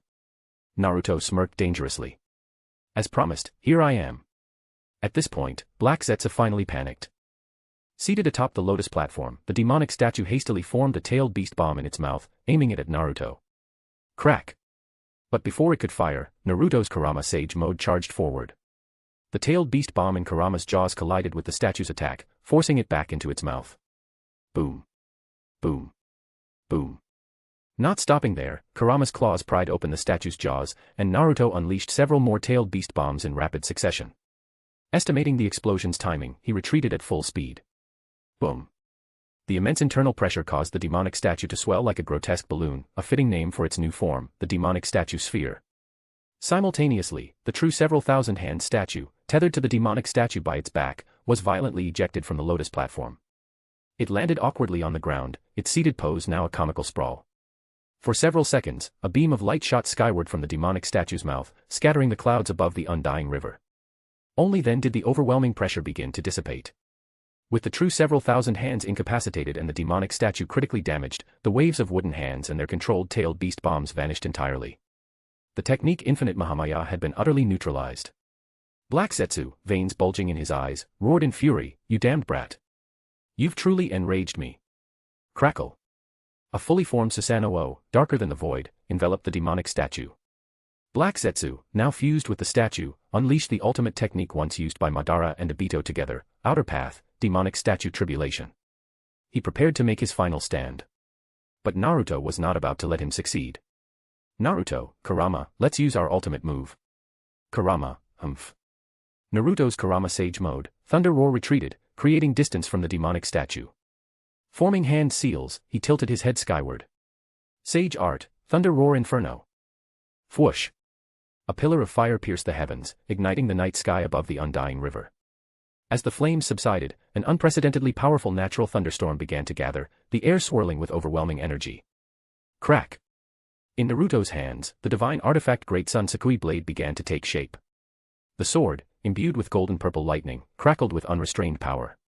Zap. Zap. Using the blade as a lightning rod, Naruto drew the storm's energy into the sword. The Great Sun Sakui blade transformed into a titanic lightning sword that reached toward the heavens. Black Zetsu, his eyes wide with terror, screamed, "Impossible." Crack. Crack. The demonic statue's hands formed two 10 directions divine void blades, crossing them defensively. Black Zetsu, these swords, imbued with Kamui's power, can block anything. He launched a preemptive strike. Zap. Zap. But before his attack could land, the lightning-formed arms of Kurama extended from Naruto's Sage Mode, seizing the demonic statue's wrists. Black Zetsu, what? Naruto declared with unshakable resolve, "Black Zetsu, you may be a millennium-old schemer, but when it comes to combat, you're nothing but an amateur." With that, the Great Sun Sakui blade descended, splitting the heavens. Sage Art, Thunder Roar Kurama Ultimate Technique, Divine Lightning Sword Slash. Fire 10 fan fiction novels updating regularly. This story is already at Chapter 321. Chapter 234, Chapter 234, Burial at the Immortal River. The Thunder Blade descended in an instant. It cleaved through the armor of Susanoo, splitting the Geto statue from its crown to its groin. The statue was severed in two, and the blade's force tore into the unyielding ground of the immortal river, unleashing a thunderous storm beneath the earth. The resulting shockwave pushed the two halves of the ground inward, forming a sharp V-shaped trench. Crash. A resin-like white substance burst from the cracks in the Geto statue's body, leaving a massive splatter across the battlefield. Mother. Black Zetsu screamed in anguish, as though mourning the loss of his entire world. It was then that Naruto Uzumaki realized something was terribly wrong. Damn it. The Geto statue is splitting apart. If this continues, won't the Ten-Tails and the tailed beasts die? In haste, Naruto formed a series of hand seals, recalling a technique he had learned during his journey to Iwagakure alongside Onoki. It was a gift from Kitsuchi, a signature jutsu of the latter. Earth-style, mountain soil technique. Boom. Boom. The V-shaped trench began to close further, compressing the Geto statue between its two converging walls. Roar. The two severed faces of the statue let out horrifying, yet distinct, roars of agony. Kurama interjected, "What are you trying to do?" "I'm trying to press the statue's body back together." Naruto shouted. "You idiot. Do you think it's dough? That you can just knead it back into shape?" Kurama retorted, exasperated. "But if I don't do something, the tailed beasts." "Don't worry about it. That thing has an absurdly strong life force, and with 8 tailed beasts chakra coursing through it, it won't die just because it's been split in two. Besides, that pitch-black freak won't just sit idly by." "Really? Then I guess I can relax." Naruto sighed, releasing the hand seals. Boom. The mountain soil technique was dispelled. The severed halves of the Geto statue collapsed to either side. Black Zetsu trembled, his voice filled with desperation. "Mother, are you in pain? Your child will save you immediately." Snap. Disregarding his own safety, Black Zetsu channeled the senjutsu energy within Tobi's body into the Geto statue. Creak. Creak. Creak. Countless tree-like tendrils sprouted from the statue's severed surfaces. They intertwined, pulling and forcing the two halves back together. Even as the senjutsu energy was depleted, the statue remained imperfectly mended, with a visible fissure still running along its body. Roar! The Gedo statue bellowed, its cries echoing across the battlefield. Black Zetsu clasped his hands together, draining the life force of Tobi's body, which was infused with Hashirama's cells, and channeling it into the statue using would release. At last, the fissure closed completely. Panting heavily, Black Zetsu stood over Tobi's body, now reduced to a skeletal husk, reminiscent of Nagato in his final days. The Gedo statue, now restored, writhed and sank back into Tobi's body. After all, Tobi had once used the Six Paths, Ten-Tails coffin seal to become the Gedo statue's Jinchuriki, forging an inseparable bond with it. Naruto's gaze darkened. He wasn't moved by Black Zetsu's filial devotion. Instead, a memory of Madara's actions surfaced in his mind. Whoosh! Both Susanoo and Kurama's chakra cloak dissipated. Clad in his golden chakra mantle, Naruto descended from the sky. He formed a series of hand seals and slammed his palms onto the ground. Even if he's a Jinchuriki, in this weakened state, it should still work. Summoning Jutsu, Gedo statue. Boom. The Gedo statue, which had just returned to Tobi's body, was forcefully summoned by Naruto's jutsu. Ugh. Black Zetsu, still fused with Tobi, let out a blood-curdling scream as he resisted the summoning, attempting to sever its connection. But then, Black Zetsu's expression shifted dramatically. You're still here. The original will of Tobi, which had been suppressed by Black Zetsu, had not been completely erased. It had merely been dormant within the body. Now, it awakened, opposing Black Zetsu's control. You wretched, lingering soul. Why now of all times? Damn it. Black Zetsu roared in frustration. Crash. With Tobi's internal resistance aiding Naruto's summoning, the Gedo statue was fully extracted, severing its bond with the Jinchuriki. With a resounding bang, it appeared behind Naruto. At last, Naruto had gained control of the Gedo statue. Even though the Ten-Tails will inevitably be revived, I want to ensure that the initiative lies in my hands, Naruto said, his voice weary as he rose to his feet. He continued, a Jinchuriki will always die if their tailed beast is extracted. That's an unchanging rule. Tobi is done for. Black Zetsu, you should leave his body. Black Zetsu had lost completely. He had gambled everything and come up short. Hehehe. Naruto Uzumaki, well played. I must admit, I underestimated you, Black Zetsu sneered, feigning defeat. As he began to peel away from Tobi's body, he suddenly raised his hand, aiming to gouge out Tobi's eyes. Fine, I'll leave, but those eyes stay with me. Slash. Naruto's gaze sharpened. In a flash, he surged forward, severing Tobi's right arm, along with Black Zetsu's last remaining hold, using a lightning-infused strike. Black Zetsu's black mass pooled on the ground, coalescing into a sinister, shadowy face. Naruto Uzumaki, you'd better take good care of the Gedo statue. If anything happens to it, I'll make sure you pay dearly. Mark my words, I will drag you to the grave with my mother. Black Zetsu spat venomously before vanishing into the night. There was no way to kill him, not with his Yin-Yang release body. Moreover, Naruto needed Black Zetsu alive to facilitate Kagaya's eventual resurrection. Black Zetsu had once used Tobi's body, the Gedo statue, and Madara's senjutsu energy to briefly surpass Naruto and claim the title of the strongest in the ninja world. But all of that had now crumbled into nothingness with the loss of the Gedo statue. As Black Zetsu fled, Tobi lay on the ground, barely clinging to life. Rain began to fall from the overcast sky, as though mourning the scene. Naruto stepped forward, but... Let me go, Tobi's voice interrupted. He is my will. Allow me to bid him farewell. Naruto nodded and stopped. Tobi approached the weakened husk of his own creation. Is that you, Lord Obito? Tobi murmured, his gaze unfocused. I'm sorry. I was useless to you. Obito's voice was heavy. You were born from the darkest moment of my life. You are the proof of my madness and obsession. But I have chosen to abandon the darkness and seek redemption. I'm sorry, Tobi whispered. No, it is I who should apologize, Obito said, his tone filled with regret. It was my arrogance, thinking I controlled everything, that led to your suffering. I failed to notice Black Zetsu's manipulation, and now we are here. May I ask, do you regret creating me, something that should never have existed? Tobi's voice trembled. Obito clasped Tobi's frail hand firmly. I do not regret it. For the first time, and the last, Tobi smiled, a genuine smile from the depths of his heart. Your hand, it's so cold. Am I too cold? Tobi's eyes remained open, but the light within them had faded. He was gone. Obito reached out and gently closed Tobi's eyes. Whoosh!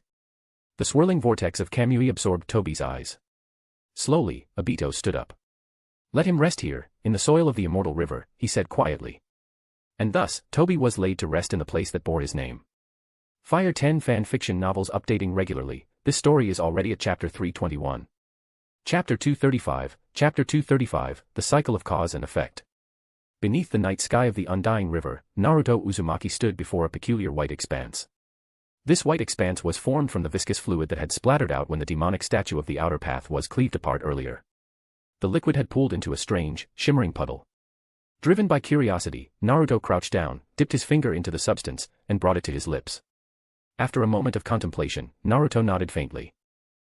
It tastes a bit like sugarcane juice. And oddly enough, it has a hint of breast milk. Straightening up, Naruto felt a noticeable wave of relief wash over him, easing the exhaustion from the grueling battle. As expected of the essence of the demonic statue. Letting it dry out would be such a waste. Naruto, fine then. Futsanamatama. Gurgle, gurgle, gurgle. The white liquid began to gather and solidify, forming a thick, round mass. From the surface emerged a head, followed by a torso, arms, and legs. Slowly, the features became more defined, revealing a feminine figure with an alluring, curvaceous form and long, wavy hair cascading down her back. It was unmistakable. Standing before Naruto was a new variant of white Zetsu, one with a figure as unique as Tobi's. In terms of soul composition, aside from the few ninja tools imbued directly with the essence of the Sage of Six Paths, the souls Naruto granted to other creations were randomized. While all were unconditionally loyal to Naruto, their personalities and traits remained unpredictable. This new white Zetsu was no exception. Naruto, rubbing his chin as he observed the newborn creation, mused aloud, "What should I call you?" You've got curly hair, so how about Aju?" With a wide grin, Aju responded, "Kakik." After solemnly burying Tsukuma, Obito approached Naruto. "What do you plan to do with the demonic statue?" Naruto scratched his head. "I don't really have a good place to store it for now. How about keeping it in your Kamui dimension? We've already reclaimed the Rinnegan, so there's no need to worry about Black Zetsu sneaking in." Obito chuckled. "I appreciate your trust, but you need to be mindful of appearances. Not everyone around you will trust me as easily as you do. Even if they do, it won't happen overnight. I've decided to start anew, and the last thing I want is to make enemies, especially among women." Naruto thought for a moment and nodded. "All right then. Let's store it beneath a Megakure for now. I'll have Orochimaru work on resolving the tailed beast's consciousness issue. If we're going to revive the Ten Tails, I want to ensure the tailed beasts retain their awareness." Obito agreed. "Sounds like a plan. By the way, there are a few things I need to return to you." With a swirl of Kamui, Obito released the contents sealed in his dimension, the original Minato Namikaze, the amber purifying pot, the golden canopy rope, and even the gate of the great god. Thud. Thud. Thud. The gate of the great god bounced and hopped around, exclaiming, "Why'd you let us out? We were in the middle of playing hopscotch. It was so fun, we wanted to keep going." Naruto groaned, rubbing his temples. Granting souls to these objects sure is convenient, but dealing with them afterward is nothing but a headache. Kurama snorted. "If they're such a hassle, just get rid of them." Naruto sighed. "If I could be that ruthless, I wouldn't find them troublesome in the first place. They're living beings now, and they see me as their father. Besides, it's not like I can't tolerate them. As long as they don't cause too much trouble, it's fine." He paused, deep in thought.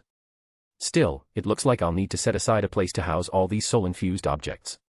A Megakure is too small. Maybe I should buy some land and expand the village. Of course, that'll require a lot of funding. I'll ask Kakuzu about it later." The battle at the undying river had finally come to an end. However, outside the river's bounds, chaos and commotion still reigned. Boom. A Susanoo collapsed in defeat. Sasuke Uchiha, battered and bruised, struggled to rise from the rubble. His weary eyes fixed on the insurmountable presence before him. "Sasuke, damn it. What kind of wood is that? Even my Indra's arrow couldn't break it." Before him stood a massive, grotesque wooden shield, its surface carved with menacing, fanged faces. The wood release, ranking shield technique, a legendary defense said to be the divine artifact of the thousand-armed cannon. This technique was the ultimate defense of Hashirama Senju, used during the Battle of the Final Valley to block Madara's most devastating strikes. Thud. The shield opened, revealing Hashirama standing tall against the wind. "Young man, stop. You're strong, but you're not my match, not yet." Sasuke clenched his fists in frustration. "Damn it all." Thud. A wheelchair rolled to a stop nearby. Kabuto Yakushi, his expression grim, addressed Sasuke. The second Hokage has already rescued the third. If they regroup with the first, your position will become untenable. Let's retreat. You've gained enough experience from this battle. Whoosh. Whoosh. At that moment, Tobirama Senju and the freed Hiruzen Sarutobi landed on either side of Hashirama. Tobirama, scowling, snapped, "Brother. Why haven't you finished him off yet?" Hashirama replied calmly, "Naruto only asked us to eliminate interference. He didn't tell us to kill anyone." Tobirama, eliminating interference means ensuring there are no future threats. Sasuke Uchiha possesses eternal Mangekyo Sharingan, just like Madara did, and he's even mastered sage techniques that Madara never learned. If we let him grow unchecked, he'll become a grave danger in the future. If he won't act, then I will. Whoosh. Before Tobirama could finish speaking, he leapt from the shield and charged toward Sasuke. "Wait, Tobirama." Hashirama extended his hand, causing tree branches to sprout from the ground and bind Tobirama tightly. "Tobirama, brother, why are you stopping me?" Hashirama, "Let him go." Tobirama, "Why?" Hashirama, "No reason. Because I want to." Tobirama, "Fine. Whatever you say. Just stop glaring at me like that." Kabuto, "Sasuke, let's leave while we can." Though reluctant, Sasuke understood the gravity of the situation. Summoning his Susanoo, he lifted Kabuto's wheelchair and prepared to retreat. Thud. But before they could leave, something plummeted from the sky, crashing into the ground and forming a crater. As the dust settled, everyone turned to look, and froze in shock. Lying motionless at the bottom of the crater was none other than Madara Uchiha. Memories of the devastation and humiliation Madara had inflicted flashed through Sasuke's mind, igniting a burning rage. Sasuke came to an abrupt halt. "I don't know what happened to you, but if you've fallen before me, then this is fate." "Sasuke, Kabuto, wait here. I'll deal with Madara." Setting Kabuto's wheelchair down, Sasuke dismissed his Susanoo, drew his Kusanagi sword, and charged toward Madara. Leaping into the air above the crater, Sasuke flipped mid-flight, gripping his sword with both hands as he aimed for Madara's heart. Die. Squelch. Madara's right eye snapped open. With a single motion, his left hand struck the ground, summoning wooden stakes that intercepted Sasuke's blade. What? Sasuke couldn't believe it. He had underestimated Madara's remaining strength. "Madara, Sasuke, I gave you ample time to reconsider. Is this the choice you've made?" Whoosh. Madara's hand shot through the gaps between the wooden stakes, pressing firmly against Sasuke's left eye socket. His fingers dug in. "Then don't blame me for being ruthless." Squelch. Blood splattered. Ayaha. Sasuke's agonized screams echoed as he fell from midair. Rising to his feet, Madara held the bloodied eye in his hand. He pressed it into his empty left socket, a wicked smile spreading across his face. "Madara, both of us are Indra's reincarnations. This eye should suit me perfectly." Fire 10 fan fiction novels updating regularly. This story is already at chapter 321. Chapter 236, Chapter 236, The Path of a Ninja. Sizzle. The optic nerve connected, and a trickle of fresh blood dripped from the corner of Madara's left eye. The eye rotated, its pattern transforming into the eternal Mangekyo Sharingan. Such a fragile organ, handled so roughly, was inevitably bloodshot, veins visibly spreading across its surface. Huff. Sasuke knelt on one knee, his right hand propping him up while his left hand clutched his bleeding left eye. Half of his face was stained crimson. Madara looked down at him coldly. "I once told you, rely too much on your left hand, and your right will become useless. Destruction leads to rebirth. I wonder if you truly understood." But an Uchiha without his eyes. Madara sneered, his lips curling into a mocking smile. "I won't kill you. Sometimes, living is far crueler than death." He stepped forward, his intent clear. "Now, hand over your right eye as well." Swoosh. At that moment, a white dragon, clutching a dark orb in its jaws, burst into the scene with overwhelming force. Madara instinctively shut his eyes. At the edge of the crater, Kabuto Yakushi sat in a wheelchair, his hands forming seals. Sage Art, White Extreme Attack. Boom. A blinding flash of light and a deafening sound erupted, causing Madara's entire body to tremble. This technique. Hiss. Hiss. Hiss. From Kabuto's shoulders, white snake slithered out, wrapping around the immobilized Sasuke and pulling him back to the ground. Kabuto then used his chakra to drive the wheelchair, quickly retreating from the battlefield. "Humph, such petty tricks, daring to flaunt them before me." Madara sneered as he opened his eyes. Through the dimming remnants of the light, he focused his gaze on the retreating figures. Amaterasu. Whoosh. Black flames ignited, clinging to their targets. Madara's cruel smile deepened as his eyes focused once more. Mehoroba thunder. Boom. An indigo lightning pillar descended from the heavens, obliterating everything in its path. When the lightning dissipated, the scorched earth bore scars that would never fade, but Kabuto and Sasuke were nowhere to be found. Madara muttered coldly, if they manage to survive that, then their luck is truly extraordinary. Crack. Crack. Suddenly, the ground beneath Madara's feet began to fracture. An overwhelming force seemed to be pushing the earth upward. Madara sensed something was amiss, but it was already too late. Far in the distance, Tobirama Senju formed hand seals with both hands. Water style, earth-devouring heaven. Boom. A massive column of water erupted from the crater where Madara stood, shooting nearly a kilometer into the sky. It expanded horizontally, engulfing an area spanning over a kilometer in diameter. Trapped within the watery prison, Madara remained composed. Manipulating underground water veins. This is Tobirama's technique. But it won't be enough to stop me. Flying Thunder God technique. Swoosh. The scene shifted, but Madara found himself still submerged in water. His eyes widened in shock. Why? I used Flying Thunder God to escape, yet I'm still underwater. Suddenly, realization struck him. No. This pressure. This isn't an underground water vein. This is the deep sea. My Flying Thunder God kunai on that island, it was thrown into the ocean. Who else could it be? If not Hashirama, then it must be Tobirama. Only he would pull off something this cunning. Madara was no longer in his Edo Tensei body. The crushing pressure of the deep sea was lethal. In such conditions, he couldn't even sense the locations of other Flying Thunder God markers. Bloop. Bloop. Bloop. Damn it. I can't breathe. He sank deeper into the abyss. Ha ha ha. What a pathetic end for me, Madara. To think my illustrious life would end in such humiliation. Hashirama, you truly have a remarkable brother.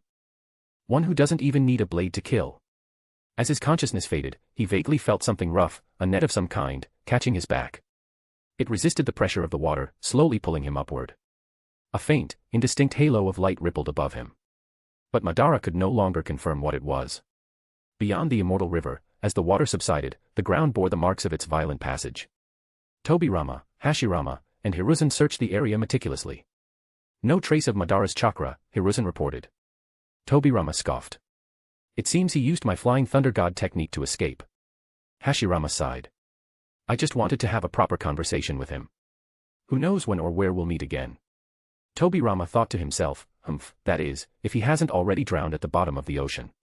Deep within a cave. Sasuke regained consciousness. His left eye, now lost, was tightly wrapped in bandages. Kabuto, sitting in a wheelchair by the bedside, looked utterly exhausted. When Sasuke asked how they had managed to escape, Kabuto revealed the truth. I used the life-saving talisman bestowed upon me by the White Snake Sage. It can negate a single fatal attack and teleport the user to safety. But that talisman is a treasure of Ryuchi Cave. There was only one. When did she give you something like that? Sasuke asked, frowning. Kabuto replied, just before we left Ryuchi Cave last time. The White Snake Sage entrusted it to me through her attendant, Hebiheim. What Kabuto didn't mention was the White Snake Sage's true intention. She had foreseen Sasuke's reckless nature, knowing he would inevitably face life-threatening situations. The talisman was meant to save him when necessary, honoring the past bond with Indra's reincarnation. This was also why Kabuto had dared to let Sasuke head to the battlefield despite his current lack of strength. Sasuke attempted to climb out of bed, but due to his chakra depletion and his unfamiliarity with single-eye perception, he nearly stumbled. Kabuto quickly caught him. It was then that Sasuke's gaze froze on Kabuto's back, his face filled with shock. What happened to you? Kabuto's back was almost entirely mutilated, with numerous small snakes chewing away at the decaying flesh. Kabuto sighed, his expression heavy. The talisman successfully negated the Mehoroba thunder, but Amaterasu remained. After stopping the bleeding in your left eye, I used the fire sealing method to extinguish the flames. But my back was already severely burned. I can't apply medical ninjutsu to my own back, so I can only let the snakes eat away the necrotic tissue to slow the deterioration. But, don't you have Hashirama's cells? Can't you regenerate? Sasuke asked, his fists clenching. Kabuto shook his head. My body is paralyzed below the second thoracic vertebra. I lost all sensation there long ago. That part of my body is beyond my control. There's nothing I can do. Sasuke's hands trembled as he clenched them into fists. Then, what will happen to you? Kabuto smiled faintly, a hint of resignation in his eyes. Most likely. I'll die. Sasuke's mind went blank. Kabuto suddenly spoke in a strange tone. Sasuke-kun, Black Zetsu came to me earlier. Do you know what he said? The true reincarnation of Ashura isn't Kuni no Sho. It's Naruto. He laughed bitterly. Ha ha ha. All my efforts were for nothing. Not only did I accomplish nothing, but I also caused you to lose a precious eye, your brother's treasured gift to you. I always thought I could surpass Orochimaru-sama. But in the end, I'm just a useless failure. Sasuke-kun, leave me. Go find Naruto. I can tell he values you deeply. He has never wanted to harm you. He will do everything in his power to help you. Enough. Sasuke's voice cut through Kabuto's despair like a blade. He raised his head, his tone resolute. Listen to me. I don't care about Ashura or Indra. I am Uchiha Sasuke. As for the Rinnegan, it would be nice to have it, but if I can't, I'll find my own way to grow stronger. And this left eye. Losing it isn't your fault. It was my recklessness that caused this.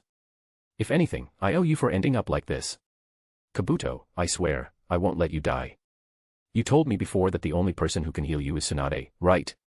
Then we'll go to Konoha. Right now. I'll find Tsunade and figure out a way to save you. Whoosh. Sasuke draped a black cloak over Kabuto, then began pushing his wheelchair out of the cave. Under the cold moonlight, Kabuto's eyes welled with tears. Fire 10 fan fiction novels updating regularly. This story is already at chapter 321. Chapter 237, Naruto, the Otsutsuki Naruto Chapter 237, The Past of the Gods. Omegakure, 9th floor of the tower. Before the war begins, Naruto Uzumaki is about to reveal the third matter of utmost importance he promised earlier. In a dimly lit room, 4 sofas and tables are arranged in the cardinal directions. Naruto sits in the southern seat, facing north, with Konan standing silently behind him. Hashirama sits in the east, Tobirama in the west, and Hiruzen leans against the northern window, listening to the rain. Minato stands awkwardly in the center of the room. Where's my seat? Konan responds coolly, the village's budget is tight. This meeting room has always been arranged like this. We only added a sofa to the north temporarily. Hiruzen straightens up and offers, Minato, why don't you take my seat? Minato waves his hands hurriedly. No, it's fine. I'll just stand. Konan then leans toward Naruto and whispers, it's about time. If you keep teasing him, your father might start questioning his life as a ninja. Snap. Naruto snaps his fingers, and Violet emerges from behind the scenes, carrying a chair and table. Minato smiles gratefully. Thank you. That was a big help. As Violet retreats, her expression betrays a subtle emotion that puzzles Minato. Strange, have I met this girl somewhere before? Meanwhile, Violet's heart races. To think I'd see my savior again in this lifetime. Naruto rests his chin on his hands, his gaze deep and commanding. Let's begin. Konan takes out a remote control and presses a button. A white screen slowly unfurls from the wall. What is this? Hashirama and Tobirama, relics of an older era, gaze curiously at the unfamiliar device. Hiruzen, having lived long enough to see many things, explains, this is a projection screen. I've seen it in movie theaters. Movie theaters exist in the Naruto world, as seen in the movie Naruto the movie, Ninja Clash in the Land of Snow. Hashirama nods in understanding. I see. Minato, you were born in a good era. Minato scratches his head sheepishly. Sorry, I died too early to experience this. Tobirama interjects, by the way, what is a movie theater? Hiruzen turns to Naruto. Naruto, are you showing us a movie? Naruto smiles enigmatically. Please pick up the small devices on the tables in front of you and wear them over your eyes. Tobirama picks up the device and examines it. I've been curious about this.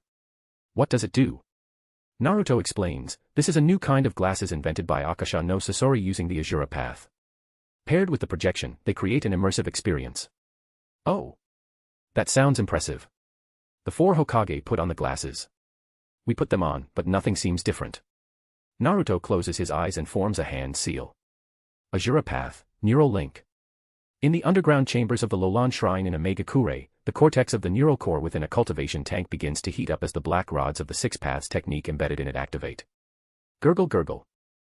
Golden bubbles rise in the cultivation liquid, evidence of the oxygen consumption spike caused by Naruto synchronizing with the neural core. Naruto changes his hand seal.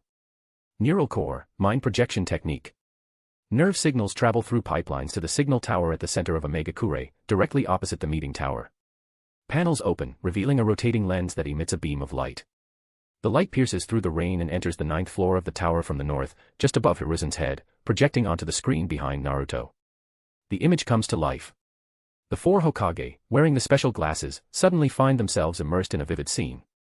On a vast plain, an army of ninja clad in diverse attire but unified by headbands bearing the kanji 4 shinobi stands in formation, their expressions tense and vigilant. At the front lines, advanced scientific ninja cannons are arrayed, with every ninja equipped to the teeth with cutting-edge scientific tools. The 4 Hokage, now observing from a bird's-eye view, are astonished to see 2 familiar yet unfamiliar faces leading the charge, an older Naruto and Sasuke. Behind them stand Boruto and Kawaki, both in their prime, alongside Boruto's wife, Sarada Uchiha, and Kawaki's wife, Himawari Uzumaki. Whoosh! A phantom of Naruto appears beside the 4 Hokage, his voice deep and somber. In the 98th year of the Hidden Leaf calendar, the great Toad Sage foresaw a calamity and warned us to prepare for the worst. When we received the news, the 3 great sage lands had already been reduced to ashes. To face this formidable enemy, the Shinobi Alliance was reformed. Veteran soldiers who had fought in the 4th Great Ninja War, retired Kage, and young ninja born and raised in peace all took to the battlefield. This was a battle for survival, we had no retreat. While the Hokage are still digesting this information, the void shatters. A man clad in otherworldly white garb, adorned with horns that mark him as something beyond human, descends. His eyes are the 10 Seigen, his forehead bears the Rinne Sharingan with 9 Tomo, and each hand holds a Rinnegan with 6 Tomo. His every gesture exudes disdain for lesser beings, not through words, but through his gaze, as if he were looking at ants. Under the oppressive aura that warps the heavens and earth, the tens of thousands of ninja in the alliance seem no more significant than insects. Naruto's phantom remarks lightly, "That is Otsutsuki Shinchi, the most powerful being I have ever known." And yet, within his clan, there are likely a dozen stronger than him. Though his tone is calm, his clenched fists betray the terror etched into his soul, a terror that has haunted him even in his rebirth, waking him from nightmares countless times. The sheer magnitude of information leaves the 4 Hokage momentarily speechless. Naruto simply says, "Watch. Watch it all." What follows is a scene the Hokage will never forget. The Shinobi Alliance launches the first attack. A torrent of advanced scientific ninja tools unleashes a flood of jutsu and chakra beams, only to be nullified by an invisible barrier 3 meters around Shinchi. Hovering in the sky, Shinchi gazes down at the earth, allowing the ants to struggle in vain. Suddenly, a crimson glow pierces the heavens. It is Rock Lee, now a taijutsu master and one of the few who have not forsaken traditional ninja training despite the widespread adoption of scientific tools. Decades of relentless practice have finally brought him to the realm of his mentor, Might Guy. As the battle begins, Lee immediately opens the final gate of the 8 Gates formation, the Gate of Death. Knowing the hopeless disparity in strength, he chooses to stake his life in a desperate bid to reduce casualties among his comrades. He ascends into the sky, unleashing Evening Elephant. Shinchi remains unmoved, standing as if in a spring breeze amidst the chaotic currents of the attack. Undeterred, Lee transitions to his ultimate technique, a taijutsu move akin to Night Guy, but uniquely his own, Curtain Call, Lee. As space itself distorts under the overwhelming force of the technique, Shinchi's cold eyes finally show a flicker of interest. Yet, he counters the devastating move with a single punch. Curtain Call is deflected. Lee, his life force spent, sheds tears of despair and regret as his body disintegrates into ash. Shinchi raises his arms, unleashing a rain of all-killing ash bones, a technique that even Kaguya struggled to wield without cost. The ninja fall in droves. Kakashi, Tsunade, Mei Terumi, figures who once shaped the ninja world, are mercilessly slain, their bodies torn apart and reduced to dust. Shikadai Nara, Chocho Akimichi, Inajin Yamanaka, brilliant young ninja who should have been enjoying their lives, all perish. Sakura sacrifices herself to protect Sasuke. Hinata falls before Naruto's eyes. Enraged, Naruto charges into the sky, unleashing a Rasengan tens of times larger than the one that defeated Momoshiki. But Shinchi simply flicks it away, shattering it into countless fragments of light. As Naruto plummets, Sasuke shields him from a fatal blow at the cost of his own life. Boruto, Kawaki, Sarada, and Himawari, ninja raised under Naruto's love and care, sacrifice themselves one by one. Naruto watches helplessly as their bodies are torn apart. Shinchi, smirking, raises his hand and mimics the Rasengan. The chakra sphere in his palm expands to fill the sky. It ascends beyond the stratosphere, splitting into billions of fragments that rain down upon the earth, annihilating defenseless civilians. Naruto screams in anguish, powerless to change the outcome. In the final moments, Kumo ninja shield Naruto with their bodies, using a secret technique to teleport him away from the battlefield, preserving the last ember of hope for the ninja world. The projection ends. The 4 Hokage sit in stunned silence, their faces pale. Naruto breaks the heavy quiet. "Now you understand." That was the future I lived through. Yes, I am a spirit who should have perished, but through a twist of fate, I broke the shackles of time and was reborn in this era. Fire 10 fan fiction novels updating regularly. This story is already at chapter 321. Chapter 238, Naruto, the Otsutsuki Naruto Chapter 238, a resolution fulfilled. Amidst the rain-soaked tower, Naruto Uzumaki recounted the harrowing future he had witnessed. Using a reverse chronology, he explained the entire sequence of events to the four Hokage. On the wooden bridge over the lake, Obito Uchiha gazed at the ripples spreading across the water's surface. A wistful sigh escaped his lips as he murmured, "If things had gone the way they were supposed to, I would already be dead by now." Dead and burdened with sins too heavy to absolve, shattered into pieces, and finally reunited with Rin. Toby teased from behind, "But you're already dead, aren't you?" Obito chuckled softly. "That's true, but at least now, I can witness with my own eyes where this world, a world I once rejected, will head in the future." Toby crouched down, poking at the gaps between the bridge's wooden planks with a stick. He muttered, "Well, that's not so bad, I guess." After the fierce battle at the Undying River, the scattered white Zetsu began regrouping near a Megakure, observing from a distance. Without Madara, the original wielder of the Rinnegan, in control of the Geto statue, the white Zetsu were willing to follow Obito. However, this sentiment did not extend to Toby, who remained an oddity among them. Most of the other Zetsu harbored fear or resentment toward Naruto. After all, the enmity between Naruto and the white Zetsu was not something that had developed overnight. But this cautious observation wouldn't last long. The very life force of the white Zetsu stemmed from the Geto statue. As long as the statue remained in a Megakure, under Naruto's control, they would inevitably submit, even if reluctantly. Ribbit. Ribbit. A frog leapt from the lake onto the bridge, landing right in front of Toby. Its throat puffed up as it croaked. Toby grabbed the frog and held it up close, examining its tail with great interest. Without looking up, he asked Obito, "So, are you planning to keep living in that reanimated body forever?" Obito raised his hand, staring at the cracks and fissures marring his skin. His thoughts drifted to Tsuchi, whose final words still echoed in his mind. "Lord Obito, your hand, it's so cold. Or is it just me?" Obito let out a self-deprecating laugh. "At that moment, my hand may have been cold, but for the first time in ages, I could feel the warmth of a human heart. The will of a person transcends the body. Perhaps this body is better suited to rebuilding the soul that I allowed to rot away long ago." Toby fell silent, as if respecting Obito's decision, yet his silence carried an undertone of sorrow. Suddenly, a deafening rumble echoed through the skies above Amagakure's tallest tower. Lightning illuminated the stormy heavens. Obito turned around. It should be about time. Let's go wait for them. There was something Obito needed to do, something that would allow him to move forward and earn the right to do so. Ribbit. Ribbit. Toby released the frog in his hand. The poor creature hopped away, a wooden stick still lodged in its rear.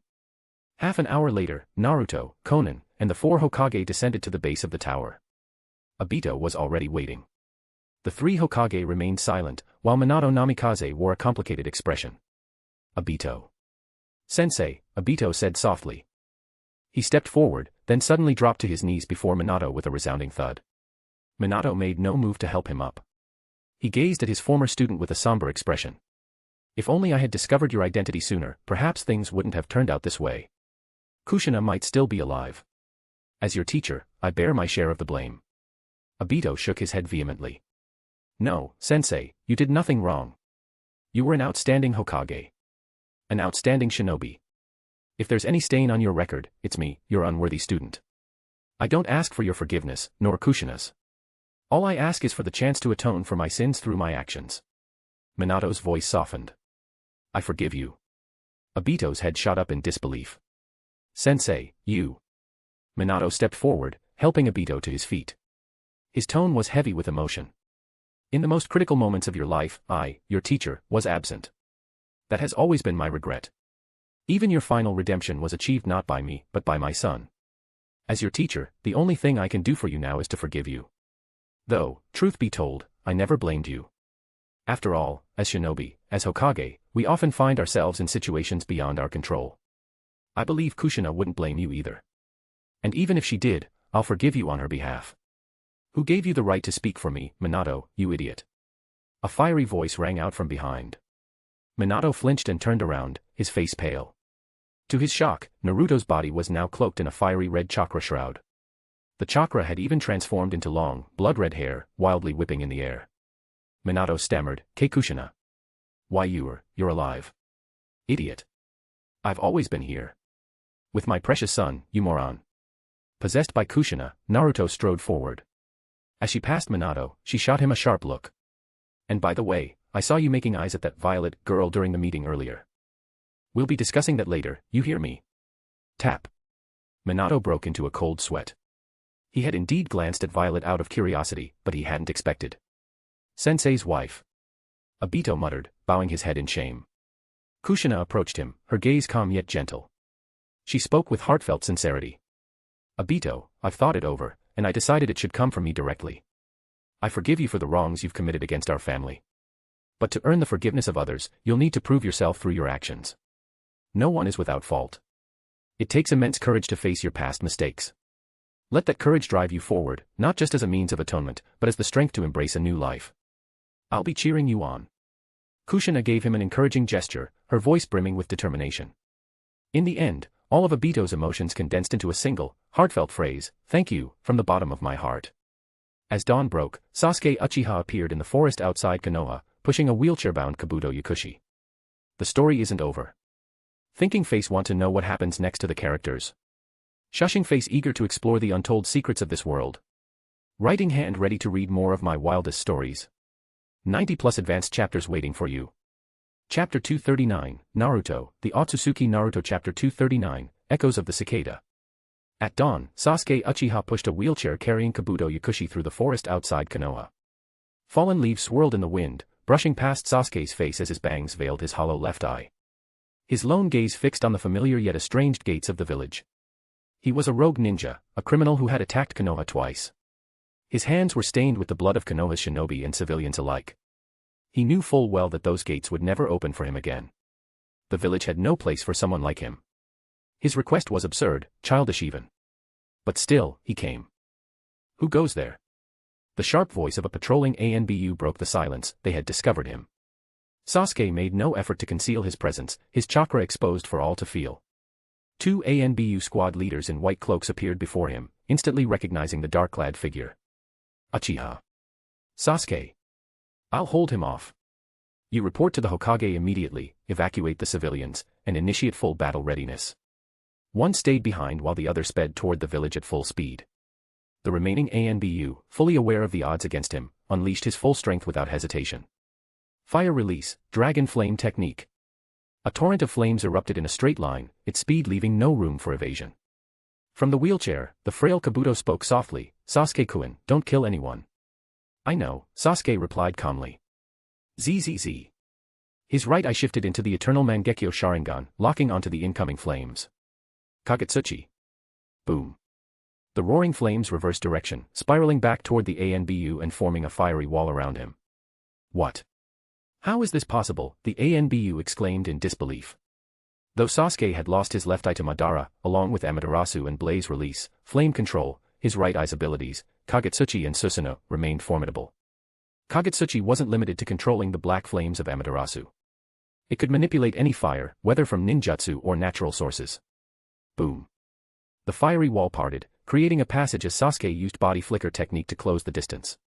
His Kusanagi blade gleamed as it unsheathed. With his retreat blocked, the ANBU had no choice but to draw his blade and engage. Clang. Clang. Clang. Sasuke's Sharingan-enhanced Kenjutsu gave him an overwhelming advantage. Within moments, the ANBU sword was disarmed, and Sasuke seized the opportunity to knock him unconscious with the blunt side of his blade. His right eye focused, and the surrounding flames dissipated. However, the other ANBU had already reached the gates of Konoha, far beyond Sasuke's immediate reach. Zap. Lightning crackled in Sasuke's left hand as the sound of Chidori filled the air. His right eye locked onto the distant figure. Susanoo, Chidori Whip. With the aid of his ocular powers, the lightning extended into a flexible, whip-like form, striking hundreds of meters ahead to ensnare the fleeing ANBU. The ANBU turned back in shock. This level of shape transformation, impossible. Sasuke's mastery of shape manipulation had always been exceptional, giving rise to techniques like Chidori Stream and Chidori Spear. While the Chidori Spear had previously been his longest-range lightning release attack, it was limited to 5 meters. But now, with the enhancement of Susanoo, Sasuke had achieved what was once unattainable. Zap. The lightning whip retracted, pulling the ANBU back toward Sasuke. I'm not here to attack Konoha, Sasuke said coldly. Tell the Hokage. I want to see her. The ANBU sneered, you. A rogue Uchiha. Look at yourself in a mirror before making such demands. Sasuke clenched his fist, suppressing the murderous intent that surged within him. He had anticipated resistance. He had prepared for this. Genjutsu, Sharingan. The ANBU's eyes glazed over as Sasuke released the lightning whip, allowing him to stumble toward the village under the influence of the illusion. Go deliver my message to the Hokage. Kabuto wheeled himself closer, his voice tinged with concern. Sasuke-kun, according to the latest intel, Lady Tsunade has mastered the sage mode of the Shikatsu forest. Your Sharingan-based Genjutsu might not work on her. Without your left eye, you lack the power to force her hand. Don't get your hopes up too high. The fact that you've come this far already means a lot to me. Sasuke replied stoically, I have my own way. I won't repeat past mistakes. Roughly 20 minutes later, the gates of Konoha opened. Tsunade, flanked by Shikaku Nara and a contingent of guards, approached the forest clearing. A faint blue glow enveloped her body, the telltale sign of Shikatsu forest sage mode. Having learned from her encounter with Madara, Tsunade was no longer as impulsive as before. She had come fully prepared. Sasuke tossed the unconscious ANBU toward them. Swish. One of the guards darted forward, catching the ANBU and confirming his safety. After ensuring there were no traps, the guard gave Tsunade a nod of reassurance. What is the meaning of this? Tsunade asked coldly. Sasuke got straight to the point. Kabuto is injured. I hope you can heal him. A scoff rippled through the guards. None of them hid their disdain. Tsunade remained calm. Sasuke, do you even remember what you've done? I do, Sasuke replied. I defected from Konoha. I attacked the village, twice. Then you should know how absurd and laughable your request is, Tsunade said, her tone sharp. I know. But. Sasuke took a step forward. Lady Tsunade, be careful. The guards tensed, and Shikaku's hands hovered over his forming seals. Even Kabuto, seated in his wheelchair, braced himself to intervene. Sasuke stopped 5 meters away. Slowly, he spoke, this isn't a demand. It's a plea. He bent down, placed the Kusanagi blade on the ground, and knelt deeply, his head bowing low. He knelt before Tsunade. Everyone froze in shock, even Kabuto was stunned. The once bloodthirsty Uchiha, who had long relied on violence to resolve everything, now knelt in the most humble manner to plead for someone else's salvation. Before the village he had hated, before the Hokage he had defied, Sasuke bowed his head. Kabuto covered his face with trembling hands.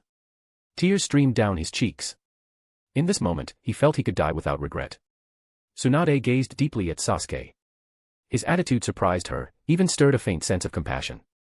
But she was the Hokage. Sasuke, raise your head, she said. Sasuke remained bowed. Will you heal him? Tsunade closed her eyes, deliberating. If it were up to me personally, perhaps I could. But I am the Hokage of Konoha. My every action represents this village. The crimes you've committed cannot be absolved by mere kneeling. Even if I agreed, the fallen comrades and civilians you've wronged would never forgive you. Opening her eyes, she declared, this time, I will turn a blind eye to your presence. Leave now, and never set foot in Konoha's territory again. Sasuke clenched his fists, his body trembling slightly.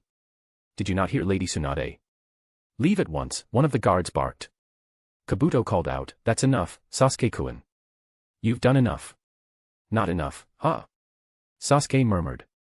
He grabbed the Kusanagi blade beside him, raising it high before pointing the tip at his own chest. Will this be enough?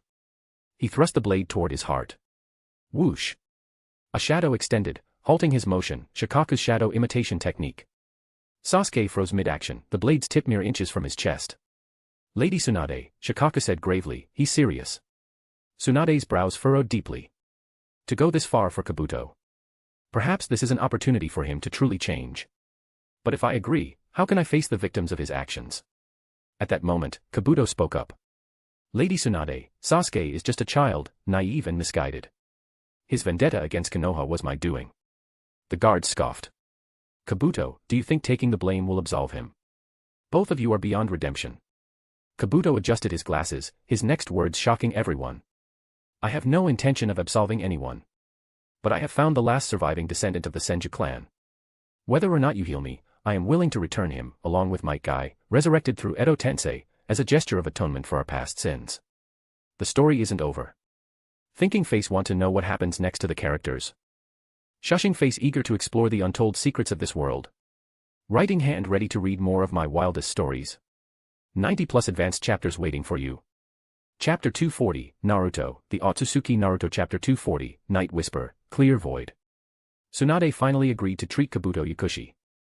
It wasn't just because of Sasuke's sincere plea, but more so due to Kabuto's offer to return the Senju orphan and Might Guy, who had been reanimated through Edo Tensei.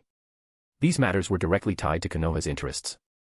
However, treating Kabuto required absolute secrecy. If word got out, it would be difficult to quell unrest among the people. Thus, the treatment was arranged to take place in an empty house outside Konoha. Reconstructing spinal nerves, this was an extremely high-difficulty surgery that even Tsunade needed to focus on with every ounce of her concentration. Outside the house, at the stone steps below, Sasuke sat blindfolded, his hands and feet shackled.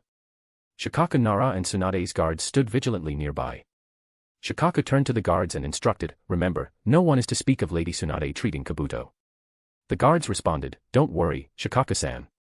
We understand the importance of discretion." Shikaka nodded. "Good. Now, I'd like to have a private word with Sasuke. Could you all give us some space?" The guards hesitated. "But, he's a dangerous individual." Shikaka smiled faintly. "It's fine." Still uneasy, the guards insisted, "At the very least, let us stay where we can see you. Just in case." Shikaka nodded again. "All right, let's do that." The guards retreated to a clearing in the distance, keeping a watchful eye. With a soft click, Shikaka sat down unhurriedly on the steps and lit a cigarette.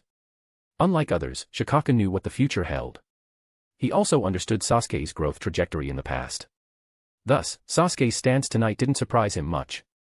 Because deep down, Sasuke was inherently kind, his heart, however, had been consumed by hatred.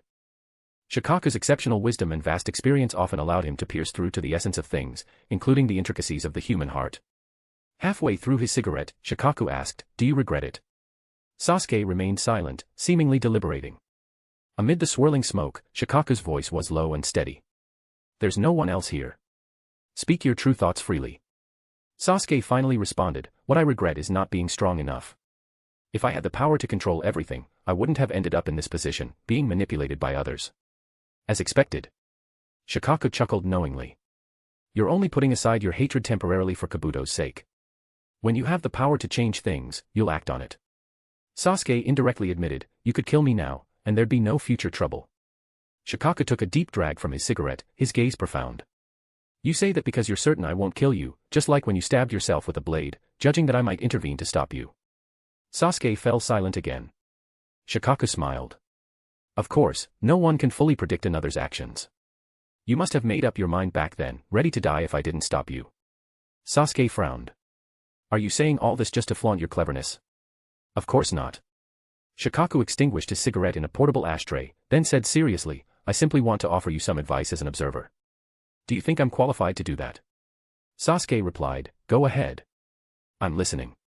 Shikaku began, "Unless you've endured someone's pain, don't preach to them about letting go. At this point, I won't tell you to abandon your hatred. I'll just advise you not to drag innocent people into it." Sasuke muttered coldly, "Innocent people? Innocent people? But how do you even define that?"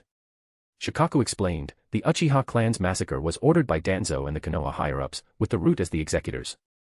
Uchiha Itachi, acting as a double agent, sacrificed himself to collaborate and complete the operation. Most of the individuals involved are no longer alive, yet you direct your anger at all of Konoha." By now, Sasuke wasn't surprised that Shikaku was in the know. He revealed his inner thoughts. In the past, I couldn't tolerate the people of Konoha laughing and enjoying the fruits of Itachi's sacrifice." Shikaku responded, "That's your obsession. But no obsession should override universal values. Don't you understand the principle that ignorance absolves one of guilt?" Sasuke had no retort. Shikaku added, "The facts also prove that you failed. Targeting all of Konoha not only harms the innocent but also unnecessarily increases the difficulty for yourself. It's a futile endeavor." "Fine. Let's say you're right about that," Sasuke said sharply. "But what if these so-called innocent people stand in my way and refuse to move, no matter how much I try to dissuade them?" Shikaku laughed. "In that case, you should be grateful, they haven't given up on you yet." Sasuke wanted to argue, but Shikaku cut him off. "You might claim you don't care about those people. But severing all bonds and isolating yourself is nothing but self-serving delusion. Take your connection with Kabuto, for instance. Can you truly sever it so easily?" Once again, Sasuke found his innermost thoughts laid bare. He didn't want to admit it but couldn't refute it either. In frustration, he countered, "Then tell me, what should I do?" Shikako replied, you can ignore them, but you mustn't harm those who are earnestly trying to bring you back. Sasuke retorted, ignore them. Your words contradict themselves. If they fight me with all their might, yet I can't harm them, how is that any different from telling me to give up on revenge? Whether there's a difference or not is something you'll have to figure out for yourself. Shikako slowly stood up and delivered his final piece of advice. This is my last counsel, always leave some room for maneuver. Never push things to the absolute limit. Otherwise, those who have tolerated and cared for you all this time will find themselves at an impasse, and you'll only end up full of regret. As for who these people are, think carefully about it yourself. And so, Uchiha Sasuke fell into deep thought. Creak, the tightly shut door opened. The story isn't over. Thinking face want to know what happens next to the characters. Shushing face eager to explore the untold secrets of this world. Writing hand ready to read more of my wildest stories. Chapter 241, Naruto, the Otsutsuki Naruto Chapter 241, Stirring Up Trouble. The door swung open, and Tsunade stepped out, her face etched with exhaustion. She turned to Sasuke and said, the surgery was a tentative success. Once his spinal column heals, he'll regain sensation below the second thoracic vertebra. Additionally, I've removed all cells from his body except his own and Orochimaru's. Those peculiar abilities he had before, he shouldn't be able to use them anymore. What Tsunade referred to were the powers of the Sound Four. In truth, she had wanted to completely remove Orochimaru's cells as well, but they had already invaded Kabuto's body entirely. Forcibly removing them would have been a death sentence for him. Sasuke stood up, breaking free from the shackles on his wrists and ankles. He removed the blindfold over his eyes and retrieved a vial of Kabuto's blood from his ninja pouch. Dipping his fingers in the blood, he formed hand seals. Summoning jutsu, reanimation. Boom.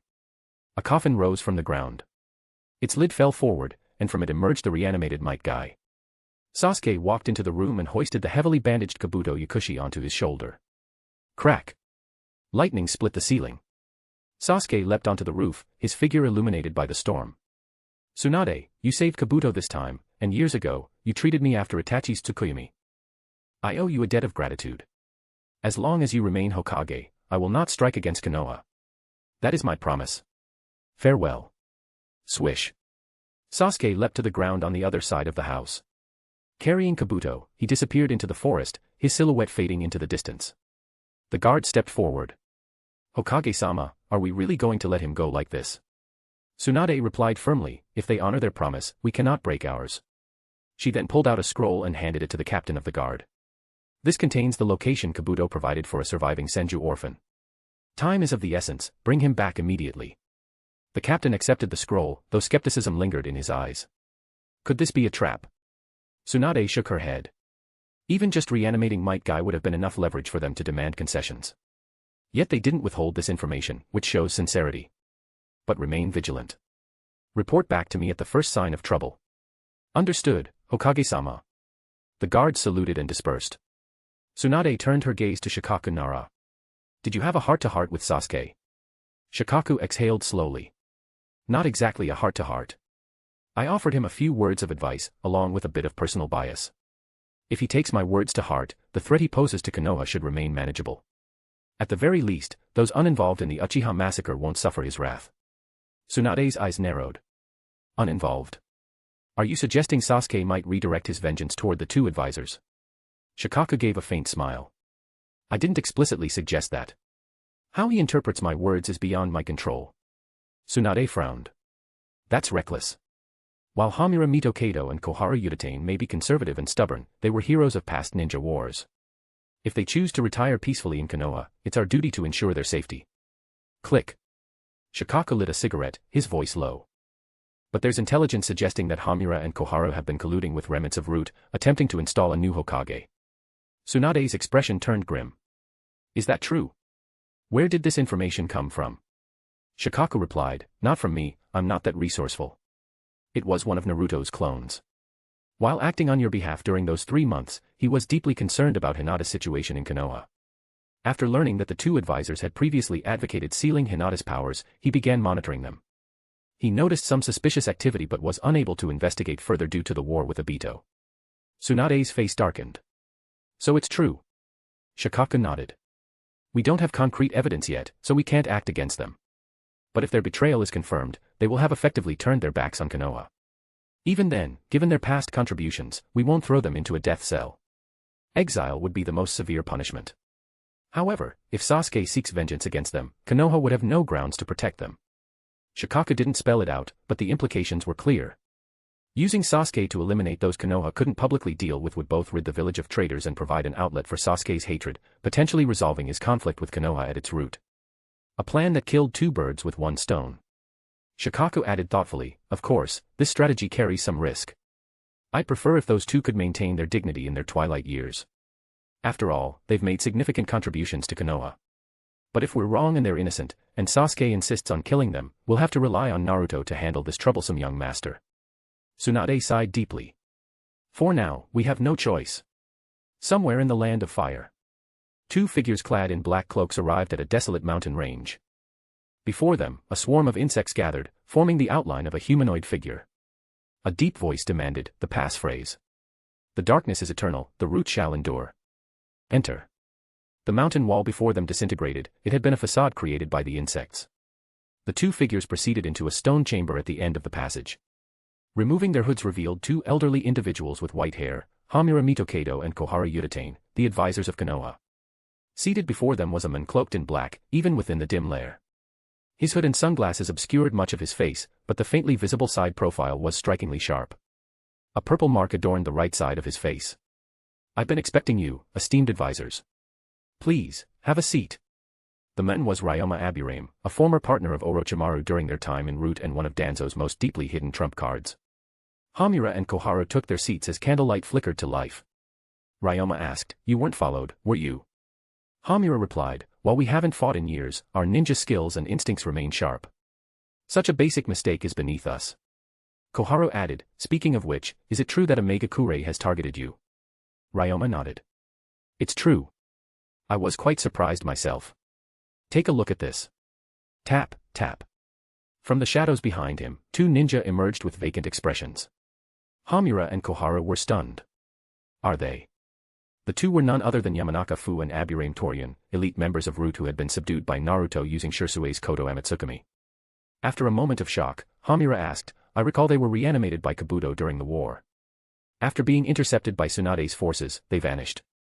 How did they end up with you? Ryoma smirked. Konoha secretly handed them over to a Megakure. There, Naruto Uzumaki used Shirsue's eye technique to control them and sent them to track me down. Unfortunately for him, he underestimated me. These two were no match for me and are now under my control via my venomous insects. Hamura scowled. To think the Nine-Tails Jinchuriki has colluded with a Megakure to such an extent. It's utterly disgraceful. Koharu's expression darkened. Tsunade has truly overstepped. Ignoring the daimyo's directives, she's sidelined us from the core decision-making circle. She thinks she can do as she pleases without oversight. We didn't want to go this far, but if left unchecked, she'll ruin everything the previous generations built. We must take extreme measures to remove her from power and appoint a new Hokage. Ryoma's lips curled into a sly smile. That brings us to the question, how will you dethrone Tsunade? And more importantly, who will you choose as the next Hokage? No matter what, there's one person you can't avoid, Konoha's strongest asset, the Hyuga heiress, Hinata Hyuga. Hamura and Koharu exchanged glances before replying in unison, that is precisely why we're here. Ryoma, we need your skills. The story isn't over. Thinking Face want to know what happens next to the characters. Shushing Face eager to explore the untold secrets of this world. Writing Hand ready to read more of my wildest stories. Chapter 242, Naruto, the Otsutsuki Naruto Chapter 242, Night Talks in the Rain Village. Night had fallen once again. In the rain-soaked village, after a day of busy affairs, Naruto Uzumaki had finally drifted off to sleep. But this night belonged to those who could not, or would not, sleep. The reanimated beings, brought back by the Rinne Tensei, never felt fatigue. They neither needed food nor rest, nor could they improve their chakra through training. Thus, the ways they passed their time were anything but ordinary. In the White Room, an isolated facility within a Megakure established for the research of forbidden techniques, even the ANBU were denied entry. It was here that Mito Uzumaki spent most of her time since deciding to stay. This particular night, the White Room welcomed a special guest. The door opened, and Tobirama Senju stepped inside. Recognizing the familiar silhouette, he greeted her, sister-in-law. Mito turned her enchanting eyes toward him, unsurprised. Little Tobirama, you're here. Didn't Hashirama come with you? Tobirama closed the door behind him, and with a flick of his hand, the door vanished entirely. He replied, Big brother. He's at the casino. Mito shook her head disapprovingly. Still the same as ever. Little Tsunade picked up those habits from him when she was young. But wait, he's dead, where did he even get the money?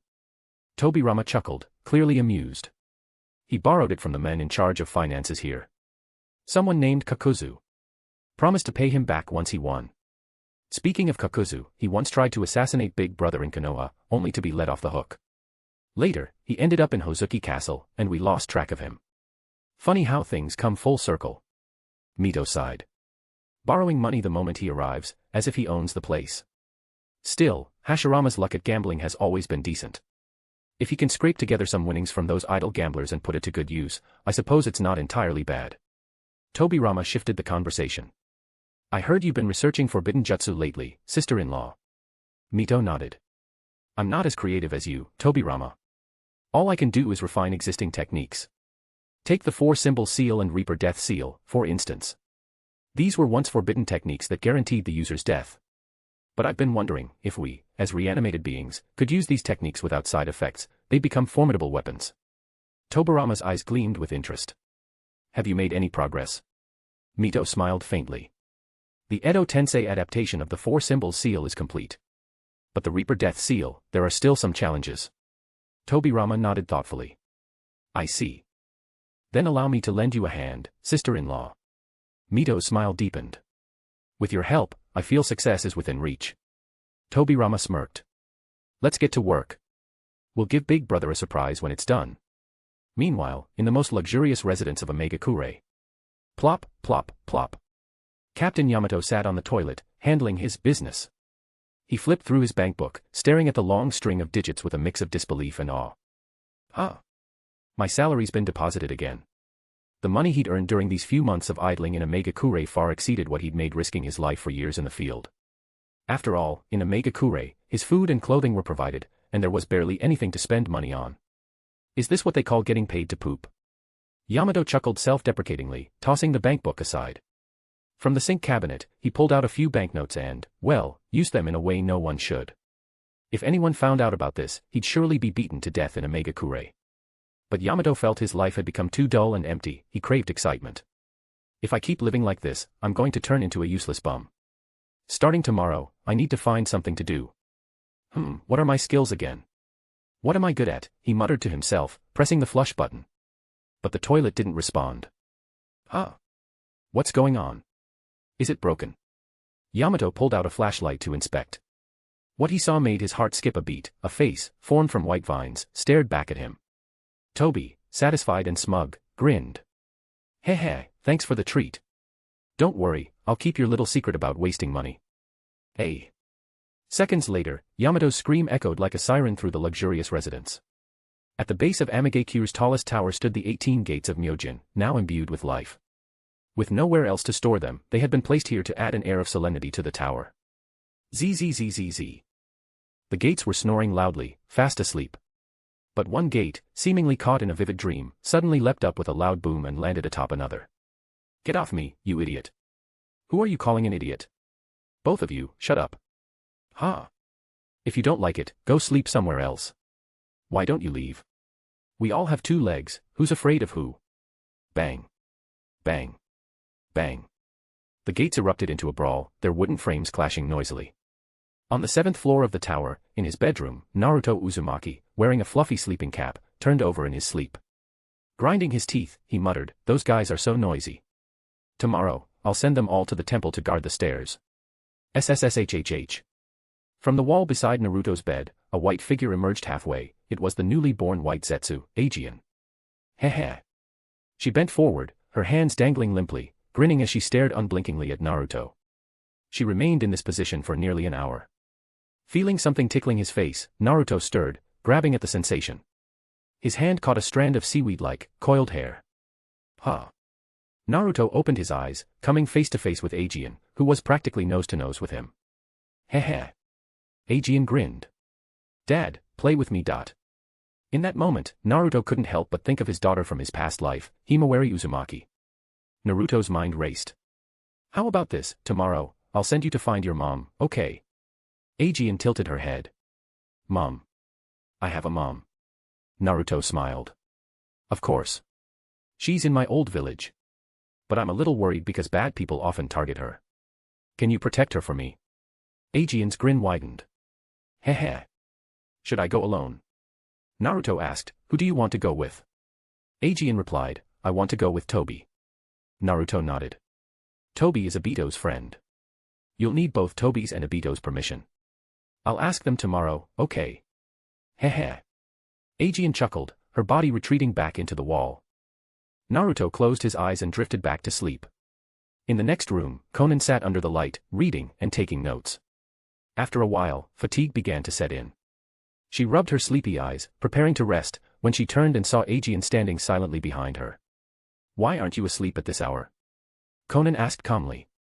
Aegeon replied, I can't sleep. Play with me. Konan sighed. I'm tired and need to rest. How about you come earlier next time? Aegeon tilted her head. I might not be able to come again. Dad's sending me to protect Mom. Konan pondered this. Oh, so you're heading to Konoha to protect Hinata in secret. In that case, I'll stay up and play with you tonight. Aegeon shook her head. No need. I'm leaving at dawn. I just wanted to let you know, Tobi said he's planning to sneak through the sewers tomorrow night to spy on you while you're, well, you know. Konan's voice turned icy. Oh, I see. Then he won't live to see tomorrow night. Aegeon grinned. Or you could leave him to me. I'll make sure he never dares to bother you again. Konan nodded. All right, I'll leave it to you. Take him with you to Konoha. Aegeon's grin widened. Heh. The story isn't over. Thinking Face want to know what happens next to the characters. Shushing Face eager to explore the untold secrets of this world. Writing hand ready to read more of my wildest stories. Chapter 243, Naruto, the Otsutsuki Naruto. Chapter 243, Naruto's Slime Mission. Last night, Naruto Uzumaki did not immediately agree to Aju's request to accompany Afei to Konoha. On the surface, he claimed it was to consult with both Afei and Obito, but in truth, he had deeper concerns. Naruto worried about Afei's carefree and mischievous personality. Would he cause trouble? After all, this mission was to protect Hinata, and there was no room for carelessness. However, Aju had her own methods. She sought out Konan and finalized the arrangement, leaving Naruto with no choice but to go along with it. Despite Afei's frivolous demeanor, he was reliable when it came to critical matters, otherwise, Obito wouldn't have trusted him as a confidant. At dawn, in a secluded valley in the southern Fire Country, just 30 miles from Konoha and beyond its surveillance zone, Naruto and Obito gathered to send off Aju and Afei. Aju and Afei were the closest confidants of Naruto and Obito, respectively. Their joint mission to Konoha symbolized the first unofficial collaboration between Naruto and Obito after their reconciliation, marking a significant step in their future relationship. Both took this moment seriously. Obito, ever direct, expressed his sincerity in a simple yet striking manner. Aju, you're like Naruto's daughter, which makes you my niece. I don't have anything too fancy for a gift, so, here, take this Sharingan. I hope you won't mind. From his personal dimension, Obito retrieved a Sharingan from a wall lined with countless others, all collected during the Uchiha clan's massacre. Kihihi, Aju laughed without hesitation, accepting the eye and preparing to replace her original left eye on the spot. Wait. Obito interjected. That's a right eye, not a left one. Don't mix them up. Naruto, curious, asked, what happens if the eyes are swapped? Will she go blind? Obito explained, not blind, but her vision will degrade, which would reduce her ability to perceive details and use ocular jutsu effectively. I see, Naruto nodded, filing away another piece of ninja knowledge. Aju, thank your uncle Obito properly, Naruto urged.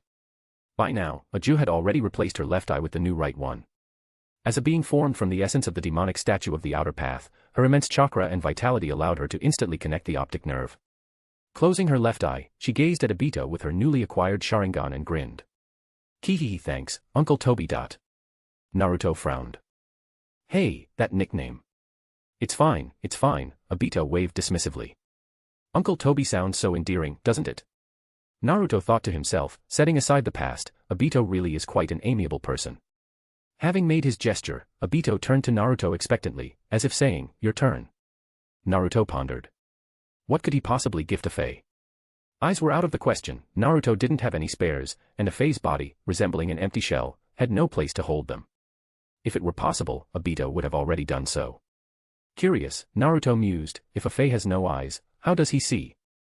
He quickly dismissed the thought. White Zetsu's physiology defied conventional logic anyway.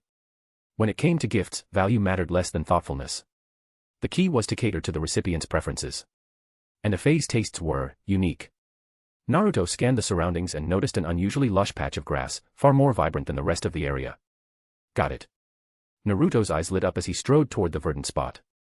From his sleeve, a black rod, a tool of the Six Paths technique, slid into his hand. Squatting down, he used it to dig into the soil, revealing a fresh, moist pile of feces buried beneath. Obito's eyes widened. That shouldn't contain chakra. How did you notice it? Naruto chuckled knowingly. By observing the growth of the surrounding plants. I deduced that something buried here, either a corpse or feces, was enriching the soil. Turns out, I was right. Obito recalled, when I was young, I visited Granny Cat's den and learned that animals like cats bury their waste. But judging by the size of this pile, it must belong to a large feline species. That's not something we need to investigate further. Naruto laughed, stepping back and activating his eternal Mangekyo Sharingan. Aim no Murakumo. Gurgle, gurgle, gurgle. The pile of feces absorbed moisture from the surrounding soil, swelling and transforming into a round, gleaming creature with anthropomorphic features. Yes, Naruto had imbued it with a soul. Papa, it chirped, flattening its body before springing into the air, aiming for Naruto. Naruto dodged swiftly, while Obito, his Sharingan flaring, instinctively shifted into intangibility. Whoosh! The little creature, rejected by its creator, landed squarely in Afei's arms. Yaoshi yaoshi. Afei cooed, stroking it affectionately. But the creature wrinkled its nose in disdain. Papa, Papa. I want Papa. You smell bad, go away. Naruto coughed twice, then spoke in a commanding tone. Listen. From today onward, your name is Shilime. You are now Afei's companion. Understand? Upon receiving its name, Shilime's eyes sparkled. Shilime. I am Shilime. Friend. I am Afei's partner. Afei grinned. I'm Afei, your partner. Slurp, slurp. Shilime extended a golden, glistening tongue, licking Afei's face affectionately. Obito, stroking his chin, muttered, Naruto's creation. Uzumaki Shilime, huh? Truly, nothing could suit Afei better. Naruto, I must admit, your ingenuity is unparalleled. I can't compare. Aju giggled. Kihihi, I can't wait anymore. I want to find Mama. Let's get moving. Naruto turned to Aju.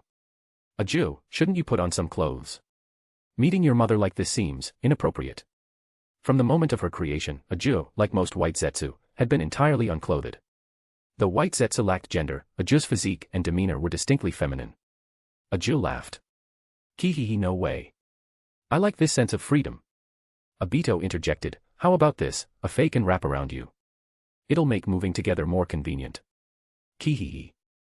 With a slap, Afei opened his body, draping himself over Aju.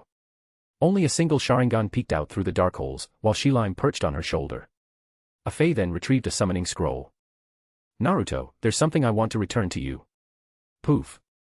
From the scroll emerged the Hiramakari, the double-bladed sword once wielded by Chojuro. It had been taken as spoils of war after his defeat and had remained in Afei's possession. Naruto accepted the weapon, murmuring, perfect. Mangetsu currently lacks a blade. Storing the Hiramakari, Naruto turned to Afei and Aju, his gaze uncharacteristically sharp. Go. Protect Hinata in the shadows. Avoid drawing attention. If you discover anyone with malicious intent, you don't need my permission, eliminate them immediately. I'll handle the aftermath. Understood. Kihi Papa, goodbye. With Shilime in tow, Afei and Aju departed for Konoha. As they vanished into the distance, Naruto's expression grew serious. Obito, whose eye did you give to Aju? Obito hesitated before answering. Uchiha Izumi. Itachi's former lover. Whoosh. A gentle breeze swept through the valley. Aju's body, comparable to Tobi's in resilience, ensured that even if she awakened the Mangekyo Sharingan, she wouldn't face blindness. Obito added, as for Izumi's right eye. I have an idea. Perhaps we could use it to reincarnate her through Edo Tensei. Naruto's gaze darkened. That might be worth considering. It's been a while since I've contacted Itachi and Kisame. It's time to reach out to them. Want to come along? Obito's expression turned complex. Not this time. There's someone from my past I need to see. The story isn't over. Thinking face want to know what happens next to the characters. Shushing face eager to explore the untold secrets of this world. Writing hand ready to read more of my wildest stories. Chapter 244, Naruto, the Otsutsuki Naruto Chapter 244, Sashiburi. To eliminate the spatial instability caused by the ox-headed Heavenly King, which could potentially lead to an Otsutsuki descent, Itachi and Kisame had been searching for the artifact's wielder, Shinrakuri, a former root member, for several months. In the underground chambers of Omega-kure, before the Geto statue, Naruto initiated contact using the projection jutsu. The multicolored holographic images of Itachi and Kisame appeared before him. They exchanged information. As it turned out, after Danzo's death, Shinrakuri realized the tides were turning against him. He immediately defected from Konoha, went into hiding among civilians, and frequently changed his location to avoid detection. Itachi and Kisame had encountered several dead ends, but their most recent lead was reliable. Shinrakuri was currently hiding in a village in the Land of Water. Their next move would be the final operation to capture him. Naruto reminded them to proceed with caution. After all, if the ox-headed Heavenly King were summoned, it would destabilize the space and alert the Otsutsuki. Such an outcome would defeat the entire purpose of their mission. Itachi assured him, "I understand." Hearing about Obito's change of heart, Itachi smiled genuinely. However, upon learning that Sasuke had lost one of his eyes to Madara, his expression darkened, and he fell silent. Naruto spoke firmly, "Itachi, I'll find Madara's whereabouts as soon as possible and get Sasuke's eye back." Itachi responded with a calm yet profound tone, "Fortune and misfortune are intertwined. For Sasuke, this may not necessarily be a bad thing. Let nature take its course." Naruto nodded. "You have a point, but I won't let anyone harm Sasuke. I'll definitely settle the score with Madara." Itachi shifted the topic, asking, "How is Lord Jiraiya doing recently?" Naruto chuckled, "He's doing well, eating well, sleeping well, and, watching well." Itachi allowed a faint smile. "Please send him my regards." Naruto grinned, "Will do." Kisame interjected, "Leader, please also send my regards to Mangetsu." Naruto laughed, "Got it. You two stay safe and keep in touch." With that, the holographic projections of Itachi and Kisame faded from view. Naruto turned around and gazed at the Geto statue, which sat cross-legged on its lotus platform. In the depths of his mind, Kurama lay sprawled on the water's surface, swishing his tails lazily. His expression was enigmatic as he remarked, "You know, if you absorbed me into the statue right now, the Ten-Tails could be revived instantly. With your life force, you wouldn't die right away. If you absorb the Ten-Tails, you'd gain the power of the Sage of Six Paths. Tempted yet?" Naruto laughed. "How many times have I told you, Kurama? Until I figure out a way to preserve your consciousness, I won't let the Ten-Tails be revived." Kurama turned his head away, grumbling, "Humph. Then why did you come all the way to the statue?" Naruto scratched his head sheepishly. "Life needs a sense of ceremony, you know. Sister Konan told me that when Nagato led the Akatsuki, he always held meetings in front of the statue. I just wanted to experience it for myself." "Humph, whatever you say." Kurama's tone turned serious. "By the way, there's something I need to tell you." Naruto's expression shifted. "What is it?" Kurama explained, "When we split the statue apart earlier, we damaged its true essence." Naruto's eyes narrowed. "So the white substance that splattered out was the statue's essence?" Kurama nodded. "That's right. The essence contains not only the statue's power but also traces of chakra from the eight-tailed beast sealed within it. Normally, this lost essence would seep into the earth, transforming the land into something akin to a dragon vein. But you gave it a soul." Naruto's eyes widened. "So you're saying?" "A Ju." Kurama confirmed, "You can think of her as a superpowered clone of the statue, imbued with self-awareness." Naruto's expression grew serious. He immediately considered summoning a Ju back. Kurama reassured him, "Don't worry. This isn't necessarily a bad thing." Naruto asked, "How so?" Kurama explained, "The soul you imbued her with, through your eye technique, represents absolute loyalty. She won't act against your will." However, when it came to Hinata, Naruto's concern was evident. Absolute loyalty may seem true for now, but there's no precedent for this Butsushikan eye technique. Who knows if there might be unforeseen variables? Kurama then revealed an astonishing secret, no precedent. That's not true. The Butsushikan was once wielded by the Sage of Six Paths. Naruto was shocked. "Seriously?" Kurama nodded. "Yes. But the sage was a rather rigid individual and never used the technique creatively like you do. That's why it's not widely known." Naruto murmured, "No wonder the sage's soul lingered in the world after his death, and he could summon past Kage from the Pure Land. It must have been thanks to the Butsushikan." Kurama continued, "So there's no need to worry about a Ju's loyalty. In fact, when Sasuke or others awaken the Rinnegan in the future and compete with you for control of the Geto statue, a Ju, as a unique clone of the statue, could prove to be an invaluable asset. Naruto finally felt reassured. He said, whether she becomes an asset or not is secondary. As long as she can take care of Hinata for me, I'm satisfied. The state of the ninja world was still uncertain, and Naruto didn't want to get entangled in personal matters too soon. That's why he had decided to leave Hinata in Konoha rather than by his side. To rekindle their relationship, he felt he had to wait until Kaguya was dealt with and the ninja world united against external threats. Though Naruto was at ease, Kurama was visibly displeased. I was going to tell you how to make your soul stronger using the Butsushiken, but for some reason, I don't feel like it anymore. Naruto panicked. What? Come on, Kurama. Don't be like that. Please tell me, oh wise and magnificent Kurama, the most handsome and dashing of all tailed beasts. Kurama's ears twitched at the flattery. Flattery won't work on me. I'm not falling for it, unless you try harder. Land of Water, outskirts. On a riverside at dusk. Kakashi Hatake lay peacefully asleep. The wind rustled, lifting his silver hair and blowing the book that covered his face onto the ground. Rustle, rustle, the pages flipped, and a leaf-shaped bookmark slipped from between the pages, carried away by the breeze. Months ago, Uchiha Obito's lifeless body had been found in the forest outside Konoha. Kakashi had witnessed everything at the scene and was deeply shaken. After a series of traumatic events, Tsunade had granted him an extended leave to recover emotionally and find solace. Reflecting on his memories of Obito and Rin, Kakashi embarked on a journey. He visited the site of the Kanobi Bridge, only to find it destroyed, obliterated during Naruto and Obito's second battle.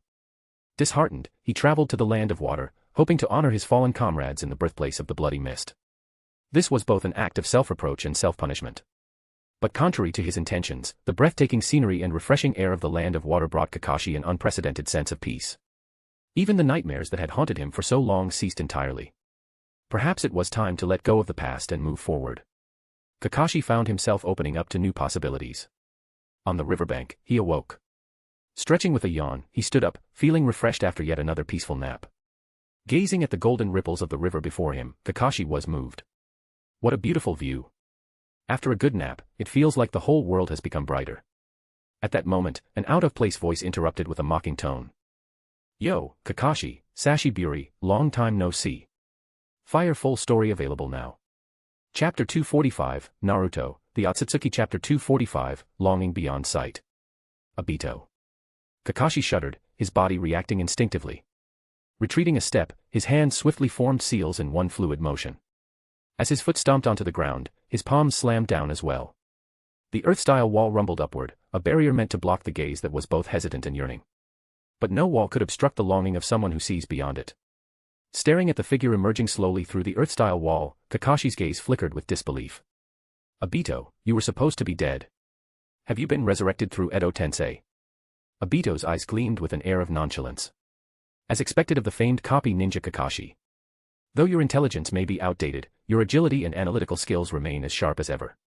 Sharingan. Kakashi clenched his fists, his voice tinged with confusion. Didn't you already take it? That eye, along with that name. Your occasional absent-mindedness hasn't changed a bit, Obito replied, his tone equally enigmatic. But before Kakashi could respond, a kunai hurtled toward his face.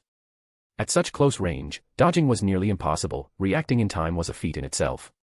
Yet, not only did Kakashi react, but his body instinctively shifted to the side. His eyes followed the kunai as it whizzed past, his muscles tensing until a sudden spasm in his waist nearly threw him off balance. This familiar sensation, it was unmistakable. It was just like the first time he had used the Sharingan. In Kakashi's pupils, a pair of bright Sharingan eyes gleamed unmistakably. It was Obito who had replaced Kakashi's eyes while he was unconscious. Wood style, thorn-bind technique. Obito formed seals with a single hand, and wooden tendrils rose from the ground beneath Kakashi, binding his arms and legs. With a wicked grin, Obito raised his right hand, where fierce lightning began to crackle and condense. Kakashi's pupils shrank. Raikiri. With a sharp crack, Obito lunged forward in a flash, aiming to pierce Kakashi's chest. The instinct for survival overrode all thought. Kakashi's Sharingan spun wildly, the three tomo merging into the intricate pattern of the Mangekyo Sharingan. Crack! Obito's Raikiri passed through Kakashi's body, piercing only the wooden bindings. Thud! Kakashi collapsed onto the ground, clutching his eyes. His expression was a mix of shock and turmoil. This power, these eyes. Obito, you. The lightning in Obito's hand dissipated with a faint crackle. He glanced at Kakashi out of the corner of his eye. Once, I gave you one of my eyes, and you failed to protect Rin. Turning fully toward Kakashi, Obito's gaze was steady. This time, I've given you both of my eyes. Will the outcome be any different? Kakashi struggled to comprehend. What is going on? Why are you doing this again? Obito finally revealed the truth. The corpse found outside Konoha was part of my plan. I used it to fake my death and shed my past.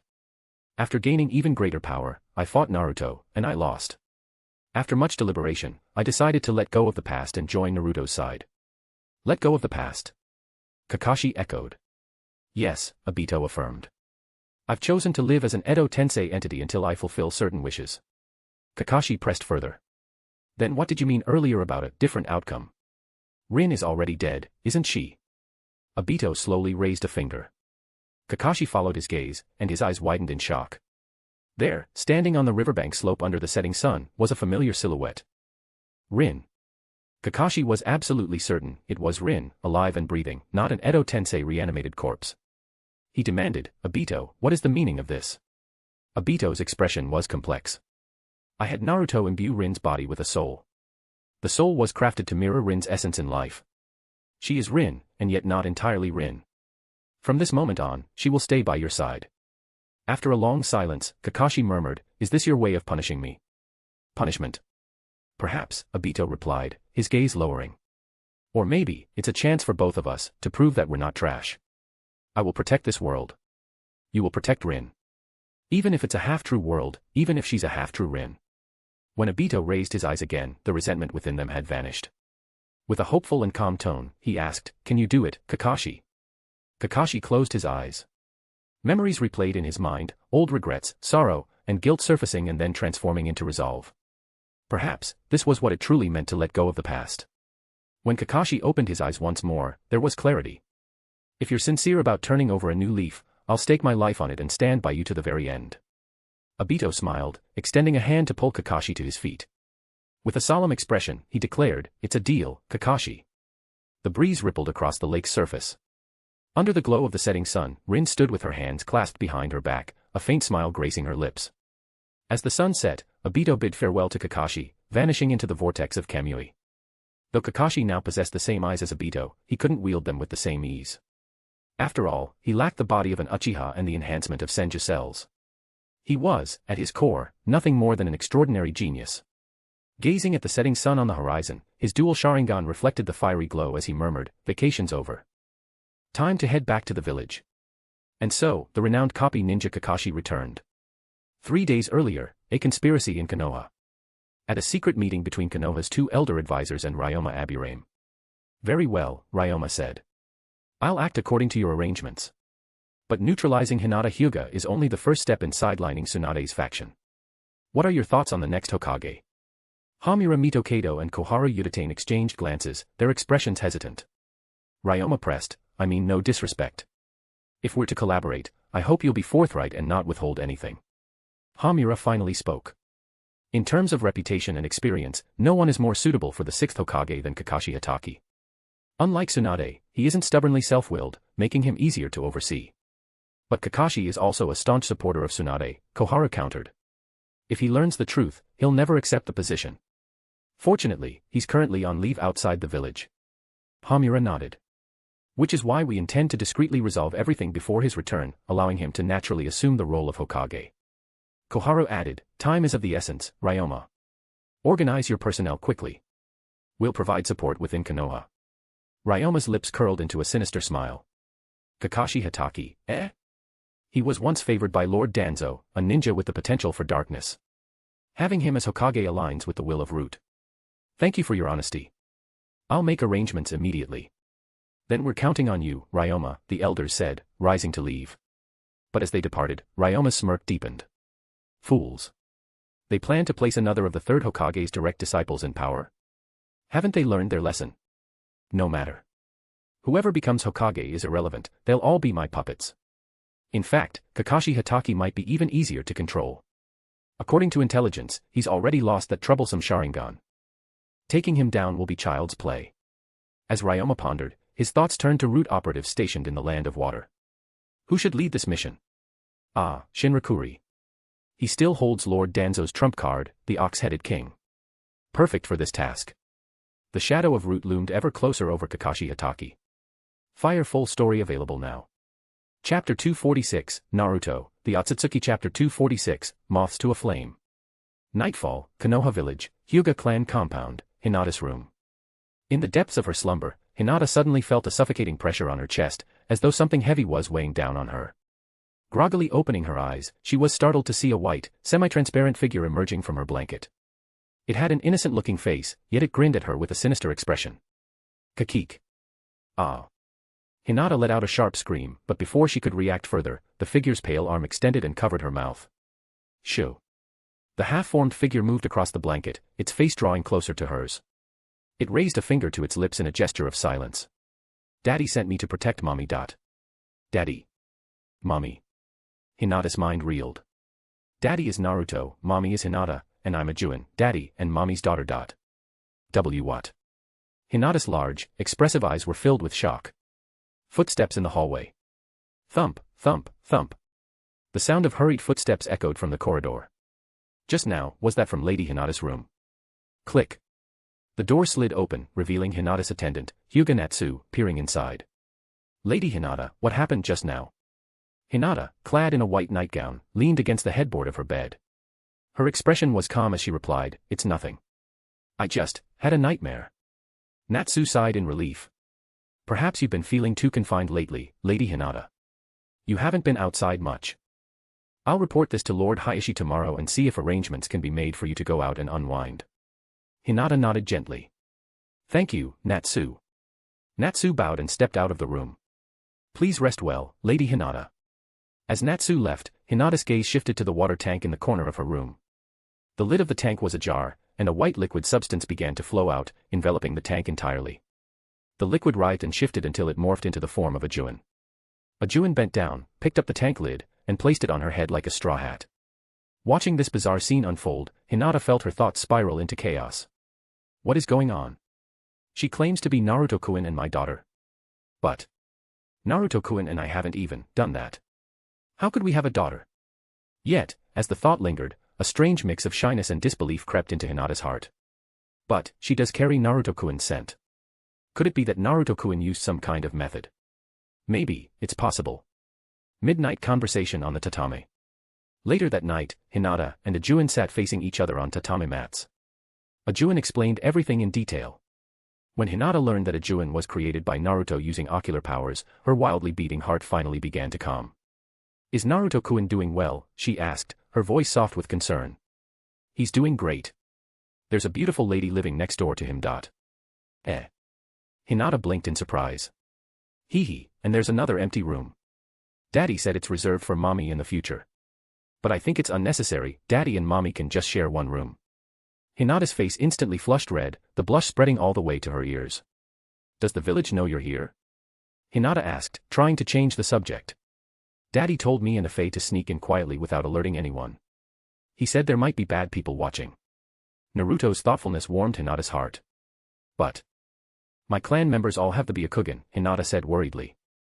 A Juin, you'll be discovered easily. A Juin grinned mischievously. Kakik, can there be a Kugan see-through clothes? If I protect you with the special chakra of the Tenseigan, they won't be able to see through, Hinata replied. Kakik, then I'll just hide inside Mommy's clothes. What? How would that work? Like this. A Juin twisted a chunk of her own flesh from her left chest. Her body turned into a liquid state, revealing the water tank she had previously absorbed. She shrank into the tank, the lid falling back into place. The chunk of flesh she had twisted off wriggled and transformed into a miniature version of a Juin. The tiny figure leapt into Hinata's palm. Kakik, my liquid parts don't emit chakra. Even if they're detected, they'll just think I'm ordinary white fluid. Mommy, just find a place to stash me. Blushing furiously, Hinata lifted her collar and placed the miniature Ajuin into the valley of her chest. Slurp, slurp. The tiny Ajuin squirmed into place. Ah. Hinata let out a soft gasp. Kakik drinking milk. There's no milk yet. Hinata lay back on her bed, pulling the blanket over herself.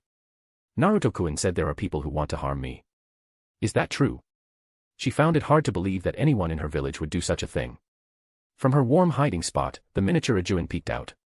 Has anything unusual happened recently? Unusual? Hinata tilted her head. No, not really. Then what about anything lively or festive? Ajuin pressed. Well, yes. Tomorrow night, a high-ranking official from the Land of Fire is visiting Konoha. The retired advisors extended the invitation, and the villagers are planning a grand celebration. It's the first event of its kind since Konoha's founding, so all the major clans are sending members to maintain order. Even Father and Niji and Ai-san will be there. Ajuin's eyes gleamed with excitement, her grin widening. Kakik, I smell a conspiracy brewing. Tomorrow night is bound to be a grand feast. Meanwhile, in the Land of Water, Kakashi and Rin were making their way to the port, aiming to catch a ship at dawn that would take them to the Land of Fire. The journey was filled with conversation, with Rin displaying a warm and gentle demeanor. Kakashi couldn't help but reflect, aside from the lack of shared memories, her personality is exactly like Rin's. This realization stirred a mix of sorrow and relief within him. Sorrow, because Rin hadn't truly returned to life. Relief, because perhaps this made it easier for him to face the Rin of his memories. However, Kakashi failed to notice the flicker of complexity in Rin's eyes as she gazed at his back. An ambush in the mountain gorge. Just 10 miles from the port, Kakashi suddenly halted, positioning Rin protectively behind him. Clang, clang, clang. A flurry of kunai rained down, embedding themselves in the ground ahead. Show yourselves. Kakashi demanded, his sharp gaze scanning the surroundings. Swish, swish, swish. Dozens of shinobi clad in Kirigakure Anbu attire appeared, surrounding them. Are you Hatake Kakashi? The leader asked. I am, Kakashi replied calmly. You're a Konoha ninja, yet you're trespassing in the Land of Water. We suspect you of espionage. Please come with us. If you're innocent, we'll let you go, the leader said. Kakashi reached into his cloak and retrieved a letter. I'm here with permission from your Mizukage. Here's the proof. Oh. The leader's eyes glinted. We haven't received any such notice. Hand over the proof for verification. Of course. Kakashi placed the letter on the ground and raised his hands. Go ahead. The leader signaled to one of his subordinates, who approached the letter cautiously. However, as the subordinate bent down to pick it up, his hand subtly reached for his blade. The instant he looked up, his gaze met a pair of blood-red Sharingan. His body froze. Sharingan. Kakashi's eyes burned with intensity. So, you're not Kirigakure Anbu after all. To track me so precisely, infiltrate foreign lands unnoticed, and disguise yourselves so convincingly. You're remnants of Root, aren't you? Even after Danzo's fall, you refused to give up. Realizing their cover was blown, the leader wasted no time. Attack. Swish, swish, swish. The Root operatives launched their assault, hurling kunai laced with explosive tags.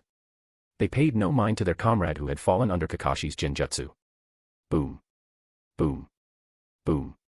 Explosions erupted, obliterating the unfortunate Root member caught in the blast. Amidst the chaos, Kakashi shielded Rin and retreated to a safe distance. Rin, I'm sorry for this. Whoosh. His right eye activated a spiraling vortex, sending Rin into the safety of the Kamui dimension.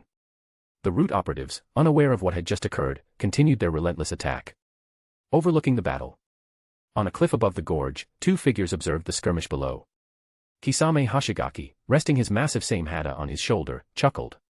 Oh. That ability. It seems Brother Obito has found his true resolve. Our target is down there too, Itachi. When should we make our move? If he summons the ox-headed king, our mission might fail. Itachi Uchiha, his left hand emerging from his cloak while his empty sleeve swayed in the wind, gazed coldly into the abyss. When the time comes, I will act. The story isn't over. Thinking Face want to know what happens next to the characters. Shushing Face eager to explore the untold secrets of this world. Writing Hand ready to read more of my wildest stories. Chapter 247, Naruto, the Otsutsuki. Chapter 247, Majestic and Unyielding. In the mountain ravine, dozens of Root ninjas clad in Kirigakure attire surrounded Kakashi Hatake. To Kakashi, this scene felt eerily familiar. Moreover, facing fellow Konoha-born shinobi stirred a sense of melancholy in him. He adjusted his mindset, preparing for the battle ahead.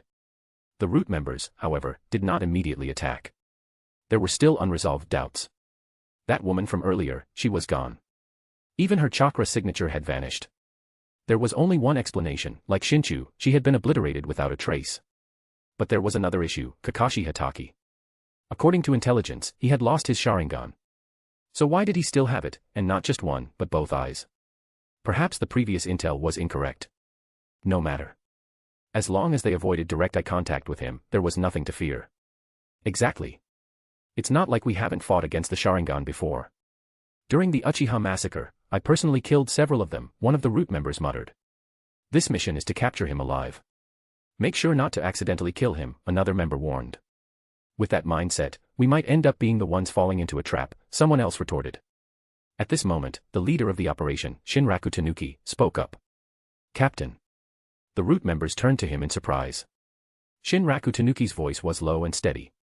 Despite the overwhelming numerical advantage, his first instinct wasn't to flee but to stay and fight. That means he's confident in his abilities. And that woman, was she really blown to bits?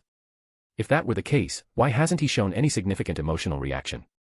When we first appeared, he immediately shielded her with his body. The root members began to sense something was amiss. Shinraku Tanuki continued methodically, it must be some kind of technique. So don't underestimate him. Kakashi Hatake was twice considered for the Hokage position. Approach this with the intent to kill, even though our objective is to capture him alive. Engage from a distance. He's not an Uchiha, and having transplanted 2 Sharingan, he can't sustain combat for long. Wear him down until his chakra is depleted, that's when we'll secure victory. Understood. The root members nodded, fully convinced by his analysis. Shinraku Tanuki turned to one of his subordinates. Dingmao, you've infiltrated the Kirigakure ANBU before. Use that technique to obscure his vision and neutralize the Sharingan. The ninja named Dingmao formed a seal with 2 fingers. Ninjutsu, hidden mist technique. Thick mist rose in the mountain valley, shrouding the area in a dense fog, obscuring visibility. Another root ninja asked, Captain, should we cut off his escape route? Shinraku Tanuki pondered briefly before replying, no need. Leave him a way out. It might relax him mentally, making him less likely to fight us to the death. Besides, we can use the terrain here to our advantage. Understood.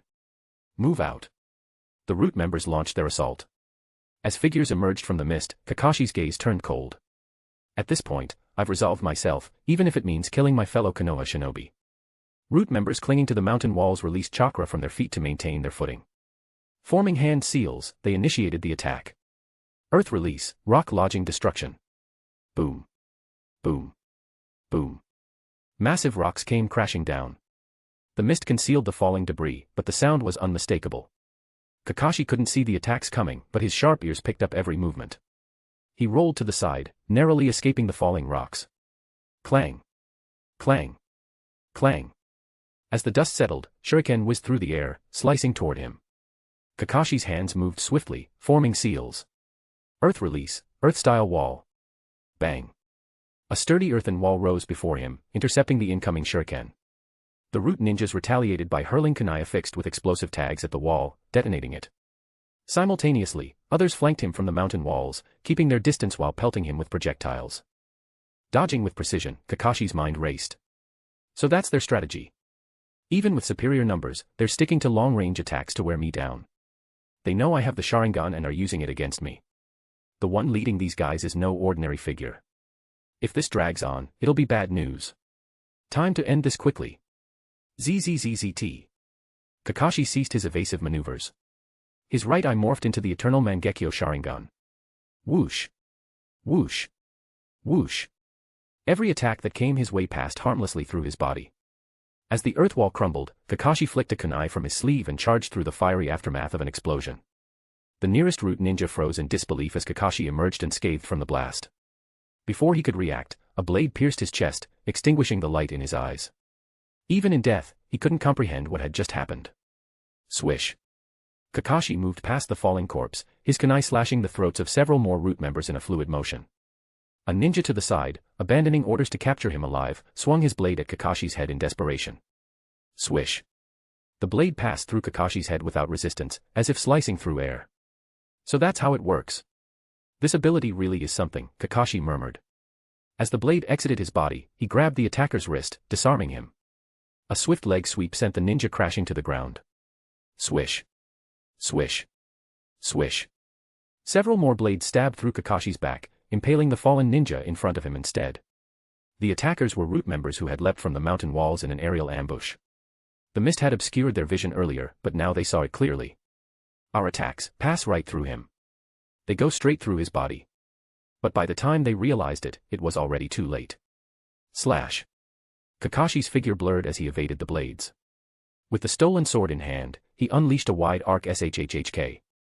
SHHHK. SHHHK. Blood splattered everywhere. Aarg. The screams echoing from the mist sent chills down the spines of the remaining root members on the outskirts.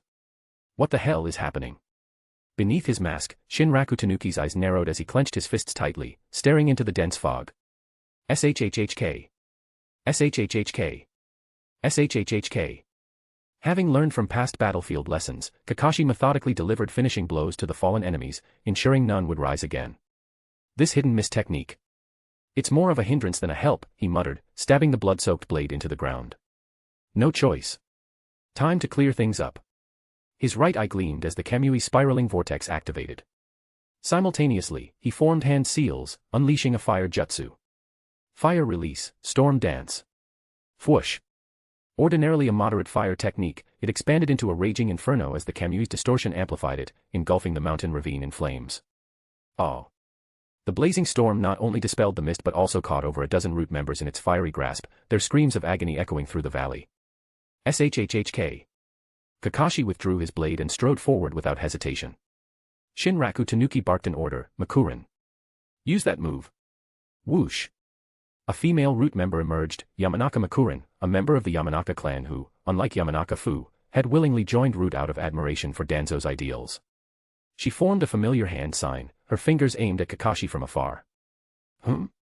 That hand sign. Could it be? Kakashi's pupils contracted. This ends here, Kakashi Hataki. Yamanaka Makurin sneered. Ninjutsu, mind transfer jutsu. But seconds later, her face twisted in shock. What? Why didn't it work? The heavenly Amaterasu, an ocular power immune to all forms of mental control, required no active activation to function. Originally the ability of Fugaku Uchiha's right eye, it had been inherited by Obito and now resided with Kakashi. Covering his right eye, Kakashi murmured, so that's the other ability of this eye. To the others, the situation was incomprehensible. Makurin. What are you doing? Control him now. Shinraku Tanuki shouted. I don't believe this. Yamanaka Makurin attempted the jutsu again. Perhaps this power only works in Mangekyo form. Better eliminate her completely to ensure no future threats. ZZZZT. Kakashi's left eye shifted into the eternal Mangekyo Sharingan, locking onto Yamanaka Makurin's neck. Kamui. Crack. The spiraling vortex tore through space, severing Yamanaka Makurin's head and dragging it into the dimension. Her headless body collapsed, blood gushing from her neck, limbs twitching uncontrollably. A deathly silence fell over the battlefield. What, in the world, is that? The story isn't over. Thinking Face want to know what happens next to the characters. Shushing Face eager to explore the untold secrets of this world. Writing Hand ready to read more of my wildest stories. Chapter 248, Naruto, the Otsutsuki. Chapter 248, Desolation in the Wake. What was that? In an instant, a head was twisted off its shoulders. The scene before them had transcended the comprehension of the root members. Shinrakuri clenched his fists, his teeth grinding as he muttered, it's a dojutsu. There's no mistake, it's the power of the Mangekyo Sharingan. Huff. Kakashi Hataki exhaled deeply, his breath uneven. The strain was evident. The Kamui from his left eye, it was far more taxing on his chakra than the one from his right. His gaze swept across the battlefield, assessing the situation. Over 20 enemies left. Their positions are scattered. It's impossible to take them all out in one go. The real problem is that leader. He seems to have some skill. Far in the back of the root formation, Shinrakuri stood, hundreds of meters away from Kakashi, just beyond the range of his left eye Kamui. Kakashi half closed his left eye, his thoughts racing. This left eye. I recall it has another ability. Click. Click. Click. Kakashi's left eye adjusted, the pupil refocusing as his vision zoomed in. This was the unique telescopic function of this left Sharingan, allowing his field of vision to extend for kilometers, rivaling the range of the Byakugan. Its only limitation was its inability to see through obstacles. However, this telescopic ability could not yet be used in conjunction with his long-range Kamui. Instead, it was paired with another dojutsu embedded within this eye. Yes, the left eye of Fugaku Uchiha housed a unique ability, Daito Naben. Daito Naben functioned by capturing a snapshot of the target's chakra signature, techniques, combat intelligence, hidden abilities, and all combat-related attributes at that specific moment. It recorded everything into the eye's internal database, which could then be accessed and simulated within a mental battlefield unique to this dojutsu. Though the mechanics sounded complex, the execution was as simple as a single glance. Kakashi activated the ability, capturing Shinrakuri within the snapshot. Within mere seconds, he had simulated 10 rounds of combat against him in the mental battlefield of Dato Naben. Through these simulations, Kakashi had already uncovered Shinrakuri's secrets, including his hidden abilities. Sizzle. The telescopic vision disengaged, and Kakashi's left eye reverted to its 3-tomo Sharingan form. His brows furrowed as he muttered, "That strange mark on his back, it's how he summons that creature. What is it? No, he's dangerous. I need to eliminate him first." Crackle. Lightning erupted in Kakashi's palm, the unmistakable roar of his signature technique filling the air. He charged forward, his Raikiri blazing with lethal intent. He's coming straight at us. It's Raikiri. The technique that made him famous throughout the ninja world. Is he targeting the captain? Quick.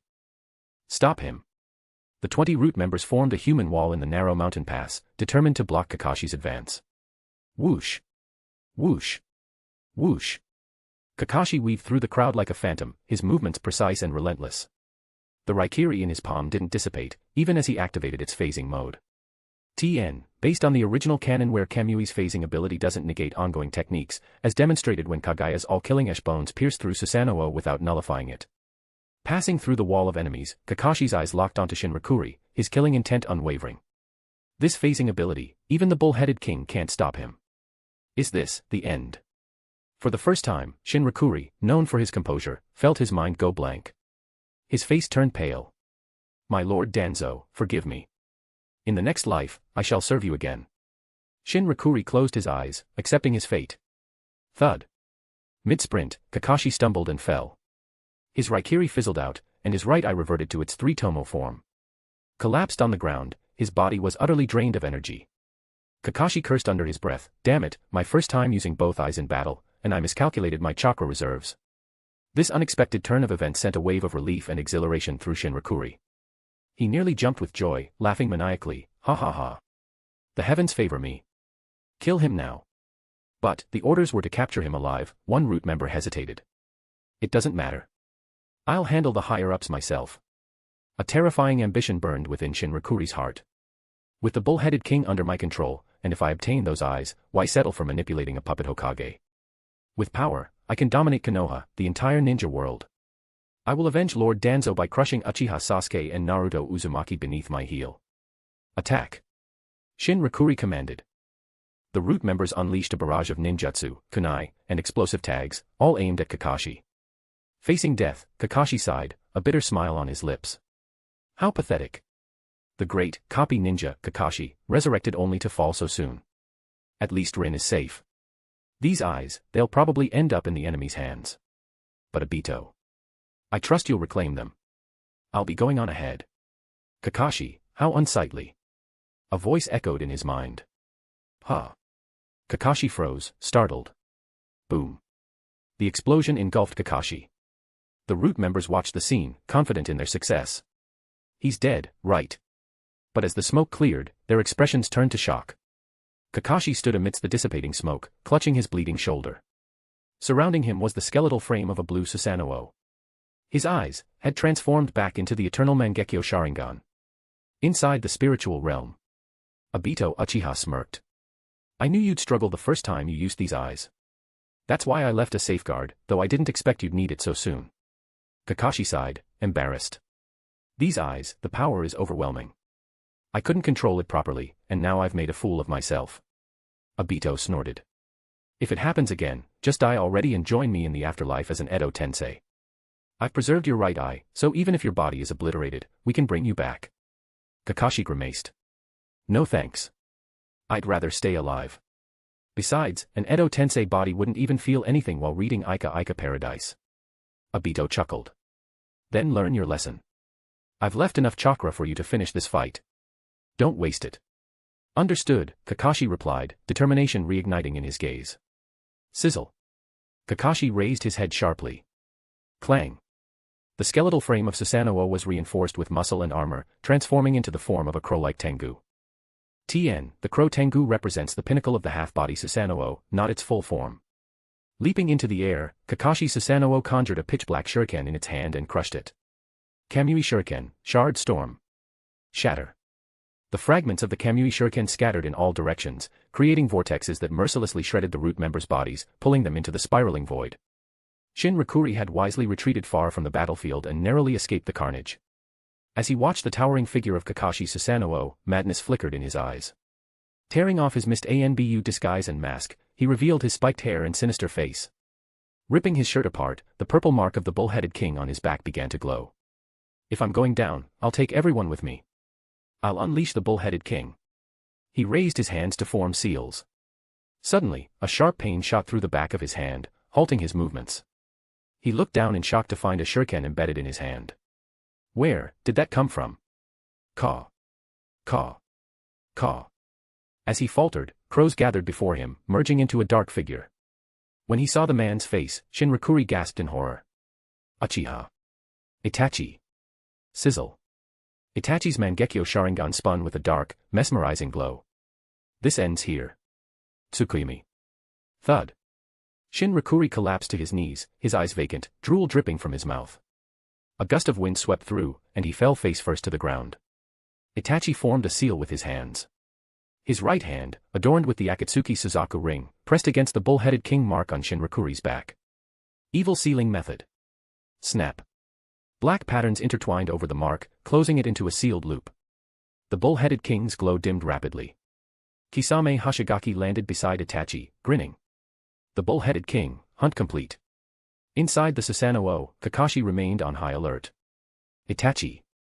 Kisame. Why are you here? Relax, Itachi said calmly. We're not your enemies this time. He gestured toward Shinrakuri. This man harbored something unstable, something dangerous to the world. But it's no longer a threat. Kakashi's eyes narrowed. Something dangerous to the world. You mean that creature he summoned during Daito Naben? Its chakra was immense, but it wasn't on the level of a tailed beast. You're exaggerating, Itachi. Itachi didn't elaborate. He simply met Kakashi's gaze, his expression unreadable. Whoosh. Kakashi instinctively flinched, stepping back to create distance. He realized his Tenikiji ability could resist mental control, yet the memory of Itachi's Tsukuyomi from years ago still haunted him. Itachi seemed to notice Kakashi's reaction. A faint smile tugged at his lips. Kakashi, send my regards to Obito. With that, he turned away, pulling his left arm from his sleeve and extending it toward Kisame. Let's go. Clang. Kisame hoisted Shinrakuri onto his shoulder with his massive Samehada, casting Kakashi a knowing smirk. Raising two fingers, Kisame vanished into a thick mist that enveloped the entire mountain pass.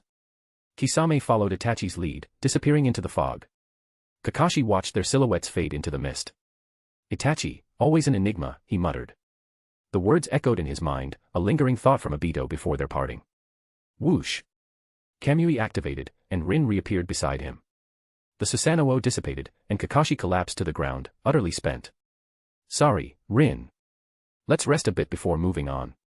Hopefully, we can still catch the boat back to the land of fire by dawn. Rin said nothing, silently approaching him. Her hands glowed green with the light of medical ninjutsu as she placed them on Kakashi's injured shoulder, stopping the bleeding. Kakashi turned to her, surprised. Rin, you. Rin's voice was calm and steady. I've been watching you all along. The story isn't over.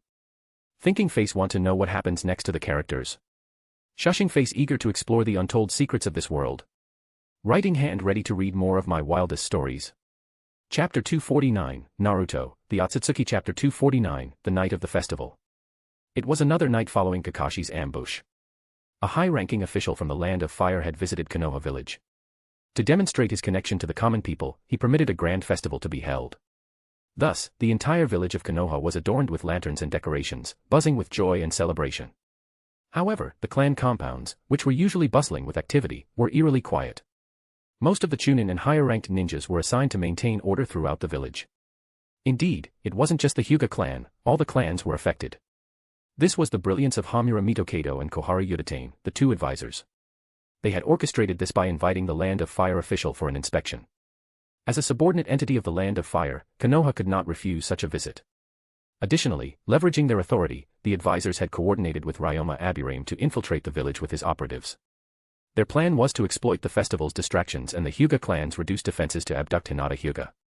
If they could quietly capture Hinata before the festival ended, they could strip Tsunade's faction of its strongest asset, paving the way for their forthcoming coup.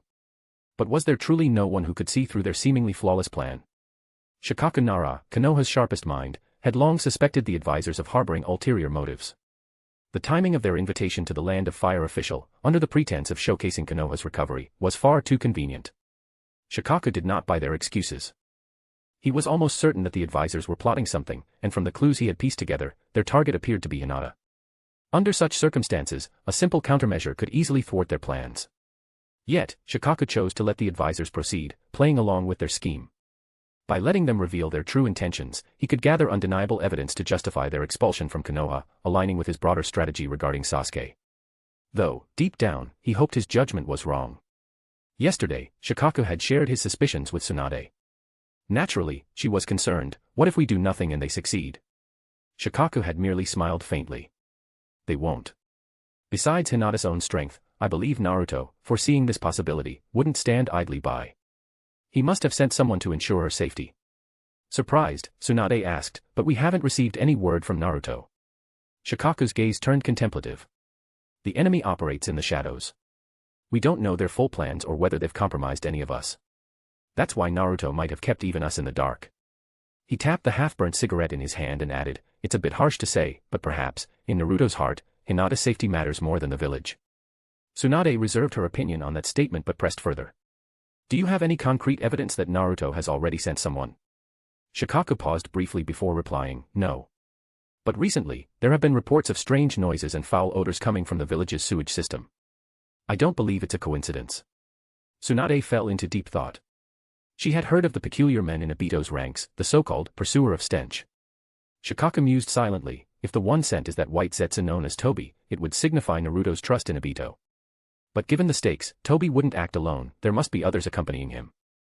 Extinguishing his cigarette in the ashtray, Shikaku concluded, in any case, let's turn a blind eye to Naruto's actions for now. Tsunade sighed. We don't have much choice. Let's hope this all turns out to be a false alarm. Thus, due to gaps in intelligence and differing strategies, this covert confrontation began to unfold, with all three sides executing their respective plans. At the Hyuga clan's compound, the streets were desolate under the night sky. The lights in the surrounding houses were all extinguished. Hinata, carrying a water jar in her arms, ventured into a secluded alleyway. From within the jar, Akamaru's descendant, Akamaru Jr., emerged, shaking off droplets of water. Do you think anyone will really come? Hinata asked anxiously. Akamaru Jr. scratched the back of his head and laughed. Kiki, let's wait and see. For now, let's wander around until Tobi arrives. And so, Hinata and Akamaru Jr. strolled through the streets. Having been confined indoors for so long, Hinata felt a rare sense of freedom. For a moment, she set aside her worries.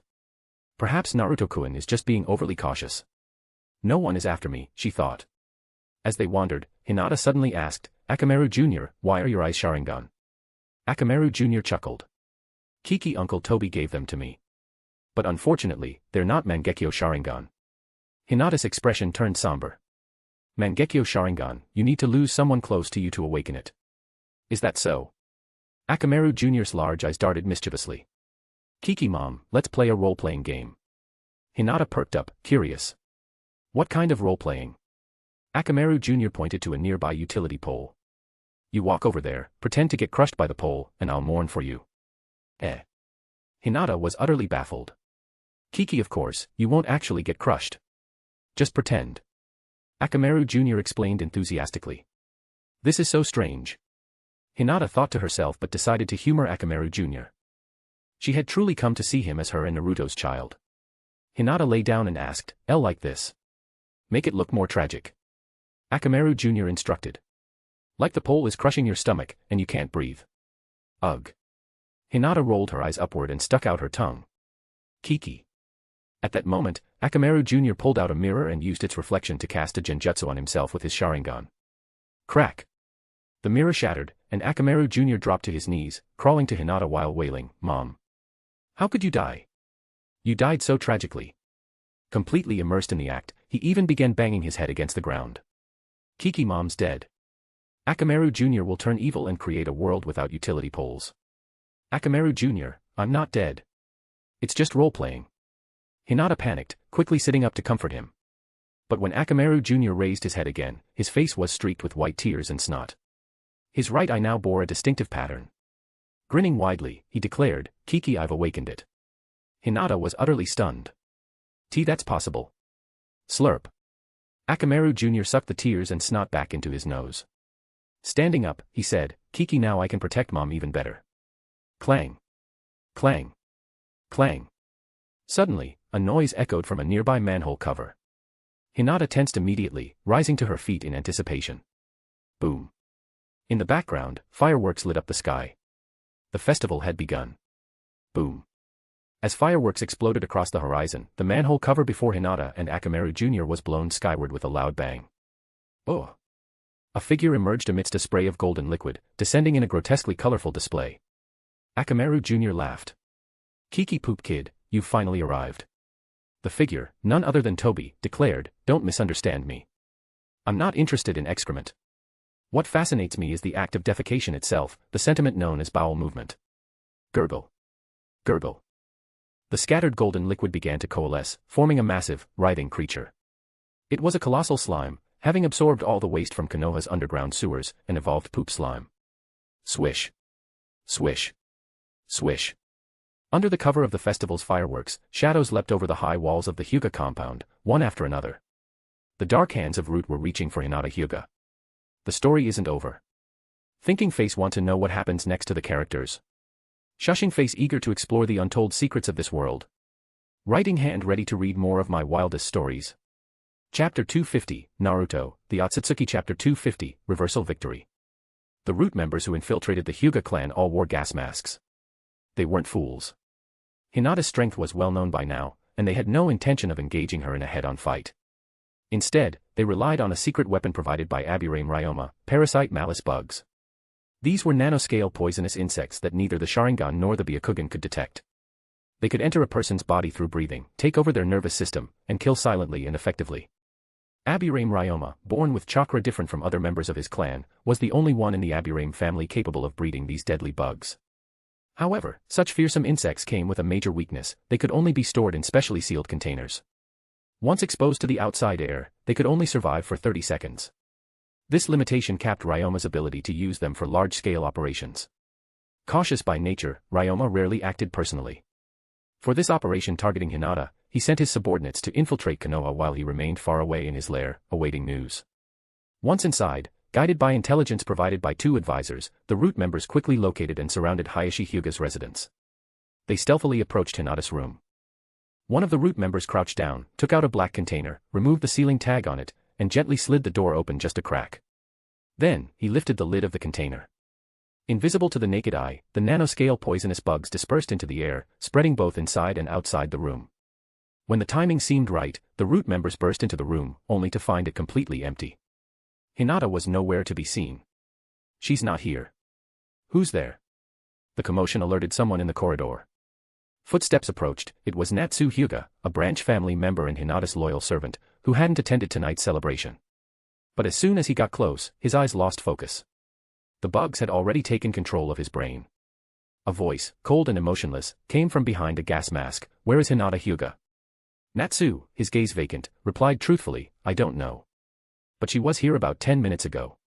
She probably snuck out for a walk. After all, the young lady is rarely allowed outside." 10 minutes? She couldn't have gone far, the lead Root member mused darkly. "Then use your Byakugan to locate her for us." Under Natsu's Byakugan-guided search, the fully armed Root squad quickly found Hinata in the Hyuga clan's wide training grounds. She wasn't alone, by her side were Akamaru and Afei. However, Shiremu was nowhere to be seen, though the foul stench emanating from Afei's body seemed to hint at something. Hinata looked at Natsu, who had been taken hostage. She realized that what Naruto had feared had finally come to pass: her own kin were being used against her. The pain in her heart was indescribable, but she had no choice but to face the situation head-on. Who are those two by her side? Why weren't they mentioned in the intel? The lead Root member frowned at Akamaru and Afei standing beside Hinata. After a moment's hesitation, his eyes glinted coldly. "No matter.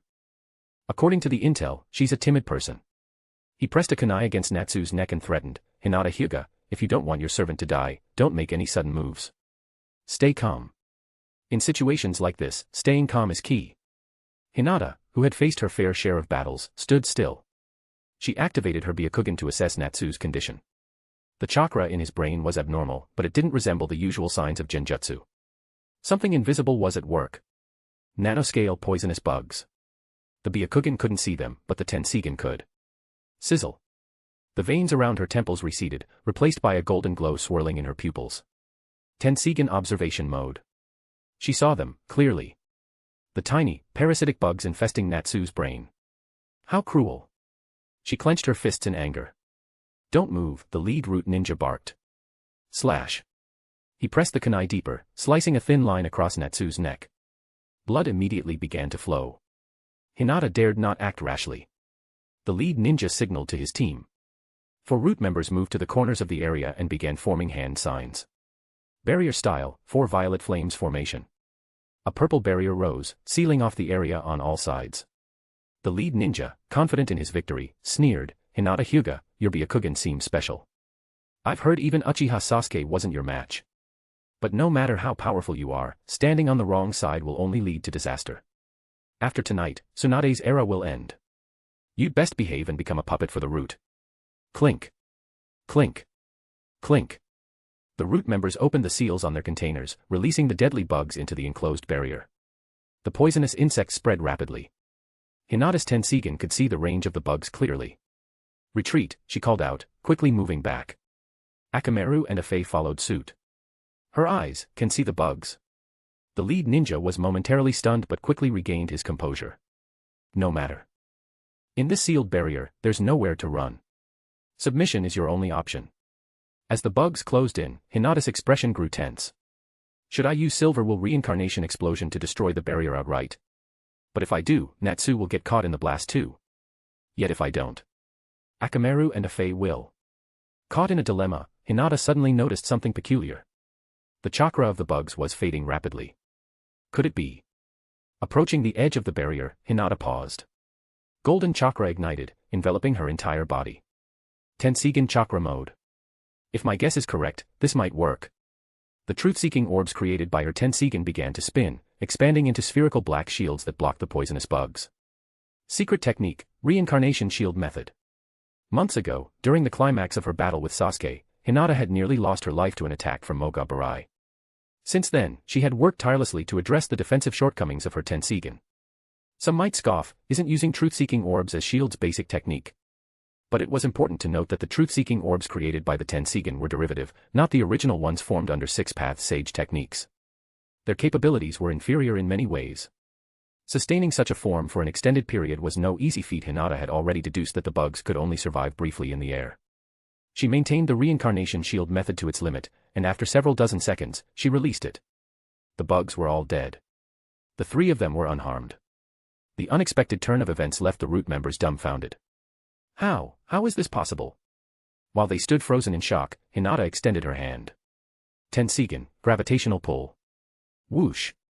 Natsu was pulled toward her through the air. Whoosh. A golden orb formed in Hinata's palm. With a soft sound, she pressed it into Natsu's chest. Tenseigan, spirit sphere. The spirit sphere eradicated the bugs in Natsu's brain. Regaining his senses, Natsu collapsed weakly to the ground. Forgive me, Lady Hinata. I've caused you trouble. Hinata deactivated her Tenseigan chakra mode and helped him up. Don't say that. It's my fault for dragging you into this. Rest now. Rustle, rustle, rustle. It seemed the tide had turned. It was time to test some new techniques. Afei tilted its head, thick golden broth oozing from the seams in its body. He, I can't wait. I've got some fun new abilities to try. Akamaru grinned, his right eye, Uchiha Izumi's reborn Mangekyo Sharingan, flaring with a dazzling light. Yatsunokami. The story isn't over. Thinking Face want to know what happens next to the characters. Shushing Face eager to explore the untold secrets of this world. Writing hand ready to read more of my wildest stories. Chapter 251, Naruto, the Otsutsuki. Chapter 251, the Reeking Master. In myth and legend, Tamayori-hime is a deity presiding over rituals. Its ocular technique, however, possesses a peculiar effect. It replaces people's clothing. Of course, even no clothing is considered clothing, for nature itself provides the most primal attire for all living beings. Ajuin covered her right eye with her hand, a kaleidoscope of colors swirling in her pupil. She cackled, Kakik, under the power of this eye, no one shall remain properly dressed. In an instant, the fully armed root members, equipped with gas masks and protective gear, found all their clothing gone, seized by Ajuin. Anything non-living in contact with the skin was deemed clothing, including any items concealed within. Even ninja tools were not spared under this rule. Afei chuckled, "Yurun, not bad at all." Ajuin murmured, "What a pity. This is just the beginning. If only the wardrobe of Tamayuriheim had more materials, I could have played with even more possibilities." Hinata's face flushed bright red. She had initially intended to intervene but now couldn't even open her eyes. Clothing represents dignity. In battle, if one is stripped bare, even someone like Uchiha Madara wouldn't be able to dance with grace. Thus, the collapse of the root members' composure was inevitable. What kind of jutsu is this? How are we supposed to fight like this? Stop panicking. Root shinobi fear not even death, why should we be fazed by such trivialities? But, Captain, you're trembling. The leader of this operation, a root ninja codenamed Otoheim, coldly retorted, "Of course I'm trembling. Unlike you hairy-legged men, I'm a woman. How am I supposed to face anyone in root after this? Captain. Enough. Those crouching over there, stand up immediately." This was a hastily assembled team, so many members didn't even know each other's names. One male root ninja was crouching on the ground, refusing to move. "No. I'd rather die than stand up like this." Otoheim snapped, "Before this mission, we all had poison capsules implanted in our teeth. If captured or defeated, we're to bite down and end it immediately. If you lack the courage for that, then stand up." The man gritted his teeth and reluctantly stood. The group was stunned. He was a rare hermaphrodite, possessing both sets of equipment. "I was abandoned by my parents and ostracized by everyone, which is why I joined Root. I can never stand in the light." Otoheim muttered, "Indeed, this world is full of things that cannot bear the light." Whoosh. Whoosh. The eerie sound of wind release gathered into a blade in her hand. The root members were shocked. "That's Lord Danzo's technique," Otoheim declared. "We'll likely die here, so I'll tell you. My real name is Shimura Hamura." Shimura. Could it be? "Yes," she confirmed, "Shimura Danzo is my father." With that, Shimura Hamura charged forward. The root members, as if injected with adrenaline, roared, "We dedicate our heads and knees to Lord Danzo and Lady Hamura." They surged forward like a tidal wave. But Shimura Hamura subtly slowed her pace, retreating to the rear with a sly smirk. "Good. Go forth and sacrifice yourselves to pave the way for me." Afei remarked, "Looks like your jutsu had the opposite effect. Ajuin chuckled, "Kakik, it makes no difference. Afei nodded, "True enough." As the root ninjas charged, they formed hand seals, unleashing a torrent of combined ninjutsu that surged forward like a flood. Ajuin asked, "Shall we finish them off in one go?" Afei replied, "Why rush? They're rare test subjects." Clap. Afei formed seals with both hands. Wood release, wood locking wall. Bang. Bang. Bang. Bang. Layers of wooden pillars curved and interlocked, forming an arched defensive wall that absorbed the torrent of ninjutsu. Root's reputation might be tarnished, but their strength was undeniable. After all, they were hand-picked shinobi with unique talents. "Let me show you the resilience of Root." The previously embarrassed hermaphrodite leaped high into the air. With a crack, their right arm transformed into steel, smashing toward the damaged wooden wall. Steel release, hardened fist. Note, steel release is a Kekkei Genkai featured in the movie Naruto Shippuden, The Will of Fire. Crunch. The wooden wall shattered, and the fist continued its trajectory, aiming directly at Ajuin's face. "Kakik, what an interesting ability." Sizzle. Ajuin opened her right eye. "Genjutsu, Sharingan." Snap. The hermaphrodite froze mid-motion, their mouth agape in a daze. Whoosh. Ajuin's body transformed into a liquid stream, surging into the gaping mouth. Rip. Rip. Rip. Sharp, curved tendrils burst from their chest and back. Gurgle. Gurgle. White liquid oozed from the wounds, coating every inch of their skin inside and out. Beside their horrified, awakening head, the liquid reformed into Ajuin's face. "Kakik, I'll take everything from you." Rustle. Rustle. Ajuin's tendrils wrapped around their head, completely consuming them. Returning to her human form, Ajuin's shapely figure remained unchanged. Snap. With a thought, parts of her arms and torso turned into gleaming steel. She smiled in satisfaction. "Kakik, what a delightful ability." The root members froze, their spirits crushed. The inhuman brutality of the scene was like a cold bucket of water, extinguishing their fleeting courage. Humans instinctively fear the incomprehensible. How are we supposed to fight such a monster? There's no way we can win. Unconcerned with their despair, Afei said, "Had enough fun. My turn now." Ajuin laughed, "Kakik, go ahead, I'll return to Mama's side and watch you perform." Hinata, her expression conflicted, asked, "Do we really have to kill them?" Ajuin chuckled, "Kakik, does Mama wish to spare them?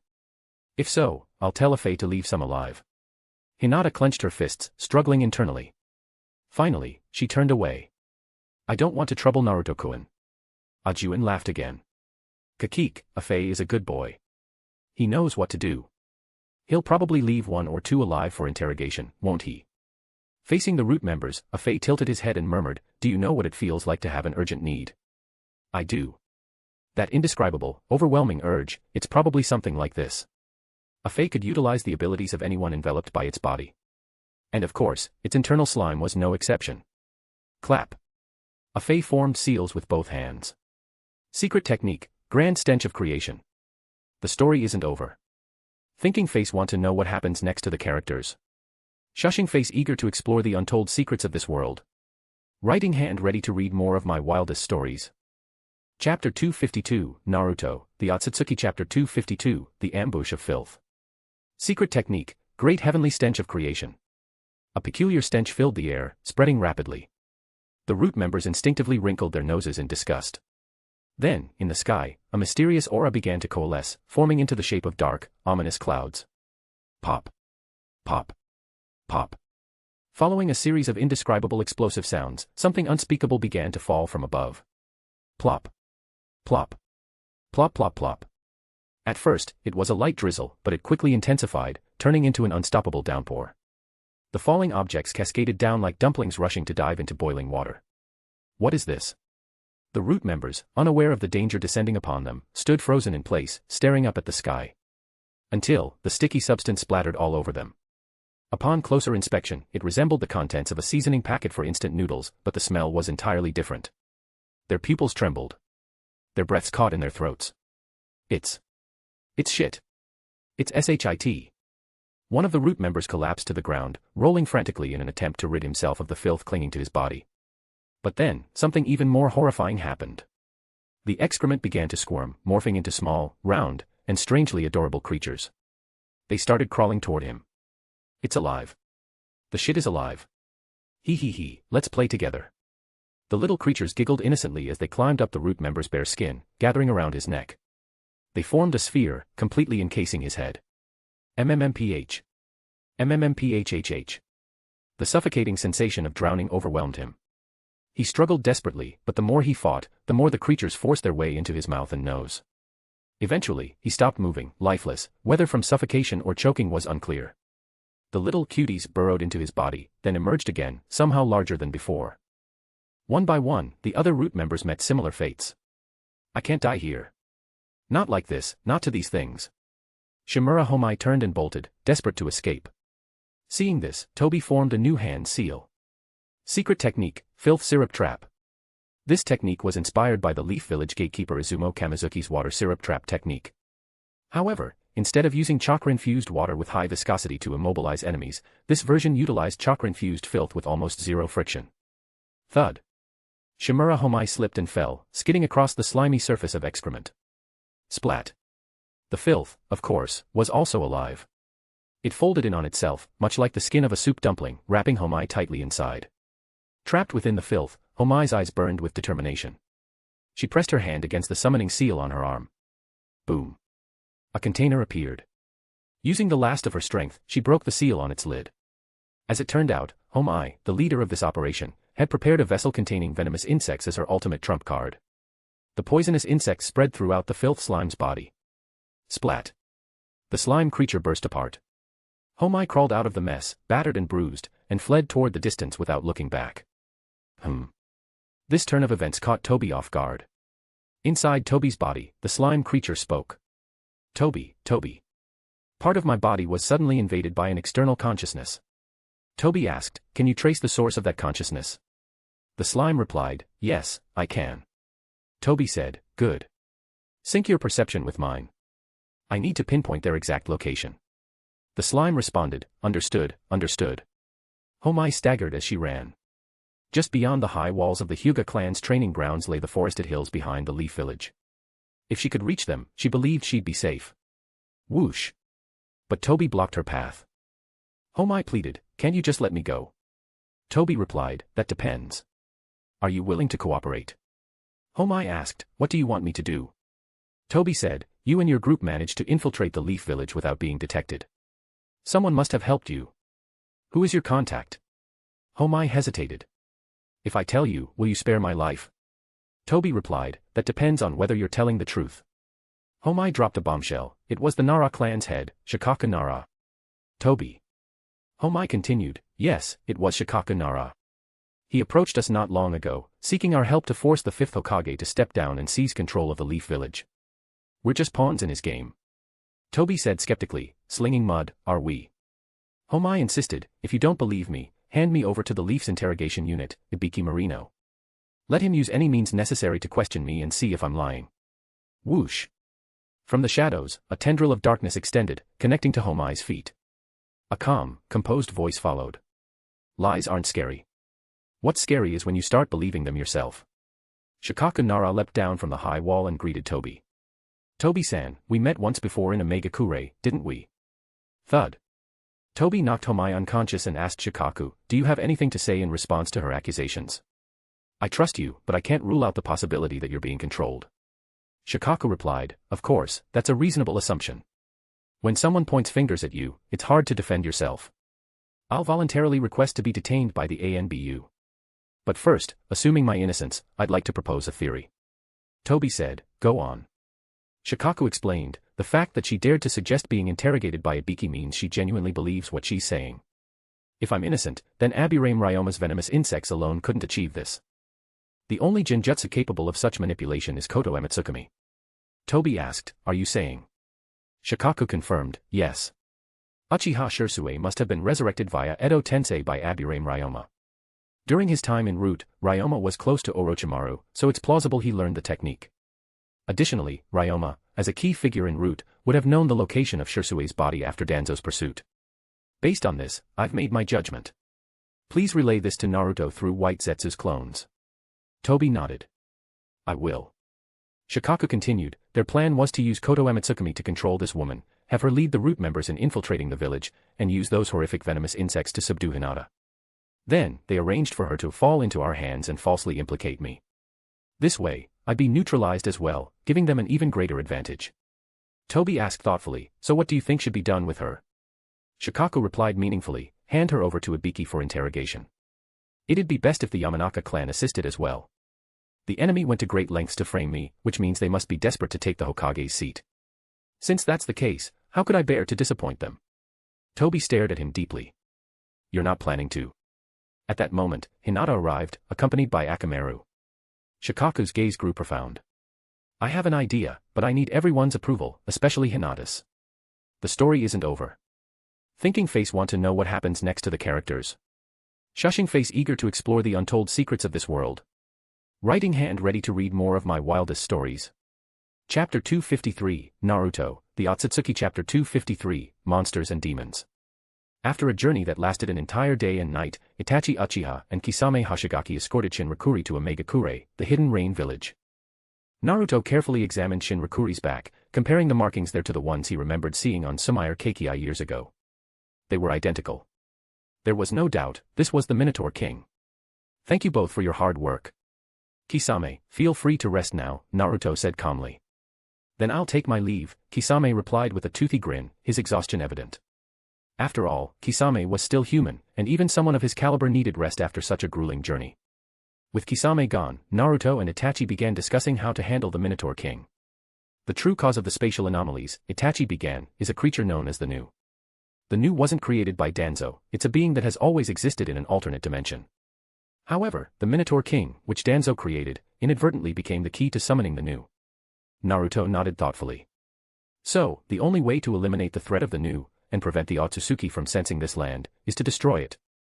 But to destroy the Nu, we'd have to open that alternate dimension, which would just create another contradiction. Itachi's voice turned grave. Which means the crux of the issue circles back to the Minotaur King. The Minotaur King was a spatial summoning technique developed by Danzo using Hashirama's cells. Even if Shinrakuri, the host, were to die, the technique itself wouldn't vanish. To erase it completely would require the power of yin-yang release. Currently, Naruto mused, the only one in this world capable of using yin-yang release is Black Zetsu. But relying on him is, obviously, out of the question. Naruto's tone grew resolute. For now, our best course of action is to separate the Minotaur King from Shinrakuri and seal it away. Once I've become the Ten Tails Jinchuriki and gained the power of yin-yang release, I'll find a way to eradicate it completely. Without delay, Naruto worked through the night. Using the 8 trigram sealing technique, he extracted the Minotaur King from Shinrakuri's body and suppressed it deep beneath Omega-kure. He fortified the seal with layers of intricate mechanisms, transforming the site into a forbidden zone. With the Minotaur King temporarily dealt with, the next matter was deciding Shinrakuri's fate. In his previous life, Naruto had never met Shinrakuri, but their fates were intertwined in unexpected ways. Shinrakuri had been a follower of Danzo and, paradoxically, a contributor to the Fourth Great Ninja War. After the war, Konoha's pursuit of the remnants of Root forced Shinrakuri and his family into a life of exile. It was during this time that Sumire Keikei, Shinrakuri's daughter with the kind-hearted civilian woman Shinrakuri Fumari, was born. Tragically, Fumari succumbed to illness during their escape. Driven by vengeance against Konoha, Shinrakuri transferred the Minotaur King into the young Sumire before his death. He then orchestrated Sumire's infiltration into Konoha, where she became a contemporary of Naruto Uzumaki. Years later, after the Minotaur King incident, Sumire, moved by Boruto's compassion, let go of her hatred. She went on to join Konoha's scientific ninja tools team, making significant contributions alongside Kata Suktono. But now, in this timeline, Sumire had yet to be born. Naruto sat in a chair, his gaze heavy as he looked at the half-dead man before him. If it weren't for Sarada, he murmured, the person who'd likely marry my son would be Sumire. His voice hardened. Shinrakuri, you are guilty. But your wife and daughter are innocent. For their sake, I'm willing to give you a chance. Naruto's piercing eyes locked onto Shinrakuri's vacant ones. Koto Amatsukami. Shinrakuri, Naruto said coldly, I will announce to the world that you are dead. This way, Konoha will no longer hunt your family. From now on, you will live in anonymity. Cherish your wife and live a quiet life. If your daughter is ever born, consider sending her to Omega-kure. She has the potential to become an exceptional ninja. That's all. When you wake up, you're free to leave. Thus, just as he had rewritten the fate of Shin Uchiha, Naruto once again altered the destiny of Shinrakuri. Naruto was about to retire for the night when a white Zetsu arrived with a message concerning the drama unfolding in Konoha and Shikaku Nara's deductions. Naruto's eyes narrowed. Shisui Uchiha has been resurrected through Edo Tensei. Is that what Shikaku believes? The white Zetsu seemed disinterested in prolonged conversation. That's what Tobi's intel suggests. I don't know the details. I see. You're dismissed, Naruto said curtly. Resting his elbows on the desk, Naruto steepled his fingers under his chin, his expression dark. No wonder. When I tried using the eyes I swapped out to resurrect Shisui via Edo Tensei, it failed. I thought it was because those eyes had lost their light. But this explains everything. In his previous life, Ryoma Abirame had disappeared after the Fourth Great Ninja War.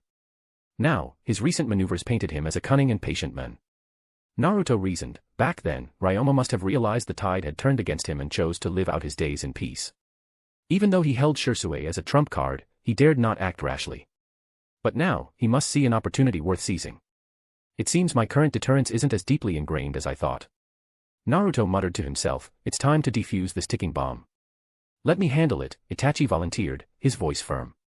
If Shisui is in his hands, I can't stand idly by. Naruto trusted Itachi's abilities, but the opponent was Shisui. With Ryoma's interference, sending Itachi alone seemed risky. Should I wake Kisame? It's already so late. Before Naruto could decide, a raspy yet sophisticated voice interjected, leave Ryoma to me. From the shadows, a serpentine figure emerged. Itachi turned to see the familiar face. Orochimaru. Orochimaru's lips curled into a sly smile. Itachi, we haven't had a proper chat since your return. Our past interactions have been all business. It's about time we caught up. Itachi's tone was indifferent. What a pleasure. Naruto raised an eyebrow. Orochimaru, you've never been interested in field missions. What's brought on this change? Orochimaru chuckled. Ryoma and I go way back. During our time en route, he was always low-key, never drawing attention. But I knew better, he harbored significant ambition and ability.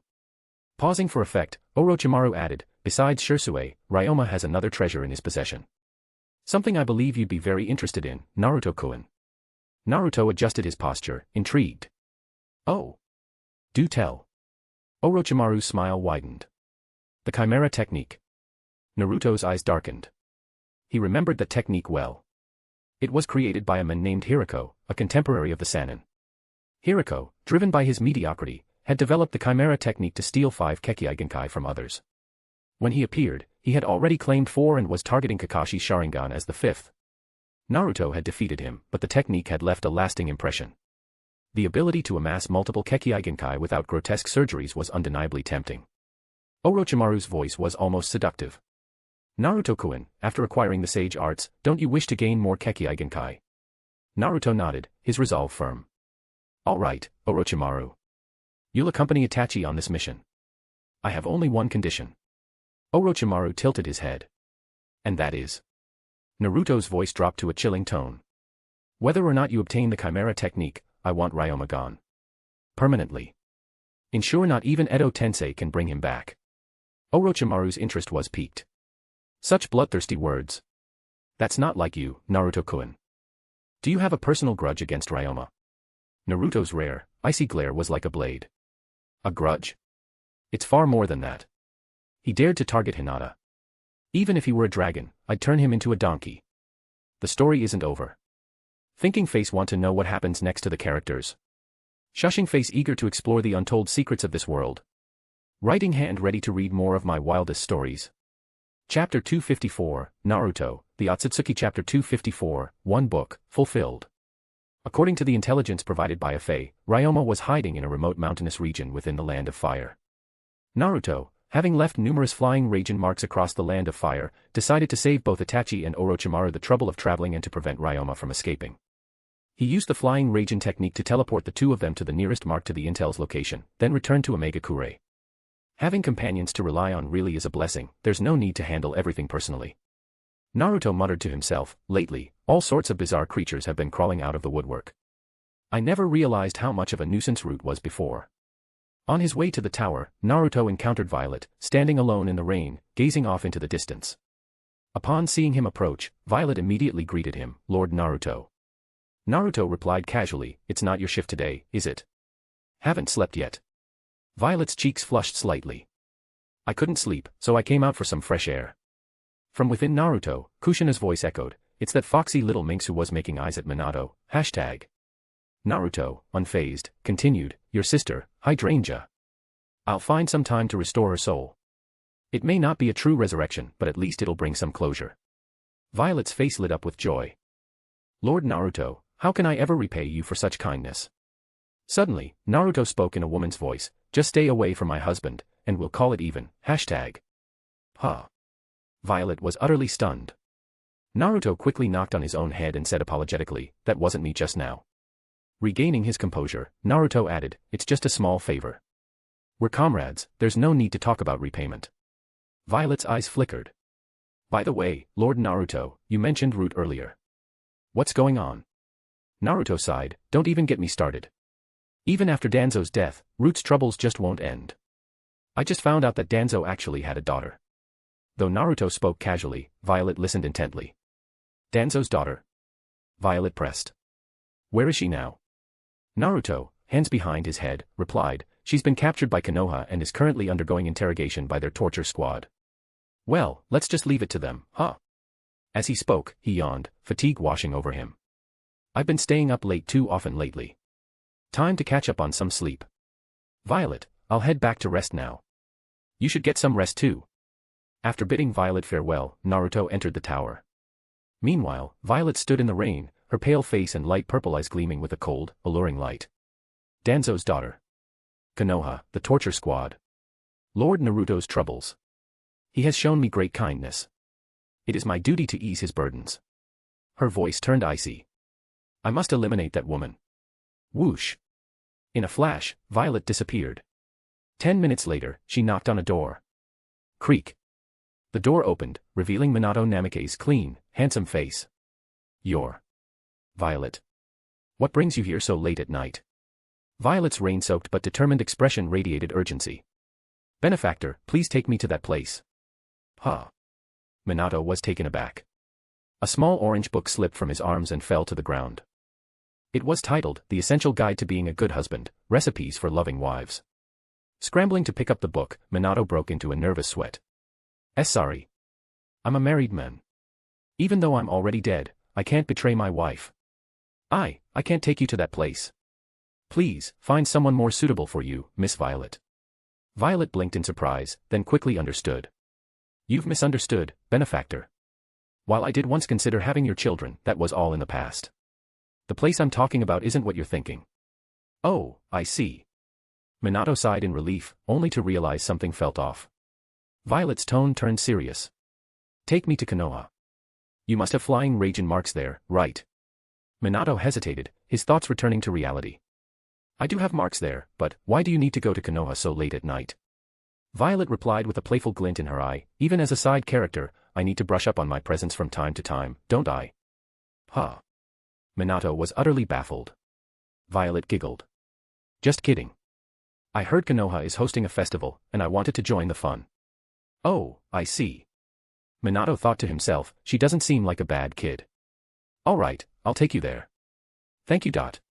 It's nothing, just a small favor. We're comrades, no need for thanks. Minato smiled charmingly, placing a hand on Violet's shoulder. With a whoosh, the two vanished. The moniker Yellow Flash truly lived up to its name. In Konoha, the festival was nearing its end. The visiting dignitary from the Land of Fire was staying at the highest grade inn. The villagers dispersed to their homes, and all seemed peaceful on the surface. But beneath the calm exterior, turbulent undercurrents swirled.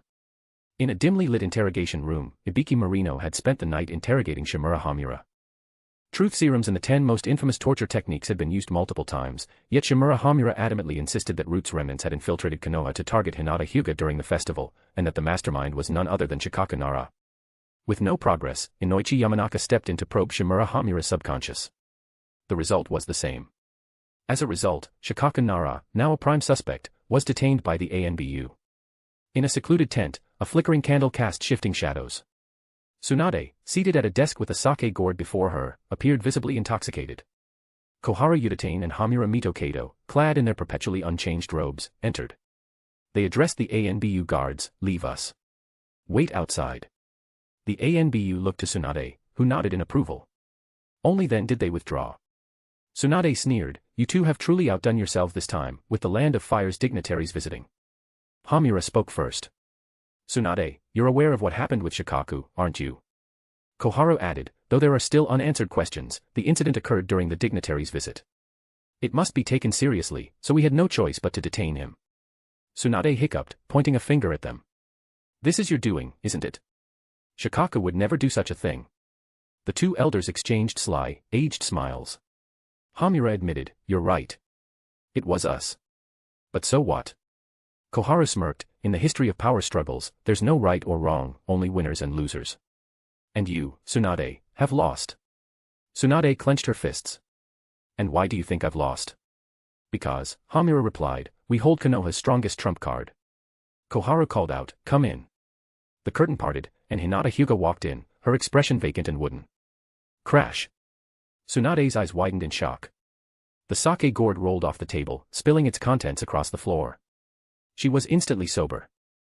The two elders spoke in unison, Tsunade, this is reality. Step down gracefully. Kakashi Hatake will take over as Hokage.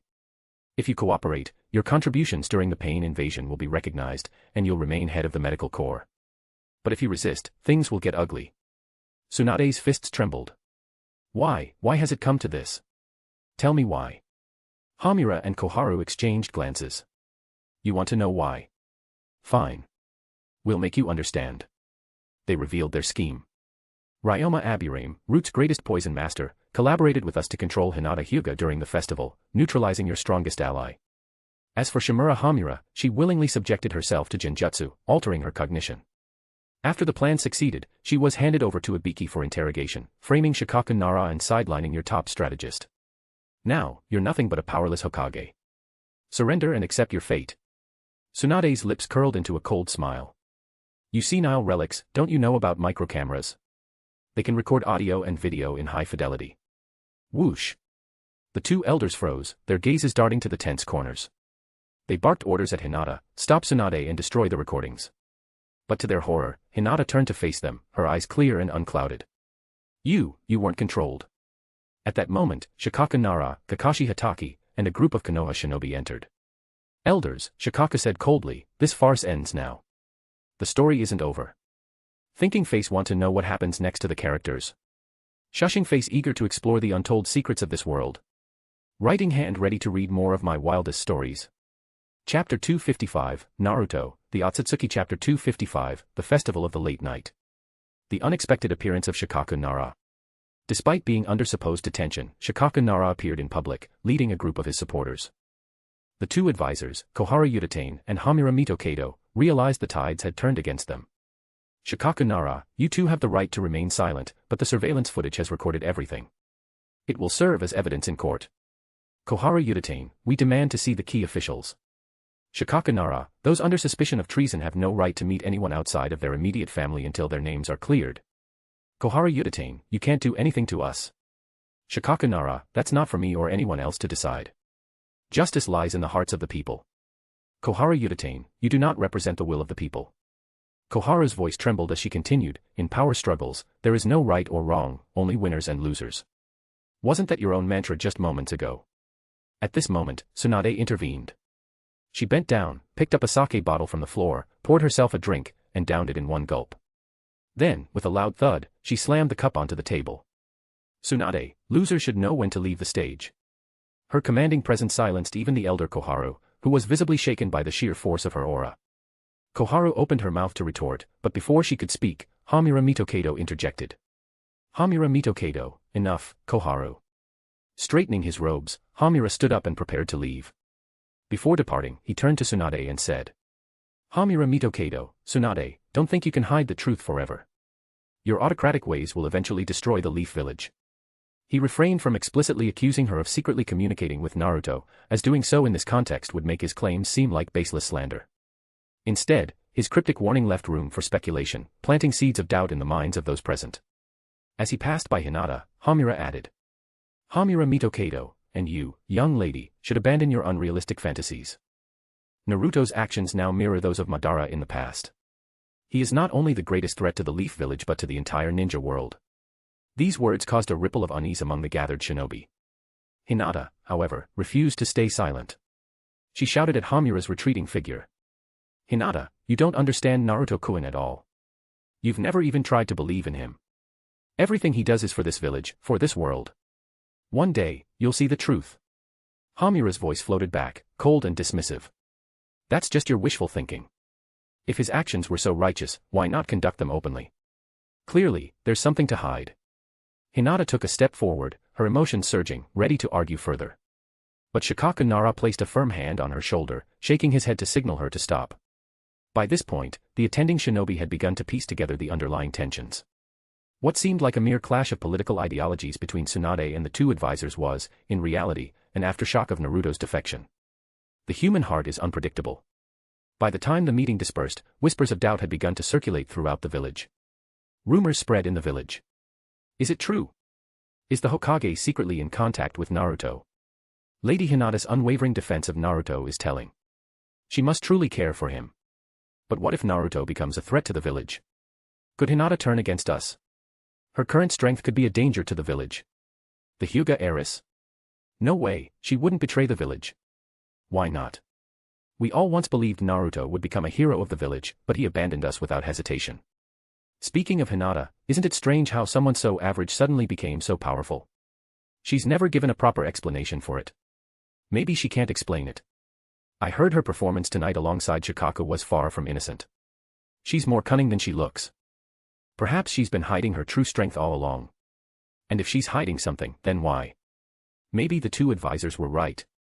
Hinata's power should have been sealed, only to be used in emergencies. Despite the murmurs of doubt, none of this changed the fact that the two advisors had attempted a coup. Their actions would lead to exile once the Fire Nation officials departed the next day.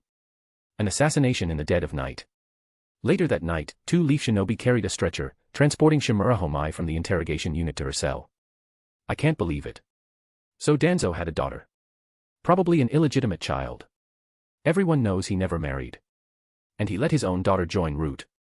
Talk about embodying darkness to the core. What do you think will happen to her? Danzo was once almost Hokage. Even if his title wasn't officially recognized, his daughter likely won't face execution. Probably just imprisonment. As they chatted, the two shinobi reached a secluded path. Wait here. I need to take a leak. Let's go together. Having indulged in drinks during the earlier festivities, the two men laughed and joked. Let's see who can piss farther. Ha! Let me show you my pee release technique.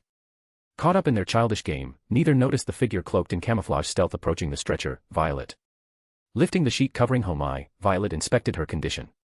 Still clinging to life, huh? Marino Ibiki really is something. She smirked coldly. Unfortunately, this is where it ends. Shing. A senbon needle spun in her hand before piercing cleanly into Homai's temple. When she withdrew it, Homai was already dead. But Violet wasn't satisfied. She knew of techniques like Edo Tensei. As long as even a drop of blood remained, resurrection was possible. To prevent this, Violet placed the bloodied senbon on Homai's chest and retrieved a small vial. She poured its contents evenly over the corpse. Hiss. Thick smoke rose as Homai's body rapidly dissolved into nothingness. Violet's lips curled into a sly smile.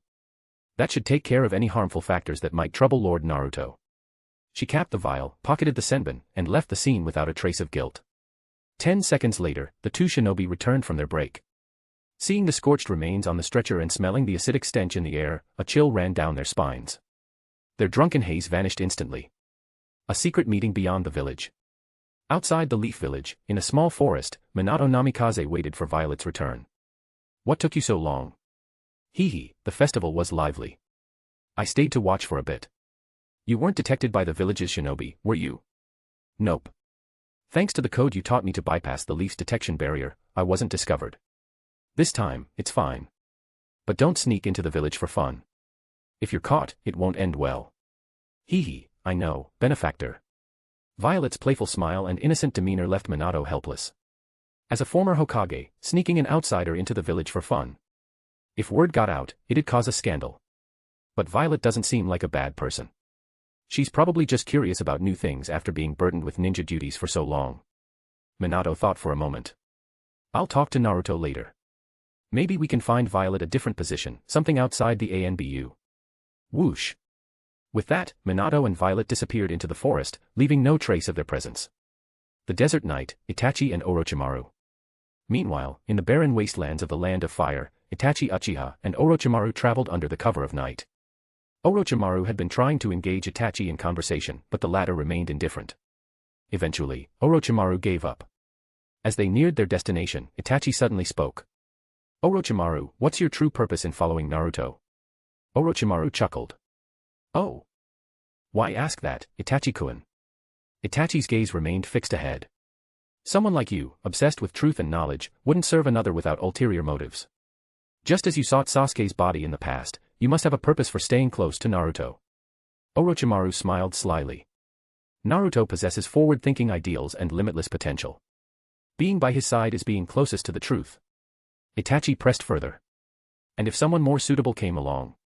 What then? Orochimaru hesitated for a moment. Must I answer? Itachi's Mangekyo Sharingan glinted as he looked toward the pale sky. Of course. Whether you answer or not is your choice. Orochimaru's expression grew complicated. 3 months ago, I might have left without hesitation. But now, I feel something indescribable toward Naruto. Itachi glanced at him. Oh. That sentiment seems to contradict your pursuit of truth. Orochimaru countered. On the contrary. This newfound emotion has made me realize I don't fully understand myself. I'm deeply curious about both the part of me that feels this way and Naruto, who inspired it. That curiosity brings me joy, akin to discovering a new truth. So, this emotion itself is a form of truth, one I intend to explore relentlessly. He smirked. Does that answer satisfy you, Itachi-kun? From his sleeve, Orochimaru discreetly retrieved a syringe. At that moment, Itachi stopped abruptly, staring at a distant rock face. We're here. That mountain ahead, it's an illusion created by insects. He glanced at Orochimaru. And that syringe in your hand, it's an antidote for Aburame Ryoma's venomous insects, isn't it? Orochimaru grinned. Indeed. This serum generates antibodies against his insects for an hour, rendering their venom ineffective. He injected the serum into his neck, disposing of the empty syringe. Since you're an Edo Tensei body, you can't use this antidote. I'll handle Ryoma. Your opponent, Shursue, will be far more challenging. Have you prepared a countermeasure?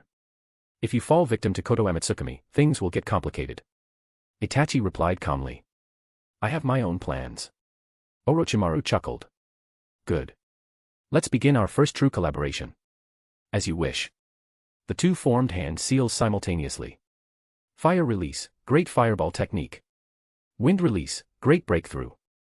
The story isn't over. Thinking face want to know what happens next to the characters. Shushing face eager to explore the untold secrets of this world. Writing hand ready to read more of my wildest stories. Chapter 256, Naruto, the Otsutsuki. Chapter 256, Suzaku's Empty Dust. Flames roared alongside a violent gust of wind, burning through the mountain wall disguised by swarming insects. In the darkness, Ryoma Abirame looked up, his expression unreadable behind his dark sunglasses. Yet, the way his hands clasped tightly together betrayed his tension. So. I've been found out. And by such an unexpected duo. Itachi Uchiha. Orochimaru. Murmuring to himself, Ryoma raised his palm and bit down hard on his thumb. He gestured to the figures behind him. Go, hold them off for a while, until I finish summoning that. Under Ryoma's control, the reanimated Fuyamanaka and Toru Abirame charged forward, their faces blank and mechanical. Orochimaru tilted his head, observing them with interest. Those two are Kabuto's Edo Tensei creations. It seems Naruto-kun used Koto Amatsukami to subdue them. But judging by their movements now, they've fallen under the control of Ryoma's parasitic insects. Hidden shadow snake hands. Whoosh. From Orochimaru's sleeves, dozens of serpents shot forth, splitting into two groups to coil around the charging pair. Itachi-kun, deal with Fuyamanaka first. His mind transfer jutsu is a significant threat. Shing. Without hesitation, Susanoo ignited around Itachi, its fiery red form imposing. From the gourd-like vessel it wielded, the legendary Totsuka blade descended, piercing Fu's body cleanly. The parasitic insects controlling Fu dispersed immediately. My apologies for causing trouble for Lord Naruto, Fu said, his voice tinged with regret. Crack. Crack. Fissures spread across his body as he liquefied and was drawn into the gourd, sealed away by the Totsuka blade. Meanwhile, the serpents coiling around Toru Abirame began to loosen and fall away. His skin had turned a dark purple hue, a manifestation of his abilities. As the son of Shikuro Abirame, Toru had inherited mastery over nano-sized poisonous insects. Unlike Ryoma's parasitic insects, Toru's Kikeichu, known as parasitic black bugs, specialized in attaching to an enemy's skin via physical contact, destroying their cells upon infection. Breaking free of the serpents, Toru lunged forward like an arrow, his target clear, Orochimaru. Despite the threat of the poisonous insects, Orochimaru neither flinched nor retreated. Instead, he stepped forward to meet Toru head-on, grabbing the man's wrist, which was coated in the deadly bugs. Toru's clenched fist was forced open. The insects immediately began infecting Orochimaru's palm, spreading rapidly up his arm. A normal person would have been paralyzed instantly, but Orochimaru's hands, scarred from the effects of the Reaper Death Seal, possessed extraordinary resilience. Clasping Toru's hand, Orochimaru formed a unique seal. Forbidden Jutsu, Twin Snakes Mutual Death. Hiss. Dozens of serpents erupted, coiling tightly around both Orochimaru and Toru. Explosive tags materialized along the snakes' bodies, primed to detonate. This was a jutsu designed for mutual destruction. Just before the explosion, Orochimaru's head twisted unnaturally backward, and from his gaping mouth, he regurgitated a pristine new body. Boom. The explosion rocked the battlefield, consuming both Toru and Orochimaru's discarded skin. When the dust settled, Toru's reanimated body began to reform, his consciousness restored. Thank you both. For freeing me from his control. Orochimaru smirked. When an Edo Tensei body is destroyed, the parasitic insects controlling it are also eliminated. In that sense, it's not as efficient as Koto Amatsukami. Shing. But at that moment, the Totsuka blade descended once more, piercing Toru's body. Toru's expression shifted to one of shock. You. Itachi's voice was calm and measured. We cannot rule out the possibility that Ryoma used both parasitic insects and Koto Amatsukami to control you. After all, an Edo Tensei Shursue is not limited by the usual restrictions on Koto Amatsukami's frequency or usage. It's safer to seal you and let Naruto confirm later. Orochimaru chuckled. Indeed. Better to accidentally harm an ally than to risk betrayal. And so, Toru was sealed as well. As Susanoo faded, Itachi and Orochimaru turned their attention forward. From the coffin before Ryoma, a familiar short-haired figure emerged, stepping out slowly. Shursue Uchiha. Itachi clenched his fists. Ryoma's voice was low and deliberate. Itachi Uchiha. You truly live up to the reputation that even Lord Danzo feared. Impressive. As a precaution, I did indeed use Koto Amatsukami on those two in addition to my parasitic insects. My plan was to feign their defeat and plant them as deep cover spies within a Megakure. But you've ruined that before it even began. Ryoma sneered. And I have some bad news for you. My control over Shisui Uchiha relies on Edo Tensei's talisman seals, combined with my parasitic insects. Even if you destroy his body, my control over him remains intact. He smirked confidently.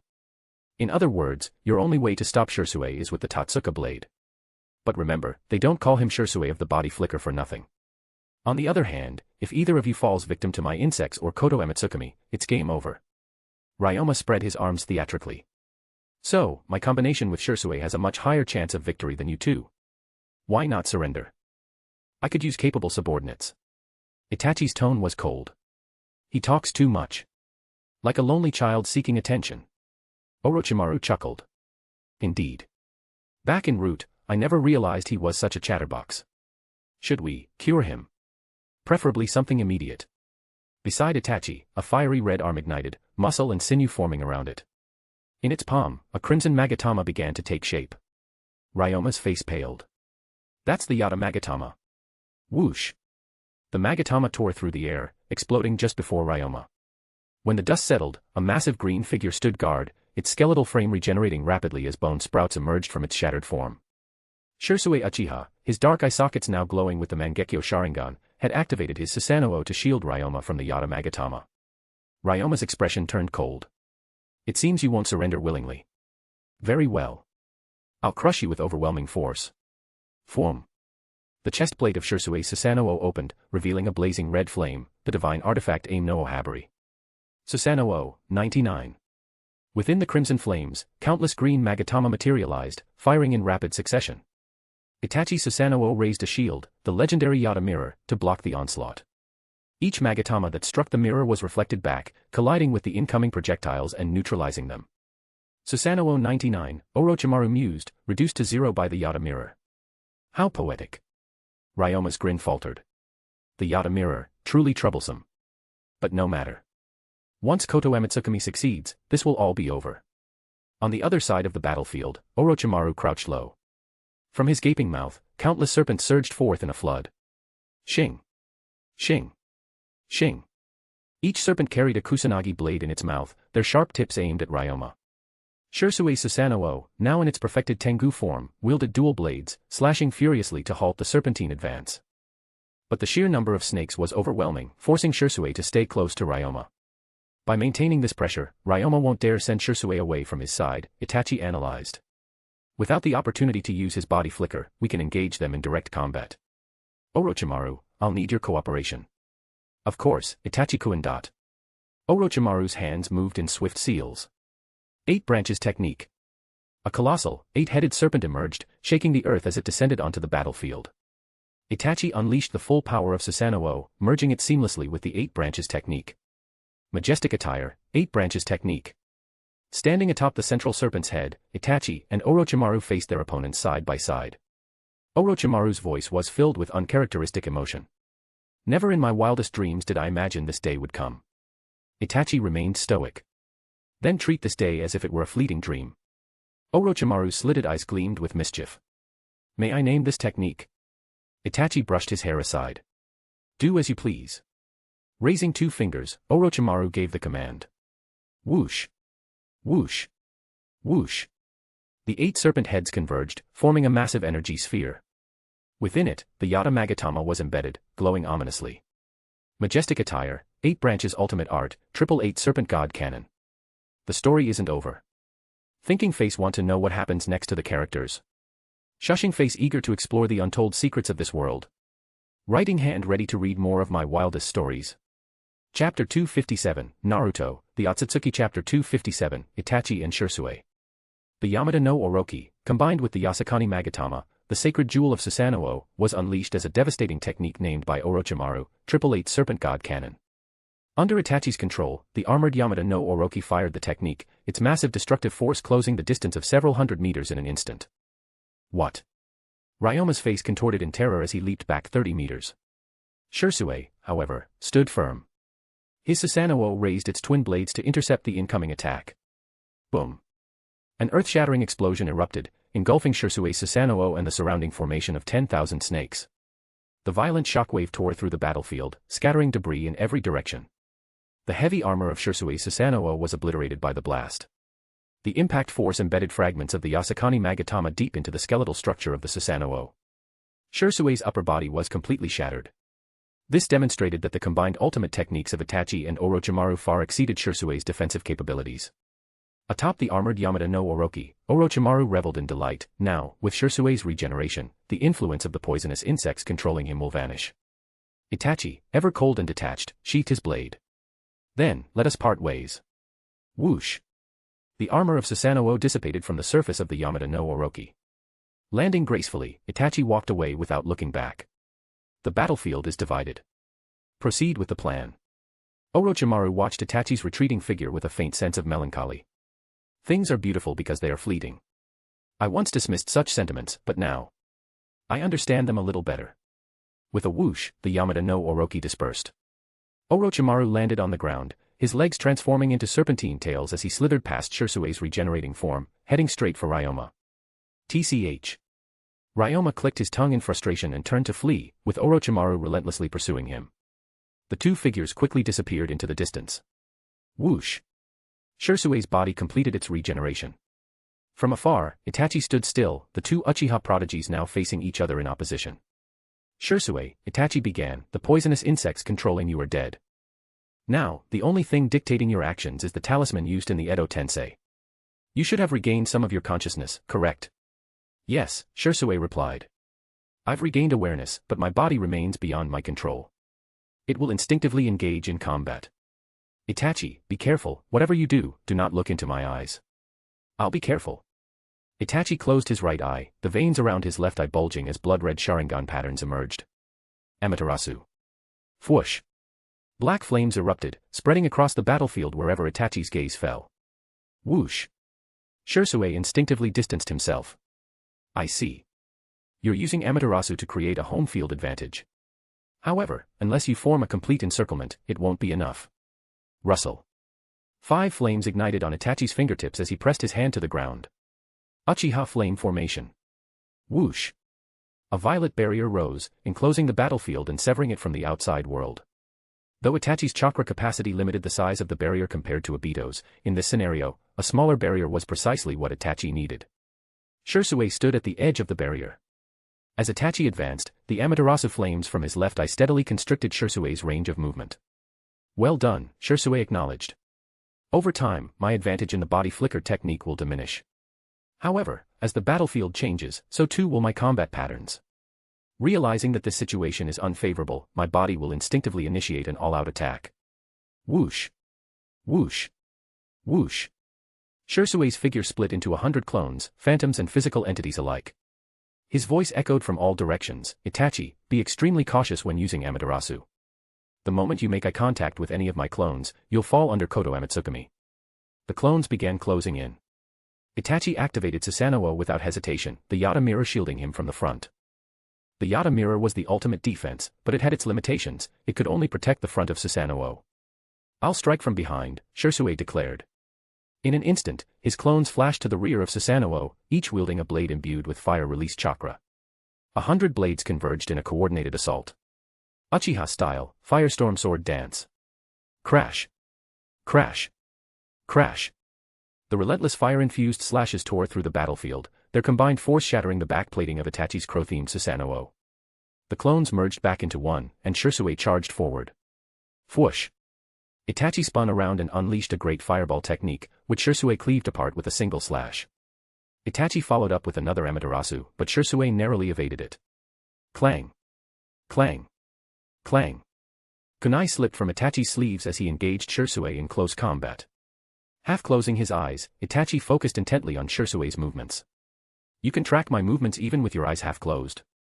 Shirsue asked, surprised. This is a technique I borrowed from a taijutsu master in Konoha who developed it to counter my Tsukuyomi, Itachi explained. Impressive, Shirsue admitted. But fighting with your vision restricted will always leave you at a disadvantage. Slash. Slash. Slash. Shirsue's blade repeatedly cut into Itachi, leaving gashes across his body. Itachi, Shirsue said urgently, you haven't spread enough Amaterasu flames to effectively restrict my movements. If your injuries continue to accumulate, the tide of battle will turn against you. But opening his eyes fully would risk falling under Koto Otsutsuki, leaving Itachi at an overwhelming disadvantage. Even so, Itachi remained calm. Amaterasu shares the properties of ordinary flames, it can ignite other objects to spread its reach. Expanding its range doesn't necessarily require direct eye contact. What do you mean? Shirsue asked. Caw. Caw. Caw. Above them, a flock of crows circled rapidly. This is. They will spread Amaterasu across the battlefield for me, Itachi replied. The crows dove toward the ground, their bodies ignited by the black flames. As they fell, they landed on areas untouched by fire, sacrificing themselves to scatter the flames. In moments, the Uchiha flame formation transformed into Itachi's black flame domain. By the end, only two small patches of ground remained unscorched, one beneath Itachi, the other beneath Shirsue. The tide of battle had shifted. Shirsue's body flicker technique was rendered useless. Susanoo reformed, its back shielded by walls of black flames and its front guarded by the Yata mirror. Shing. In Susanoo's free hand, the gourd of the Totsuka blade materialized. Shirsue, now cornered, smiled wryly. Itachi, you've grown into a shinobi far greater than I ever was. To see you again, even at the end, is truly a blessing. Itachi's gaze remained unwavering. This is not the end, Shirsue. For both of us, the path of the shinobi has only just begun. Slash. The Totsuka blade pierced through Shirsue's body. Forgive me, Shirsue. Please endure this for now. Shirsue's Edo Tensei presence vanished. Meanwhile, Ryoma's face darkened as he fled. It seems Itachi has successfully sealed Shirsue. Boom. Orochimaru suddenly appeared ahead of him, blocking his path with a sinister gleam in his serpentine eyes. It's time to settle this, Ryoma. Hand over the Kuroya Bud technique. Lord Naruto needs it. The story isn't over. Thinking Face want to know what happens next to the characters. Shushing Face eager to explore the untold secrets of this world. Writing Hand ready to read more of my wildest stories. Chapter 258, Naruto, the Otsutsuki. Chapter 258, The Fall of Root. Hearing Orochimaru repeatedly mention that he was acting on behalf of Naruto Uzumaki, Ryoma Aburame felt a surge of disdain. Orochimaru, once so proud and untouchable, when did you stoop to becoming the lackey of that brat? Ryoma sneered. Naruto Uzumaki may be strong, but his strength is merely that of an individual. No matter how powerful one person is, they can never surpass the collective.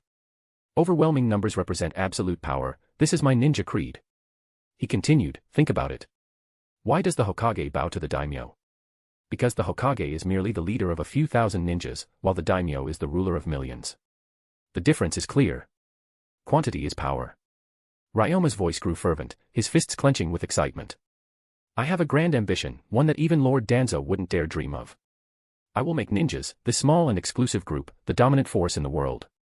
He turned his sharp gaze to Orochimaru. Orochimaru, if you and I join forces, this ambition can become a reality. With your knowledge and jutsu, you can help me overcome the weakness of my poisonous insects, which cannot survive long in the air. Ryoma's face twisted with madness. Then, I can bring the entire world under my control. Isn't the truth you seek ultimately about conquering everything? Orochimaru shook his head, his golden slit eyes filled with disdain. Ryoma, your vision is so narrow that even speaking with you feels like a waste of time. Ryoma chuckled darkly. What a shame. It seems I'll have to use force to make you submit. Naruto Uzumaki made a grave mistake. If he had come personally, I'd have no choice but to flee. But he sent you instead. Isn't this just handing me victory on a silver platter? His voice turned venomous. I swear, once this battle is over, he'll never find me again. I'll hide to the ends of the earth and kill everyone he holds dear from the shadows. Orochimaru coldly formed hand seals. Naruto-kun is far too busy to waste his precious time on a minor character like you. Wind release, great breakthrough. A minor character? Perhaps, Ryoma sneered, extending his palm hashtag chapter 258, The Fall of Root. Upon hearing Orochimaru repeatedly claim that his actions were for Lord Naruto, Ryoma Aburame felt a surge of irritation. Orochimaru, the once proud genius. When did you degrade yourself into the lapdog of that brat? Uzumaki Naruto may be strong, I'll admit that, but his strength is merely that of an individual. No matter how powerful one person is, they can never surpass the collective. Absolute numbers are absolute power. That is my ninja creed. Ryoma's voice grew more fervent. Think about it. Why does the Hokage bow to the daimyo? Because the Hokage is merely the leader of a few thousand shinobi, while the daimyo is the ruler of millions. The hierarchy is clear. So, numbers are power. Ryoma clenched his fist, his face alight with manic ambition. I have a dream, one that even Lord Danzo dared not entertain, to make shinobi, this marginal group, the dominant force in the world. He turned to Orochimaru with a fiery gaze. Orochimaru, if you and I join forces, this dream can become reality. With your knowledge in jutsu, you can help me overcome the limitations of my poisonous insects, which cannot survive long in the air. Imagine it, a world where all of humanity is under my control. Isn't the truth you seek essentially about conquering everything? Orochimaru, unmoved, shook his head slowly. Ryoma, your vision is far too narrow. Conversing with you feels like a waste of time. Ryoma chuckled darkly. What a pity. I suppose I'll have to use force to bring you to heel. Uzumaki Naruto made a grave mistake. If he had come himself, I might have had no choice but to flee. But instead, he sent you. This is practically a gift to me. His expression twisted with malice. I swear, after this battle, Naruto will never find me again.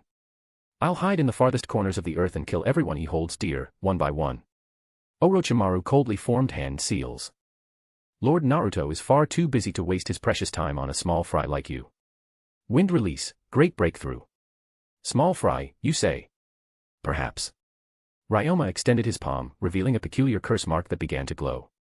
Whoosh. The incoming gale was immediately absorbed into the mark, and Ryoma's chakra surged.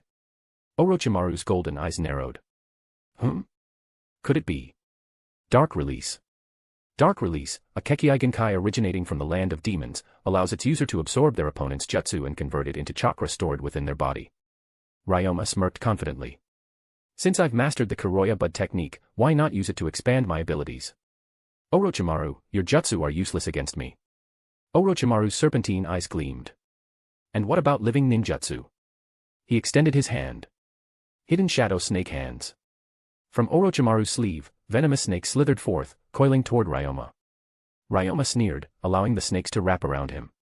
But then, the snakes were encased in dark red crystals and shattered with a sharp crack. Orochimaru's eyes narrowed sharply. That ability. Ryoma spoke with a chilling tone. A woman named Gyurin, she was your subordinate once, wasn't she? Orochimaru's pupils contracted in an instant. His neck elongated unnaturally, and from his mouth, he spat out the legendary Kusanagi sword, aiming directly at Ryoma's feet. Ha ha ha ha ha. Ryoma laughed maniacally as he evaded the strike, forming hand seals. Magnet release, field of flowing magnetism. Crackle. Electric arcs shot from Ryoma's palms, creating a powerful magnetic field that wrenched the Kusanagi sword from the ground. The magnetic pull dragged Orochimaru's head closer as well. Snap. Ryoma seized Orochimaru by the throat. Scorch release, superheated kill. Whoosh. The temperature inside Orochimaru's body skyrocketed to hundreds of degrees. Arg. Orochimaru's agonized screams echoed as his skin blistered and burned. The air filled with the acrid stench of scorched flesh. Ryoma, however, remained cold. Come out. As former teammates, I know how troublesome you are. You wouldn't die so easily. Rustle. The ground split open, and Orochimaru emerged, revealing his true form.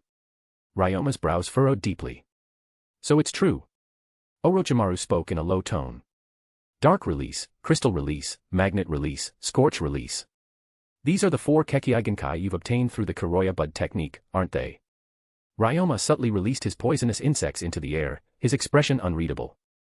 Orochimaru, I know your abilities inside and out, but you know nothing about me as I am now. You're no match for me. Orochimaru smiled faintly. Is that so? Then why are you silently releasing your poisonous insects? Ryoma's face twisted. You can see them. That's impossible. Orochimaru chuckled. So it's true, then. You tricked me. Ryoma growled. All's fair in war, Orochimaru replied. Ryoma's mind raced. Why are my insects ineffective against him? Could it be? Did he develop some kind of antidote specifically for them? With his knowledge, it's entirely possible. I see now. No wonder he's been relentlessly pursuing me. No wonder Itachi defeated Shisui but didn't follow up. Orochimaru wanted to face me alone. Ryoma's tone turned icy. Do you think immunity to my insects is enough to defeat me? Orochimaru replied calmly. Every jutsu has its weaknesses. The abilities you've gained through the Kuroya Bud technique consume far more chakra than usual. Only those with immense chakra reserves can wield them effectively. But you, Ryoma, clearly aren't one of them. I know you once tried to transplant Hashirama's cells and nearly died. Chakra has always been your greatest weakness. Ryoma's frustration boiled over. What are you trying to say? Orochimaru's smile widened. I won't use any jutsu with visible chakra flows, so you won't be able to absorb anything. Go ahead and exhaust yourself with your Kekkei Genkai. Once your chakra runs out, this battle will be over. After a long silence, Ryoma removed his sunglasses, revealing blood-red eyes with horizontal pupils resembling those of a toad. This, Ryoma said in a deep voice, is the 5th Kekkei Genkai I acquired through the Kuroya Bud technique. Orochimaru's eyes widened. The Blood Dragon Eye. The eyes of the Chinook clan. Where did you obtain them? Morio Castle's N, Ryoma replied coldly. You know of him, don't you? Orochimaru's expression darkened. N. He was a Chinook, and you. I didn't plan to target him initially, Ryoma admitted. But the recent chaos in the ninja world made me feel vulnerable. So I killed him and took his eyes. And now, it ends. Blood began to seep from Ryoma's eyes as his hair stood on end, a sign of the Blood Dragon Eye's power being unleashed. You know these eyes surpass even the Mangekyo Sharingan in Genjutsu, Ryoma said, his voice chilling. Genjutsu, Blood Dragon Eye. Thud. Not good. Orochimaru's pupils contracted. In the next instant, he was ensnared in the Genjutsu. His blood boiled as if set ablaze. The Blood Dragon Eye's Genjutsu allowed the user to manipulate the victim's blood, turning them into a living bomb. Gurgle, gurgle. Orochimaru's body swelled grotesquely, transforming into a bloated mass of flesh. I'll kill you, then resurrect you with Edo Tensei to serve me. Ryoma's blood-stained eyes trembled as he clenched his hand. Boom. Orochimaru's body exploded in a gruesome display of blood and flesh. Panting heavily, Ryoma smirked through his exhaustion. This is Root's ultimate and strongest legacy. I will bring a new revolution to the ninja world and humanity itself. Oh. Is that so? A raspy voice interrupted him. Ryoma looked up in shock. The body he had destroyed earlier began to peel away, revealing countless small snakes that reformed into Orochimaru. What? Orochimaru's smile was sinister. This is me. I am the immortal Orochimaru. And as of today, Root is no more. With a flick of his fingers. Kusanagi sword, sky blade. The fallen Kusanagi sword shot forward, piercing Ryoma's chest. Shing. Ryoma's eyes widened as blood poured from his mouth. Whoosh. Orochimaru dashed forward, injecting a serum into Ryoma's neck. This is a truth serum. Now, tell me the hand seals for the Kuroya Bud technique. Ryoma confessed everything. Orochimaru then plucked the Blood Dragon Eyes from Ryoma's sockets. Gyuren, N. You can rest in peace now. He poured a specially prepared solution over Ryoma's body. Hiss. As smoke rose, Root's final and strongest member dissolved into nothingness. Root was no more. When Orochimaru finished cleaning the battlefield, Itachi Uchiha was already waiting for him. The evening breeze brushed past as Orochimaru smiled charmingly. Itachi-kun, let's return and report back. The story isn't over. Thinking face want to know what happens next to the characters. Shushing face eager to explore the untold secrets of this world. Writing hand ready to read more of my wildest stories. Chapter 259, Naruto, the Otsutsuki Chapter 259, Scorching Sun, Scorched Hearts. Shinraku Tanuki, Shimura Homai, and Abirame Ryoma, those who went into hiding, vanished, those who died, were gone for good. With this, after Danzo's death, the last vestiges of Root were finally and utterly uprooted, erased from the stage of history. Mitokado Hamura and Udatane Koharu, the two advisors who tried to use Root to overthrow Tsunade, were also swept away, thanks to Naruto's intervention and Shikaku's cunning. Faced with the ironclad truth, they had no defense. Yet, for the sake of their status as Konoha elders, heroes of the early ninja wars, Konoha spared them the death penalty. But while their lives were spared, punishment was unavoidable. They were exiled from the village, forever forbidden to call themselves Konoha ninja or set foot on Konoha soil. Bang. The great gate slammed shut. Mitokado Hamura and Udatane Koharu cast one last lingering look at the village before shouldering their packs and disappearing into the night. Standing atop the walls, watching the two aged figures fade away, Tsunade's heart felt heavy. Maybe, there could have been another way. Shikaku said quietly, life rarely goes as we wish.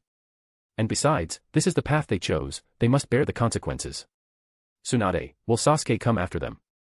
Shikaku, once the news spreads, I expect he will, unless he chooses to abandon his revenge. But with Naruto not intervening, that's unlikely. Shikaku. Tsunade hesitated. Shikaku, you want to know how much I actually know about Naruto's secret, don't you? Among everyone in Konoha, only Shikaku and Hinata knew the truth from Naruto himself. Even Tsunade was kept in the dark. That she still chose to help, despite not knowing, made her trust all the more precious. But Tsunade admitted, she could never trust as unconditionally as Hinata. Her faith in Naruto was, in part, influenced by Jiraiya's attitude. But even so, that was already remarkable. No need to tell me, because even if you did, it wouldn't change what I do. She turned, then paused. Shikaku, from now on, have Kakashi ready to take over as Hokage at any time. So, she had already prepared herself to step down in disgrace, if need be. That same night, Senju Kakusho was quietly brought back to the village by his escort. When he arrived, he was wrapped in a thin sheet, silent, huddled in a corner. Because Kabuto had used extreme methods to transfer large amounts of cells to Sasuke, Kakusho's body was frail in the extreme. But more than the physical wounds, it was the scars on his heart that ran deepest. After all, at such a young age, he had endured such torment. He was left in a state of utter distrust toward the world. It would take more than a day or two to heal those wounds. Land of Fire, temporary hideout of Sasuke and Kabuto. On a moonlit mountain peak, Sasuke replayed his conversation with Shikaku, sorting through his tangled thoughts. Is ignorance truly innocence? By now, Sasuke had accepted that idea, but he'd also taken it further. Then, by the same logic, those who know are guilty, and the guilty must pay. The third Hokage, Danzo, Mitokedo Hamura, Udatane Koharu, and those who carried out the massacre that night, Roots members. All must die. But the third Hokage is already dead. Danzo has been executed. That leaves the two advisors and the scattered Root remnants. The Root remnants are scattered, their whereabouts hidden. Tracking them down will take time. So, the two advisors are my first targets for revenge. But I've already promised, not as long as Tsunade remains Hokage, I won't strike at Konoha again. A gust of wind swept by, and Sasuke's expression turned uncertain. Wait until Tsunade steps down, then break into Konoha to kill those two advisors. But, if those innocent, ignorant people get in my way again, what should I do? Nara Shikaku said I should be grateful to them. That gratitude means I can't hurt them. When I asked what I should do, he told me to find my own answer. What answer? That's just sophistry, a roundabout way to make me give up revenge. Sasuke-kun. A gentle voice called out, and the murderous glint in Sasuke's eyes faded. Kabuto wheeled himself out of the cave. Though he'd undergone surgery, his wounds were too severe to heal overnight. But lately, the snake protruding from his abdomen had begun to regain feeling. That was a good sign. Still awake. Sasuke leapt down from the peak. Yakushi Kabuto said, I had been asleep, but just received some intel. As a former spy, Kabuto had his own network. His snakes gathered information from all over, and if something important came up, they'd wake him even in his sleep. Sasuke, what news? Kabuto, Root has been completely wiped out. Sasuke was stunned. When did this happen? Kabuto, just last night. All the core members were eliminated. The remaining small fry are being hunted down by Konoha. In a few days, they'll be gone for good. Sasuke lowered his head, silent. Kabuto smiled faintly. You don't look very happy. How could he be? Sasuke had wanted to take his own revenge, not let someone else do it for him. Kabuto pushed up his glasses. There's another piece of news I think you'll want to hear. Sasuke, what is it?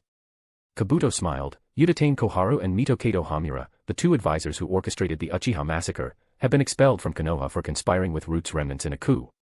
Sasuke's head slowly lifted, a fierce light blazing in his lone eye. Where are they now? Supposedly, on their way to seek refuge at the Fire Daimyo's mansion. I see. Sasuke clenched his fists. Kabuto, can't hold back anymore, can you? If you want to go, go. Sasuke forced himself to stay calm. They've lost Konoha's protection. Finding them isn't a matter of now or never. Right now, you're still not fully healed. Taking you along would only slow your recovery. His thoughtfulness moved Kabuto deeply. Kabuto, you could go alone. I'll be safe here. But Sasuke shook his head. No. I wouldn't feel right leaving you alone. Besides, you need someone to look after you. So, revenge can wait. Kabuto, if those two reach the Daimyo's mansion and are protected, things get complicated. The Daimyo is the supreme leader of the Land of Fire, Konoha is subordinate to the Land of Fire. Attacking the Daimyo's mansion would mean making enemies of both Konoha and the entire country. That precious opportunity would be wasted. I don't want that, and I doubt Shikaku does, either. Sasuke, then what can we do? I guess, their time just hasn't come yet. Kabuto's eyes hardened. To keep from repeating the mistakes of the past, I have to stand up, right now, right here. Sasuke was shocked. How? Even if you force yourself to stand, it doesn't mean you're healed. I have a way. If it works, maybe I can. The snake drooping from Kabuto's abdomen began to move, slowly, painfully. Sasuke, wait, you're not thinking. Exactly. It's the only way. Kabuto gripped the wheelchair's arms with all his strength, his whole body trembling in agony. Sasuke couldn't help but sweat for him. With his paralysis not yet healed, this was almost impossible. The snake managed to rise halfway, then sagged again. Huff, huff, huff. Kabuto was drenched in sweat, gasping for breath. Sasuke stepped forward. Come on, Kabuto. I believe in you. You can do this. Sasuke-kun. Encouraged, Kabuto wiped his face, eyes burning with determination. Ayawa. After repeated attempts, the snake finally stood tall. All at once, now. Yakushi Kabuto formed hand signs. Gurgle gurgle gurgle. The snake's mouth snapped open, and a pale arm reached out. Sasuke rushed forward, prying the jaws open with both hands. Splat splat splat. A new Kabuto tumbled out in a mess of viscous fluid. He'd done it, using the Orochimaru-style molting technique, he'd shed his wounded self and emerged whole and uninjured. The Kabuto in the wheelchair was now just a snakeskin. Rising from the sticky pool, Kabuto pushed up his glasses and flashed Sasuke a brilliant smile. Now I can go with you. Sasuke smiled back, reaching out to pull him up. Welcome back, Kabuto. And so, Sasuke and Kabuto set out together on their path of vengeance. At dawn, the two exiled advisors, resting, saw a fierce wind rising at the edge of their vision. Udatane Koharu, so, it's come at last. Mitokedo Hamura, let's face it. We can't let anyone think we're cowards. Wait for me. Udatane Koharu stepped into a dark room, opened her pack, and revealed a set of battle-worn kunoichi armor, a flail, and a set of scrolls. Her wrinkled hands caressed the armor, her old eyes full of memories.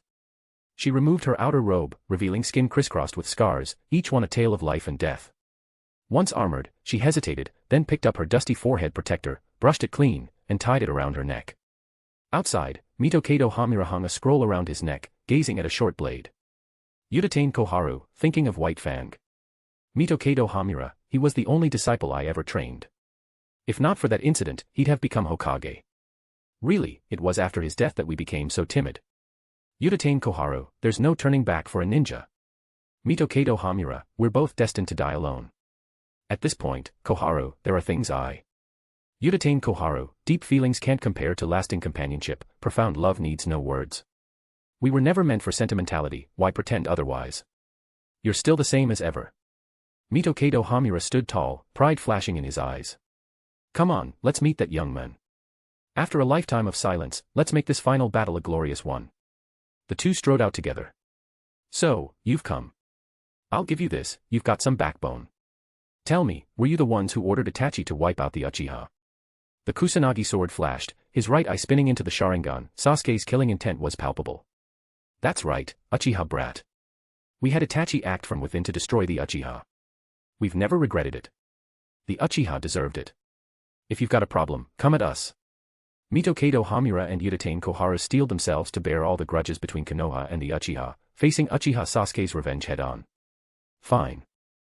As you wish, I'll send you to meet Danzo and the rest of Root. Come, boy. The battle for vengeance, Uchiha Sasuke's final reckoning, had begun. The story isn't over. Thinking face want to know what happens next to the characters. Shushing face eager to explore the untold secrets of this world. Writing hand ready to read more of my wildest stories. Chapter 260, Naruto, the Otsutsuki. Chapter 260, Sasuke's Revenge. Sasuke advanced with his blade, closing in on Mitokedo Hamura. Hamura stood his ground, unmoving.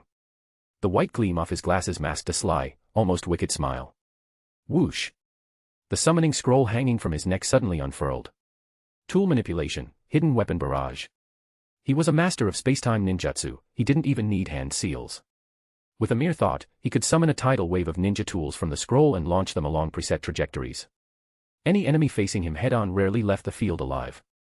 Exclamation point. A storm of weapons shot toward Sasuke's face. He hurriedly retreated, the Kusanagi sword flashing as it parried the oncoming steel. Clang. Clang. Shuriken, kunai, senbon, an entire armory, rained down, scattering across the ground. There's too many, I need to get out of his range. Sasuke darted toward the rear flank. But Hamura moved with him, adjusting his stance and angle, shifting the arc of his barrage so that the rain of weapons relentlessly tracked Sasuke's every move. From afar, Yakushi Kabuto watched, quietly impressed, Mito Kato Hamura. No wonder they used to call him the human artillery. That scroll around his neck. Legend says the second Hokage himself crafted it, an ultra-summoning secret scroll. The amount of ninja tools it can store is beyond imagination. As Sasuke fought desperately against the deadly barrage, Udatane Koharu unrolled another scroll and began weaving through the scattered weapons, rapidly collecting them. Kabuto smiled. Ah, there it is. Udatane Koharu, the only ninja who could ever keep up with Hamura. Her scroll is linked to his, letting her sweep up and retrieve the expended weapons. It cuts down on waste and keeps the artillery firing. Clang. With a sharp ring, Sasuke's Kusanagi sword was knocked from his grasp. His right eye narrowed in focus. The skeletal frame of Susanoo rose up around him. Boom. Boom. Boom. Explosions thundered one after another. Kabuto adjusted his glasses. Forced to use Susanoo for defense, huh? Once awakened, the power of Susanoo can be used even with just one eye, or none at all, but a perfect form is out of reach. Whoosh. Udatane Koharu finished collecting the scattered weapons. She gazed at the unyielding, violet chakra avatar standing in the storm of steel and murmured, Susanoo, huh? In that form, maybe, with a little extra, we could break through. Swish. She flashed to Hamura's side, scroll clenched in her teeth, chain hammer slung around her neck, hands weaving signs. Secret technique, explosive tag filter. Whoosh. A strange ring of light formed in front of Hamura at the tip of Koharu's finger. Every weapon fired from his scroll passed through the ring, and each emerged wreathed in explosive tags. One tag might not be much. But thousands. That was a different story. Boom. Boom. Boom. Boom. A symphony of thunderous detonations erupted, flames roaring so fiercely they nearly swallowed Susanoo whole. Kabuto's gaze grew grim. Seeing it in person, those two really are on par with the third Hokage. Their teamwork is no joke. Maybe I should. But before he could move, Sasuke's voice rang out, clear and resolute from within the inferno. Kabuto, this is my vengeance. I don't need your help. Just watch, and remember. Sasuke-kun. Kabuto's hands, already forming seals, fell to his sides. No matter how powerful their combo, the explosive tagged weapons were consumed in the blast, meaning they couldn't be recovered. For two elderly ninja without Hashirama's cells, chakra was a precious resource. The onslaught lasted only 30 seconds. Huff, huff, huff. Hamura was left gasping for air. Koharu removed the scroll from her mouth. Why'd you stop? Hamura, getting old. Can't throw chakra around like I used to. Koharu, how many tools left? Hamura, about half. What about you? That explosive tag filter is an S-rank jutsu. Koharu, I can still hold on. The explosions faded, leaving a massive crater in the earth. Susanoo was reduced to a thin ribcage clinging to Sasuke's form. Crack. Crack. Crack. Black horns sprouted from Sasuke's hair. 8 silver-gray sage serpents coiled around him, far more than before. Oh. Kabuto's eyes flashed. 8 sage snakes. He's perfectly adapted to Kakusho's cells, and after fighting the first Hokage, Sasuke's sage power has soared. Even losing his left eye, he's made up the difference. Hamura, sage mode. To think someone as dangerous as you has mastered it. Koharu, that's why, of the 3 great sage lands, Konoha never dealt with Ryuchi Cave. Transformed by sage power, Sasuke's aura turned savage. You two old fossils, why'd you stop attacking? Out of chakra already. Then just crawl into your coffins. Clap. Sasuke pressed his palms together. Would release, nativity of a world of trees. Rumble, rumble, rumble. Hundreds of towering trees burst from the earth, trunks twisting together, rolling forward with crushing force toward the 2 advisors. Tool manipulation, hidden weapon barrage. Secret technique, explosive tag filter. Hamura and Koharu gritted their teeth and launched their combo again, desperately holding back the advancing forest. Behind the surging trees, one giant trunk rose above the rest, lifting Sasuke high overhead. He stood atop the leafy crown, his right eye cold and sharp. Rumble, rumble, rumble. The forest's advance finally halted under the relentless barrage. Too many explosive tags, fire engulfed the trees, flames raging out of control. Huff, huff, huff. Both advisors, chakra nearly spent, panted before the blazing inferno. From above, Sasuke called down. Mito Kato Hamura, Yudatain Koharu, I'll ask one last time. Do you admit your crimes against the Uchiha? If you confess, I'll grant you a merciful death. Hamura removed the now empty summoning scroll from his neck, destroyed it, and rose with his short sword. Koharu did likewise, destroying her extra scrolls, lifting her chain hammer. They charged forward, fearless, wordless. Their actions were answer enough. Then I'll send you on. Sasuke's right eye narrowed, focusing on the burning trees below. Kagutsuchi. Fwoosh. Fwoosh. The flames shifted, swirling down to envelop the two advisors. They could have retreated. Instead, they advanced, straight into the fire, straight toward death. As they ran, they muttered. Wherever leaves dance, the fire burns eternal. The fire's light will keep illuminating the village, and new leaves will always sprout. Nothing in life goes as we wish, but may we have no regrets. Let history judge our rights and wrongs. Hiruzen, Danzo, Kagami, Torifu, and Sensei, we're coming. Whoosh. They plunged into the sea of fire, sprinting through the flames until at last they fell, ending their controversial lives in a blaze of fire and falling leaves. The story isn't over. Thinking Face want to know what happens next to the characters. Shushing Face eager to explore the untold secrets of this world. Writing Hand ready to read more of my wildest stories. Chapter 261, Naruto, the Otsutsuki. Chapter 261, The Road Ahead. Sasuke had fulfilled his revenge. As the flames died away, only two human-shaped piles of ash remained. He murmured, so, with this, the hatred between the Uchiha and Konoha is finally over. A torrential rain crashed down, and a strange emptiness swept over him. Sasuke gazed up at the sky, lost. What am I supposed to do now? For 17 years, his life had revolved around vengeance. Now that it was done, he felt adrift, with no place to go. Sasuke-kun. Yakushi Kabuto approached. Kabuto. Sasuke turned to face him. After a moment's hesitation, Kabuto adjusted his glasses and spoke, his voice grave. There's something I've been thinking about since returning from Konoha. I believe, it's time I told you. What is it? Kabuto's uncharacteristic seriousness made Sasuke uneasy. Kabuto took a breath, then said softly, it's time for us to part ways. A heavy silence followed. Sasuke frowned. Why? Kabuto replied earnestly, there's something I have to do, something I must see through alone. I don't want to drag you into it, Sasuke-kun. Sasuke clenched his fists. Is it that important?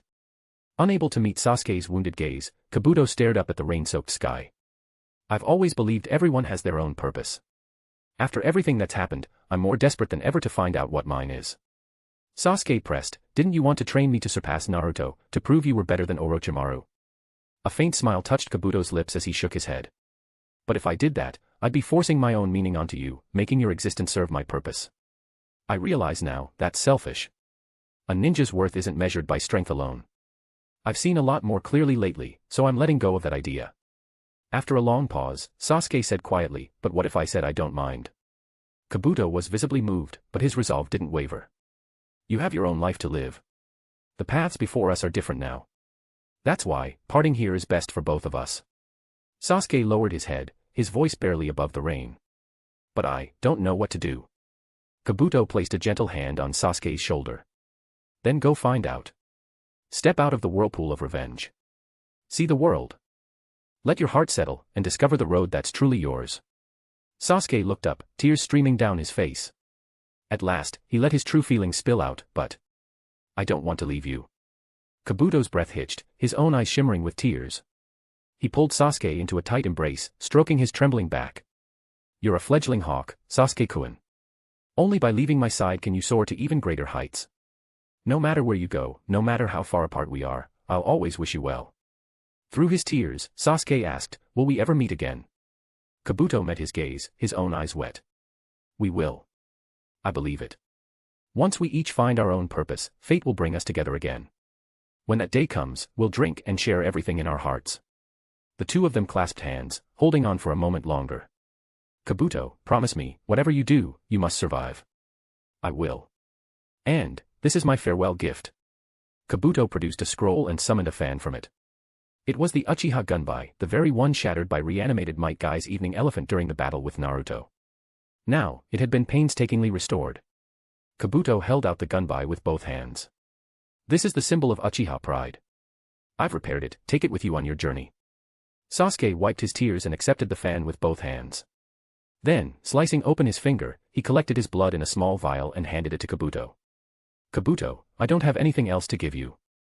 If something ever happens to me, use this blood to bring me back with impure world reincarnation. If you're the one to do it, I'll accept it willingly. So please, promise me you'll stay alive. Do it for me. With trembling hands, Kabuto took the vial. Take care, Sasuke-kun. With that, Kabuto steeled himself and turned away. Sasuke watched him go, eyes tracking his silhouette until it finally vanished into the night. He slung the gunbai onto his back, turned, and strode off in the opposite direction. His cloak billowed, the lone Sharingan staring coldly into the darkness. A gust of wind scattered the two piles of ash. Having avenged his clan and said farewell to the past, Sasuke stepped into the vast ninja world, searching for the path he would walk next. Naruto, this time, you didn't show up to stop my revenge. Was this the outcome you wanted? Before, you could have killed Kabuto, but you let him go. Was it for me? Or for some secret plan of yours? No, you've spared not just Kabuto, but others far more dangerous than him. You talk about becoming Hokage, yet when you were closest to it, you betrayed Konoha. But after that, you protected the village from the shadows. What are you really after? What is the path you're walking? What am I to you? Just wait. Even with only one eye, I'll see through every illusion you've spun. I'll surpass you, and once more, I'll stand ahead of you. And so, Uchiha Sasuke set out. At the border of the land of rain. Itachi paused. Orochimaru glanced back. What is it, Itachi-kun? Nothing. Itachi continued on, but a soft, knowing smile appeared at the corner of his lips. Sasuke, go forward in your own way. This time, your big brother won't interfere in your life anymore. By candlelight, Naruto read a letter from Shikaku. Konan brought tea and food. Well. Naruto, Sasuke's finished his revenge. Konan, should we bring him back? He's a rogue ninja, out there alone. Isn't that dangerous? Naruto considered. Let's wait until he finds peace with himself. As for threats to him out there, the only ones I can think of are Black Zetsu and Madara. Konan, those two vanished overnight, like they just evaporated. It's creepy. Naruto, keep looking. Use everything we've got. Even if we have to turn the ninja world upside down, we're going to find Madara and Black Zetsu. Far away, in a nameless village in the land of water. Madara, dinner's ready. The story isn't over. Thinking face want to know what happens next to the characters. Shushing face eager to explore the untold secrets of this world. Writing hand ready to read more of my wildest stories. Chapter 262, Naruto, the Otsutsuki Chapter 262, A World of Color. Madara, dinner's ready. A young girl in a simple dress, her features delicate and pure, set a tray down on the table. Oh, thank you. Madara replied gently, picking up his chopsticks and eating, his gaze drifting now and then to the mirror, to the face on his chest. The girl joined him, taking up her own bowl and chopsticks. Her name was Ali. Days earlier, she'd gone fishing with her father and older brother. By sheer chance, they pulled Madara from the sea and brought him home. Under Ali's careful care, Madara had regained consciousness, but his memory was gone. All he could recall was his name, Madara. Everything else was a blank. In the days since, Ali had looked after every aspect of his life, trying to help him recover his memories. That face on his chest was, without a doubt, the key. I asked around today, Ali said. Some twins die in the womb, and the one who passes is absorbed by the survivor. That face on your chest, maybe it's something like that. Is that so? Madara murmured, brow furrowed in thought. Any memories coming back? Ali asked gently. He shook his head, lost and a little frustrated. If it's not a happy memory, maybe it's better not to force it. Ali said softly. All right, I'll listen to you. Madara nodded. Hee, Ali grinned, two sweet dimples appearing on her cheeks. After dinner, Ali tidied up the dishes. Lying in bed, Madara asked, Ali, I'm not like normal people. Aren't you afraid?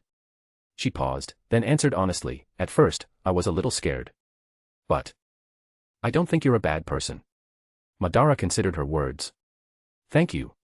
Whether I'm good or bad, you're still my savior.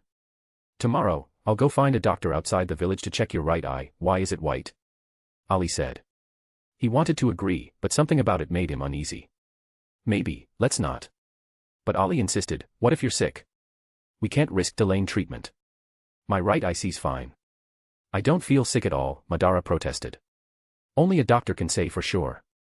That settled, no more arguing, Ali said with mock sternness, then left with the dishes before he could object. Helpless, Madara could only accept her good intentions.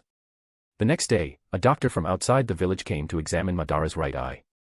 The verdict: nothing wrong, just an unusual, naturally white pupil. But as the doctor left, he shot Madara a lingering, meaningful look. In the days that followed, Madara helped out with chores at Ali's house and all around the village. His strength was astonishing. Tasks that left seasoned fishermen exhausted, he handled with ease. Those who'd once grumbled about his arrival soon told Ali's father and brother they'd found a treasure. This man was a gift from the sea. That evening, Madara joined Ali at the village festival.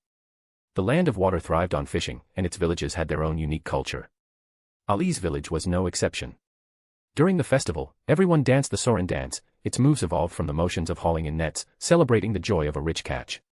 For some reason, the first time Madara saw the dance, he was utterly captivated. It was like something inside him had switched on. Before he knew it, he joined the dancers. At first, the villagers watched him with skepticism, even mockery. But soon, he became the star of the show. He added his own flair to the Sorin dance, seamlessly working in high-difficulty moves that left the crowd in awe. When he finished with a perfect Thomas spin, the cheers were deafening. I've never seen such a soulful Sorin dance. Madara, you're amazing. I thought you were just strong, but your rhythm and coordination are incredible. With you, we could win the dance-off against any village. Yeah, we always lost before because we didn't have a lead dancer. Madara, you have to be our lead dancer this year. Caught in the spotlight, Madara was at a loss. Ali stepped in to rescue him. Hey, can't you see you're overwhelming him? Before anyone could answer, she grabbed Madara's hand and whisked him away from the festival. On the way back. Thanks for that, Madara said. No problem. Who knew you were such a good dancer? Maybe you were a performer before. Ali teased. I have no idea. Madara admitted. There was, in fact, a story behind Madara's dancing. Back in the Warring States era, the Uchiha had a tradition. After every victory, they would dance in celebration. Madara's dance skills had been honed in those days. That was why "Do you want to dance too?" had become his signature taunt to defeated foes. Scratching his long hair, Madara asked, if we win the dance contest, is there a prize? Don't listen to their hype. Sure, there's a reward, but with so much competition, what are the odds? Besides, the Sorin dance is a team effort. One good dancer isn't enough, Ali replied. I could lead everyone in practice, Madara offered. Do you really like dancing that much? Ali laughed. Chatting, they reached the riverside. Hee, Ali let loose, lifting her skirt and wading barefoot through the shallows. Standing by the water, Madara bent down to pick up a stone. Suddenly, flashes of memory flickered through his mind. Hashirama. He whispered the name without thinking. Ah. A sudden scream snapped him back. Ali had slipped and fallen into the river. The current swept her away. Without hesitation, Madara dove in and pulled her to safety. Soaked and trembling, Ali clung to his neck, his scent filling her senses. Madara glanced down. He was standing on the surface of the water. He pondered this, then leapt to shore in a single bound. Carrying Ali in his arms, he brought her home. The next day was market day for several villages. Ali's father and brother had left early to prepare and wouldn't be back until the following night. That night, Madara lay in bed, struggling to recall the meaning behind that name. Until a soft, warm form slipped under his blanket. Ali, you. Her eyes shimmered with longing. Madara, from the moment you held me, I decided I wanted to be yours. Madara panicked. But Ali's burning lips silenced him. A young woman's passion, once ignited, burns hotter than any flame. That night, everything happened naturally. Later, Ali lay nestled in Madara's arms, her voice soft and pleading. Madara, can you forget the past? I want to be with you, always. Sleep. Madara murmured. If you don't promise, I can't sleep. She pouted. All right, I promise. Pinky swear. Ali insisted. Helpless, Madara linked pinkies with her, promising not to leave her, whether he remembered or not. Maybe, this isn't so bad, Madara whispered, closing his eyes and holding her close. No doubt about it, that's the Byakugan of Konoha's Hyuga clan. By chance, the doctor who'd examined Madara's eye was actually a former medical ninja, and the organizer of the Land of Water's underground black market. Greed flashed in his eyes. That man's lost his memory. If I could get my hands on that Byakugan, it'd fetch a fortune. The story isn't over. Thinking face want to know what happens next to the characters. Shushing face eager to explore the untold secrets of this world. Writing hand ready to read more of my wildest stories. Chapter 263, Naruto, the Otsutsuki. Chapter 263, Clouds in Turmoil. Itachi and Orochimaru had been back for several days now, and Naruto had finished consolidating a wealth of resources. On this particular day, Naruto summoned Raza to the training grounds of Omegakure. With utmost politeness, Naruto said, "Uncle Kazekage, I'd like to test a new jutsu. I'll need your help." There was no way Raza would refuse. Of course. Go ahead. Naruto flashed through a series of intricate hand seals. Secret art, Onigashira sprout technique. Ugh. Raza's face twisted in agony. With a guttural gurgle, dense golden chakra erupted from the crown of his head. Once fully extracted, it condensed into a beam of light and shot straight into Naruto's forehead. Weakly, Raza gasped, "My magnet release chakra, it's gone." Naruto called out, "Obito." On it. Obito's left eye locked onto Raza. Yamatsu Hirasaka. Whoosh. Time rewound, rolling back to the moment before his gold dust magnet release was stolen. Obito glanced at Naruto. So. Is the effect of the Onigashira sprout still there? Naruto shook his head, frowning. It's gone. Why is that? I only rewound Uncle Raza's time, so why did my gold dust magnet release vanish too? His original plan was simple, use the Onigashira sprout technique to seize Raza's magnet release, then have Obito rewind Raza's time. That way, Raza would keep his magnet release, and Naruto would gain an extra one. A world where no one got hurt, problem solved. But reality was rarely so kind. Obito mused, it's probably causality. Beyond time and space, there's the web of cause and effect. When you reversed his time, the effect of your technique unraveled as well. Accepting this, Naruto seemed to have an idea. He turned to Obito. Can I try again? Obito grinned. Go wild.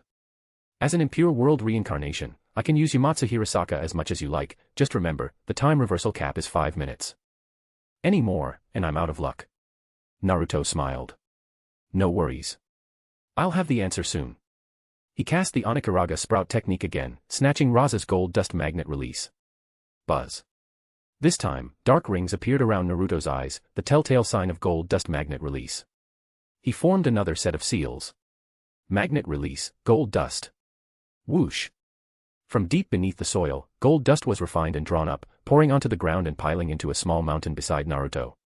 From the sidelines, Kakuzu's green eyes sparkled. Ooh. Raza marveled, to extract such a massive amount of gold dust from the gold-poor soil of Omegakure in one go. You're incredible. Naruto called, Obito. Yamatsu Hirasaka. Obito reversed Raza's time once more. Sizzle. The dark circles around Naruto's eyes faded, proof that the Onigashira sprout technique's effect had vanished again. Naruto looked at the gold dust blanketing the ground, eyes bright but tinged with confusion. The gold dust magnet release is gone, but the gold dust I drew out is still here. Why? Obito was surprised as well. He thought for a moment, then concluded, rewinding Raza's time is directly linked to your Onigashira sprout technique, that's direct causality. But the gold dust you created is a step removed, indirect causality.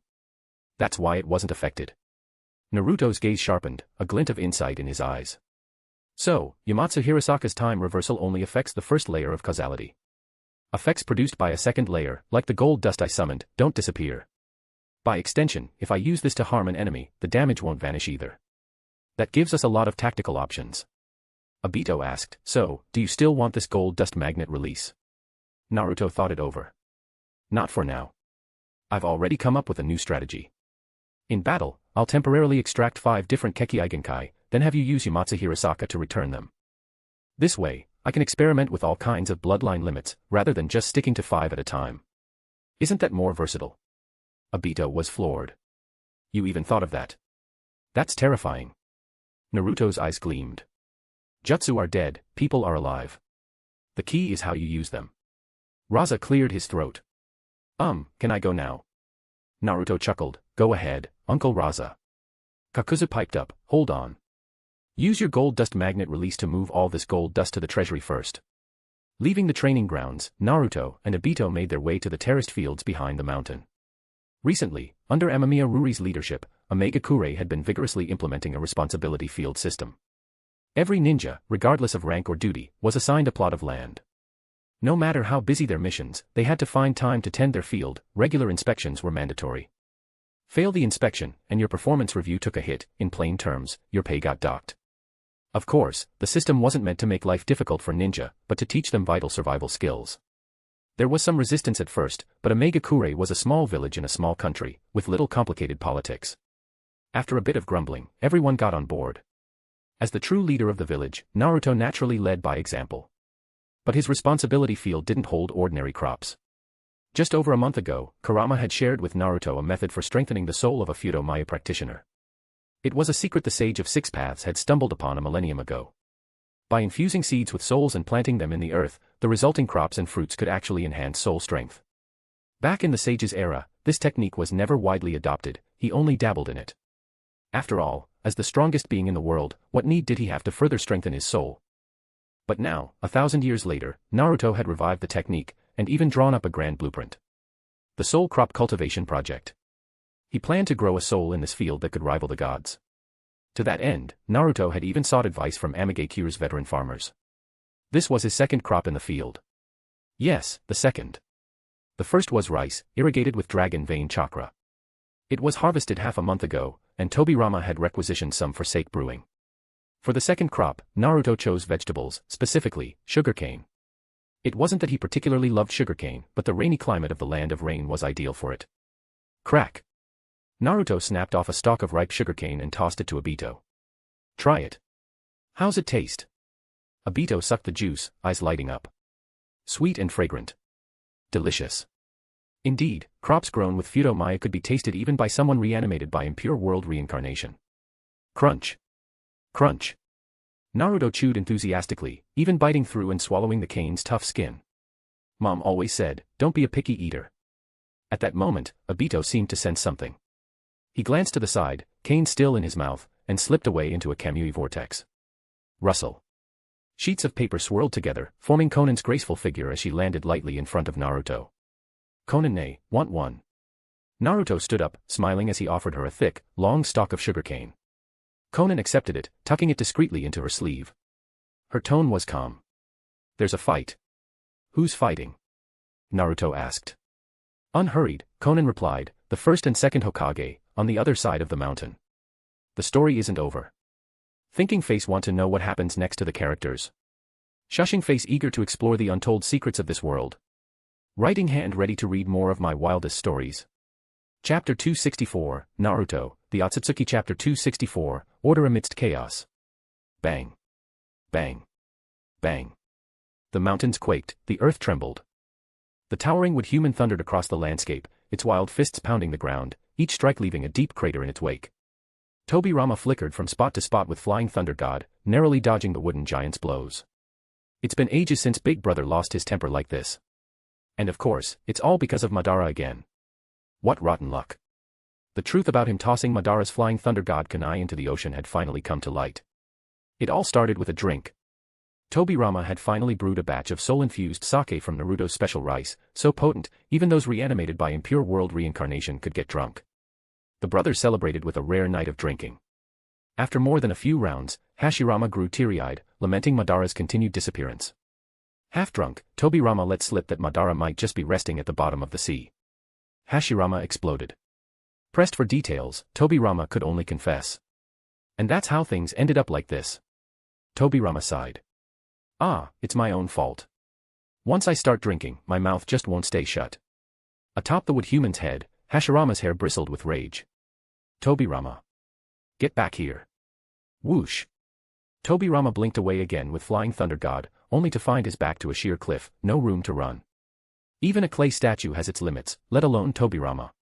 He shot back, Big Brother, Madara tried to pull a dirty trick on you first. What's wrong with me giving him a taste of his own medicine? Hashirama's gaze darkened. He did that knowing I was reanimated, he could go all out. But you. You knew he was flesh and blood, and you still went for the kill. Tobirama's temper flared. You're still so naive. Mercy for your enemies is cruelty to yourself. Haven't you learned that by now? Hashirama snapped, don't talk back. Tobirama scoffed, and if I do? At the end of the day, it's Madara's own fault. Why didn't he set more Flying Thunder God marks? He knew someone could tamper with them and still dove into the sea. If that's not stupid, what is? Hashirama retorted, you think everyone's like you or Minato, able to set unlimited Flying Thunder God marks? Tobirama shot back, he knew it was a forbidden jutsu but still used it recklessly. Now he's paying the price, who else is there to blame? And you, big brother, always defending outsiders.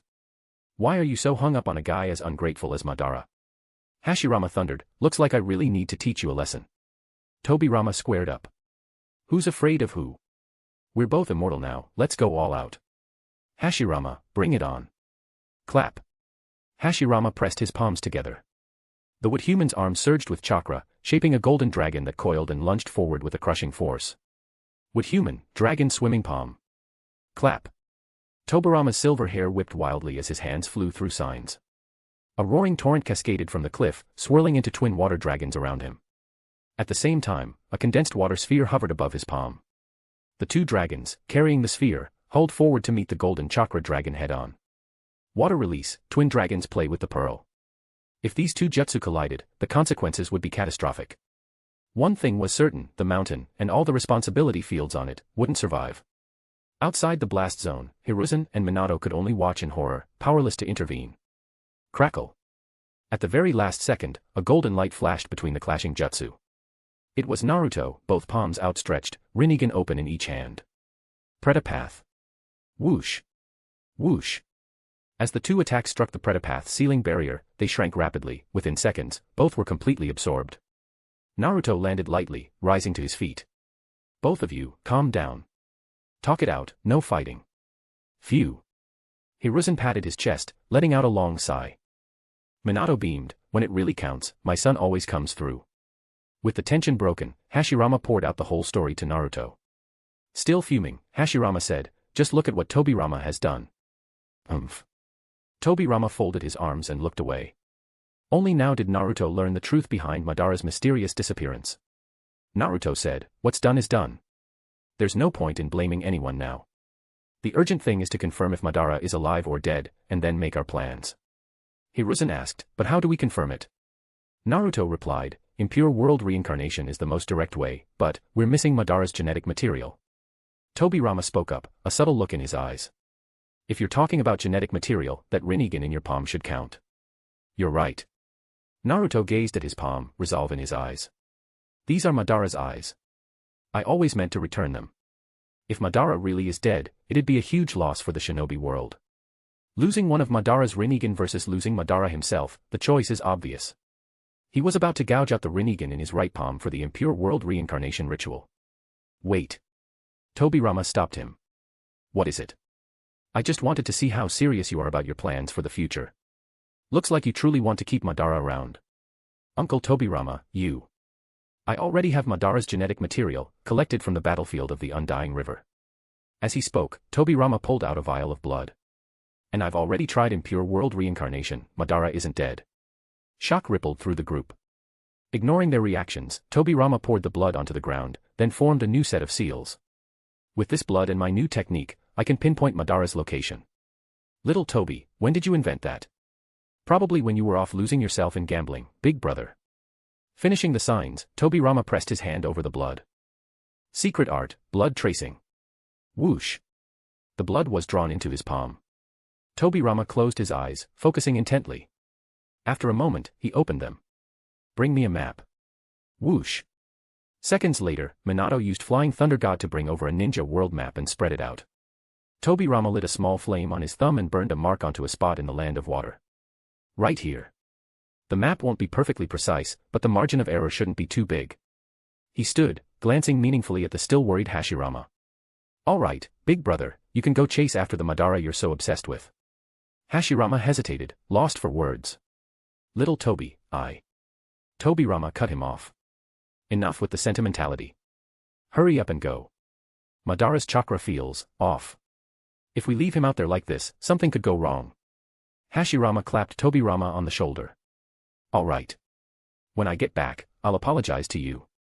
At last, the brothers' quarrel came to an end. Yash. Naruto piped up, no time to waste. I'll use my Flying Thunder God to send first uncle straight to the land of water. Tobirama grumbled, that's my, forget it. It's yours. Everything's yours. The story isn't over. Thinking face want to know what happens next to the characters.